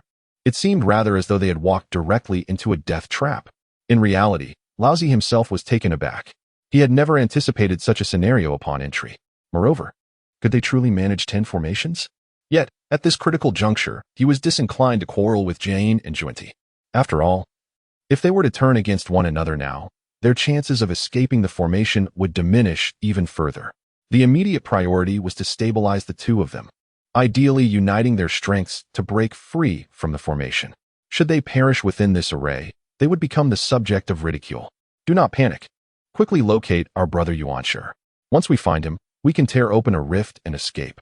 As for breaking the formation, that is a prospect I dare not entertain at the moment. Meanwhile, the esteemed Yuanshi Tianzuan, whom Laozi was fervently concerned about, was currently being suppressed at the formation's core. His body inundated with blood. It is worth noting that his position is the very heart of the entire formation, where all directions of the array converge to exert pressure upon him.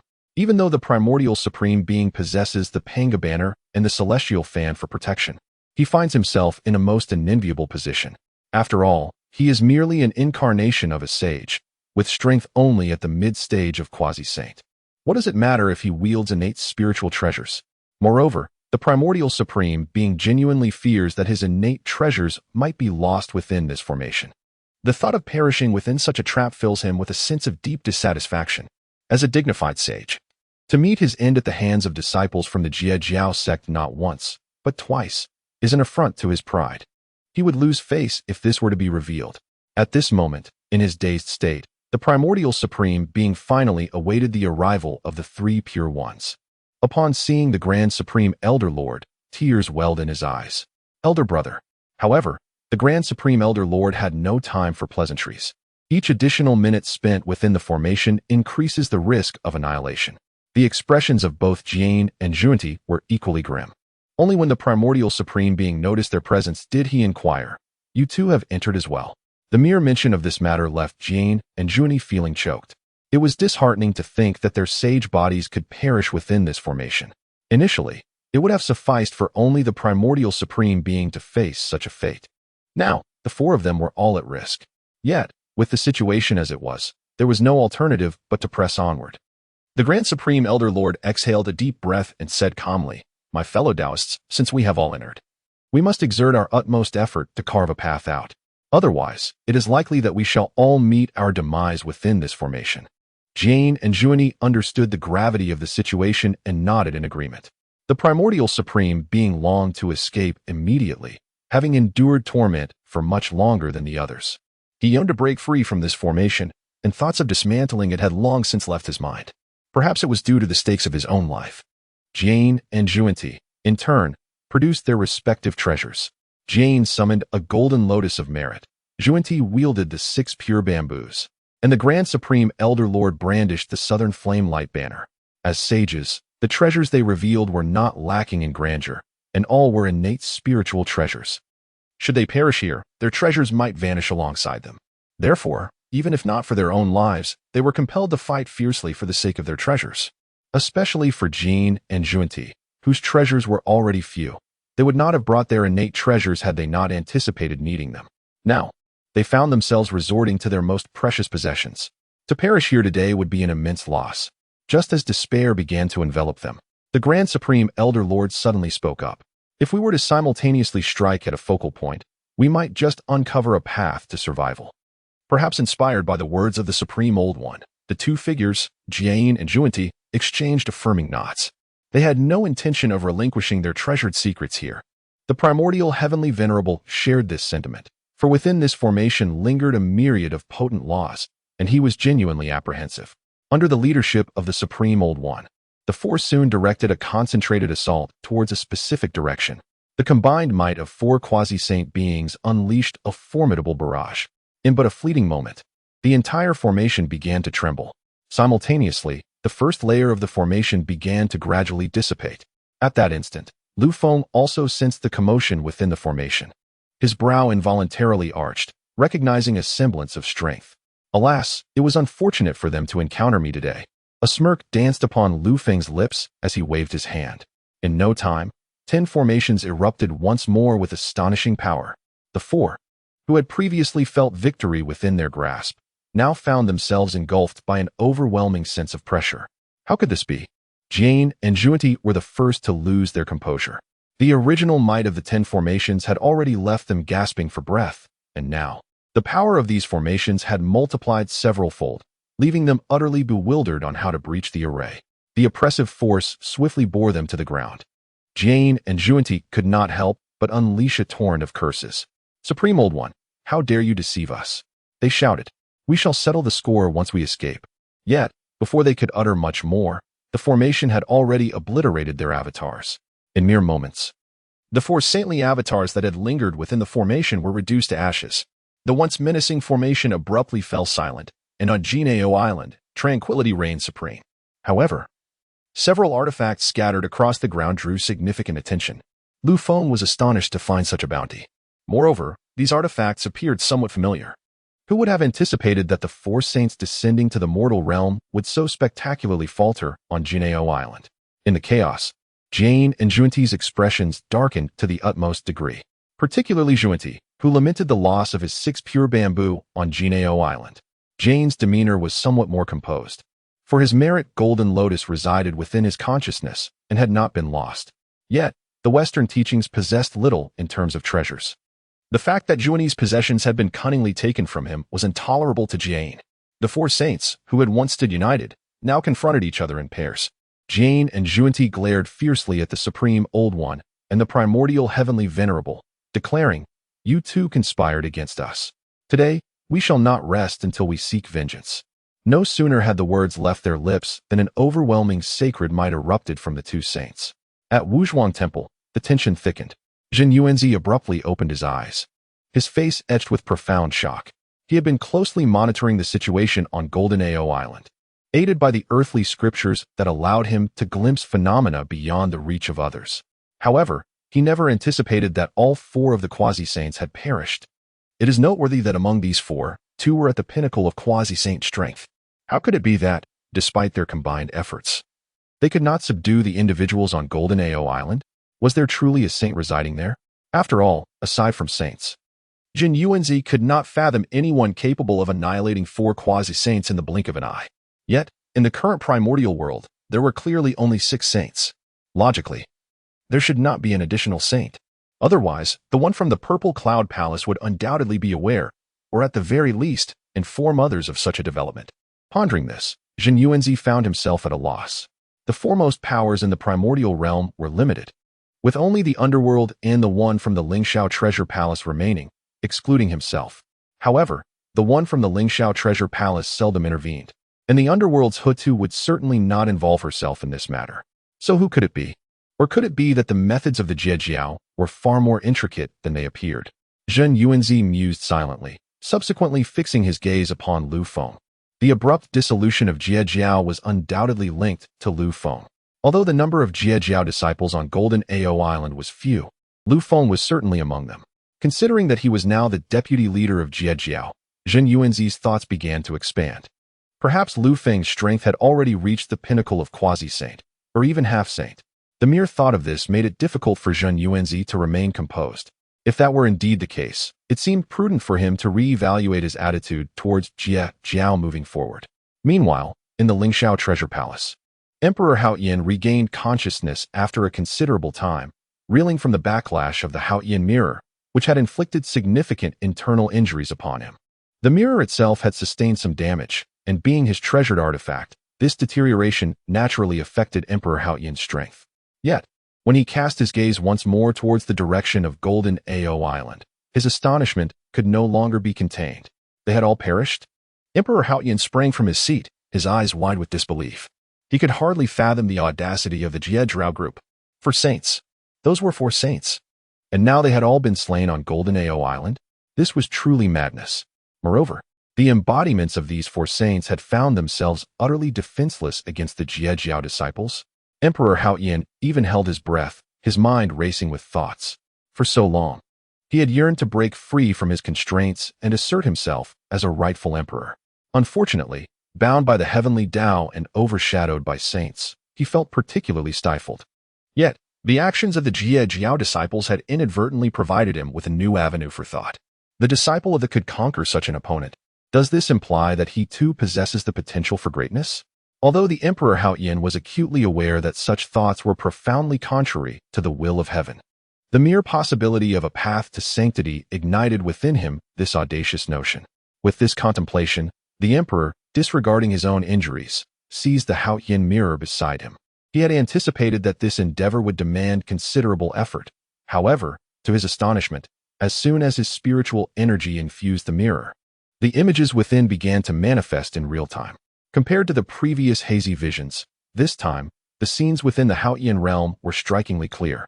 The Emperor breathed a sigh of relief at this sight, yet as his gaze fell upon Jinao Island, his brow furrowed with concern. Why did the image before him diverge from his expectations? At that moment, Jinao Island appeared remarkably tranquil, utterly devoid of any signs of the fierce battle that had supposedly transpired.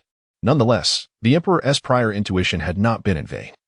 The auras of the 4 saints had indeed dissipated into the ether. But what could this possibly mean? For a fleeting moment, the Emperor began to doubt himself. What on earth had transpired? Could it be that the disciples had suffered defeat? No, that could not be the case. The Emperor's keen eyes narrowed.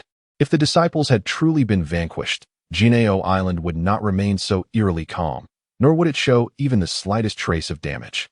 After all, Those four saints were formidable adversaries. If they had indeed launched an assault on, one would expect a far more tumultuous aftermath. Furthermore, he could vividly recall the images within the Haotian mirror before his unconsciousness, where it was evident that the four saints had been driven to the brink by the disciples of. Now, witnessing the serene beauty of Jineo Island, a weight lifted from the emperor's heart, though the relief stirred a tumult within him. After all, these were four saints. For incarnations of saints had been vanquished at the hands of. Such a claim would likely be met with disbelief. Yet, this was an undeniable reality. Had he not witnessed it himself, the emperor would scarcely have dared to believe it. Forcefully suppressing his swirling thoughts, the emperor exhaled a deep breath and steadied his mind. He had only been unconscious for half an hour, yet during this brief span, all four saintly incarnations had been slain. This indicated that was far more formidable than it appeared on the surface. Should the opportunity arise in the future, it would be wise not to provoke the disciples of lightly. However, the emperor soon narrowed his eyes once more. The of old had not wielded the influence it now possessed. This transformation had commenced with Lu Feng's dissolution of the, leading its disciples to acquire extraordinary fortunes.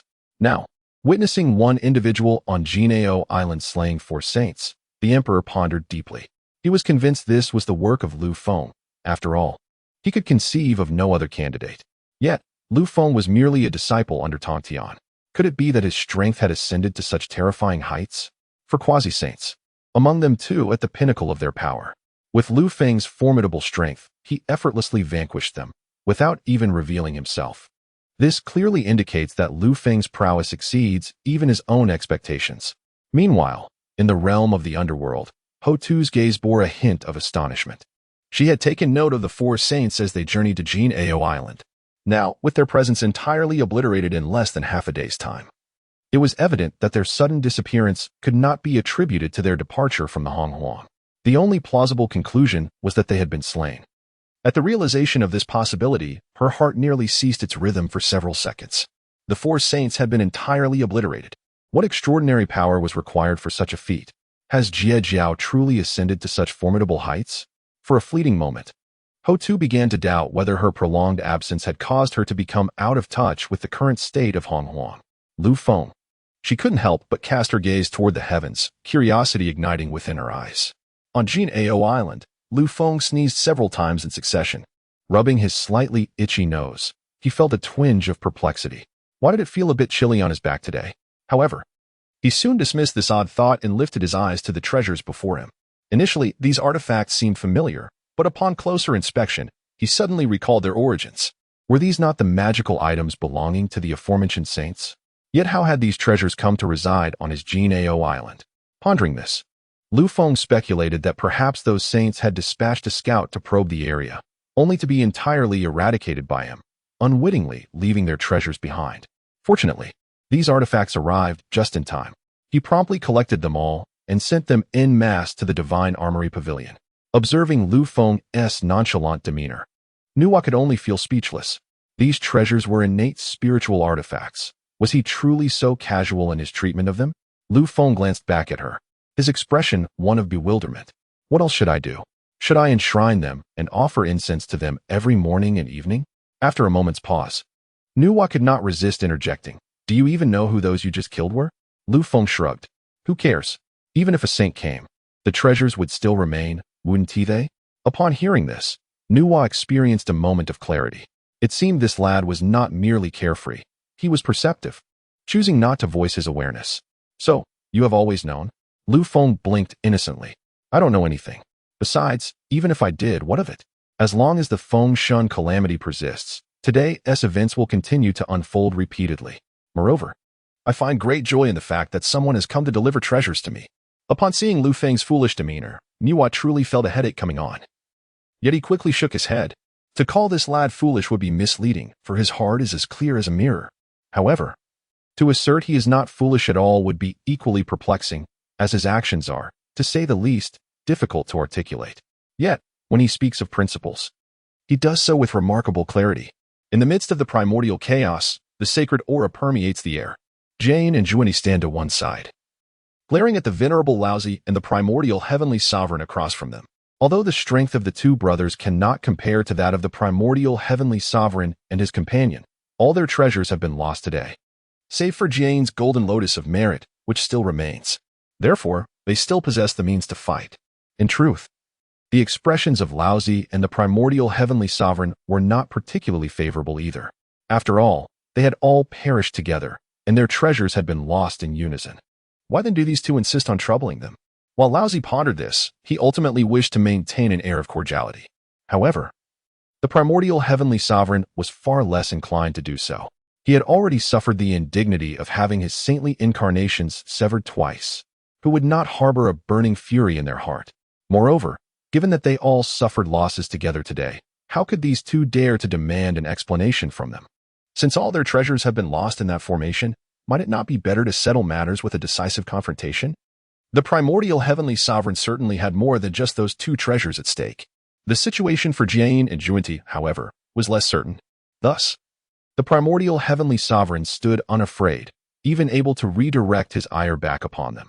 Do you mean to say that because you lost your treasures, we must compensate you? All of our possessions now lie within that formation. Why is it that you alone feel the pain?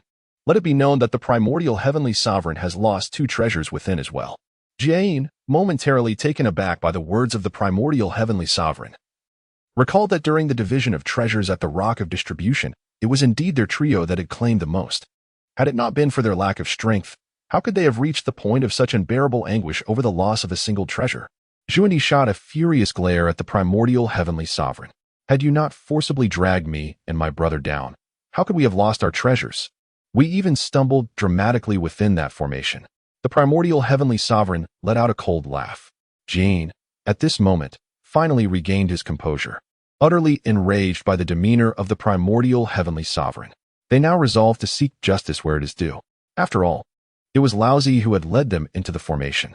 With their treasures now lost, it was only fitting to demand an explanation from him. Brother Laozi, it was you who brought us into that formation. Now that our treasures have fallen within, you must provide us with an account.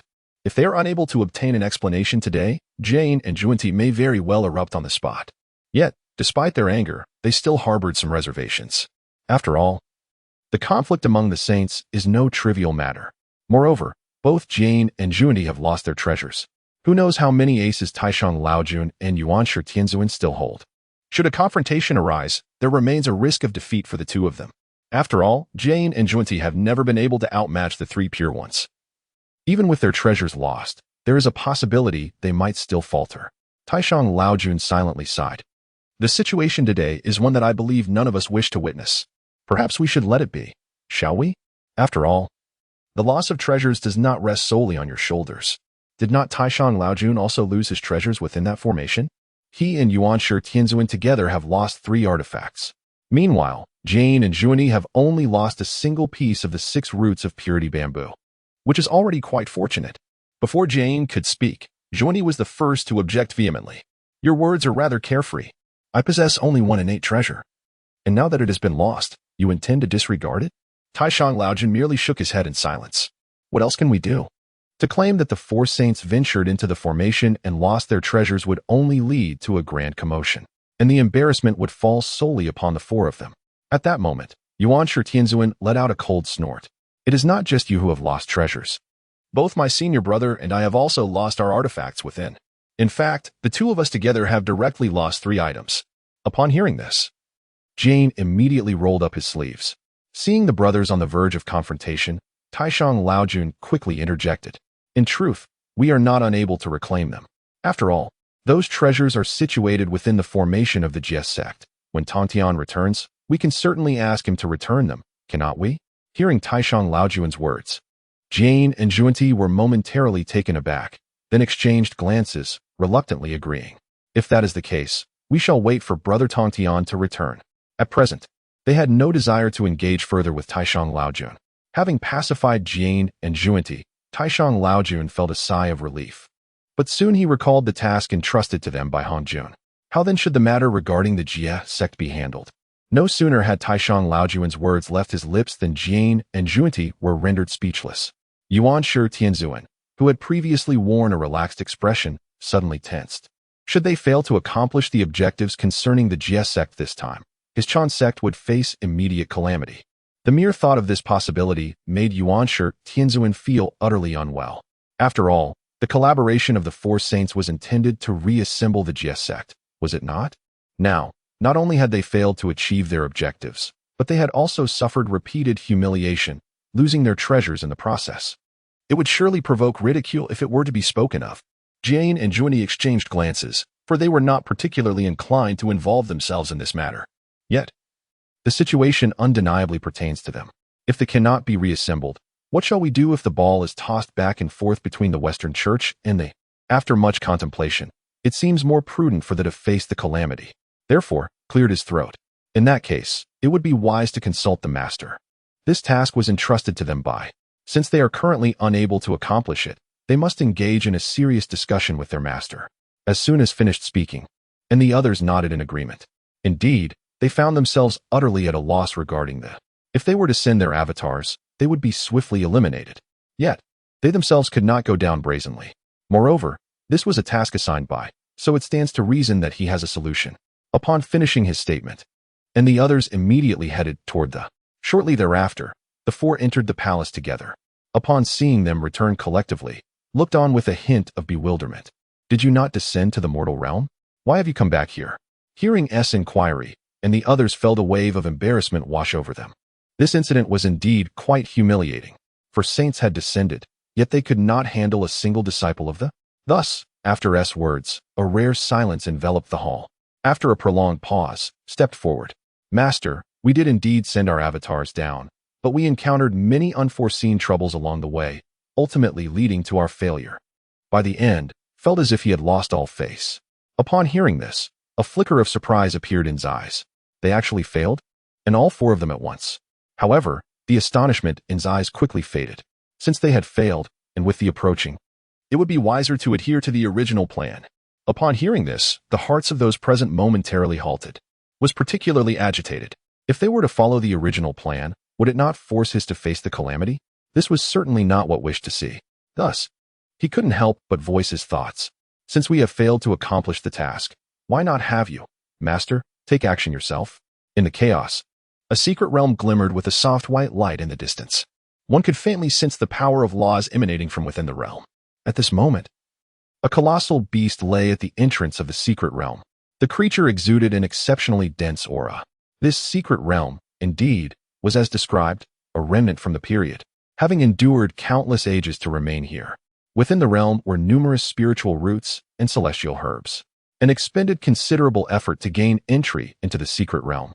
Upon witnessing the abundance of spiritual roots scattered across the ground, Tongtian could not suppress a smile of joy that illuminated his countenance. Could it be that such a plethora of spiritual roots exist here? This is a veritable windfall. Moreover, the substantial growth of these spiritual roots has resulted in an extraordinary concentration of spiritual energy in this locale, manifesting even as a delicate mist. This formidable spiritual energy, in turn, has positively influenced the quality of the spiritual roots and celestial herbs, significantly enhancing their attributes. As Tongtian surveyed the scene from a distance, his excitement was palpable. Although the inventory of spiritual roots here was somewhat inferior compared to that of other saints, the sheer volume compensated for it. After all, with so many disciples under his tutelage, he could certainly bolster their strength by bringing these spiritual roots back with him. Witnessing Tongtian's demeanor, Nuwa could only shake her head in disbelief. Really?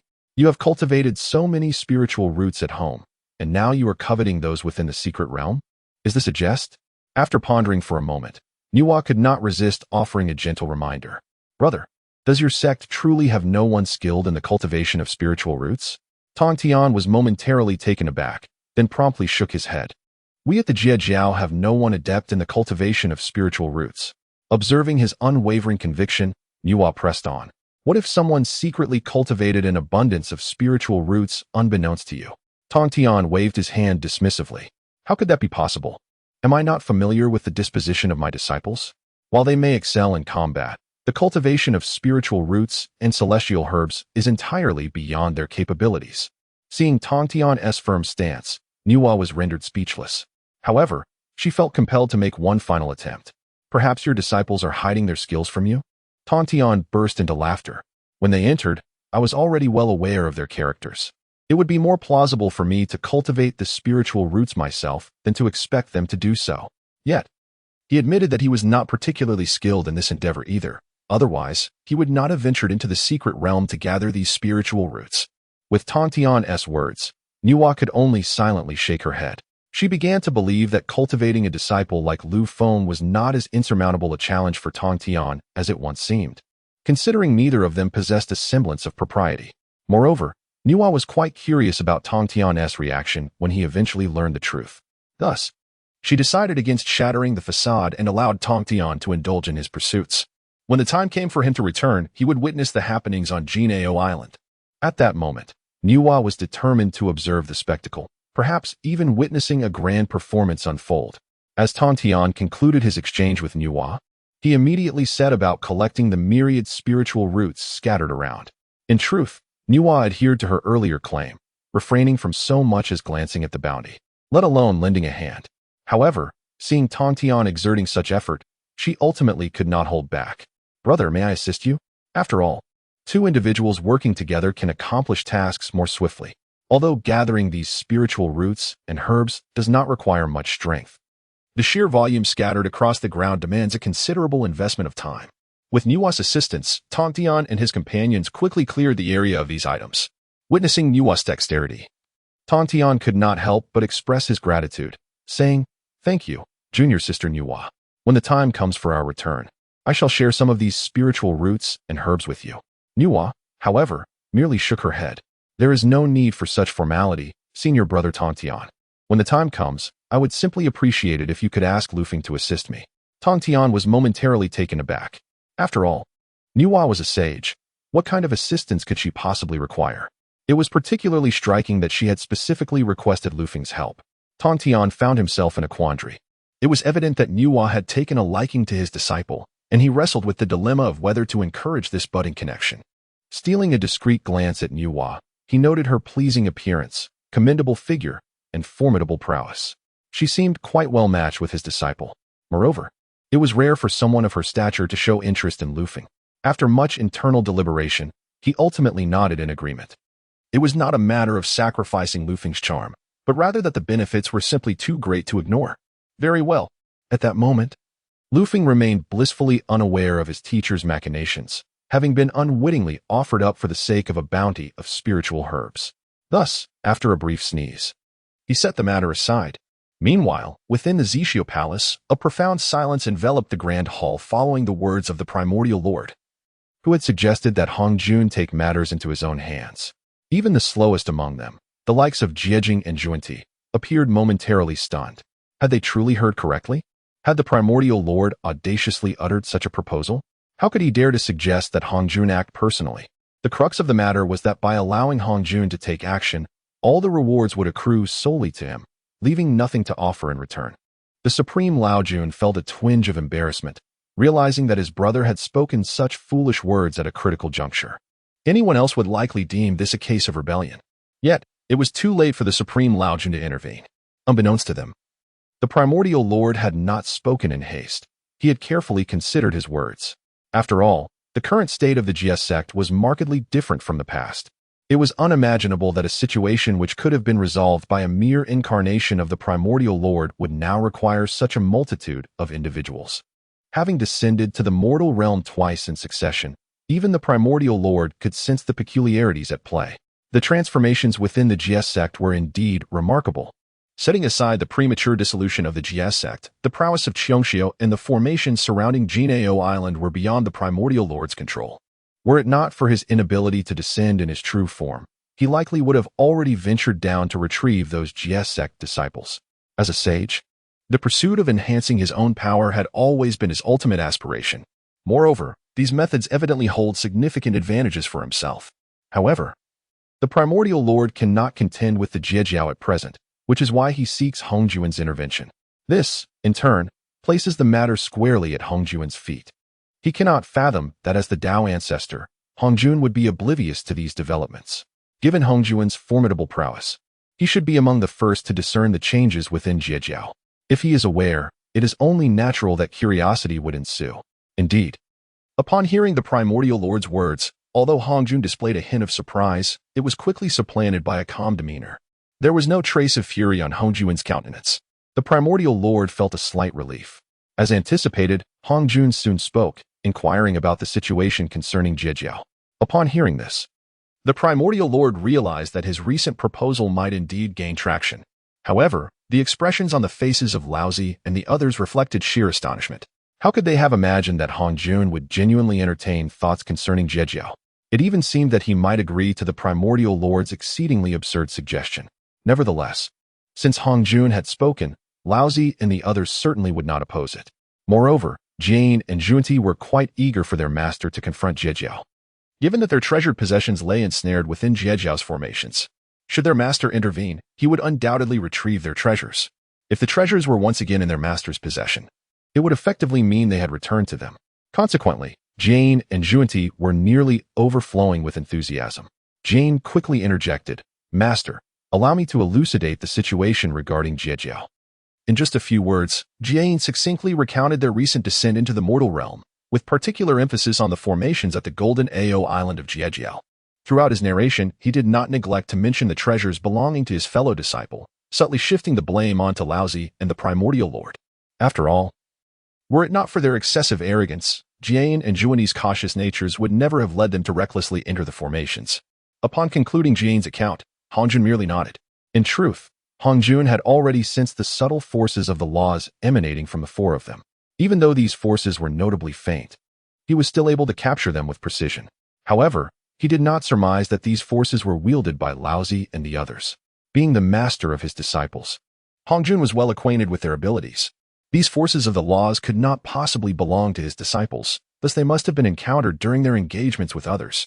What surprised Hong Jun, however, was that there appeared to be as many as 5 or 6 distinct laws.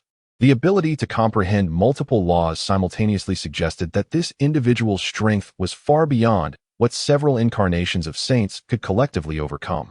And that individual was within Zixiao, indicating that Zixiao had indeed undergone considerable transformation. As the celestial machinations that safeguarded the gradually waned, Hong Jun found himself capable of divining certain matters concerning the, particularly regarding its disciples. However, amidst his calculations, some core disciples remained shrouded under the veil of fate, eluding his understanding entirely. Among these enigmatic figures, the foremost that piqued Hong Jun's curiosity was none other than this esteemed elder brother, Lu Feng. Unlike the other veiled entities, Lu Feng proved utterly inscrutable. Despite Hong Jun employing all his methods, he remained enveloped in an impenetrable haze. As the embodiment of the heavenly Tao, Hong Jun's dominion over the primordial realm was absolute. Yet, the sudden emergence of such a character stirred an inkling within him. Could this individual be the source of this impending changes? However, at that moment, Hong Jun refrained from drawing any definitive conclusions, holding only a nebulous conjecture in his mind. If this variable indeed was Lu Feng, perhaps he could leverage his influence to devise a new strategy.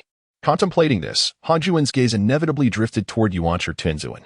Upon receiving his master's attention, Yuanshi Tianzuan stood tall with renewed resolve. "Master, the changes within thee extend beyond what you perceive. Earlier, during my encounter with my senior brother, I also engaged with his disciples. It appears that Xiong Zhao's strength has significantly increased, and her mastery over the laws is something I have yet to witness."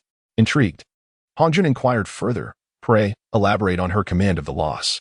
Noticing Hong Jun's keen interest, Yuanshi Tianzuan shared all that he had comprehended and felt. After listening, Hong Jun fell into deep contemplation before shaking his head. "The power you speak of in laws is unfamiliar even to me. While there are myriad paths within the primordial realm, I cannot profess to know them all, yet I have at least a passing acquaintance with the majority. To find one that eludes even my grasp is indeed astonishing." The expressions of Jane and Junti betrayed their astonishment. Master is unaware as well. What could this power of laws possibly be? It is shrouded in such mystery. Yet, Hong Jun remained reticent, merely stating, "This power of laws must be imbued with a profound lethality. Otherwise, Yuanshi would not have been so readily severed from his incarnation." Upon hearing this, Jane and Junti turned their gazes sharply toward Yuanshi Tianzuan, who had not previously mentioned this detail. Had it not been for Hong Jun's sudden mention, they might have remained oblivious. "So that is the case. I was wondering why you would summon us, your brothers, to assist you. It seems you have already suffered a significant loss." Junti remarked candidly.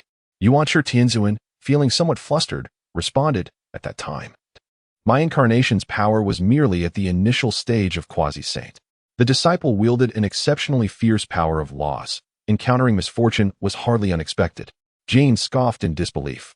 Hardly unexpected? You, a revered sage, have been defeated by a disciple of the, and not even a direct one. Quan Ti quietly added. No wonder your Yusu Palace has been dismantled. The mention of his Yusu Palace left Yuan Shitian Zun momentarily vulnerable. What of its destruction? Furthermore, did not both of you also fall into the hands of others? Moreover, you are both at the pinnacle of quasi-saint cultivation. Little did they know that Jie Yin and Quan Ti were utterly unfazed by such remarks. What does it matter that you are at the pinnacle of quasi-saint cultivation? We fell to the might of formations, while you lost directly to a disciple of the, and you perished twice. Yuan Shitian Zun was genuinely incensed now. Ironically, Jie Yin and Quan Ti spoke these words in front of Hong Jun, making it difficult for Yuan Shitian Zun to retaliate. Had this occurred outside the Zixiao Palace, Yuan Shitian Zun might have rolled up his sleeves and engaged them in combat on the spot. Hong Jun observed the thoughts of his disciples, but chose not to intervene. His primary focus remained on the, especially after learning that its disciples had acquired certain fortuitous encounters, which piqued his interest even further. You suggest that the fortuitous encounters of those disciples are merely tales? Upon hearing Hong Jun's inquiry, Yuan Shitian Zun quickly nodded in affirmation. Indeed, this information was painstakingly gathered after much investigation in the lower realms. Had it not been for their fortunate capture of a few disciples and their subsequent interrogation, this news might have remained concealed for much longer. Hong Jun pondered for a moment. He surmised that the novels capable of significantly enhancing the strength of the disciples might harbor considerable secrets. Since Yuan Shitian Zun had extended an invitation, he felt compelled to accept it. Thus, let me descend and investigate. Upon hearing that Hong Jun was indeed willing to take action himself, Yuan Shitian Zun and the others felt a sudden jolt. Before Hong Jun's declaration, they had already sensed something amiss. However, a mere premonition was one thing, to hear it spoken was another entirely. Yet, since Hong Jun had made his decision, Yuan Shitian Zun and the others could only comply, bowing respectfully. Very well. Hong Jun then cast a glance at the four disciples and calmly instructed, during this time, you shall remain within the Zixiao Palace. The implication being they were to await his return for further discussions. Upon hearing this, Yuan Shitian Zun could not help but smile. With Hong Jun personally taking action, the outcome of this heavenly decree became uncertain. At this moment, within the confines of Jinao Island, Lu Feng observed Nu Hua, who had lingered in his cave dwelling without intention of leaving, and ultimately refrained from saying anything. After all, she was a person known to his esteemed teacher. He could not simply dismiss her. Additionally, she clearly had not experienced much of the world. So perhaps allowing her to stay and gain some exposure would be beneficial. During her time in Lu Feng's cave, Nu Hua felt exceedingly content. As time passed, her understanding of Lu Feng deepened considerably. She soon realized that his abilities extended far beyond what he had previously demonstrated, consistently surprising Nu Hua with his remarkable prowess. It seemed as though Lu Feng was shrouded in the veil of destiny. No matter how Nu Hua attempted to calculate his fate, she could glean not even a hint of information. Lu Feng was aware that Nu Hua had discreetly attempted to divine his secrets, her actions so blatant that he could not pretend to be oblivious. After clearing his throat a couple of times, Lu Feng finally spoke. There's really no need for that. Some matters are best left to unfold naturally. Wouldn't you agree? Hearing his words, a faint blush crossed Nu Hua's face. It was indeed somewhat improper for her to be so overtly calculating, only to be caught in the act. However, Lu Feng appeared unfazed by the situation. You've been here for quite a while. By the way, what is your name? Nu Hua fixed her gaze on Lu Feng, then broke into a radiant smile. Are you certain you wish to know my name? Observing the smile upon her face, an inexplicable chill ran down Lu Feng's spine, prompting him to shake his head vigorously. I suddenly find I'm not so keen to know after all. Nu Hua chuckled lightly at his perceptiveness. Weren't you just eager to find out? Lu Feng, ever the curious soul, replied, I believe some things are best left unknown. After all, I am enjoying life as it is. Discovering some earth-shattering secret might just lead to my demise. Nu Hua couldn't help but roll her eyes at his bluntness. You had your chance, yet you squandered it. Lu Feng, basking in the sunlight, cheerfully retrieved a lounge chair from his abode and reclined comfortably. Observing his leisurely demeanor, Nu Hua glanced at her own standing figure. What about mine? Lu Feng turned his head in confusion. What? Nu Hua, thoroughly impressed, mused to herself that Lu Feng truly lived up to his master, the legendary Tongtian. The straightforward nature of the master and disciple duo was evidently inherited. Eventually, Nuwa fetched a lounge chair for herself. To be fair, the little comforts within Lu Feng's dwelling were quite pleasant. The two lay side by side at the entrance of the cave, soaking in the sun. After a short while, Nuwa suddenly remarked, "Aren't you curious about what I truly am? Why I have come to Golden Tortoise Island?" Lu Feng cast her a sidelong glance. Not really. His indifference only served to deepen Nuwa's internal conflict. "Well, I suppose I should tell you. I am Hutu." Upon hearing her revelation, Lu Feng was momentarily taken aback. His gaze finally shifting to Nuwa. Noticing the glint of cunning in her eyes, she thought to herself, "Just wait. I refuse to believe I cannot win him over." Indeed. Lu Feng was genuinely taken aback. After all, Hutu was a renowned ancestral shaman, also known as the Tranquil Goddess. In this primordial realm, she ranks as the second female sage, alongside Nuwa. Even though Hutu had not attained the status of a sage, who could truly gauge her formidable strength.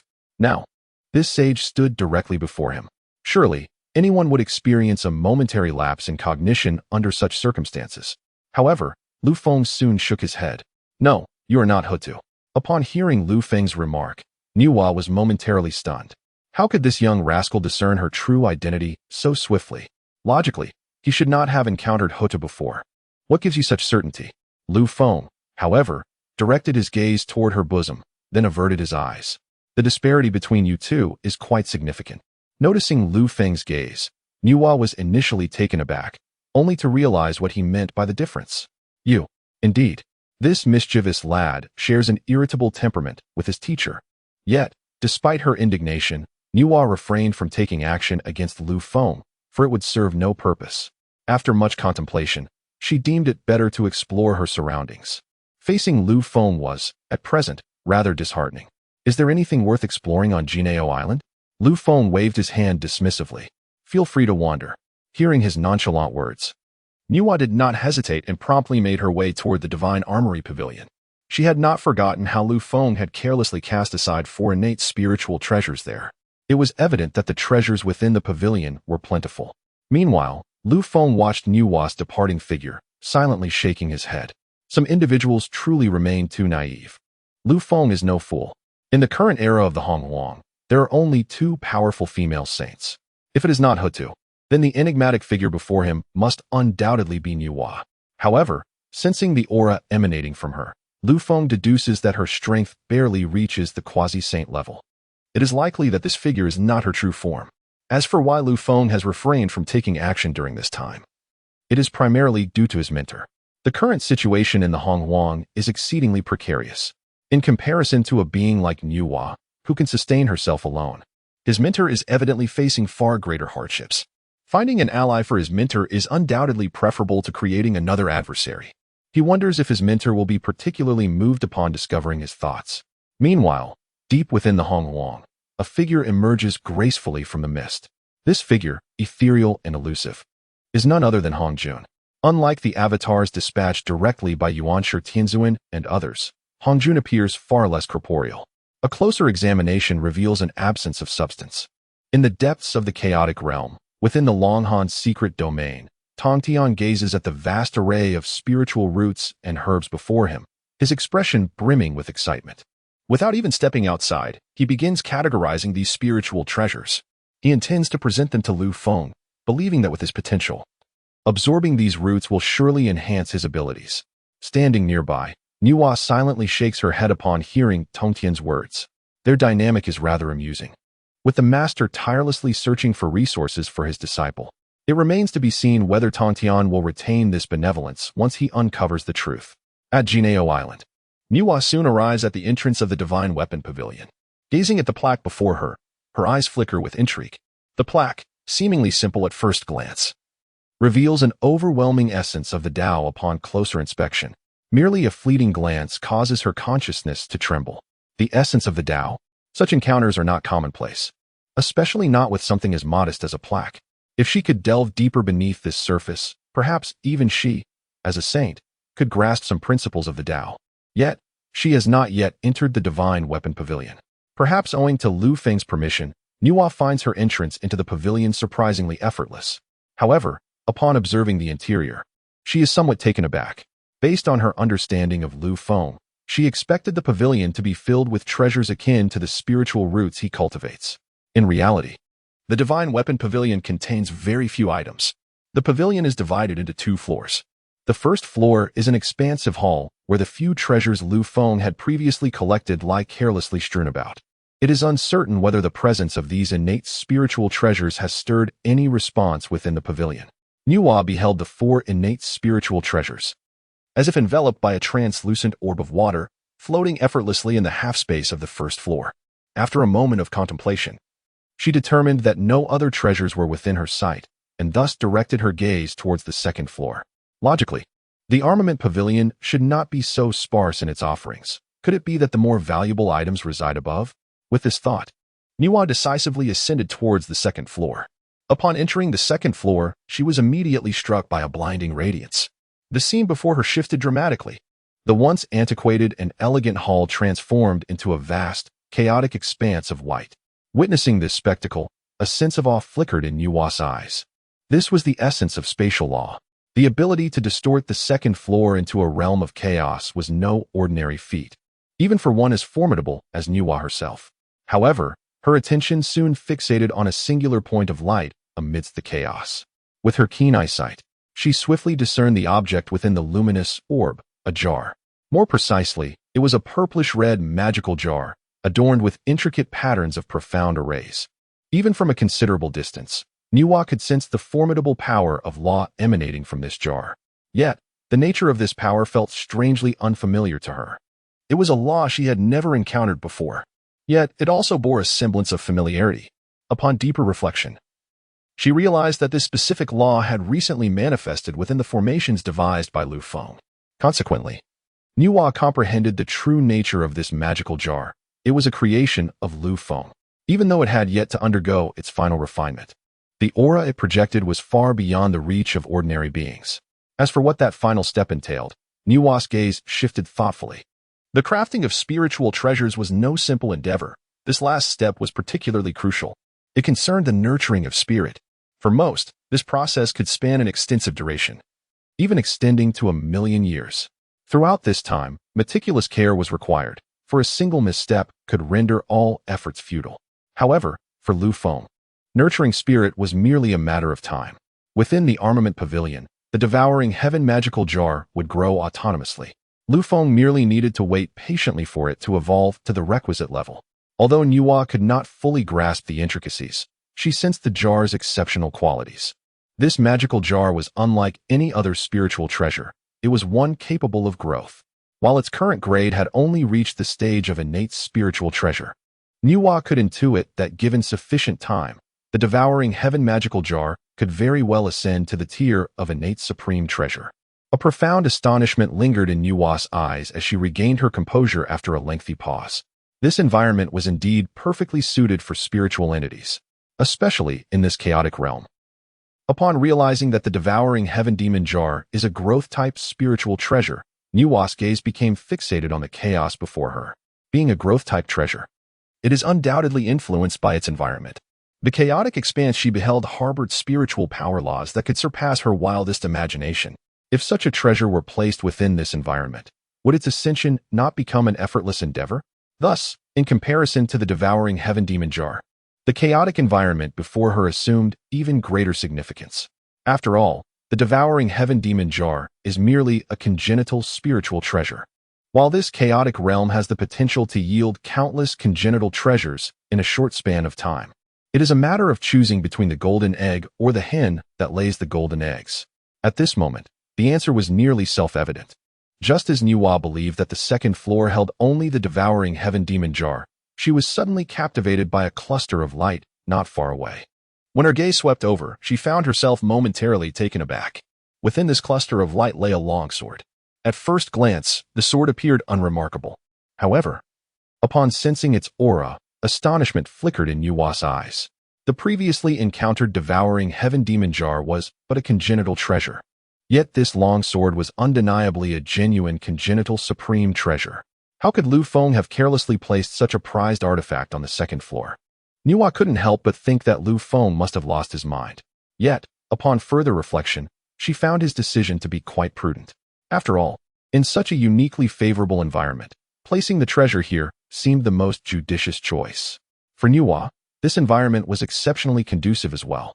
With this thought, she settled into a cross-legged position and began to comprehend the laws of power present in this place. Meanwhile, Lu Feng sensed Nuwa's movements almost immediately. However, he felt a twinge of surprise. Every action within the armament pavilion was under his control, otherwise, he would not have permitted Nuwa's entry. In truth, the second floor of the armament pavilion was deliberately designed by Lu Feng, since he intended to forge spiritual treasures. He was undoubtedly well versed in the intricacies of the forging process. To imbue a treasure with spirit is no trivial task. Thus, he had placed his treasures on the second floor. However, Nuwa's choice to seek enlightenment, there was an unexpected turn of events for Lu Feng. Nevertheless, he soon shrugged it off. Since she had made her own choice, he would not impose his will upon her. As a saint, the restrictions she faced were not lesser than those of the beings in the Primordial Chaos. Even Hongjun was not exempt from this. The vast Primordial Chaos resembles a grand chessboard, where useless pieces will inevitably fall to the hands of their opponents, and those that remain are merely pieces in the game. Lu Feng closed his eyes once more, no longer concerning himself with the happenings within the armament pavilion. At this moment, in the Primordial Chaos, a purple figure appeared gracefully, standing atop a mountain peak. Hongjun gazed upon the myriad beings within the primordial realm, his expression one of serene detachment. He had not descended to the mortal plane for quite some time, and his current descent was solely to address matters pertaining to the Jiejiao. After a moment of careful contemplation, Hongjun swiftly pinpointed his target location. A gentle breeze swept through, yet the mountaintop remained desolate. Though all were saints, there existed a profound disparity among them. For instance, Hongjun's strength was separated by an immense chasm from that of Tongtian and his peers. Nevertheless, Hongjun felt compelled to embark on this journey himself. The decree of the gods was inevitable, and the variables within it must be firmly grasped in his own hands. Initially, Hongjun had contemplated the direct eradication of these variables, but they were safeguarded by the heavenly Tao.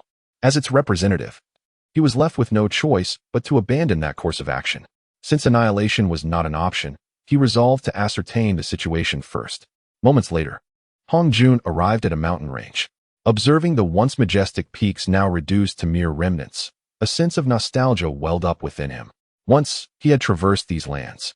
Yet to the eyes of a saint, the passage of time felt but a fleeting moment.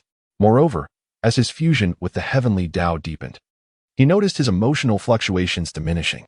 As a being of the heavenly Tao, he ought not to be ensnared by personal desires.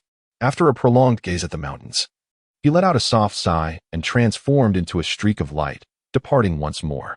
This time, Hongjun found himself amidst a dense forest. With a casual wave of his hand, a book radiating a cerulean glow materialized before him. As he beheld the tome, his eyes flickered with intrigue. He raised his hand to turn its pages, yet upon his touch, the book seemed to respond, instantly dissolving into countless specks of light. Taken aback by the sudden transformation, Hongjun paused momentarily. This book was, after all, the destiny of the Jiejiao disciples. However, he had not anticipated such an occurrence upon its arrival in his hands. Hongjun's gaze shifted back to the original position of the book, where the scattered lights began to coalesce once more. This time, he refrained from recklessly reaching out, instead observing the book with keen interest. Meanwhile, Lu Feng remained blissfully unaware that someone had set their sights on the novels he had disseminated throughout the primordial expanse.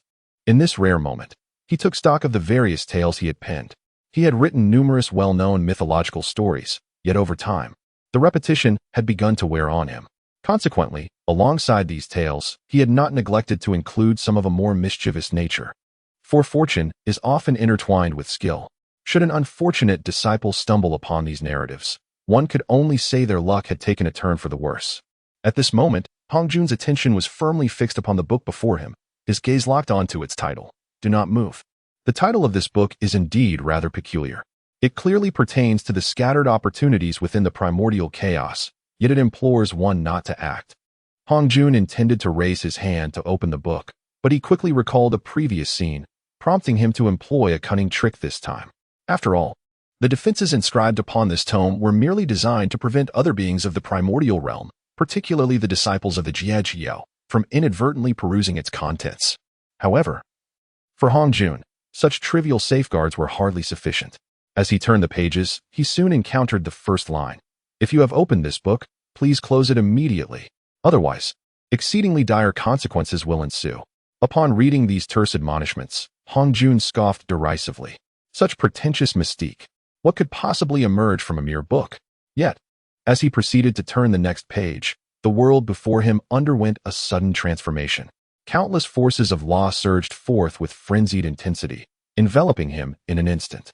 When Hong Jun reopened his eyes, the familiar visage of the primordial realm had vanished, replaced instead by a vast expanse of black chaos.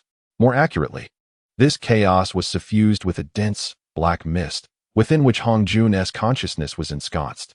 In a moment of bewilderment, a black chain surged towards him from a diagonal rear. Observing the approaching chain, Hong Jun swiftly raised his hand and severed it entirely. Yet, this was merely the commencement of his trials.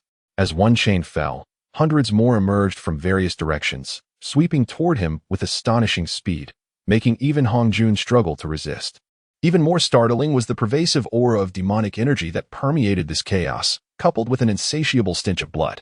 Here, the connection between Hong Jun and the heavenly Tao seemed to be severed entirely. During his earlier confrontation with the demon ancestor Luahu, he had found this overwhelming miasma of demonic energy to be particularly loathsome.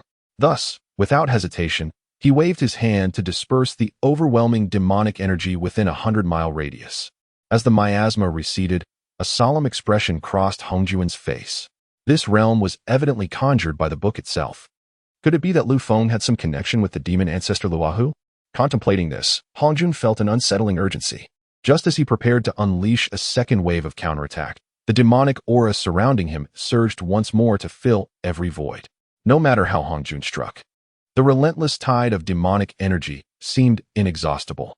As he valiantly resisted the overwhelming miasma, the space around him gradually shifted from black to a deep crimson. Observing the encroaching demonic energy take on a bloody hue, he discerned countless scarlet eyes peering through the crimson haze, prompting him to emit a disdainful snort. Such theatrics. He then raised his hand and launched an assault against these blood-red eyes. Indeed, he accomplished this feat wherever Hong Jun struck. Countless blood-red eyes erupted in a cacophony of destruction. As he surveyed the surrounding expanse, now entirely swept clean by his efforts, he remained vigilant and unyielding. The vastness before him, though seemingly infinite, was merely a fragment of the whole. Thus, Hong Jun raised his hand once more, intent on launching an assault in another direction. If he could not cleanse this space completely, then he would have no choice but to obliterate it entirely. Having attained the level of quasi-saint, he possessed the ability to carve out spaces independently. For Hong Jun, breaching the confines of the current space was merely a matter of power. Soon, he unleashed his first wave of attack. However, this space proved exceedingly obstinate, and even Hong Jun found himself expending a considerable amount of energy. Finally, after what felt like countless strikes, he was greeted by the familiar sound of cracking. As the noise crescendoed from a mere whisper to a resounding roar, a flicker of delight crossed Hong Jun's eyes. Yet before his elation could fully settle, a multitude of fragments exploded violently. This sudden turn of events left Hong Jun momentarily bewildered. His descent had only involved a fragment of consciousness. Yet the shockwave from the explosion threatened to destabilize even that. Fortunately, Hong Jun's reflexes were swift. Seizing the opportunity created by the ruptured space, he escaped. However, compared to his earlier entrance, he now appeared rather disheveled. His once pristine purple robe lay in tatters, and his previously unblemished right hand was now alarmingly empty. There was scarcely a part of him that remained intact. Furthermore, the malevolent energy within that space carried a profoundly corrosive essence, which clung to him and continued to erode his consciousness even after his escape. To his astonishment, what he had believed to be his triumph in shattering the space was not as it seemed. That realm possessed a hidden safeguard. Should someone attempt to forcibly breach it, the space would initiate a self-detonation. It was this unforeseen mechanism that had caught Hong Jun off guard, leaving him in his current state of disarray. Yet, Hong Jun's plight bore little consequence to Tongtian and Nuwa. Within the chaotic secret realm, both Tongtian and Nuwa had joined forces, and in a mere span of time, they had thoroughly pillaged the domain. Nearly every useful item had been claimed by Tongtian. Observing his ruthless onslaught, Nuwa could hardly conceal her disapproval. Was it customary for one to enter a secret realm with such a bandit-like demeanor? Tongtian, must we truly take everything? She inquired. Tongtian paused momentarily before solemnly nodding in affirmation. Of course, with so many disciples in my sect, these resources would scarcely suffice to share. Dear Nuwa, your lack of experience in establishing a sect has left you unaware of the scarcity of resources. Moreover, the impending calamity of the divine sealing is upon us. If I do not take my disciples into consideration, how shall they navigate their existence when that moment arrives? Nuwa finds herself at a loss for words. Tongtian has swept through this realm with an unparalleled thoroughness. The crux of the matter is that no matter how extensively he cleanses, it cannot compare to the rapid cultivation of resources by Lu Feng. Nuwa's incarnation observes with clarity that during this period, Lu Feng has amassed far more spiritual roots and herbs than Tongtian has gleaned in the secret realm. Nevertheless, the secret realm is not devoid of remnants. After all, as a sage, Tongtian possesses the discernment to carry away that which is truly valuable. What is deemed useless naturally remains within this realm. Nuwa casts a glance around the secret realm, ultimately choosing silence. She has already provided her warnings. Thus, when the time comes, Tongtian cannot hold her accountable. Tongtian, feeling satisfied, rises. Junior sister, we have gathered enough. Shall we return now? Nuwa nods. In truth, this secret realm is not particularly vast. Had Nuwa pursued her collection as she intended, it would have taken far less time. However, due to the abundance of treasures that caught Tongtian's eye, they have lingered far longer than anticipated. Seeing Nuwa nod, Tongtian could not resist asking, Junior sister, will you truly not share any of these treasures with me? Nuwa immediately shakes her head. Ma Huangtian lacks for nothing in this regard. After all, she is not like Tongtian, who has a multitude of disciples to support. Upon hearing this, Tongtian refrains from further discussion. Nuwa's Huangtian consists solely of herself, with perhaps 2 young attendants in her palace, totaling a mere 3 individuals. In contrast, Tongtian has 5 direct disciples, alongside a plethora of others, both registered and unregistered. Thus, both decided without hesitation to soar toward the exit of the secret realm. Meanwhile, on Jianeo Island, within the Divine Armament Pavilion, the second floor's chaotic world remains an entity unto itself. 2 treasures occupy distinct spaces, continuously evolving through their own cultivation. In a corner of this chaotic world, a figure sits in serene meditation, surrounded by swirling forces of myriad laws. Nuwa has spent a considerable duration within the Divine Armament Pavilion. Yet, to the outside world, this time is hardly noteworthy. The flow of time on the second floor of the Divine Armament Pavilion does not align with that of the external realm. It was only after her reflections that Nuwa came to understand this. She had initially believed that the second floor merely enhanced spatial laws. However, she was unprepared for the revelation that it also infused time laws. After spending several hundred years within the pavilion, only a few days have elapsed in the external world. This implies that not only Nuwa, but the spiritual treasures on the second floor also require significantly less time for their own cultivation. Throughout her stay of several hundred years, Nuwa has been continually comprehending the laws of creation, for it was through these very principles that she ascended to sainthood. The laws of creation are intrinsically linked to Nuwa herself. She has always been aware that this chaotic space might greatly benefit her cultivation. However, she did not anticipate the extent of her enhancement within this realm. For instance, although she had only entered this space for a mere century, her comprehension of the Tao had magnified several times over. This was something she could not have achieved, no matter how many years she devoted to her practice in the realm of the Hua Emperor. Yet, upon entering this chaos, she experienced a significant breakthrough in her cultivation.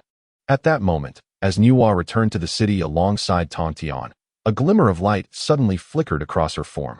Upon sensing the radiance emanating from Nuwa, Tongtian was momentarily taken aback. Junior sister, what is happening? Nuwa merely responded with a gentle smile. It seems I am on the verge of a breakthrough. Please wait for me here, brother. Tongtian, hearing her words, was left in a state of bewilderment. They had merely entered a secret realm. How could Nuwa achieve a breakthrough so swiftly? Moreover, it seemed they had not engaged in anything particularly extraordinary upon entering the realm. They had all harvested spiritual roots and herbs together. Why was it only she who transcended, while he felt no shift in his own realm? The more he pondered, the more discontent he felt. However, realizing Nuwa was about to ascend, and given their shared presence in the chaos, Tongtian dutifully shielded her with protective spells. At this moment, Nuwa had little attention to spare for Tongtian. In the past, she would never have entrusted her safety to any sage.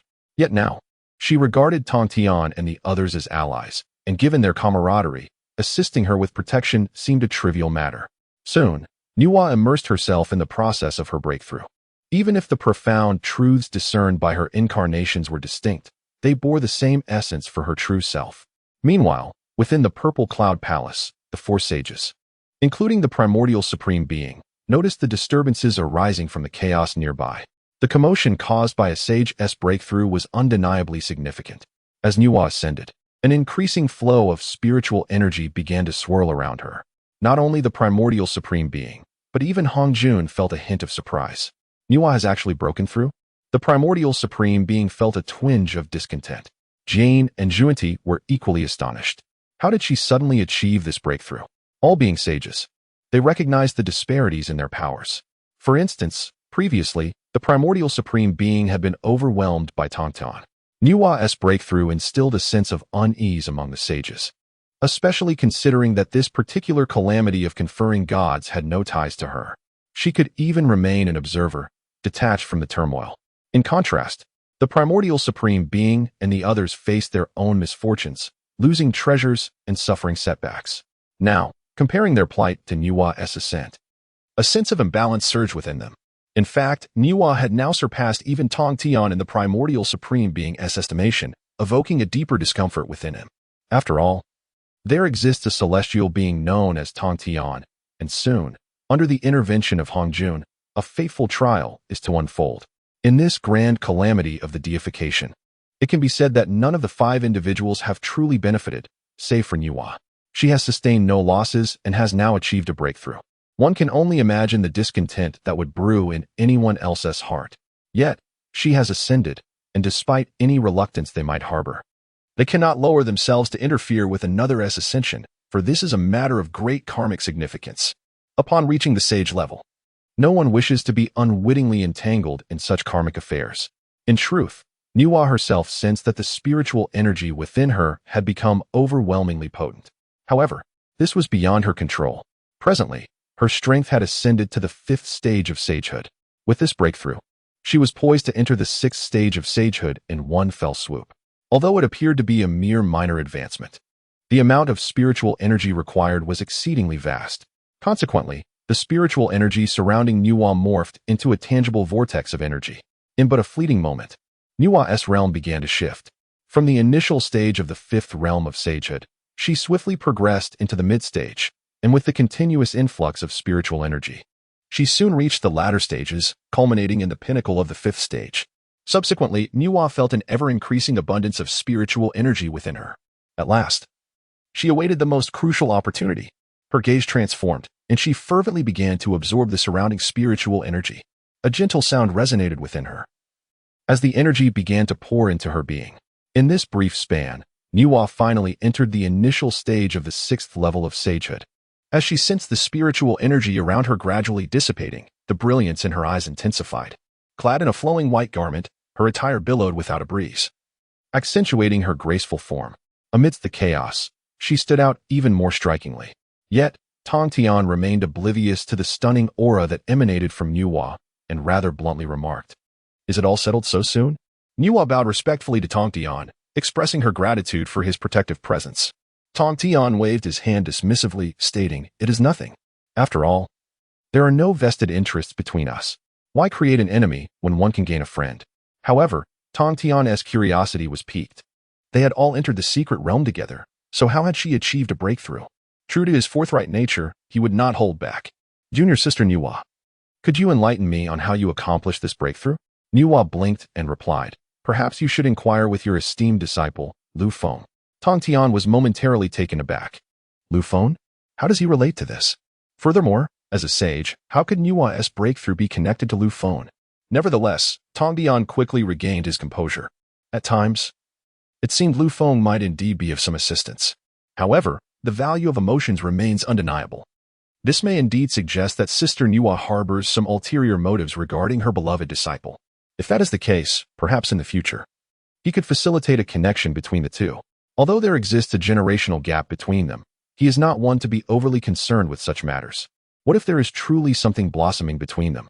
With this thought in mind, Tongtian decided to cease his internal struggles. Since, sister, you have already made your breakthrough, let us return post-haste. Unbeknownst to Nuwa, Tongtian's thoughts were far removed from her own, and she nodded in agreement. Soon, the two made their way back to the Zixiao Palace. With Tongtian's return, it was time to finalize the candidates for the impending calamity of sealing the gods. Meanwhile, at the foot of Mount Buzhou, Hongjun found himself in a state of disarray. His eyes were filled with astonishment. Having cultivated to such a degree, he was bewildered to find himself injured to this extent. Had he not reacted swiftly, it is likely that his consciousness would have been obliterated when that realm erupted. Moreover, it was precisely within that realm that his arm had been destroyed. The ability to inflict such grave injury upon a sage speaks volumes of the terror contained within that world. Hongjun sought to locate the tome that had guided him into that realm. Yet after an exhaustive search, he discovered that the book had vanished without a trace. Even its aura had dissipated entirely. Having suffered such a significant loss, Hongjun was naturally filled with indignation, especially as he emerged from that world, only to find himself still ensnared by a considerable amount of demonic energy. This energy clung to him, and Hongjun despised it deeply. Reflecting on his current predicament, which was entirely due to its influence, he decided to unleash his fury upon the demonic energy enveloping him. With a single hand, he summoned a long sword. And soon the demonic energy entwined around him began to be forcibly expelled by the spiritual energy coursing within him. In the blink of an eye, with swift strikes of his sword, the demonic energy swiftly dissipated beneath its blade. After a prolonged effort of repeating this process, Hongjun finally succeeded in cleansing both his inner and outer bodies of demonic energy. Nevertheless, he still felt a sense of frustration. Since his ascension to sagehood, he had never encountered such a significant setback. Such a feat was beyond the capability of an ordinary disciple of the Zhejiao.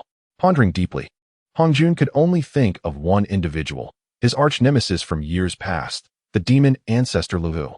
Beyond this figure, he could not conceive of anyone else capable of inflicting such devastation upon him.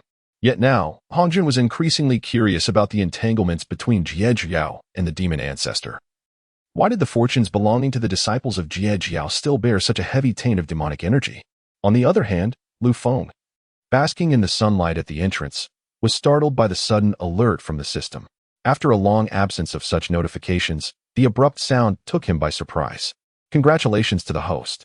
The magical novel you previously authored has activated its self-destruct sequence, simultaneously delivering a significant blow to its readers.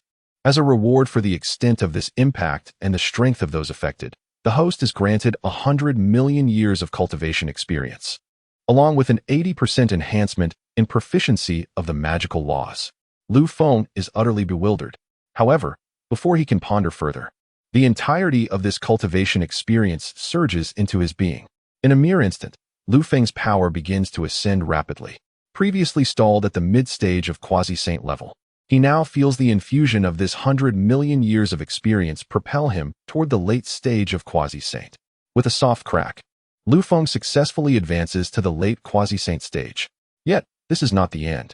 Unlike the several 100,000 years of cultivation experience previously granted by the system, this 100 million years continues to surge, relentlessly pushing against the pinnacle of the quasi-saint level. Sensing the loosening of his bottleneck, Lu Feng no longer hesitates. He steadies his mind and continues to enhance his strength. Before long, Lu Feng's cultivation leaps from late quasi-saint to the pinnacle of quasi-saint, ultimately achieving the grand completion of quasi-saint status. Only after stabilizing his realm does Lu Feng free his mind to contemplate other matters. This novel of magical lore was merely a casual endeavor for Lu Feng during his leisure. However, he never anticipated that it would yield such profound benefits compared to his other works. Reflecting on the system's earlier notification, Lu Feng quickly regains his composure. The system is not known for its generosity, yet today it has bestowed upon him 100 million years of cultivation experience. This clearly indicates the formidable strength of the individual who was impacted, surpassing even that of Duobao and Xiongxiao. The only entities capable of rivaling Duobao and Xiongxiao in power are the saints. With this thought, Lu Feng's mind begins to swirl with uncertainty. Saints should not yet have descended to the lower realms.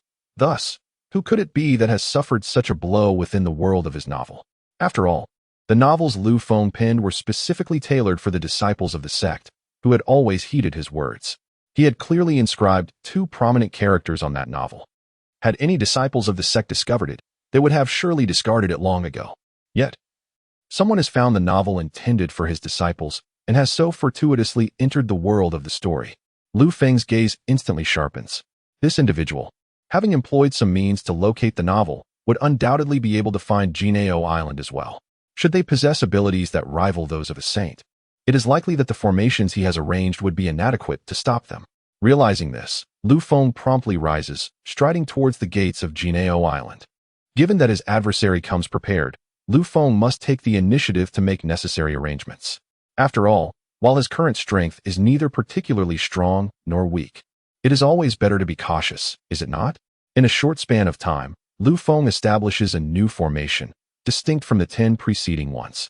A dense aura of demonic energy enveloped the newly formed array. This time, Lu Feng had seamlessly fused all 11 formations together. Perhaps due to the introduction of this new array, the entire Golden Ao Island resonated with a thunderous roar. When Enhua sensed the commotion, Lu Feng's formation had already taken shape. Observing the array gradually sinking into the ground beneath her feet, Enhua felt a flicker of confusion. The formations Lu Feng had previously arranged were already formidable. Why was there a sudden need to incorporate yet another? In her perplexity, Enhua directly inquired, "What is happening? Wasn't the previous 10 formations sufficient?" Lu Feng chuckled softly. "The 10 formations can deter ordinary beings, but they will not suffice against the formidable presence approaching. Adding another formation serves as a mark of respect toward him." Upon hearing this, Enhua's intrigue deepened. Is someone else coming? And this individual possesses considerable strength? The fact that Lu Feng had chosen to add an additional layer to the array piqued her curiosity. Yet, she pondered the original 10 formations.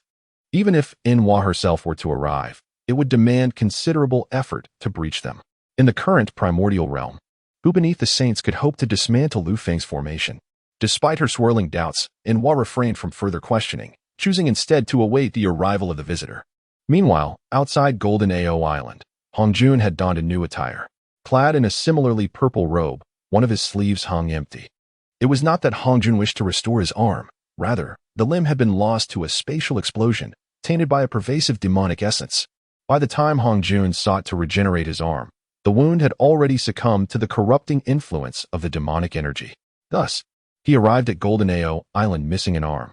As he surveyed the array on Golden Ao Island, Hongjun's expression remained unchanged as he boldly strode into the formation. The instant he stepped within, his gaze abruptly shifted to a specific point in the void.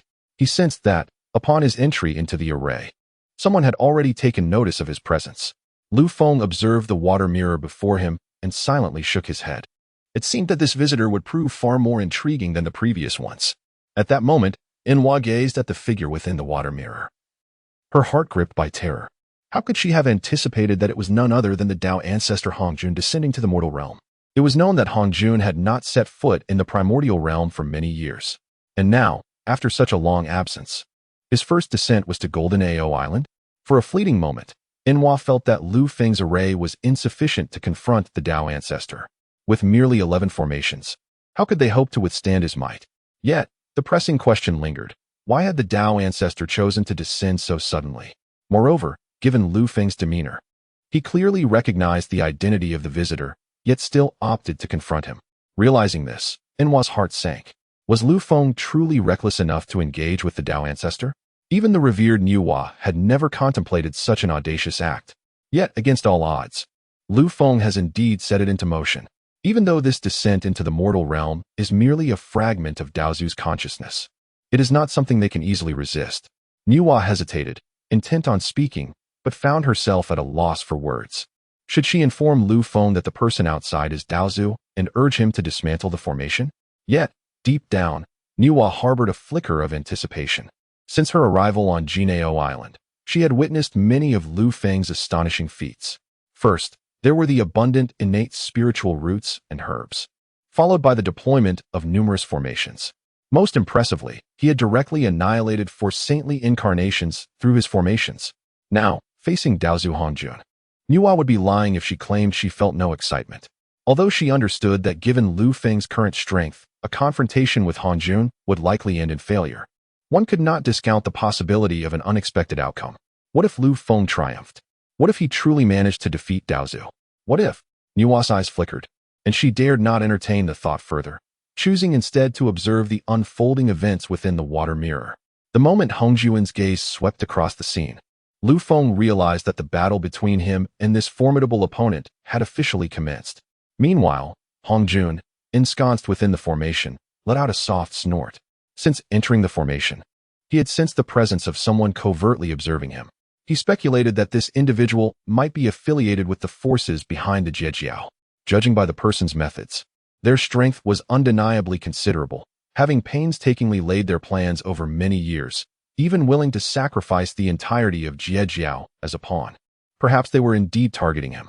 Yet, Hongjun found himself puzzled. When had this individual appeared, and when had they infiltrated Zhijiao? What was their true identity? Were they an ancient innate being, or one of the legendary 3,000 demons? Regardless of the scenario, it was evident that this person harbored profound intentions and had been lying in wait for an extended period, unbeknownst to him. Were it not for the impending calamity of the Fengshen, which had thrown Zhijiao into disarray, Hongjun might not have even noticed this individual. Gazing at the 10 formations that activated simultaneously around him, Hongjuan's expression remained unchanged. These formations were indeed remarkable, capable of directly slaying Taishang Laojun and the others. However, in the presence of Hongjun, they ultimately appeared somewhat lacking. With a serene motion, Hongjun raised his hand, and soon, the power of the laws surged forth from his fingertips, transforming in an instant into a long sword. He grasped this sword with one hand and directed it towards the grand formation composed of the 10 interwoven arrays. In the face of absolute power, all techniques seemed superfluous. Today, Hongjun aimed to shatter all methods with sheer force, to break the formation through brute strength. On the other side, Nuwa observed Hongjuan's movements, her gaze subtly shifting. She was taken aback that Hongjun would strike first, not even waiting for the formation to activate. This clearly indicated that his intentions were far from benign. The sword in Hongjuan's hand swiftly breached the first formation imbued with the laws of devouring, and he promptly surged towards the second formation. Although Hongjun was presently merely a wisp of spiritual consciousness, his manifestation of awareness far surpassed that of Taishang Laojun and his companions. For them, the 10 formations fused into a formidable stronghold were a source of considerable distress. Yet before Hongjun, they appeared as nothing more than a trivial array. Simultaneously, the sword in Hongjuan's grasp began to emanate a blood-red radiance. Lu Feng, witnessing this scene, furrowed his brow slightly. No one was more familiar with the laws of devouring than he. The energy swirling around Hongjuan's sword was indeed the essence of the devouring law. It seemed that this individual's power was far greater than he had anticipated. Any force of law he encountered appeared to be absorbable and convertible to his own use. Such prowess was not something to be possessed by just anyone. Yet, at this moment, Hongjun dismissed the power of the devouring law entirely. He turned and swung his sword once more. This strike was imbued with an overwhelming sacred might, bolstered further by the protection of the heavenly Tao, and instantly charged towards the entirety of the formation. As the entire grand array trembled under the impact of Hongjuan's strike, Nuwa silently lowered her gaze. It appeared that her master's strength exceeded her expectations. Even such a formidable formation could not impede her master's advance. Meanwhile, Lu Feng's eyes flickered with a glimmer of insight. The current situation had long been anticipated by him. It was important to note that his fictional world was not one from which just anyone could emerge at will. Particularly, the world encapsulated within that novel was a realm of demonic cultivation. Those who could survive from such a world undoubtedly possessed formidable power. Thus, the present circumstances were not entirely perplexing. However, it seemed the opponent had underestimated the situation. With a soft snort, Lu Feng raised his hand once more, enhancing the power of the laws within the formation. Suddenly, the concealed 11th formation emerged from the grand array and surged directly towards Hongjun. Upon sensing the emergence of the 11th formation, a flicker of surprise crossed Hongjuan's eyes. Was there truly another formation? It appeared this individual had profound attainments in the art of formations. Although Hongjun felt a twinge of surprise, his resolve only strengthened. In an instant, the previously clear sky erupted with thunder. Subsequently, dense dark clouds swarmed in, enveloping the entirety of Golden Ao Island. In a mere moment, lightning struck down. Hongjun, observing the formation that ensnared him, exhibited a look of disdain. This formation could not possibly confine me. He raised his hand once more, and with a thunderous crash, He brought his sword down fiercely. This strike was infused with potent celestial might, even entwined with the power of thunder. Merely witnessing it was enough to instill a sense of trepidation. Lu Feng, upon witnessing this spectacle, could not contain his laughter. Nuwa regarded Lu Feng as having lost his sanity. "What is this? Perhaps we should cease this today," she suggested. "The teacher's strength has already been demonstrated. Moreover, it is quite an achievement for Lu Feng, with his quasi-saint cultivation, to push the teacher to such an extent." Yet, Lu Feng shook his head.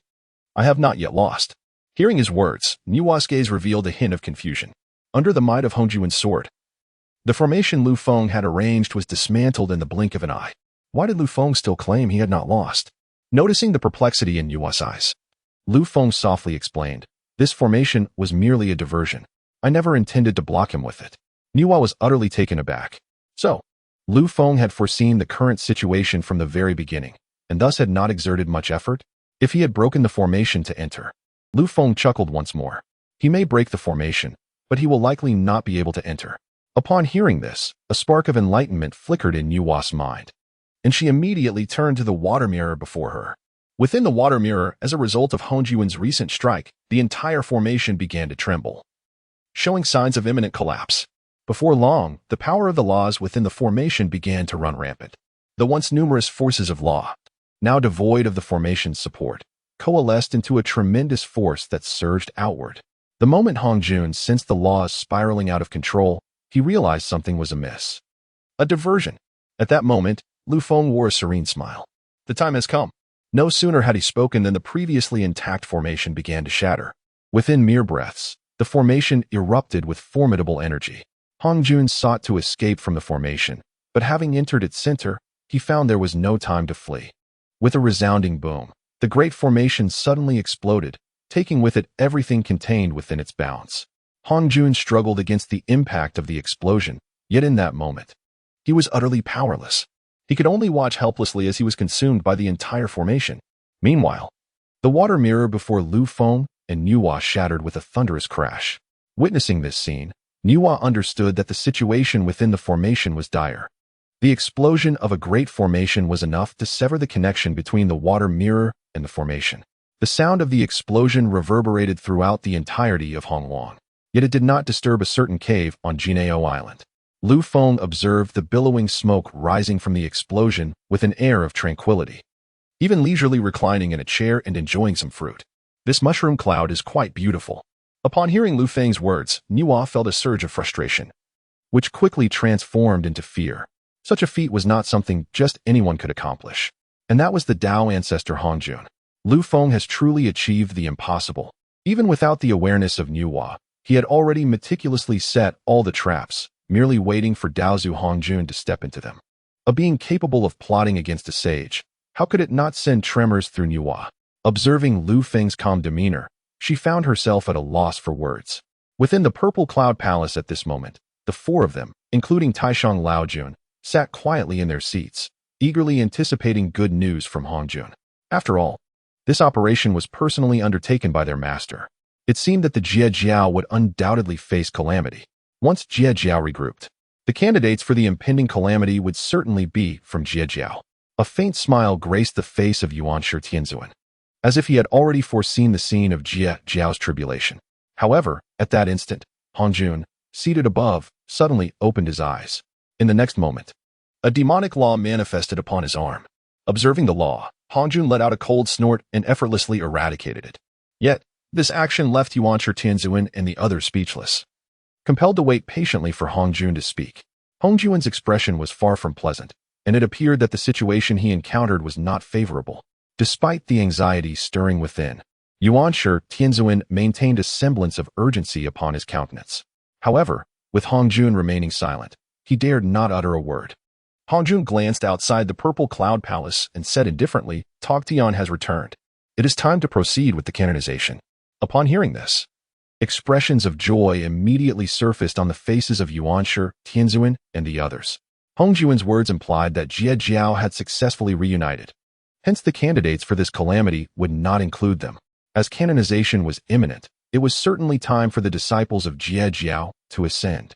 Yet, after the initial joy, Taishang Laojun furrowed his brow in contemplation. with Jie Jiao's matters resolved. What then was the significance of the law that had just appeared on Hong Juan's arm? He had sensed the power of that law quite distinctly. It seemed to have materialized from thin air and ensnared Hong Juan directly. Moreover, despite Hong Juan having eliminated it, the sudden manifestation of such a law suggested a formidable level of power. Most crucially, Hong Juan's true form had remained in their line of sight all along. How then had this law managed to infiltrate the Purple Cloud Palace? Could it be that Hong Juan's avatar encountered misfortune, much like they might have? The mere thought of Hong Juan's avatar possibly suffering a setback set Taishang Laojun on edge. If that were indeed the case, would the forthcoming canonization proceed as they had anticipated? However, there was no time for Taishang Laojun to voice his concerns. Yuan Shi, Tianzuan, and the others had already followed in Hong Juan's footsteps, making their way towards the Grand Hall. Witnessing this, Taishang Laojun hastened to join them. At this moment, within the Primal Chaos, though the incarnation of Hong Juan has dissipated within the formation, the explosion triggered by it reverberated throughout the entirety of the Hong Wang, causing a seismic tremor unlike any witnessed before. The magnitude of such an event had rarely been felt in this realm, leaving many in a state of bewilderment regarding the cause of such intense spatial disturbance. Typically, beings of the De Luo Jinxian level would activate corresponding spatial domains to engage in combat, thereby mitigating the impact of such overwhelming energy on the Hong Wang. Yet, this particular explosion far exceeded their expectations, resonating even with the lowest tier beings. What could have transpired? Why such a profound spatial upheaval? It stands to reason that the individual responsible must possess formidable strength. I surmise that this disturbance must at least correlate with the sage-level power. However, weren't the sages all gathered at the Dao Ancestoress abode? In the Hong Wang, countless gazes were directed towards the direction of Gold Turtle Island, their expressions laden with profound curiosity. Regardless of their conjectures, they found it exceedingly difficult to grasp any semblance of clarity. Moreover, with the impending calamity approaching, many beings sensed an underlying tension. In such uncertain times, their sensitivity heightened. At Wuzhuang Temple, Zhen Yuanzi observed the fluctuating scroll of earth before him. With a mere gesture, he returned it to the folds of his sleeve, exhaling a breath of murky air, his eyes still marked with a hint of confusion. Earlier, he had managed to perceive some of the disturbances from Gold Turtle Island, yet now he could glean not a single fragment of information. He was even unaware of the identities of the two combatants, let alone the outcome of their clash. Nevertheless, Zhen Yuanzi harbored a premonition. The magnitude of the explosion could only be attributed to those few formidable beings. Furthermore, this spatial explosion bore traces, as the myriad of laws permeating that space was enough to astonish him. The sheer variety of laws in motion, some of which he had never encountered, left him utterly astounded. It is already remarkable for an ordinary individual to master a single law, yet that space was rife with over a dozen different laws. The ability to command such diversity indicates that the individual's strength must certainly rival his own. With the calamity on the horizon, it seems prudent to secure the gates tightly. Even Zhen Yuanzi dared not approach the conflict recklessly today. Once the Fengshen calamity commences, who can predict the multitude of variables that may arise? It would be wiser to fortify his defenses and refrain from engaging in futile endeavors. At Lingxiao Treasure Palace, Hao Yian gazed intently towards the direction of Gold Turtle Island, his astonishment still palpable. The recent tremor within the Hong Wang was exceedingly potent, affecting even his heavenly domain. Such a tremendous uproar could scarcely be dismissed as anything other than a confrontation between sages. Yet, he found himself hesitant to activate the Haotian mirror, having been severely wounded during his previous attempt to probe those formidable figures. The aftermath of the recent explosion reverberated ominously, leaving Haotian hesitant to take any risks. Who could fathom the extent of harm he might suffer from this latest act of espionage? Despite his relentless conjectures, he found himself devoid of any solid leads. Who could have engaged in battle with it, provoking such a tremendous uproar? Upon reflection, the pool of suspects seemed rather limited. Coupled with the recollection of the last few who descended, a vague suspicion began to form in Hao Yin's mind, albeit one he deemed improbable. After all, would that individual truly lower themselves to such a level? In the underworld, within the realm of reincarnation, who had donned a new white robe today? The chilling winds of the underworld swept through, accompanied by the anguished wails of spirits. The cacophony irked Hutui, prompting her to dismissively pat her ears before turning her gaze toward the direction of Jineo Island. Since the calamity of the witch and the vampire, Hutu had not ventured beyond the confines of the underworld. Remaining there proved beneficial for her. However, she still retained a faint awareness of events occurring on the surface, particularly the recent cataclysmic battle at Jineo Island, which left her astonished. The last time the four saints descended had already been unexpected, yet this upheaval seemed even more pronounced. She pondered who might be behind the current commotion. Leaning quietly against the three-live stone, Huda narrowed her eyes. Could it be that individual who had taken action? Yet, upon careful consideration, she found that unlikely. If that person had truly descended, the outcome would not have been as it was today. Setting aside these questions, Huda found herself increasingly intrigued by the chaotic forces of the laws swirling within the space of Jineo Island. These forces were intricate and complex, and upon further attunement, she couldn't help but let out a soft chuckle. It was merely an avatar. However, if this avatar had descended, did it imply that their arch-nemesis had resurfaced? Reflecting on that rival, Huda shook her head silently. It was improbable. The last confrontation between those two had obliterated the entire Western realm. If that individual were indeed to reappear, it would hardly be at Jineo Island. Yet, the laws at Jineo Island were undeniably aligned with the celestial path. If not for Hongjun, Huda found it difficult to identify another candidate. Regardless, the presence at Jineo Island, having managed to withstand Hongjun's influence, certainly earned Huda's respect. Nonetheless, her suspicions grew. Why had Hongjun suddenly dispatched an avatar to the mortal realm, directly arriving at Jineo Island? Speculations ran rampant outside the Wilds Island. Meanwhile, within Jineo Island, all was serene. Enhua observed Lu Feng, who was engrossed in fruit, utterly unable to fathom how he had so effortlessly severed the Dao ancestor's consciousness mere moments prior. After all, that being was the Dao ancestor. Even a fragment of their spiritual awareness was not something one of Lu Feng's caliber could accomplish. Yet, unexpectedly, Lu Feng has indeed succeeded. Moreover, it appears that he had already devised this plan from the very beginning. First, he targeted the four saints, and subsequently, the Dao ancestor. What precisely does Lu Feng intend to accomplish? Nua's gaze faltered momentarily, before finally settling on Lu Feng. A person capable of outmaneuvering even the saints surely possesses formidable schemes and achievements. At this juncture, Nua genuinely worries that one day Lu Feng might dispatch his disciples to usurp her authority as the Queen of Enhua. After all, it seems that the current Lu Feng truly has the capability to do so. At this moment, Lu Feng also noticed Nua's intense gaze, as she had been scrutinizing him for quite a while. When Nua cast her eyes upon him once more, Lu Feng finally discarded the fruit pit in his hand. "You need not regard me with such intensity. There is nothing about you that stirs my heart," he remarked. Upon hearing these words, Nua was momentarily taken aback. "What?" Lu Feng scanned her from head to toe. "You are older than I, and your talent pales in comparison to mine. You cannot even contain a single bun in front of me. What could I possibly desire from you?" Understanding Lu Feng's words, Nua felt a surge of anger rising within her. This insolent brat, how dare he speak of her in such a manner? While she could not dispute her age, when it came to talent, she was undoubtedly among the elite in the primordial realm. Yet, in comparison to this individual before her, Nua felt a twinge of self-doubt. However, she quickly recalled Lu Feng's third statement. You cannot even contain a single bond. Was he implying that she was lacking in size? She was certainly not insignificant. If it were not for Lu Feng being a disciple of Tongtian, Nua might have been tempted to engage in a physical confrontation with him. Observing the fierce anger radiating from Nua, Lu Feng casually cast an array that enveloped the entirety of Golden Turtle Island. Nua's nearly lost rationality was swiftly reclaimed. She would not engage in a tussle with this insolent child. It was certainly not because her current incarnation was incapable of defeating him. After all, this brat had an endless array of tricks up his sleeve. Were her true self to appear, she could easily crush him. As the hostility in Nua's eyes dissipated, Lu Feng merely chuckled and shook his head.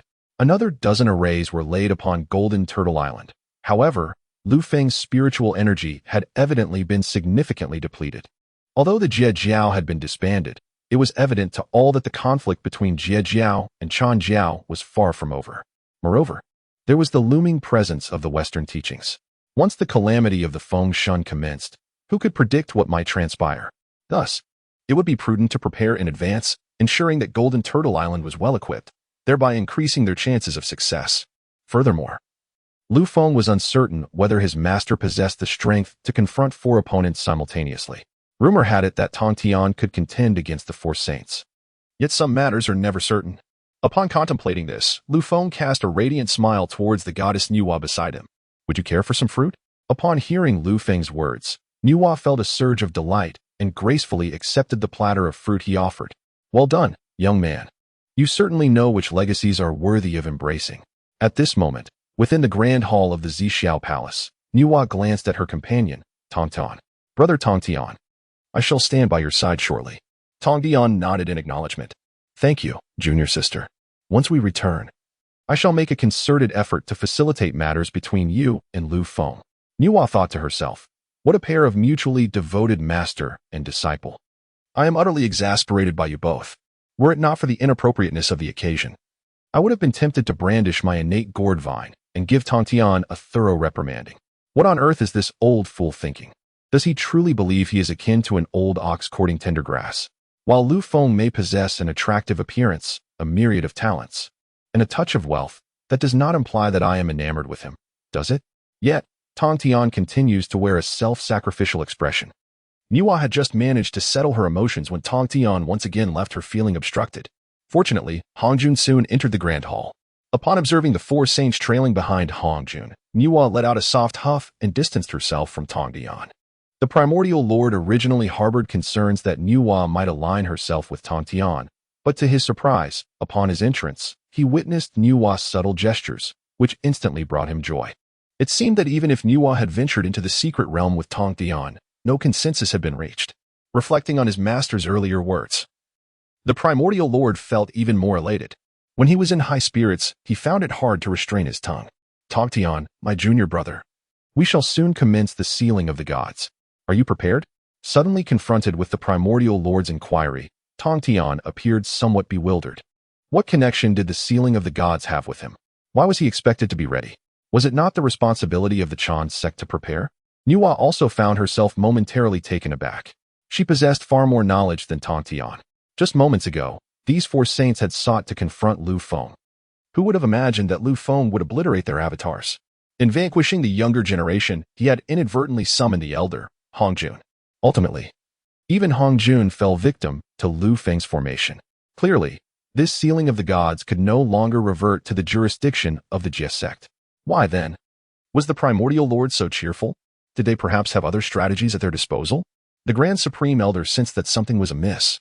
Yet, with so many present, he refrained from directly alerting the Primordial Lord, merely clearing his throat to signal caution. Soon, as Hongjun took his seat, the events surrounding this sealing calamity began to unfold. Since the great calamity of Long On, the heavenly path had dictated that tribulations were inevitable. This sealing calamity, aimed at balancing various factions and mitigating losses, was precisely why I proposed the sealing of the gods. As soon as the words left his lips, two treasures materialized in Hongjuan's hands. These artifacts had been previously seen by you all. In this grand event of bestowing the titles of gods, these two treasures are essential. Now, we must determine who shall sign the god-bestowing list. No sooner had Hongjun finished speaking than Yuanshi Tianzuan could contain himself no longer. Master, I firmly believe that the candidates for signing the god-bestowing list must undoubtedly be disciples of the Jie Sect. With Yuanshi Tianzuan taking the lead, the two others, Jane and Zhuanti, naturally followed suit. Master, we all concur that the candidates for the signing must be the Jie Sect disciples. Witnessing Yuanshi Tianzuan and the other two taking initiative, Taishang Laojuan's eyes nearly bulged in disbelief. On the contrary, Nuwa merely smiled faintly.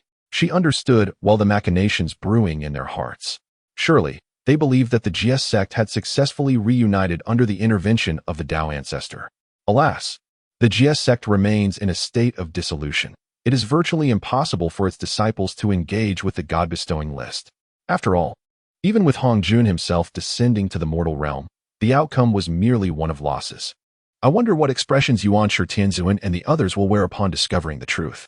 Meanwhile, Tongtian was utterly bewildered. With the Jie Sect already disbanded, what was there to discuss regarding bestowing titles? Upon hearing Tongtian's words, Yuanshi Tianzuan burst into laughter. Tongtian, are you certain that the Jie Sect remains disbanded? For some unknown reason, Tongtian felt a sudden jolt at Yuanshi Tianzuan's statement. Previously, the master had clearly declared that the Jie Sect was disbanded. However, during this interval, Tongtian was completely unaware of the happenings within the primordial realm. Yet, the master should not deceive them. Thus, Not long after, Tongtian responded directly. Did the master not say that the Jie Sect is disbanded? If it is disbanded, then what is there to discuss regarding the Calamity? Observing Tongtian's bewildered expression, Yuanshi Tianzuan could no longer restrain his laughter. Tongtian, do you think that the disbandment of the Jie Sect will allow you to evade this calamity? This time, the Jie Sect must face the trial. With Hongjun present, Yuanshi Tianzuan had no fear of Tongtian acting rashly against him. After all, even with all his audacity, Tongtian would not dare offend the master. Moreover, this time, Hongjun had specifically descended to address matters concerning the Jie Sect. It seems the master harbored a desire for the Jie Sect to confront the Calamity. With such favorable circumstances, Yuanshi Tianzuan would ensure that all positions on the god-bestowing list were assigned to the Jie Sect. He was eager to see what excuses Tongtian would offer to continue his refusal. With Yuanshi Tianzuan leading the charge, Jane and Zhuanti exchanged glances before voicing their agreement. Tongtian, perhaps this time we should allow the Jie Sect to face the Calamity. After all, there are no better candidates in the primordial realm. Witnessing their exchange, Tongtian's confusion deepened. Beside them, Nuwa was well aware of the situation, yet she preferred not to reveal herself at this moment. Instead, she eagerly anticipated the expressions of Taishang Laozi and the others later on. Tongtian, perplexed, turned his gaze towards Hongjun, who sat at the head of the table. Master, might I inquire about the current state of the Jiejiao? Since my arrival at the Zixiao Palace, I have not descended to the mortal realm and am thus unaware of the circumstances within Jiejiao. Therefore, you are my primary source of inquiry, he expressed. Hongjun found himself in an awkward position as well. You ask me, but whom shall I turn to for answers? Furthermore, the avatars he had previously dispatched to Jiejiao had all been destroyed. At this moment, he had no knowledge of the circumstances within Jiejiao. Nevertheless, he could still exercise authority over the matter of the Fengshen. Just as Hongjun was about to make a decisive choice regarding the candidates for the Fengshen, Yuanshi Tianzun spoke up once more. Tongtian, I suggest you proceed with the signing. The candidates for the Fengshen list should undoubtedly come from your Jiejiao. Tongtian, however, did not spare him even a glance, patiently awaiting Hongjun's pronouncement. With a calm demeanor, Hongjun declared, Jiejiao has been disbanded. There is no need for signing.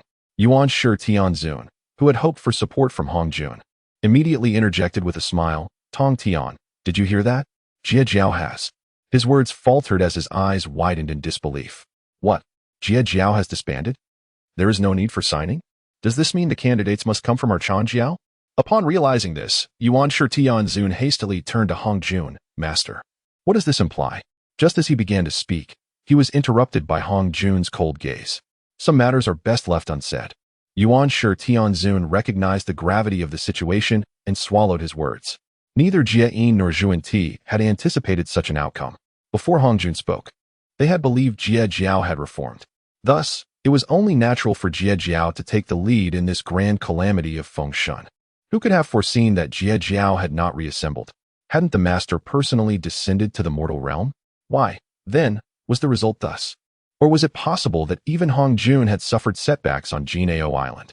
As this unsettling possibility dawned on the minds of the saints, they were instantly filled with dread. If Hongjun had indeed failed, in truth, Taishang Laozi was also experiencing a sense of unease. Although he had recognized this fact long before Yuanshi Tianzun and the others, hearing it confirmed was still profoundly different from his earlier speculations. The master had actually lost. Moreover, even his spiritual essence had been diminished in the process. Had the spiritual essence not been destroyed, how could such a force of law have traced back to his true form? The thought of the individual behind these events, who could even obliterate Hongjun's avatar and audaciously pursue his true self, filled him with trepidation. The Grand Master Laozi could not help but draw in a sharp breath. Observing the distinct expressions of the four, Enhua felt an immense joy within her heart. After all, such a scene is not easily witnessed. What troubles you, my esteemed brothers? Upon hearing Enhua's words, the Grand Master and the others quickly composed themselves, for the events that had transpired were difficult to articulate. Initially, they had confidently asserted that the Jie Sect would be able to weather the calamity. Yet now, they felt as though they had been dealt a stinging blow to their pride.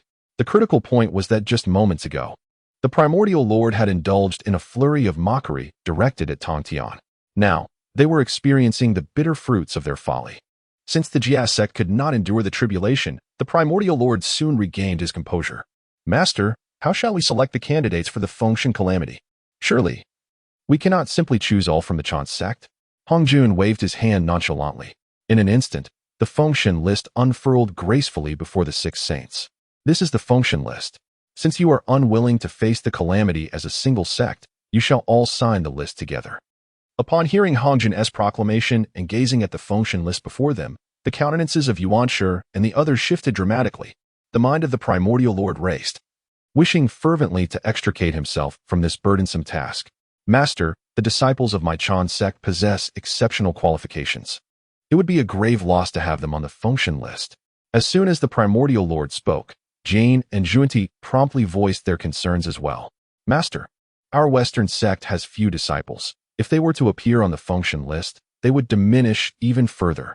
Indeed, Master, witnessing the declarations from Yuan Shi and the others, the Grand Master Laozi could no longer remain composed, regardless of the circumstances. The Primordial Lord's Chan sect and Jiayin and Juani's Western sect at least boasted a considerable number of disciples. Meanwhile, he had but one disciple. Should his disciple be placed on the Fengshen list, he would surely lose his last remaining pupil. Observing the varying expressions of the 4 sages and the reasons they offered, Tongtian felt utterly relieved. After all, the matter of the Fengshen list was of no concern to him. His Jie sect had already disbanded. Where would he find the need to sign the Fengshen list? At that moment, Tongtian felt that Lu Feng had executed this matter with exquisite finesse. As for the disbandment of the Jie sect, so be it. After all, he remained the leader. Surely, his disciples would not struggle to find their way back to the path. It was merely a matter of a name. The opportune moment still awaited them. However, at this juncture, Hongjun maintained an expression of indifference. Regardless of how the Primordial Lord and the others pleaded, his words remained cold and unyielding. Since you are all unwilling to sign, then you shall sign together. The total number of candidates is 365. As long as you gather these revered beings, this matter shall be resolved. Upon hearing Hongjun's words, the expressions of the Primordial Lord and the others steadied slightly. The teacher's words implied that as long as they managed to gather the 365 individuals, it mattered little whether those individuals were disciples of their sect or not. If that were the case, did it mean that the disciples of the could also be included? The mere thought of this quickened the heartbeat of Yuan Shi Tianzun. At that moment, both Jiayin and Junti also grasped this notion. Consequently, the gazes of the 3 once again fell upon Tongtian. They were all astute individuals. How could Tongtian be oblivious to their intentions? He immediately felt a surge of anger. What are you all staring at me for?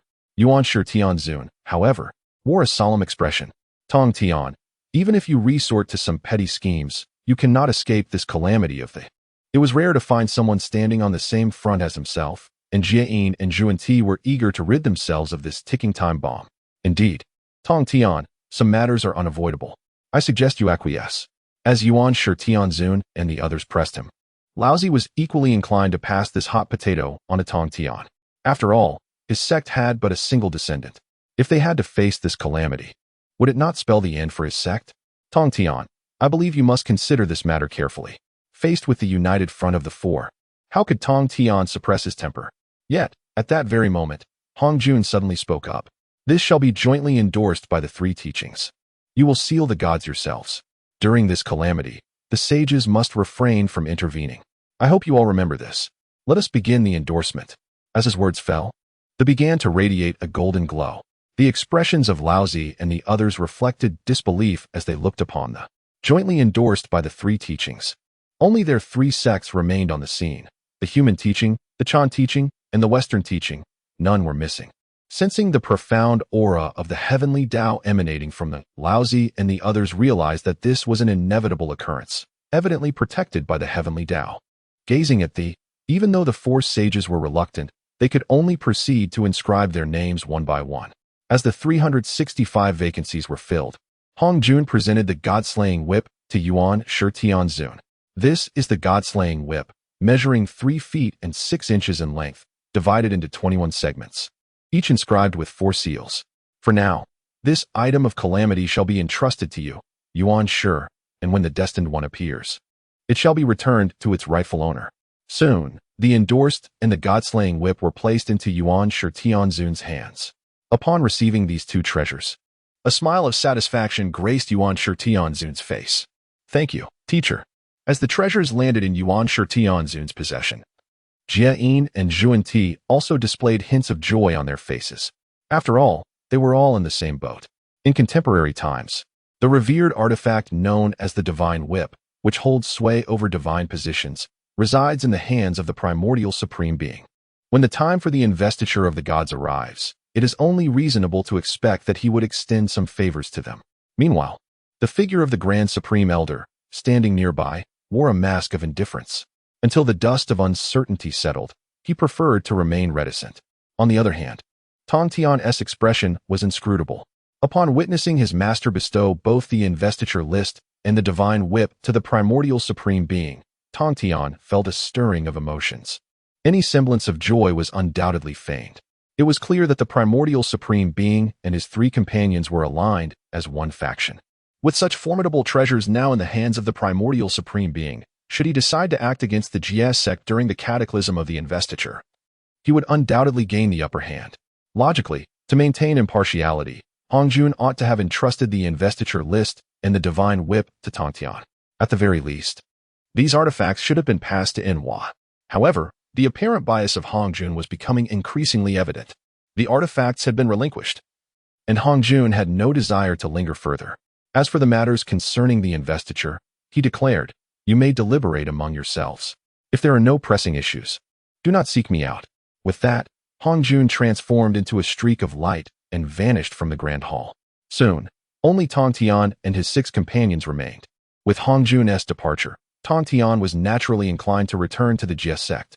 After all, he had acquired numerous spiritual roots and herbs within the secret realm. If he could bring them back to bolster the disciples' strength, it would undoubtedly provide an added layer of assurance. As for the investiture, with the treasures now in the possession of the primordial supreme being and his associates, what place did he have to interject? Thus, Tongtian had no desire to engage in further discourse with the primordial supreme being. Strength must come from within. The 3 rival sects were clearly antagonistic towards him. The investiture calamity was no trifling matter. Should they exploit any weaknesses, the consequences could be dire. It was imperative to enhance the disciples' abilities. After all, Hongjun had forewarned that during this calamity, the saints were not to intervene. However, as Tongtian sought to depart, the primordial supreme being and his companions were not inclined to grant him that wish. Observing the 4 figures of the primordial supreme being before him, Tongtian let out a cold snort. What were these 4 comrades up to? Jane exchanged glances with the primordial supreme being and, with a smile, remarked, "Why does Brother Tongtian wish to leave?" Upon hearing this, Zhuan chimed in, "Indeed, Brother Tongtian, have you forgotten that there are matters left unresolved?" Tongtian, feeling increasingly agitated by their banter, thought to himself that if they had something to say, they should express it plainly, rather than with such veiled insinuations. Noting Tongtian's displeasure, the primordial supreme being interjected, "Brother Tongtian, has it ever been the case that one can simply walk away unscathed after committing a transgression?" The Grand Supreme Elder nodded in agreement, stating, "Indeed, since you have erred, it would be prudent to rectify it sooner rather than later." Tongtian was taken aback. What exactly had he done wrong? The harmonious exchange of the 4 left him perplexed. He expressed that the 4 of them intended to overpower him with sheer numbers, seeking reasons to provoke him. Consequently, Tongtian showed no signs of goodwill, uncertain of what he had done wrong. He urged his 4 companions to speak plainly rather than concealing their intentions. Observing Tongtian's apparent ignorance, Yuanshi Tianzuan scoffed, "Tongtian, you have pilfered our spiritual treasures. Do you presume you can swagger back without consequence? That seems rather inappropriate, does it not?" Upon hearing this, Tongtian's tone grew icy. These sages truly seemed to disregard all semblance of dignity. What did they mean by claiming he had stolen their treasures? It appeared they were eager for a confrontation. While they might be impoverished, the Jie Sect would never resort to thievery. Moreover, as a dignified sage, how could he commit such an act? Meanwhile, Quan Ti, concerned for his own treasures, interjected, "Tongtian, you cannot simply walk away like this. My 6 roots of purity bamboo is still with you." Yuanshi Tianzuan nodded in agreement. "Indeed, my companion treasure, the Panga banner, and my exceptional innate treasure, the burning heaven jade fan, are also in your possession." As they harmonized their claims for their treasures, Tongtian felt a mixture of amusement and exasperation. If they sought to trouble him, could they not devise a more credible excuse? Instead, they brazenly demanded their treasures. Truly shameless. Yet, Nuo perceived the situation with clarity. It was likely that their incarnations had left their treasures within the formation earlier, prompting them to seek Tongtian now. One could hardly fathom their audacity. Having lost treasures due to their own incarnations, they now dared to demand them back. Even as a fellow sage, Nuwa felt somewhat embarrassed to associate with them. However, she refrained from voicing such sentiments directly. Conversely, Tongtian showed no such restraint. When have I ever stolen your belongings? If you wish to confront me, let us engage directly in battle, rather than resorting to such pitiful excuses. He berated them, feeling a sense of relief wash over him. Entirely unperturbed by the grim expressions of Taishang Laojun and the others, I have never deigned to steal from you. Your trifling possessions hold no worth in my eyes. If there is nothing else, be gone at once. As the provocations continued, Tongtian's patience wore thin.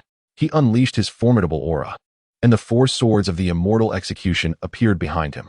Had Taishang Laojun and the others chosen to confront him directly, perhaps he would have regarded them with a modicum of respect. Instead, they chose such a ludicrous excuse to humiliate him. Tongtian, with his fiery temper, was unwilling to endure any longer. Ultimately, it would all culminate in a battle. Why not engage in battle right now? The boundless and majestic sacred might instantly enveloped the entire grand hall, cascading outward to shroud the entirety of chaos within its grasp. Simultaneously, a potent sword aura intertwined with this overwhelming presence, indicative of the formidable commotion stirred by Tongtian, clearly agitated by the actions of Yuan Shitianzuan and his companions. At this moment in the primordial realm, countless powerful beings sensed the vast and overwhelming majesty. In the underworld, Huta felt this and gazed skyward, her exquisite visage marked by profound astonishment. Was the battle among the saints commencing so swiftly? Moreover, this aura seemed to emanate from Tongtian. Before Huta could fully attune to this energy, for sacred might surge forth simultaneously, causing her to shift uncomfortably. It appeared she would have to confront 4 saints alone.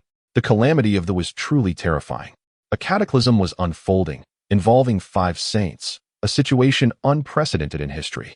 Furthermore, battles among saints were not easily dismissed. Hutu could only be grateful that their confrontation was taking place in the distant chaos.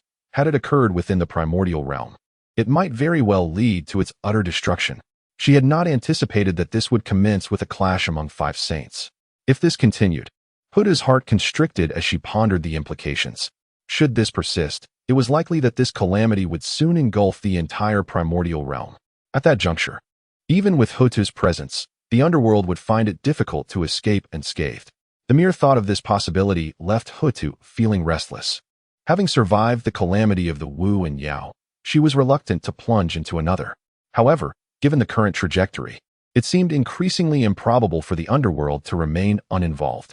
Should they intervene or not? Huta found herself in a quandary. In the Zixiao Palace, Hao Yin also sensed the overwhelming sacred might at the very first moment. Upon perceiving this divine presence, he instantly grasped that the had truly commenced. Yet he pondered, how many factions were now entering the fray? Which sect would the positions of the gods involved in this calamity be drawn from? As Hao Yin's thoughts raced, they were abruptly interrupted by the 4 sacred mights. Upon recognizing those familiar auras, Hao Yin was momentarily taken aback. 5 saints. This calamity would involve the participation of 5 saints simultaneously? Reflecting on the recent descent of Taishang Laojun and his companions to Jineo Island, Hao Yin realized that there was likely at a disadvantage. Tongtian, standing alone against 4 saints, had a behind him. Regardless of the myriad strategies at their disposal, saints remained formidable entities. At this juncture, every decision Hao Yin made required meticulous consideration. A slight misstep could lead to irrevocable consequences. At Wuzhuang Temple, upon sensing the overwhelming sacred might, Zenyuanzi immediately rose to his feet. It had been a long time since he had experienced such intense pressure. Moreover, if he did not sense any errors, this formidable aura should originate from Tongtian and his associates. The impending calamity of the Fengshen has stirred even the saints from their complacency. What path shall the primordial world tread henceforth? Zenyuanzi could not restrain himself from summoning the Earth Book. As he observed the brilliance emanating from the book, gradually intensifying from a faint glow to a radiant luminescence, Zenyuanzi promptly settled into a meditative posture. The calamity has commenced, and the only recourse lies in fortifying oneself. Contemplating the overwhelming aura he had just sensed, Zenyuanzi felt a twinge of yearning. The sacred realm. He aspired to attain sanctity. Only by achieving this exalted state could he attain true freedom. On Jineo Island, Lu Feng, having meticulously rearranged the formation, took a well-deserved respite. Compared to the previous formations of minor skirmishes, the one Lu Feng had now set up was exponentially more formidable. Of course, it demanded considerable mental exertion. Yet, with the impending Fengshen calamity, Lu Feng could not afford to be concerned about any depletion of spiritual energy. In essence, everything was executed at the highest caliber. Upon hearing that his master was returning, he deemed it all worthwhile. Once the formation was in order, Lu Feng finally had the opportunity to inspect the spiritual roots he had nurtured. With the formation's enhancement, these spiritual roots were thriving remarkably well. It was likely that in a few days, they would be ready for their first harvest. At this moment, Niwa gazed enviously at the flourishing garden of spiritual roots and herbs, whose household cultivates spiritual roots on such a grand scale. Furthermore, Lu Feng had taken an innovative approach by utilizing formations to assist in cultivating these roots. Strangely enough, this method appeared to be genuinely effective. Observing the imminent maturation of the spiritual roots, Niwa could not help but feel a sense of schadenfreude at the thought of Tongtian's eventual return. Lu Feng, are you not concerned that your master will hold you accountable for cultivating such a vast expanse of spiritual roots? Lu Feng shrugged nonchalantly. I am not afraid of him seeking retribution. Rather, I fear he may return with an abundance of spiritual roots and herbs of his own. Upon hearing Lu Feng's remark, Niwa found it quite amusing. This master-disciple pair truly seemed to be cut from the same cloth. Were it not for Lu Feng's inability to ascertain the whereabouts of the saints, Niwa might have suspected that he had sent a clone to accompany Tongtian. Yet, amidst their banter, Lu Feng suddenly turned his gaze skyward. In the midst of chaos, the pressure emanating from the saints grew increasingly palpable. It was imbued with a profound sword intent, an aura with which Lu Feng was intimately familiar. That was Tongtian's presence. As for the other four auras confronting Tongtian, Lu Feng could effortlessly deduce their identities without the need for contemplation. They were none other than Taishang Laojun, Yuanshi Tianzuan, along with the two from the Western teachings. It seemed these four were intent on recreating history, seeking to overpower Tongtian with the might of the four saints. Tongtian wielded the Zhuxian sword array, the foremost killing formation of the primordial world. Even though the four Zhuxian swords were merely innate spiritual treasures, with the array's enhancement, Tongtian could singularly contend against three saints. But why not four saints? Because only the four saints can break the sword array of Zhuxian. At this moment, Niwa, who was beside him, noticed Lu Feng's gaze and remarked, "You need not worry. With your master's strength, those four cannot harm him." However, Lu Feng merely chuckled and shook his head. "I am certainly not concerned for my master. Rather, it is those four that I worry about." Merely observing their aura, Lu Feng could tell that his teacher was evidently enraged. The fury emanating from Tongtian was not something an ordinary person could rein in. According to the original storyline, Tongtian's solo battle against the four saints occurred after the calamity of the Fengshen. It was precisely for this reason that Hongjun, his exceedingly biased teacher, chose to confine Tongtian back in the Zixiao Palace. After all, the Fengshen calamity had already passed, and even if Tongtian were imprisoned, it would bear no repercussions for the broader understanding. Now, however, the calamity had only just begun, and those individuals could not resist stirring trouble for Tongtian. Given Tongtian's temperament, he would undoubtedly not relent until he had thoroughly vanquished them. The calamity had yet to conclude, even if Hongjun intervened later. It was likely that he would not impose any real consequences on Tongtian. Lu Feng understood the frustration brewing within Tongtian. At this moment, he merely hoped that Tongtian could unleash his wrath. Even saints harbor inner demons. If they remain bottled up, the situation could worsen. Therefore, if his teacher were to engage in battle, Lu Feng would wholeheartedly support him. Were it not for the inappropriateness of the occasion, Lu Feng might have even fetched a chair to cheer for his teacher. Hearing Lu Feng's words, Niwa was left astonished. This young man increasingly resembled Tongtian, particularly in disposition. Watching Lu Feng return to his cave with a beaming smile, Niwa could only shake her head. It seemed that today's battle was inevitable. Amidst the chaos, the pressure of the saints was omnipresent, and the sword energy permeated for miles. A man clad in azure stood suspended in the void, wielding a blue long sword, while four additional long swords floated behind him. Opposite Tongtian stood the four saints, their expressions far less favorable than before. The four glared at Tongtian with ire. Ultimately, it was Yuanshi Tianzun who spoke first. "Tongtian, if you return our treasures today, this matter shall be resolved. If you refuse to return them, Do not blame us for being ruthless. Qing Tue nodded in agreement, his thoughts consumed with his 6 roots of purity bamboo, wishing fervently for Tongtian to return it swiftly. Indeed, brother Tongtian, if you surrender our treasures soon, there may still be room for negotiation. Tongtian, however, merely laughed heartily. What a joke. Do I need an excuse to fight? If you wish to strike, then come forth. I am not afraid of you. Tongtian grew weary of the pretense and immediately brandished the Qingping sword, pointing its blade directly at Yuan Shi Tianzun and the others.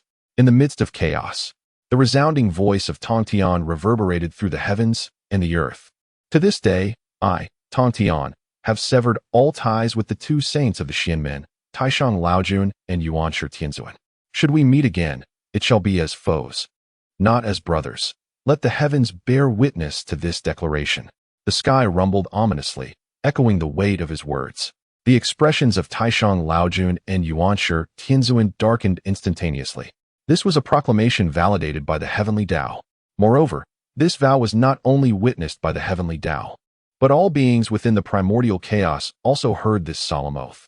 Hutu lifted her head, her eyes wide with astonishment. A vow of the heavenly Tao. Tongtian truly dared to go this far. Under normal circumstances, no one would dare to establish such a vow. As the name suggests, a heavenly Tao vow is one that has been certified by the heavenly Tao and is subject to its oversight. Should anyone violate it, they would face direct retribution from the heavenly Tao, a punishment that would not merely affect the individual, but would resonate through their bloodline and lineage. By making such a vow today, Tongtian was unequivocally declaring his resolve, a resolve of enmity against the 2 saints of the Xianmen. How could this not astonish and surprise Hutu? Since the establishment of the 3 teachings of the Xianmen, such a profound upheaval had never occurred. In an instant, the primordial chaos was engulfed in a tempest of change. On Jineo Island, Lu Feng, upon hearing his master's vow, could no longer contain himself and burst into laughter. Ha! Truly, my master is remarkable. This vow is indeed splendid. In stark contrast to Lu Feng's elation, a tense and bewildered atmosphere permeated throughout the primordial chaos. In the Lingxiao treasure hall, upon hearing the vow of the heavenly Tao, Hao Tian nearly crushed the jade cup in his hand. A vow of the heavenly Tao. Had he lost his mind? Once validated by the heavenly Tao, such a vow would lead to an unending conflict. As a sage, Tongtian could not possibly be ignorant of this. Yet today, he chose to make such a vow. Contemplating this, Hao Tian's gaze flickered with unease. The rift within the Xianmen was now laid bare. With Tongtian's vow, the primordial chaos would likely descend into greater turmoil. It remained uncertain who would ultimately prevail in this impending calamity of the Fengshen. At Wuzhuang Temple, Zhen Yuanzi had originally entered a state of seclusion. However, the magnitude of Tongtian's proclamation was so immense that even he was shaken from his meditation. Yet, upon sensing the response of the heavenly Tao, Zhen Yuanzi's eyes were filled with bewilderment. The rift within the Xianmen. Previously, when Tongtian battled the other 2 saints, it could still be considered a friendly spar among peers. But now, with Tongtian's vow officially recognized by the heavenly Tao, it signified that the 3 of them would no longer have any chance for reconciliation. This situation would inevitably lead to greater unrest within the primordial world. In that fleeting moment, Zhen Yuanzi resolved firmly, in the coming days, the doors shall remain closed. No one shall step foot outside Wuzhuang Temple without my command. The gentle breeze and bright moon have yet to recover from today's news. Upon hearing his teacher's words, he naturally nodded in agreement. In the current tumultuous state of the world, it is undoubtedly not the opportune moment to engage. Even for Zhen Yuanzi, should he become entangled in this affair of the saints, he might very well meet a fate of death and destruction, let alone for the 2 humble disciples. In an instant, almost every sentient being within the primordial realm stirred in response. Yet, such commotion did not disturb the protagonists. In the chaos, both Taishang Laojun and Yuan Shi Tianzun wore expressions thick with fury, their gazes directed at Tongtian ignited with flames of wrath. They yearned to tear Tongtian apart. After all, Tongtian's pronouncement of the heavenly oath was a blatant affront to them. Who among them would establish a heavenly oath to sever ties? From Tongtian's actions alone, anyone could sense his disdain for the 2 of them. What else could this be but a slap in the face?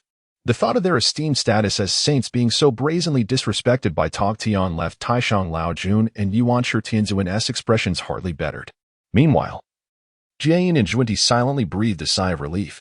At least Tongtian's oath was directed towards the two saints of the Xianmen. Had he included their Western teachings as well, they would have thought twice about confronting Tongtian, especially with Taishang Laojun absent. Nonetheless, Tongtian's actions did catch Jane and Zhuani off guard. Previously, Tongtian had never turned against them. Today, he suddenly established a heavenly oath, showcasing his resolve. If one were to consider the usual temperament of the two from the West, they would never involve themselves in such matters. Yet here they were, bound to Taishang Laojun's ship. Regardless of their reluctance, they could only remain tied to this alliance. Enhua observed the determination etched on Tongtian's face and recalled Lu Feng's departure, shaking her head silently. This pair of master and disciple bore an uncanny resemblance to one another. Their attitudes towards significant matters were almost identical. It is no wonder they became master and disciple. Yuanshi Tianzuan's face contorted with rage. Tongtian, do not forget your words today. If you come to regret them in the future, there will be no turning back.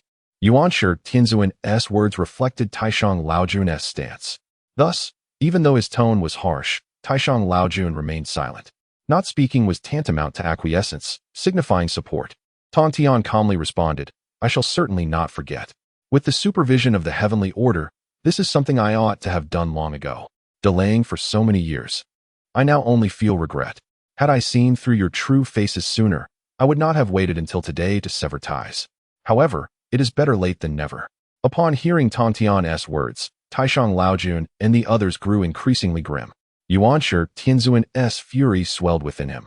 My dear brother, I believe it is time for us to take action directly against him. Granting him any further opportunities is futile. The Grand Supreme Elder nodded. Then let us proceed. The words spoken and the actions undertaken by Tongtian today have thoroughly provoked the wrath of the Grand Supreme Elder. In times past, he might have attempted to mediate.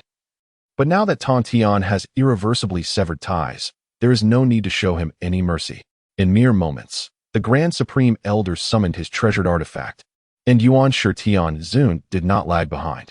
Observing that both the Grand Supreme Elder and Yuanshi Tianzun were now engaged, the two on the same vessel, Jane and Zhuani naturally followed suit.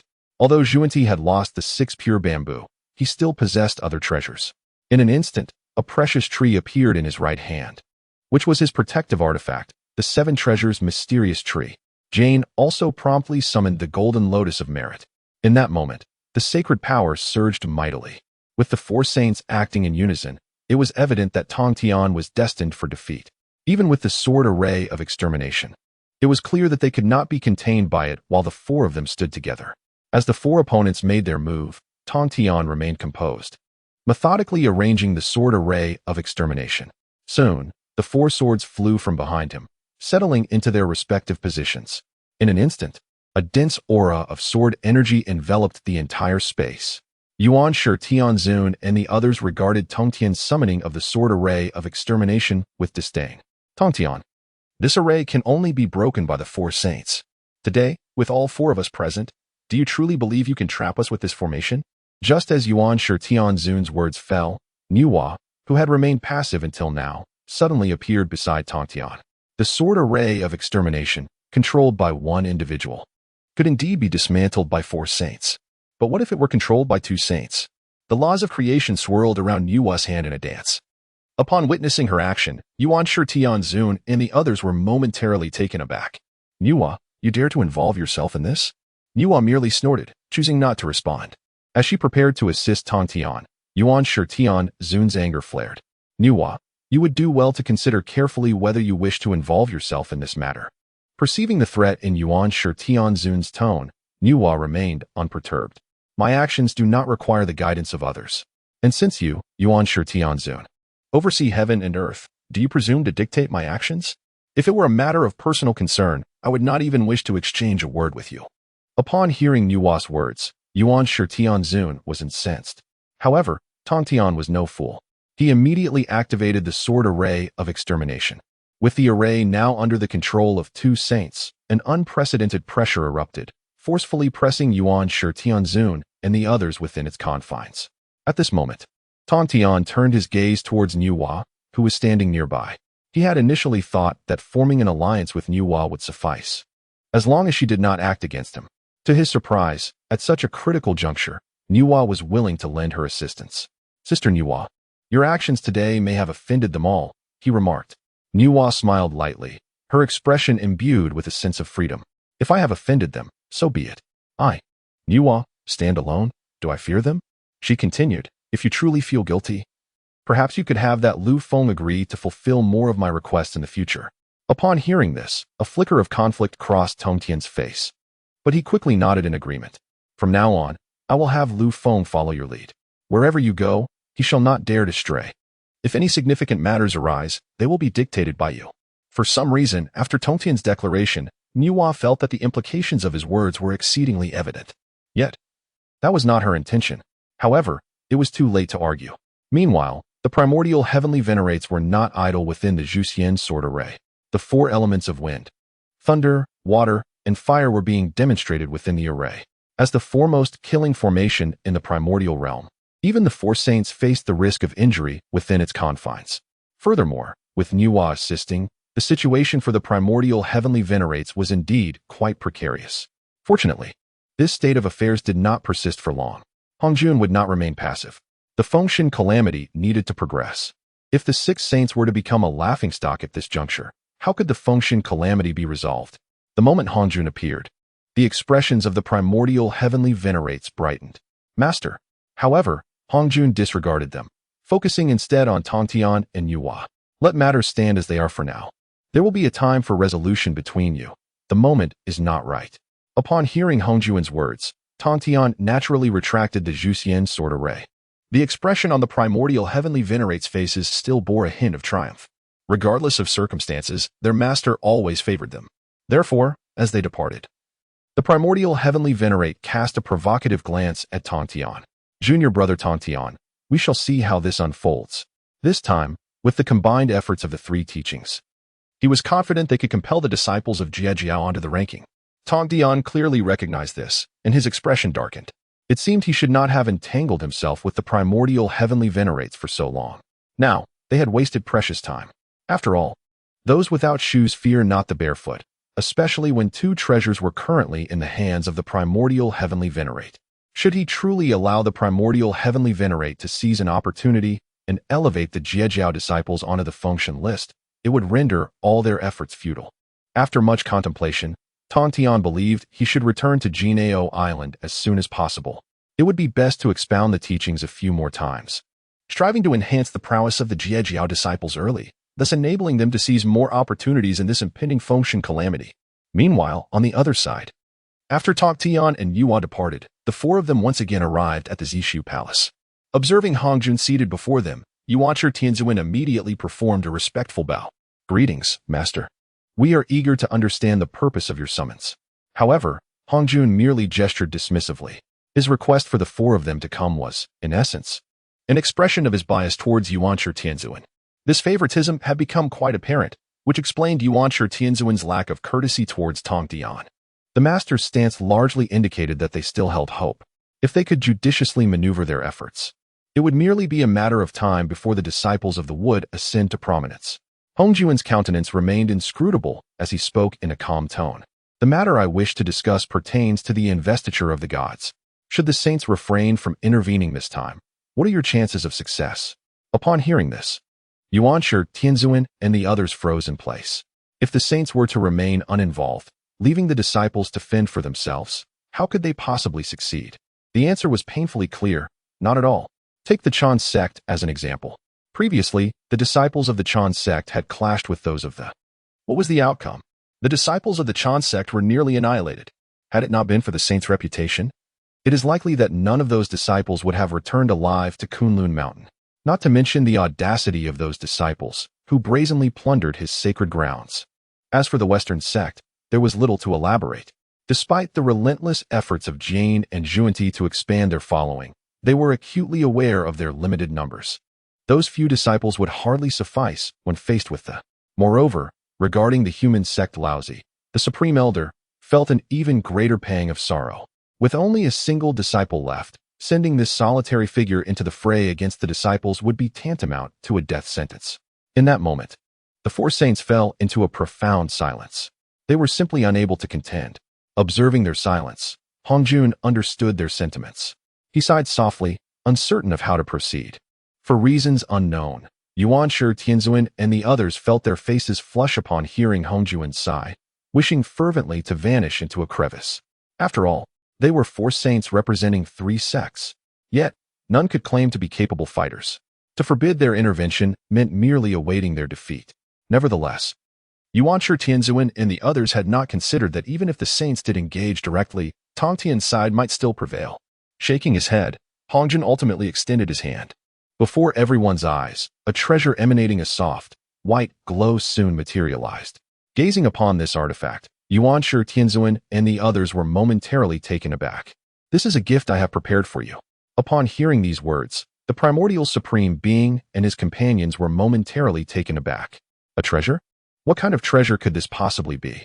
The items in Hongjuan's possession appeared rather unassuming. It was merely a small object, albeit radiating a pale glow moments ago. Upon closer inspection, it revealed itself to be a grand purple door. Further sensing it, they discovered it was imbued with Hongjuan's celestial laws. Without any hesitation, Hongjuan stated, "This is a magical artifact I have forged, within which lies a secret realm. I have infused it with formations and numerous laws, along with the power of the heavenly Tao." Upon hearing this, the individuals present could not help but hold their breath. A secret realm, fortified with laws and the might of the heavenly Tao. How formidable could it be? Hongjuan then handed the object to the primordial supreme being. "This secret realm is entrusted to you. Send your disciples within to enhance their cultivation. They should reap considerable rewards." Upon hearing Hongjuan's words and gazing at the treasure in his hands, the expression of the primordial supreme being transformed into one of unrestrained joy. "Thank you, Master. We shall not fail your expectations." Hongjuan merely waved his hand in dismissal. "Hasten back to your tasks." As he watched the figures of the primordial supreme being and his companions vanish from the grand hall, Hongjuan's countenance turned grave. In such a brief time, the Jie Sect had undergone such significant changes. Who was the mastermind behind this? After several probing attempts, Hongjuan understood that the alterations within the Jie Sect had no connection to Tongtian. After all, Tongtian was also a saint of the heavenly Tao, and he profoundly understood the nature of this disciple. If it were truly Tongtian, such a drastic upheaval would not have occurred. Regrettably, he was still bound by the constraints of the heavenly Tao and had no means to descend directly to the mortal realm. Otherwise, with his true form present, he could have unraveled the situation with clarity. Moreover, this was a critical period, leaving no room for Hongjuan to entertain other matters. Thus, he could only delegate to others, allowing the primordial supreme being and his companions to probe the void of the Jie Sect. Originally intending to observe from the sidelines, Hongjuan now found himself compelled to partake in this calamity. In the vast world of the primordial era, 2 streaks of light descended from the heavens, swiftly landing upon the ancient earth. Upon returning to the primordial realm, Tongtian's demeanor softened considerably. "Thank you, Sister Nuwa." With Hongjuan present, Tongtian had refrained from speaking impulsively. Now, back in the primordial realm, he finally had the opportunity to express his gratitude to Nuwa. Nuwa had also incurred the ire of the other 4 saints on his behalf. She could have remained an outsider, effortlessly extricating herself from the unfolding events. Yet, she chose to engage. As the saying goes, it is easy to add embellishments to a flourishing situation, but difficult to provide assistance in times of need. Tongtian was acutely aware of this debt of gratitude. Nuwa chose not to elaborate further, fearing that Tongtian's imagination might lead him to contemplate sending his disciples over as well. Although Nuwa indeed desired Tongtian as her disciple, it was not a longing of that nature. "Brother Tongtian, now that this matter is resolved, what are your plans for the next step?" Without a moment's hesitation, Tongtian replied, "I must return to Golden Ao Island. There have been numerous developments within and I need to oversee matters there. Furthermore, with those sages approaching aggressively, I must swiftly enhance the strength of our disciples to prevent them from discovering any vulnerabilities." He then inquired, "But what are your arrangements during this period, junior sister?" What Tongtian truly wished to ask was whether Nuwa intended to accompany him to meet that foul boy, Lu Feng. Yet, mindful of the several glares Nuwa had cast his way, he refrained from voicing his curiosity, opting instead for a more subtle approach. Nuwa waved her hand dismissively. "Having been away for so long, I must return to the Zixiao Palace to attend to matters. While there are not many people within my palace, I still have numerous affairs to manage." Upon hearing this, Tongtian nodded in agreement. Indeed, having been absent for such an extended period, I am quite concerned about our disciples. I plan to impart more teachings to them in the coming days to enhance their abilities. After all, this impending calamity of thee is no trivial matter. Should the worst occur, it is imperative that our disciples possess the capability for self-defense. At Tongtian's words, Nuwa's gaze flickered with intrigue. It appeared that her elder brother lacked a clear understanding of his disciples' strengths. Brother Tongtian, how do you perceive the strength of your disciples in comparison to those of the other three teachings? Suddenly confronted with Nuwa's question, Tongtian momentarily faltered. After careful consideration, he solemnly stated, in comparison to the, our is certainly not inferior. However, the and the Western teaching have clearly formed a coalition. If all three teachings were to jointly target us, I fear our disciples would struggle to withstand the onslaught. Moreover, our disciples tend to be straightforward, while the disciples are cunning and treacherous, and the Western teaching disciples are particularly silver-tongued. Encountering them, Tongtian's face betrayed his mounting concern. If it were merely a matter of competition, he would not worry about his disciples at all. Yet now, without the sages directly intervening, the opposing side possessed both intellect and strength, while his disciples were, unfortunately, rather simple-minded. Should the adversary engage them in a battle of wits, it was likely that his Na'vi disciples would unwittingly leap into their traps. Listening to Tongtian's remarks, Nuwa found herself at a loss for words. Just how oblivious was this leader to his own disciples? Whether it be in cunning or sheer strength, it seemed that none of the disciples were lacking.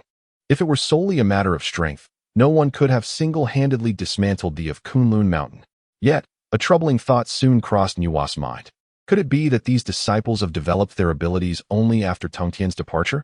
As the leader of Tongtian should not be so uninformed about his own disciples.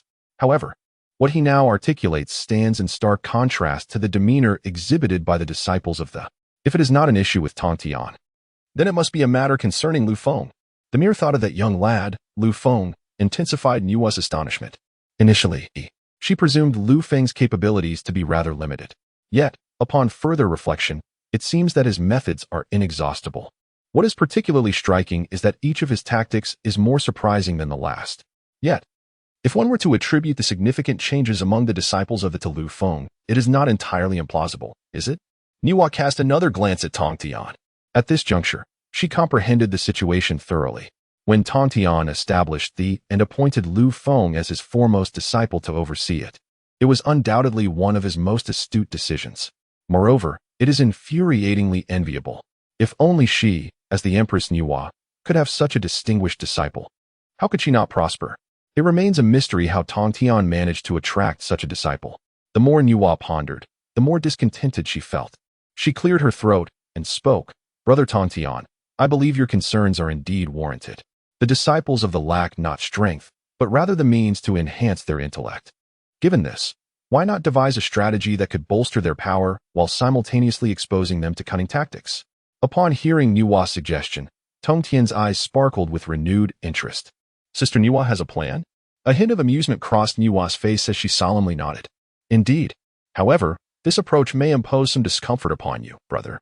Tongtian waved his hand dismissively. As long as it leads to the enhancement of my disciples' abilities, a little discomfort is of no consequence. After all, what could be more enticing than the idea of sharpening their intellect? Nuwa smiled in response. In that case, allow me to propose a strategy. You need only conceal your identity when testing your disciples. With your intellect, brother, do you fear being outsmarted by them? In doing so, your disciples will not only witness the cunning strategies of the primordial world, but will also receive your personal guidance, thereby naturally enhancing their power. Is this not a win-win situation? Tongtian's eyes gleamed brighter with each word Nuwa spoke. By the time she finished, he had nearly resolved to proceed as she suggested. Let it be as you say, sister. Truly, you are exceptionally astute. Nuwa wore a gentle smile. Their conversation was brief, and after exchanging a few hasty words, they parted ways. However, instead of returning to the Empress's realm immediately, Nuwa sought a quiet spot to meditate. Before long, she raised her hand and, with a wave, obscured all traces of the previous conflict between the and the, along with the subsequent events. Although her methods could not permanently erase these occurrences, they were effectively concealed for the time being. However, as long as it can be sustained for a period, that is sufficient. At this thought, the corners of Nuwa's lips involuntarily curved into a smile. This game seems to be growing increasingly intriguing. Tongtian is unable to discern the happenings between the Jie Sect and the Chan Sect, Yet he disguises himself to test the strength of his disciples. It appears that a splendid spectacle will soon unfold. Meanwhile, on the other side, the primordial supreme being intended to intervene and obscure the heavenly secrets surrounding the prior events between the Chan sect and the Jie sect. Now, witnessing someone act prematurely, he finds solace in the situation. After all, nearly all the saints have returned, and that incident was hardly a source of pride. The more who are aware, the more his dignity is tarnished. With someone now stepping in to assist him in concealing it, the primordial supreme being feels a sense of relief.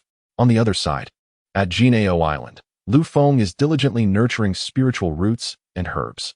Observing these soon-to-mature plants brings him immense joy.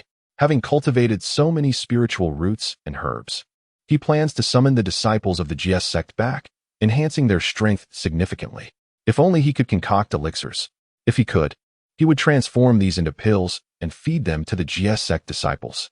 He cannot believe that they would fare worse than the usual group. Beside him, Nuwa rests her chin on her hand, watching Lu Feng busily tending to the herb garden. Suddenly, a thought strikes her.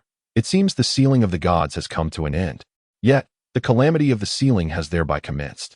Lu Feng nods in agreement. It appears that his teacher will soon return. The mere thought of Tongtian's return fills Lu Feng with joy. Nuwa, however, detests seeing Lu Feng so jubilant. Are you not afraid that your teacher will return to find this garden filled with spiritual roots and herbs and become enraged? Lu Feng responds nonchalantly. If he gets angry, then so be it. At worst, he might receive a couple of blows. Upon hearing this, Nuwa pauses, taken aback. It appears that Lu Feng has endured his fair share of beatings in the past. Tongtian has always maintained a dignified and majestic image among the saints. At this moment, Nuwa can hardly fathom what it would be like for Tongtian to strike someone, especially his beloved disciple. This only heightens her anticipation, wishing fervently for Tongtian to arrive and witness the fruits of his disciple's labor. At this moment, Lu Feng's hands also falter, as the long-awaited notification from the system echoes in his ears. Congratulations, host. A disciple of the Jie sect has achieved enlightenment in the secret realm and has broken through, rewarding the host with 800,000 years of cultivation and a fragment of the creation jade butterfly. The Jie sect disciple's comprehension level has increased by 5%, granting the host a special gift package. Would you like to open it? Without hesitation, Lu Feng chooses to open it. Congratulations, host. You have obtained the blueprint for the god-slaying spear. Congratulations, host. Your comprehension of the ancient demon law has reached 80%. Tip: if you find the damaged god-slaying spear, you can restore it using the blueprint. Lu Feng is momentarily stunned. Connecting it to the demonic laws he previously mastered, he now contemplates the god-slaying spear. This truly feels like an enticing offer, akin to a buy-one-get-one-free deal. The Shattering God Spear is an unparalleled treasure of the demonic path. Even a sage would struggle to withstand its formidable might. Most intriguingly, the Shattering God Spear was once a divine artifact wielded by the demon ancestor, Luo Ho. The prospect of acquiring it today is nothing short of astonishing. One must remember that after the fateful battle against the Dao ancestor, Hong Jun, Luo Ho vanished without a trace, taking his spear with him. Its sudden appearance in Lu Feng's purview piqued his curiosity immensely. Without a moment's hesitation, Lu Feng opened the blueprint for the Shattering God Spear. A cursory glance left him breathless. Compared to the crafting of the devouring demon jar, the spear's restoration was an arduous endeavor. The time and effort required for its repair were staggering. The plethora of rare materials needed was not the only challenge. The process demanded immense focus and dedication.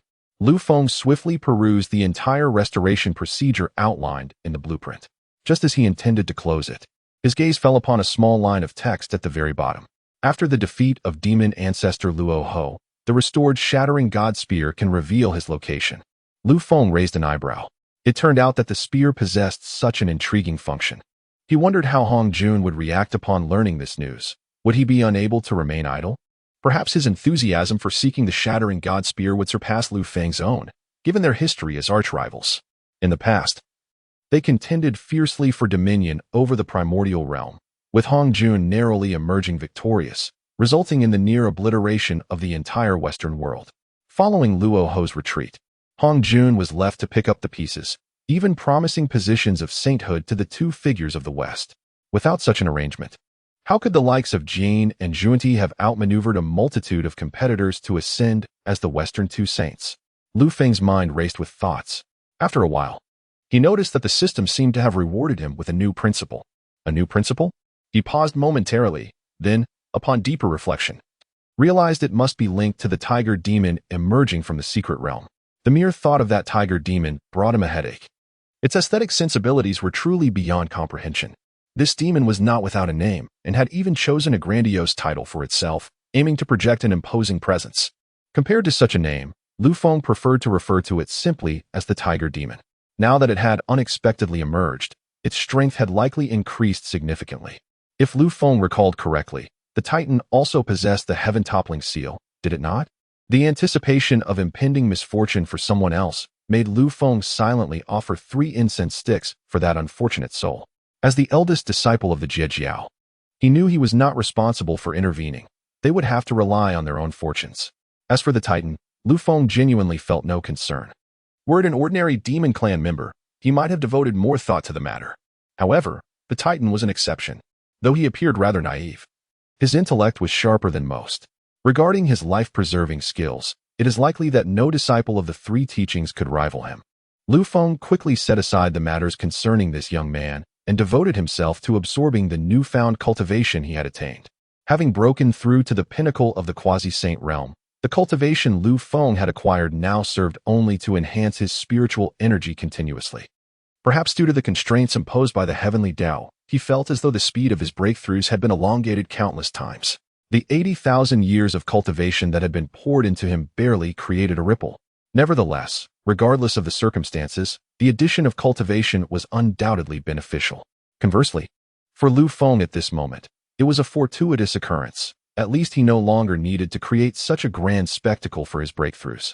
Thus, as he absorbed the spiritual energy flooding his body, he contentedly tended to his garden. Meanwhile, in another part of the wilderness, a towering door materialized serenely from the void. Soon, a tiger burst forth from this grand portal. The instant its front paws struck the ground, the tiger instantly transformed into a human form. Glancing at the garments adorning his body, Wei Zhentian couldn't help but click his tongue in surprise. He rummaged through his waist pouch and finally pulled out a pink garment to don. Compared to his black attire, he undeniably favored the vibrant colors. However, the stark contrast between his exceptionally dark skin and the pink clothing was striking, yet he remained blissfully unaware, reveling in his delight. To his astonishment, the secret realm prepared by his senior brother was astonishingly powerful. With his emergence from the shattered mirror, he had already reached the pinnacle of the great Luo Golden Immortal stage, and soon, he anticipated a breakthrough to the quasi-saint level. It was worth noting that when Wei Zhentian was still within the Zhijiao, he was merely an ordinary tiger demon. Who could have anticipated that by merely discovering the opportunities that Lu Feng had arranged for his fellow disciples, he would experience a complete turnaround and continuous breakthroughs? Evolving into a formidable practitioner, this sensation was utterly exhilarating. Having emerged from the secret realm, should he not seek out more pets to play with? After gaining his last opportunity, Wei Zhentian had not been able to fully enjoy himself. Now that he had finally emerged from the secret realm, he certainly deserved some leisure time. With this thought, Wei Zhentian could no longer restrain himself and transformed into a streak of pink light, dashing into the distance. Shortly after Wei Zhentian's departure, a figure clad in azure emerged leisurely from the wilderness. Observing the receding streak of light, Tongtian displayed a hint of joy in his eyes. After searching for such a long time, he had finally located a disciple of Zhijiao. To render his disguise more convincing, Tongtian deliberately suppressed his strength to the mid-stage of the great Luo Golden Immortal. When he departed, most of his disciples had only reached the Tai Golden Immortal level, with only a select few, like Duo Bao and Zhao Gaoming, having attained the great Luo Golden Immortal status. Now, merely a century had passed, and Tongtian's decision to adopt mid-stage great Luo Golden Immortal strength was made with careful consideration.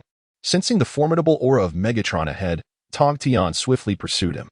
Departing from the Primordial Chaos, it was only natural for him to allow these disciples to witness the treacherous methods employed by others, so that they might possess the strength for self-preservation when encountering disciples from the other 3 sects in the future. Before long, Tongtian appeared before Megatron. Upon seeing Tongtian, Megatron was filled with exhilaration. Is that a human? How fortuitous. I was just lamenting my inability to find a pet today. Why not make you my first companion? Upon hearing Megatron's words, Tongtian fell silent. What nonsense was this impudent youth spouting? Was he truly a disciple of the Zhijiao? And what of that garish pink attire? It was painfully ostentatious. For a fleeting moment, Tongtian contemplated reverting this disciple back to his beastly form, lest his eyes suffer further injury. Before Tongtian could utter a word, Megatron, hands on his hips, stood before him. My dearest pet, will you choose to submit now, or shall you submit immediately? Being my first pet comes with great advantages. Tongtian. He felt the urge to pour out the water from this lad's brain. What was he babbling about? To be a pet? Surely. He must be lacking a few screws. Who captures a person to make them their pet? Is this some kind of jest? Meanwhile, Tongtian embarked on the path of training his disciples. Naturally, the four sages, including Yuan Shi Tianzun, were no exception. The Fengshen had concluded. Yet the calamity of the Fengshen had only just begun. The disciples of the three sects were already at a disadvantage against Zhijiao. With the assistance of the Dao ancestor Hongjun, they were compelled to seize the opportunity to enhance the strength of their disciples. Thus, after a brief consultation, the four sages swiftly agreed upon a date. They would gather the disciples of their three sects and send them into the secret realm provided by Hongjun to elevate their cultivation. In truth, Yuan Shi Tianzun was not as fearful as one might expect. Regardless of the circumstances, they had the support of the Dao ancestor Hongjun behind them. Even if Tongtian's Zhijiao could create waves, it could never surpass the palm of Dao ancestor Hongjun, could it? Moreover, the disciples within their Chan sect had superior foundations. Once they entered the secret realm provided by Hongjun, their cultivation might surge significantly. By that time, how could Zhijiao contend with his Chan sect? The mere thought of being able to firmly press Tongtian down filled Yuan Shi Tianzun with delight. Sitting in his newly constructed Zixiao Palace, he felt a sense of relief. His Zixiao Palace had been rebuilt and given Yuan Shi Tianzun's penchant for opulence. The new palace had consumed a considerable amount of rare treasures from heaven and earth. Yet, even though the Zixiao Palace had cost him dearly, it could never rival the previous dragon crystal. After all, even Yuan Shi Tianzun could no longer find such an abundance of dragon crystals as before.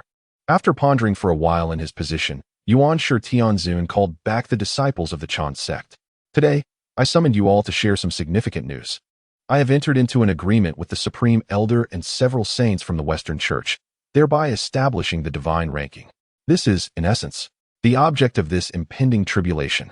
Upon hearing these words from the primordial Supreme Being, a palpable tension filled the air, as the notion of tribulation did not conjure images of benevolence. Fortunately, there was a supportive voice among the assembly. The true man of Tai promptly spoke, stating, "Since our esteemed teacher has signed the divine ranking, there must be profound reasoning behind it. We shall heed your commands, Master." Hearing this, the expression of the primordial Supreme Being visibly softened.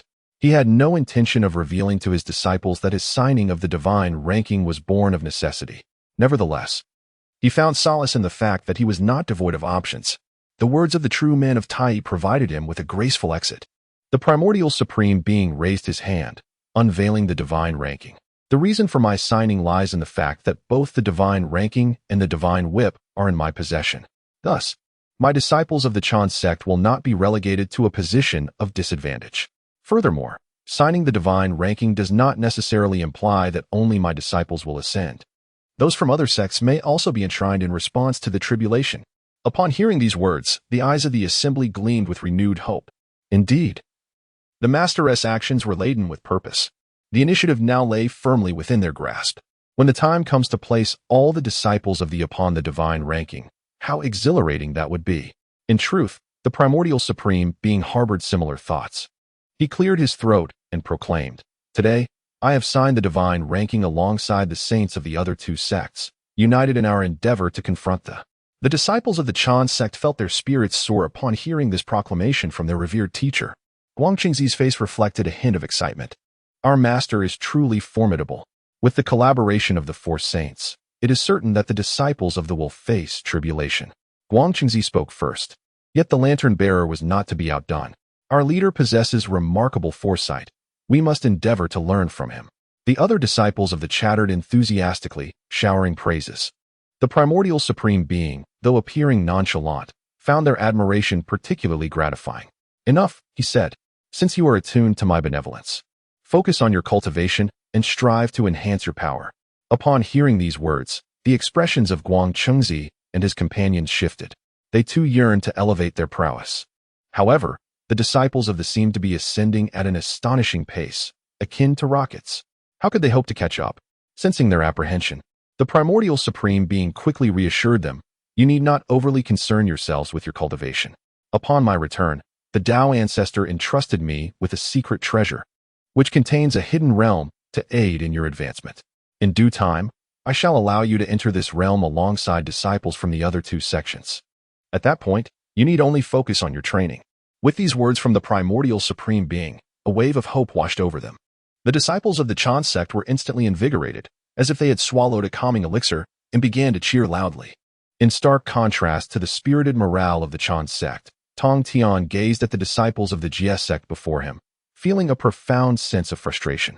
The sight of Wei Tian in his current state was exceedingly disconcerting, and coupled with his words, Tongtian almost felt compelled to turn and leave.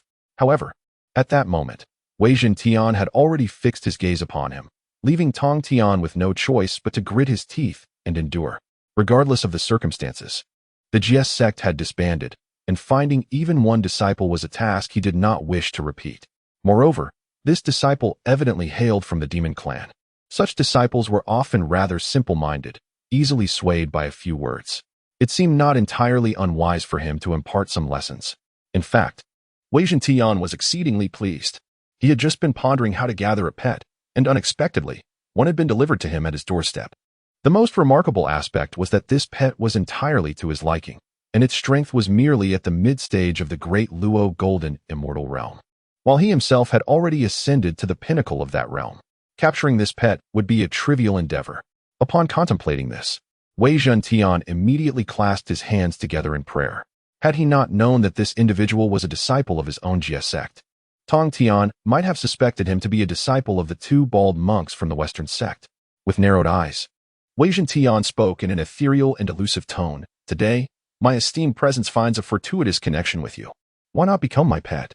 I assure you, you shall not be treated poorly." In that very moment, as he uttered those words, Wei Tian began to channel his own powers. His abilities served two primary purposes: to seize others' treasures and to beguile their hearts. Had it not been for Wei Tian's allegiance to the Jie sect, his powers would have been exceptionally suited to the Western sect. Tongtian had not anticipated such capabilities from Wei Tian. In fact, he had previously sealed his own soul power and strength for the sake of performance. After all, no one in the Jie sect had resorted to such tactics before. They were accustomed to resolving matters through direct confrontation. At this moment, Tongtian's mind was engulfed in confusion, only able to hear Wei Tian's incessant murmurs in his ear. From initial irritation, he gradually felt a sense of submission rising within him. Agree to him. Agree to him. Even the outfit he had once deemed garish now appeared remarkably sanctified in his eyes. Fortunately, Tongtian soon emerged from this state. He prided himself on having discerning taste, and could never find solace in such a flamboyant pink garment. He could not fathom how this disciple had cultivated such an ability, almost luring him into compliance. However, at this juncture, Wei Tian remained oblivious to Tongtian's realization of the oddity, still urging, "Pet, why do you not kneel forthwith?" Listening to the ethereal and haunting voice of Megatron, Tongtian's heart had finally settled. Yet, he found himself ensnared within the intricate seals of the cultivation method devised by Megatron, a predicament that proved exceedingly challenging. As his mind grew increasingly muddled, Tongtian could not help but bite the tip of his tongue, momentarily regaining a fragment of clarity. Hastily, he attempted to unravel the mental seals binding him, only to discover, halfway through, that the seals were utterly unbreakable. A significant portion of the seals had been set by Nuwa herself. Without her intervention, the only recourse would be to forcefully break free. Alas, the current circumstances did not afford him the luxury of time to do so. The flamboyant tiger demon before him would never permit such an escape. As the tiger demon's voice grew ever more thunderous, it proclaimed, "Pet, kneel at once. Pay homage to your divine master. Under your Lord's guidance, you shall tread upon a more expansive and sacred path." Feeling the mental pressure emanating from the tiger demon, Tongtian was filled with regret. Who could have foreseen that his own disciple would resort to such tactics? It was evident that he had unwittingly set a trap for himself. Now, even the thought of liberation seemed futile.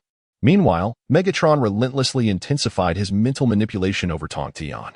He was torn between the need to resist and the urgency to dispel the seals within him, leaving him utterly overwhelmed. Even during his confrontations with the primordial supreme beings, he had never felt so beleaguered. Perhaps sensing Tongtian's resentment, Nuwa raised her head, gazing towards the distant east. As a venerable sage, she could easily perceive Tongtian's humble summons. After a moment of contemplation, she unraveled the entire situation. Unable to contain herself, Nuwa burst into laughter within the confines of her palace. Tongtian's predicament was undeniably comical. Ironically, it was his own beloved disciple who had orchestrated this folly. With every utterance of pet and kneel, Nuwa found her amusement irresistible. Tongtian's fervent call likely stemmed from profound regret. Nuwa had intended merely to allow Tongtian to witness the transformations of his disciples, never anticipating that he would unveil such a hidden surprise. Surely, Tongtian had begun to grasp the treacherous nature of the primordial world. At that moment, Tongtian remained blissfully unaware that his embarrassing plight had been thoroughly sensed by Nuwa. Instead, he strained against the mental manipulation imposed by Megatron. After all, he had not anticipated such perilous circumstances before embarking on his journey. This treachery was not limited to his disciples, but also extended to Nuwa herself. The great black dog, witnessing Tongtian's stubbornness, snorted disdainfully. You possess quite the tenacity. However, today, I have taken an interest in you, so you might as well obediently serve as my pet. As long as you kneel today and accept me as your sovereign, I shall lead you towards the path of prosperity. Tongtian is now filled with profound regret, wishing he had never heeded Nuwa's advice to seal away all his spiritual and magical powers. Just look at the situation he finds himself in now. Moreover, the very first disciple he encounters is such a being. Even though Tongtian yearns to swiftly break free from his restraints, he is unable to withstand the incessant nagging from Wei Tian. Besides, the seal imposed by Nuwa is remarkably robust. After such an extended period, he has only managed to lift 1/5 of it, and there are still 10 more seals to break. Tongtian truly feels despairing at this moment. Pet, why do you not hasten to submit to your sovereign? Kneel. With these words from Wei Tian, a flicker of confusion appeared in Tongtian's mind. Then, under the ethereal sound of the Tao, he pressed his palms together and bowed to Wei Tian before him. Seeing Tongtian pay his respects, Wei Tian's eyes gleamed with satisfaction. Quite well.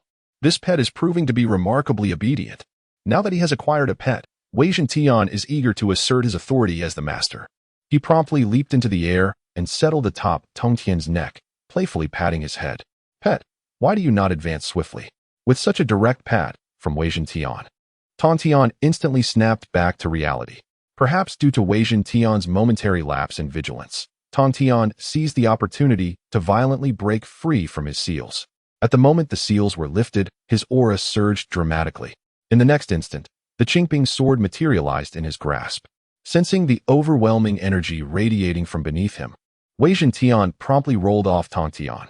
Just then, a piercing beam of sword light sliced through the air, aimed directly at Wei Tian's forehead. This strike from Tongtian was imbued with immense fury. He had never been so mocked before. This tiger demon must perish today. Wei Tian, however, managed to react. Feeling the chilling sword intent, he hastily dove aside. The attack cleanly severed the fabric of his attire around his posterior. Upon realizing his exposed state, Wei Tian was instantly engulfed in rage. How dare you, my pet, tarnish my garments? Yet, awaiting him was Tongtian's second onslaught. While Tongtian had unsealed his spiritual powers, his overall strength remained firmly bound. Otherwise, with that previous strike, Wei Tian would have had no chance of survival. Wei Tian was taken aback by the ferocity of Tongtian's unleashed strength. Despite being merely at the mid-stage of the Deluo Golden Immortal Realm, the sword energy he radiated was astonishingly formidable. Wei Tian intended to defend himself, yet he found his hair repeatedly severed by Tongtian's strikes, igniting further anger within him. Pet, since you have already submitted to me, you should not dare to raise your hand against your sovereign. At this moment, as he listened to the words of the formidable titan, Tongtian felt an intense throbbing pain in his forehead from frustration. Initially, he had thought that this demon was merely a disciple of the, and that a few strikes would suffice to vent his anger. However, this tiger demon seemed to be dancing on his last nerve at every turn. Today, he was determined to teach this creature a lesson it would not soon forget. In truth, the Titan also harbored a deep-seated fear of Tongtian's sword energy. Even though Tongtian's power was currently sealed, his understanding of the sword path rivaled the Titan's grasp of the ancient demonic laws. Thus, As Tongtian unleashed sword strike after sword strike, the Titan felt a chill run down his spine. Had it not been for the Titan's earlier preemptive strike, launching an attack with his mental force, he might have fallen prey to Tongtian's cunning. Now that Tongtian had regained his clarity and was fueled by fury, the Titan stood no chance against him. The techniques at his disposal were either deceitful or exceedingly insidious. Engaging in a direct confrontation was not a course of action he would foolishly pursue. Realizing he could not best Tongtian, the Titan prepared to flee with remarkable agility. Tongtian, having discerned the Titan's intent to escape, swung his sword once more. Within the dense thicket, a shadowy figure darted through the trees, clad in tattered garments that revealed a rather embarrassing sight. In some places, the creature's fur had even begun to thin. Following closely behind him was a bluish silhouette. With each flash of the sword light, the Titan's attire grew increasingly ragged. It was not that Tongtian lacked precision. Rather, the Titan proved to be far more cunning than he had anticipated. Out of every 10 attacks, he would miss 9 times. When he finally landed a blow, it was often on inconsequential areas. Clearly, this tiger demon was not devoid of wit. Just as Tongtian was about to lose his temper, the Titan shouted once more, "Do you know who I am? I have a lineage. When I return to my master and fellow disciples, do you believe I will have them subdue you and make you my pet?" Upon hearing the Titan's words, Tongtian was nearly driven to laughter by his exasperation. He immediately swung his sword again, severing the Titan's belt, as he felt his trousers slipping down to his thighs. The Titan quickly grasped them with one hand while attempting to cover his rear with the other. "Oh no, please don't cut my pants. It's broad daylight, and I can't run around bare-bottomed. I'll even agree not to make you my pet anymore, all right?" At that moment, within the Nuwa Palace, Nuwa couldn't help but burst into laughter at the sight. She had never imagined that Tongtian's sect could produce such a disciple.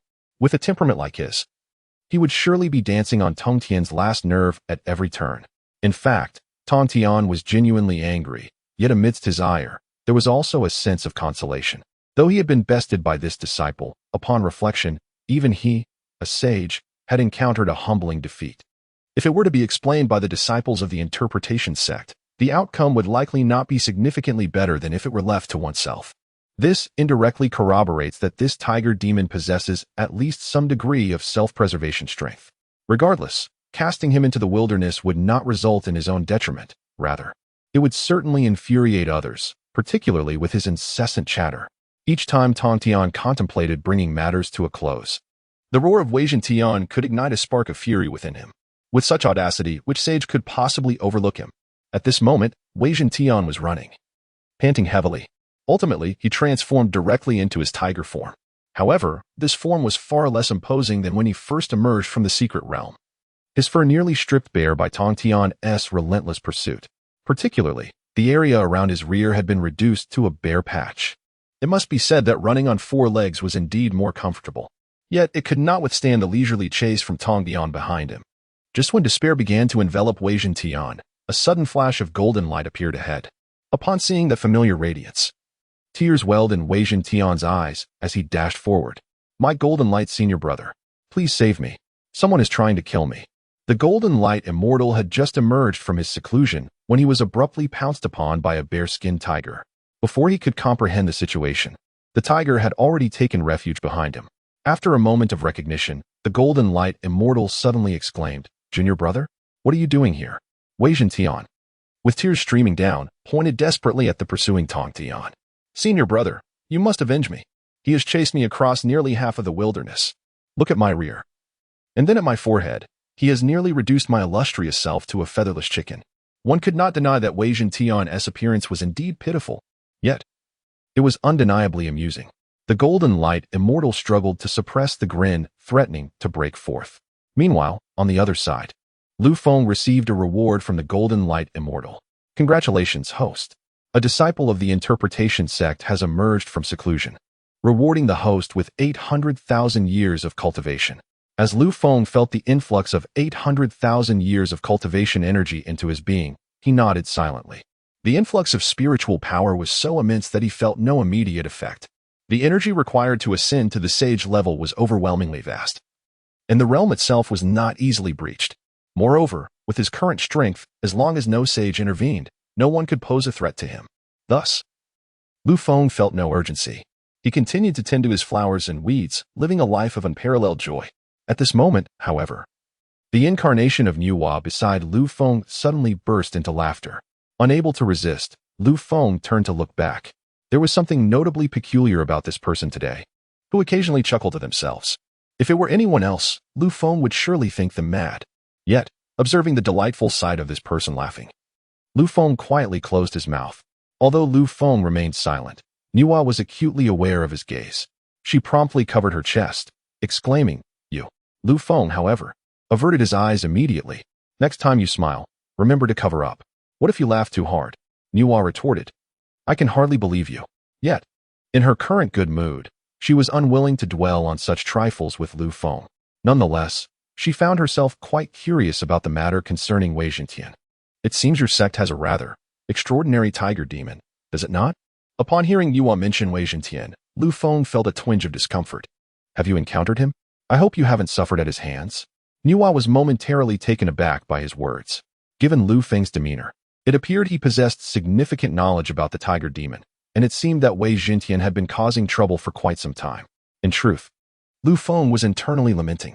Given Wei Jintian's nature, it was hardly surprising that he stirred up chaos outside. The fact that Nuwa suddenly brought him up indicated her awareness of Wei Jintian's actions. However, considering Nuwa's status, Lu Feng could not resist asking, "You haven't let him take advantage of you, have you?" Nuwa shot him a glance filled with disdain. With his demeanor, could he possibly take advantage of me? After a moment's contemplation, Lu Feng realized she had a point. Wei Jintian, with his cunning disposition, certainly did not strike one as someone likely to come off worse in any encounter. Thus, with neither Nuwa nor Wei Jintian having suffered losses, Lu Feng felt no inclination to involve himself in the matter. After all, it was unlikely to affect him directly. As for the unfortunate souls outside, one could only say they were simply out of luck. At this moment, Nuwa remained oblivious to Lu Feng's thoughts, feeling invigorated instead. Although Wei Jintian had not bested him, it appeared he enjoyed deceiving others. Lu Feng did not even lift his head. Let him be. Deceiving a few people was hardly a significant issue. Upon hearing this, Nuwa erupted into laughter once again. Observing her mirthful expression, Lu Feng was left perplexed. Was what he said truly that amusing? It hardly warranted such a reaction. Nuwa suppressed her laughter, noting that the individuals he had deceived seemed rather unusual. Lu Feng set aside his small shovel and reclined on the lounge chair beside Nuwa. Whatever. He knew that he could not possibly deceive his teacher. What began as a casual comment unexpectedly turned into reality. At that moment, Jin Guangxian, upon hearing that someone dared to bully his junior, immediately stepped forward.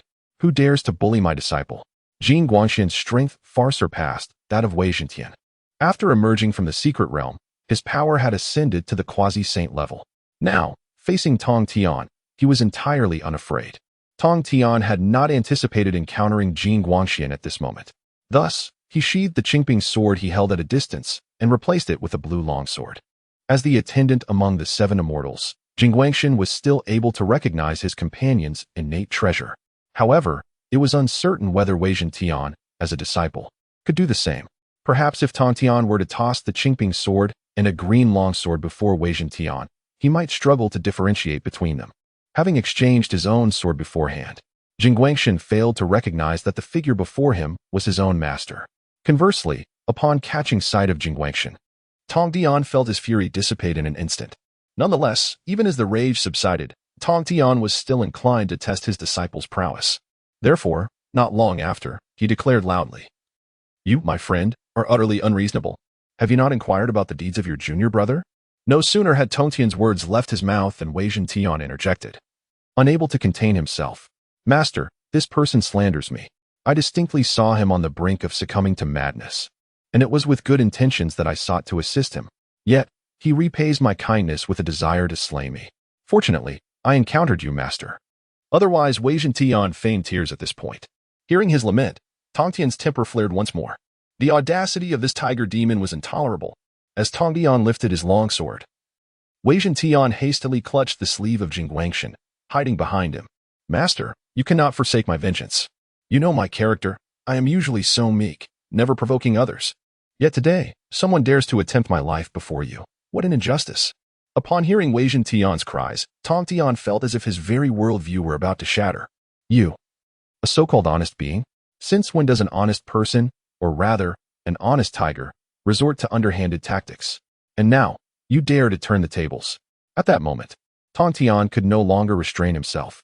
If he did not deliver a lesson to this insolent youth, he would not bear the same surname. With that, Tongtian raised his longsword and aimed it directly at Wei Zhentian. The chilling sword light surged toward Wei Zhentian's forehead.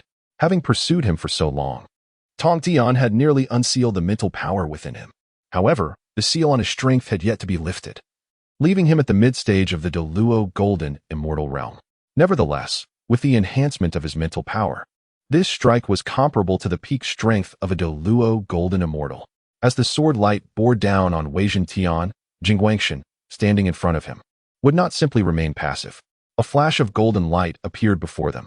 Tongtian's furious strike collided with this golden radiance and immediately dissipated with a thunderous sound. Tongtian was taken aback by this unexpected turn of events. To his astonishment, Jing Guangshan had indeed managed to block his attack. Observing Jing Guangshan's calm demeanor, it seemed that he had expended little effort in doing so.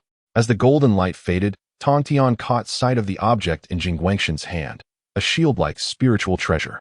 To be precise, it should be a divine weapon. The golden light that just appeared must have emanated from the shield. Tongtian could not help but suddenly recall the shield wielded by Jing Guangshan. He certainly did not remember bestowing such a remarkable divine artifact upon him. Thus, this divine weapon must be a fortuitous discovery by Jing Guangshan himself. Moreover, upon observing Jing Guangshan's current strength, it was astonishing to note that he had already reached the early stage of quasi-sainthood. When Tongtian departed, Jing Guangshan's power seemed to be merely at the pinnacle of the golden immortal level. How could it be that only a brief time had passed, and he had already crossed such a significant boundary, advancing directly into quasi-sainthood? While it was impressive that Jing Guangshan could withstand one of his strikes, the evident enhancement of his own strength left Tongtian even more astonished. However, Jing Guangshan was put on high alert by Tongtian's sudden attack. In an instant, a spear appeared in his right hand. Upon seeing the spear in Jing Guangshan's grasp, Tongtian was once again taken aback. How could there be yet another divine weapon? Two divine artifacts, one spear and one shield, were astonishingly in Jing Guangshan's possession. Capable of both offense and defense, they suited him perfectly. Yet, at this moment, he was both attacking and defending against himself. For some inexplicable reason, Tongtian felt a twinge of frustration. Soon, however, Tongtian's gaze became fixed. The aura of the laws. His attention swiftly honed in on Jing Guangshan.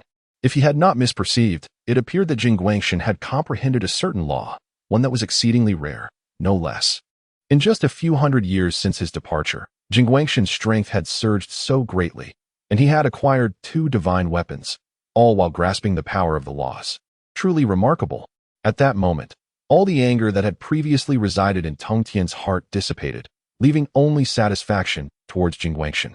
Regardless of the circumstances, Jing Guangshan's strength was indeed commendable. Even with the onset of the divine calamity, given his current prowess, as long as no underhanded tactics were employed against him, he should face no significant issues. Nevertheless, Tongtian wished to conduct further tests. As a mentor, he could not possibly remain entirely detached from the proceedings.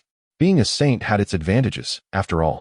For instance, in this moment, Tongtian could maintain a facade of tranquility, concealing any outward display of his inner satisfaction. Instead, he fixed his gaze upon Jing Guangshan and his companion. How audaciously does your sect act? Wei Zhentian, hidden behind Jing Guangshan, snorted dismissively. This is simply how our sect operates. If you find it unacceptable, you must endure. Moreover, our teacher has instructed us thus. If you have any objections, take them up with him. Tongtian, am I to confront myself? Surely that would be madness. The crux of the matter was that he had never taught Wei Zhentian to act with such arrogance. This was an outright tarnishing of his reputation. Had it not been for the presence of Jing Guangshan, his beloved disciple, Tongtian might have been consumed by fury once again. Your teacher, as a saint, is the epitome of reason. When has he ever been unreasonable? I perceive that it is you, this tiger demon, who tarnishes your master's reputation in the outside world. However, the mighty Wizhnti and merely cast a glance at him. Are you my master's disciple, or am I my master's disciple? Am I not aware of the character of our master? How dare you speak so recklessly here? Our master has previously stated that if one encounters someone unpleasant, they should simply be dealt with directly. Who do you think you are to point fingers in this manner? In an instant, Tianbian fell silent. From where did this insolent fellow emerge? Why does his voice evoke such discomfort within me? I find myself wanting to strike him down. What can be done about that? I wonder if the realm of HUT permits direct reincarnation. At this moment, Zixiao remained oblivious to Tongtian's thoughts. Instead, buoyed by the support of Zixiao, he straightened up once more. I have already stated that had you been willing to be my favored companion earlier, I would have treated you well. Although it may be a bit late now, it is not too late. Why not consider it? I assure you, I shall treat you splendidly. Upon hearing Zixiao repeatedly refer to him as a favored companion, Tongtian's ire became increasingly difficult to contain. What is the purpose of wasting so much breath on him? Why not simply confront him directly? Let us see what words he can utter once he is brought down. As Tongtian prepared to strike once more, Zixiao hastily hid behind Zixiao. Senior brother, look at him. Quickly, strike him. Zixiao immediately brandished his shield and spear, moving forward, with Zixiao at the forefront. Every blow from Tongtian was effectively neutralized by the shield in Zixiao's hands. Moreover, he could find openings to counterattack with his spear. Observing Zixiao's skillful maneuvers, Tongtian felt a sense of satisfaction within. As a result, his own aura grew increasingly potent. Suddenly, the long sword in Tongtian's hand began to emanate the essence of the sword path. Empowered by this sword intent, he sent Zixiao staggering back several meters. Yet, rather than diminishing his resolve, this only ignited his fighting spirit. Having emerged from the secret realm, he had yet to encounter a worthy opponent. Now, having someone to spar with seemed quite favorable. Zixiao promptly charged at Tongtian, shield in hand. The two engaged in a fierce exchange. Most of Tongtian's attacks landed upon the shield wielded by Zixiao, causing his strikes to become increasingly frequent. Once again, Tongtian lunged at Zixiao's waist with his sword. Naturally, Zixiao raised his shield to defend, while simultaneously thrusting his spear toward Tongtian's torso. Tongtian had no choice but to retract his sword to parry Zixiao's spear. However, at that very moment, what was initially a defensive shield in Zixiao's hands suddenly surged with formidable energy. In an instant, Zixiao brought his shield crashing down toward Tongtian's face. Little did Tongtian anticipate that his most honest and unassuming disciple would exhibit such cunning tactics during combat. Moreover, this shield, typically employed for defense, had somehow fallen into the hands of Jinguang, transforming into a formidable weapon of offense. Empowered by the forces of the law, the shield struck Tongtian with a surprising intensity, causing him a twinge of pain. Despite his formidable foundation with the longsword, he nearly found himself propelled backward by the force of the blow. Steadying his stance, Tongtian regarded Jinguang with a hint of astonishment, realizing that his disciple's progress surpassed his expectations. However, Jinguang harbored no such contemplations. He fixed his gaze upon Tongtian, his tone laced with a palpable threat. Should you dare to harm my fellow disciples of the Jie Sect, be wary of the consequences. As these words left his lips, his aura surged dramatically. Beside them, Weijin Tian's eyes widened, his expression reflecting an array of unnamable emotions as he regarded Jinguang. Tongtian was taken aback by the profound cohesion among the disciples of the Jie Sect. Yet, without delay, he drew his sword once more, this time unlocking a layer of his sealed power. The previously waning aura around him began to swell with vigor, perhaps due to the unsealing of his power. Tongtian found himself gaining the upper hand against Jinguang in their renewed clash. In truth, he was exercising restraint as a sage. The thought of inadvertently harming his own disciple was unbearable. Nevertheless, regardless of his attempts at moderation, Jinguang seemed to possess the strength to contend. As the battle wore on, Jinguang adeptly seized opportunities to launch attacks. Observing his increasingly formidable disciple, Tongtian could not help but narrow his eyes. Having personally accepted Jinguang as his disciple, he understood him far better than Weijin Tian did. Despite being a sage unleashing his full might, he could only manage to hold Jinguang at bay. What did this signify? It indicated that his disciple had transcended the ordinary. Yet, before departing from Jianao Island, everything had appeared as usual. Tongtian was utterly perplexed. Meanwhile, Jinguang was not inclined to allow him to lose focus. An overwhelming aura of the immutable law enveloped him, rising to extraordinary heights.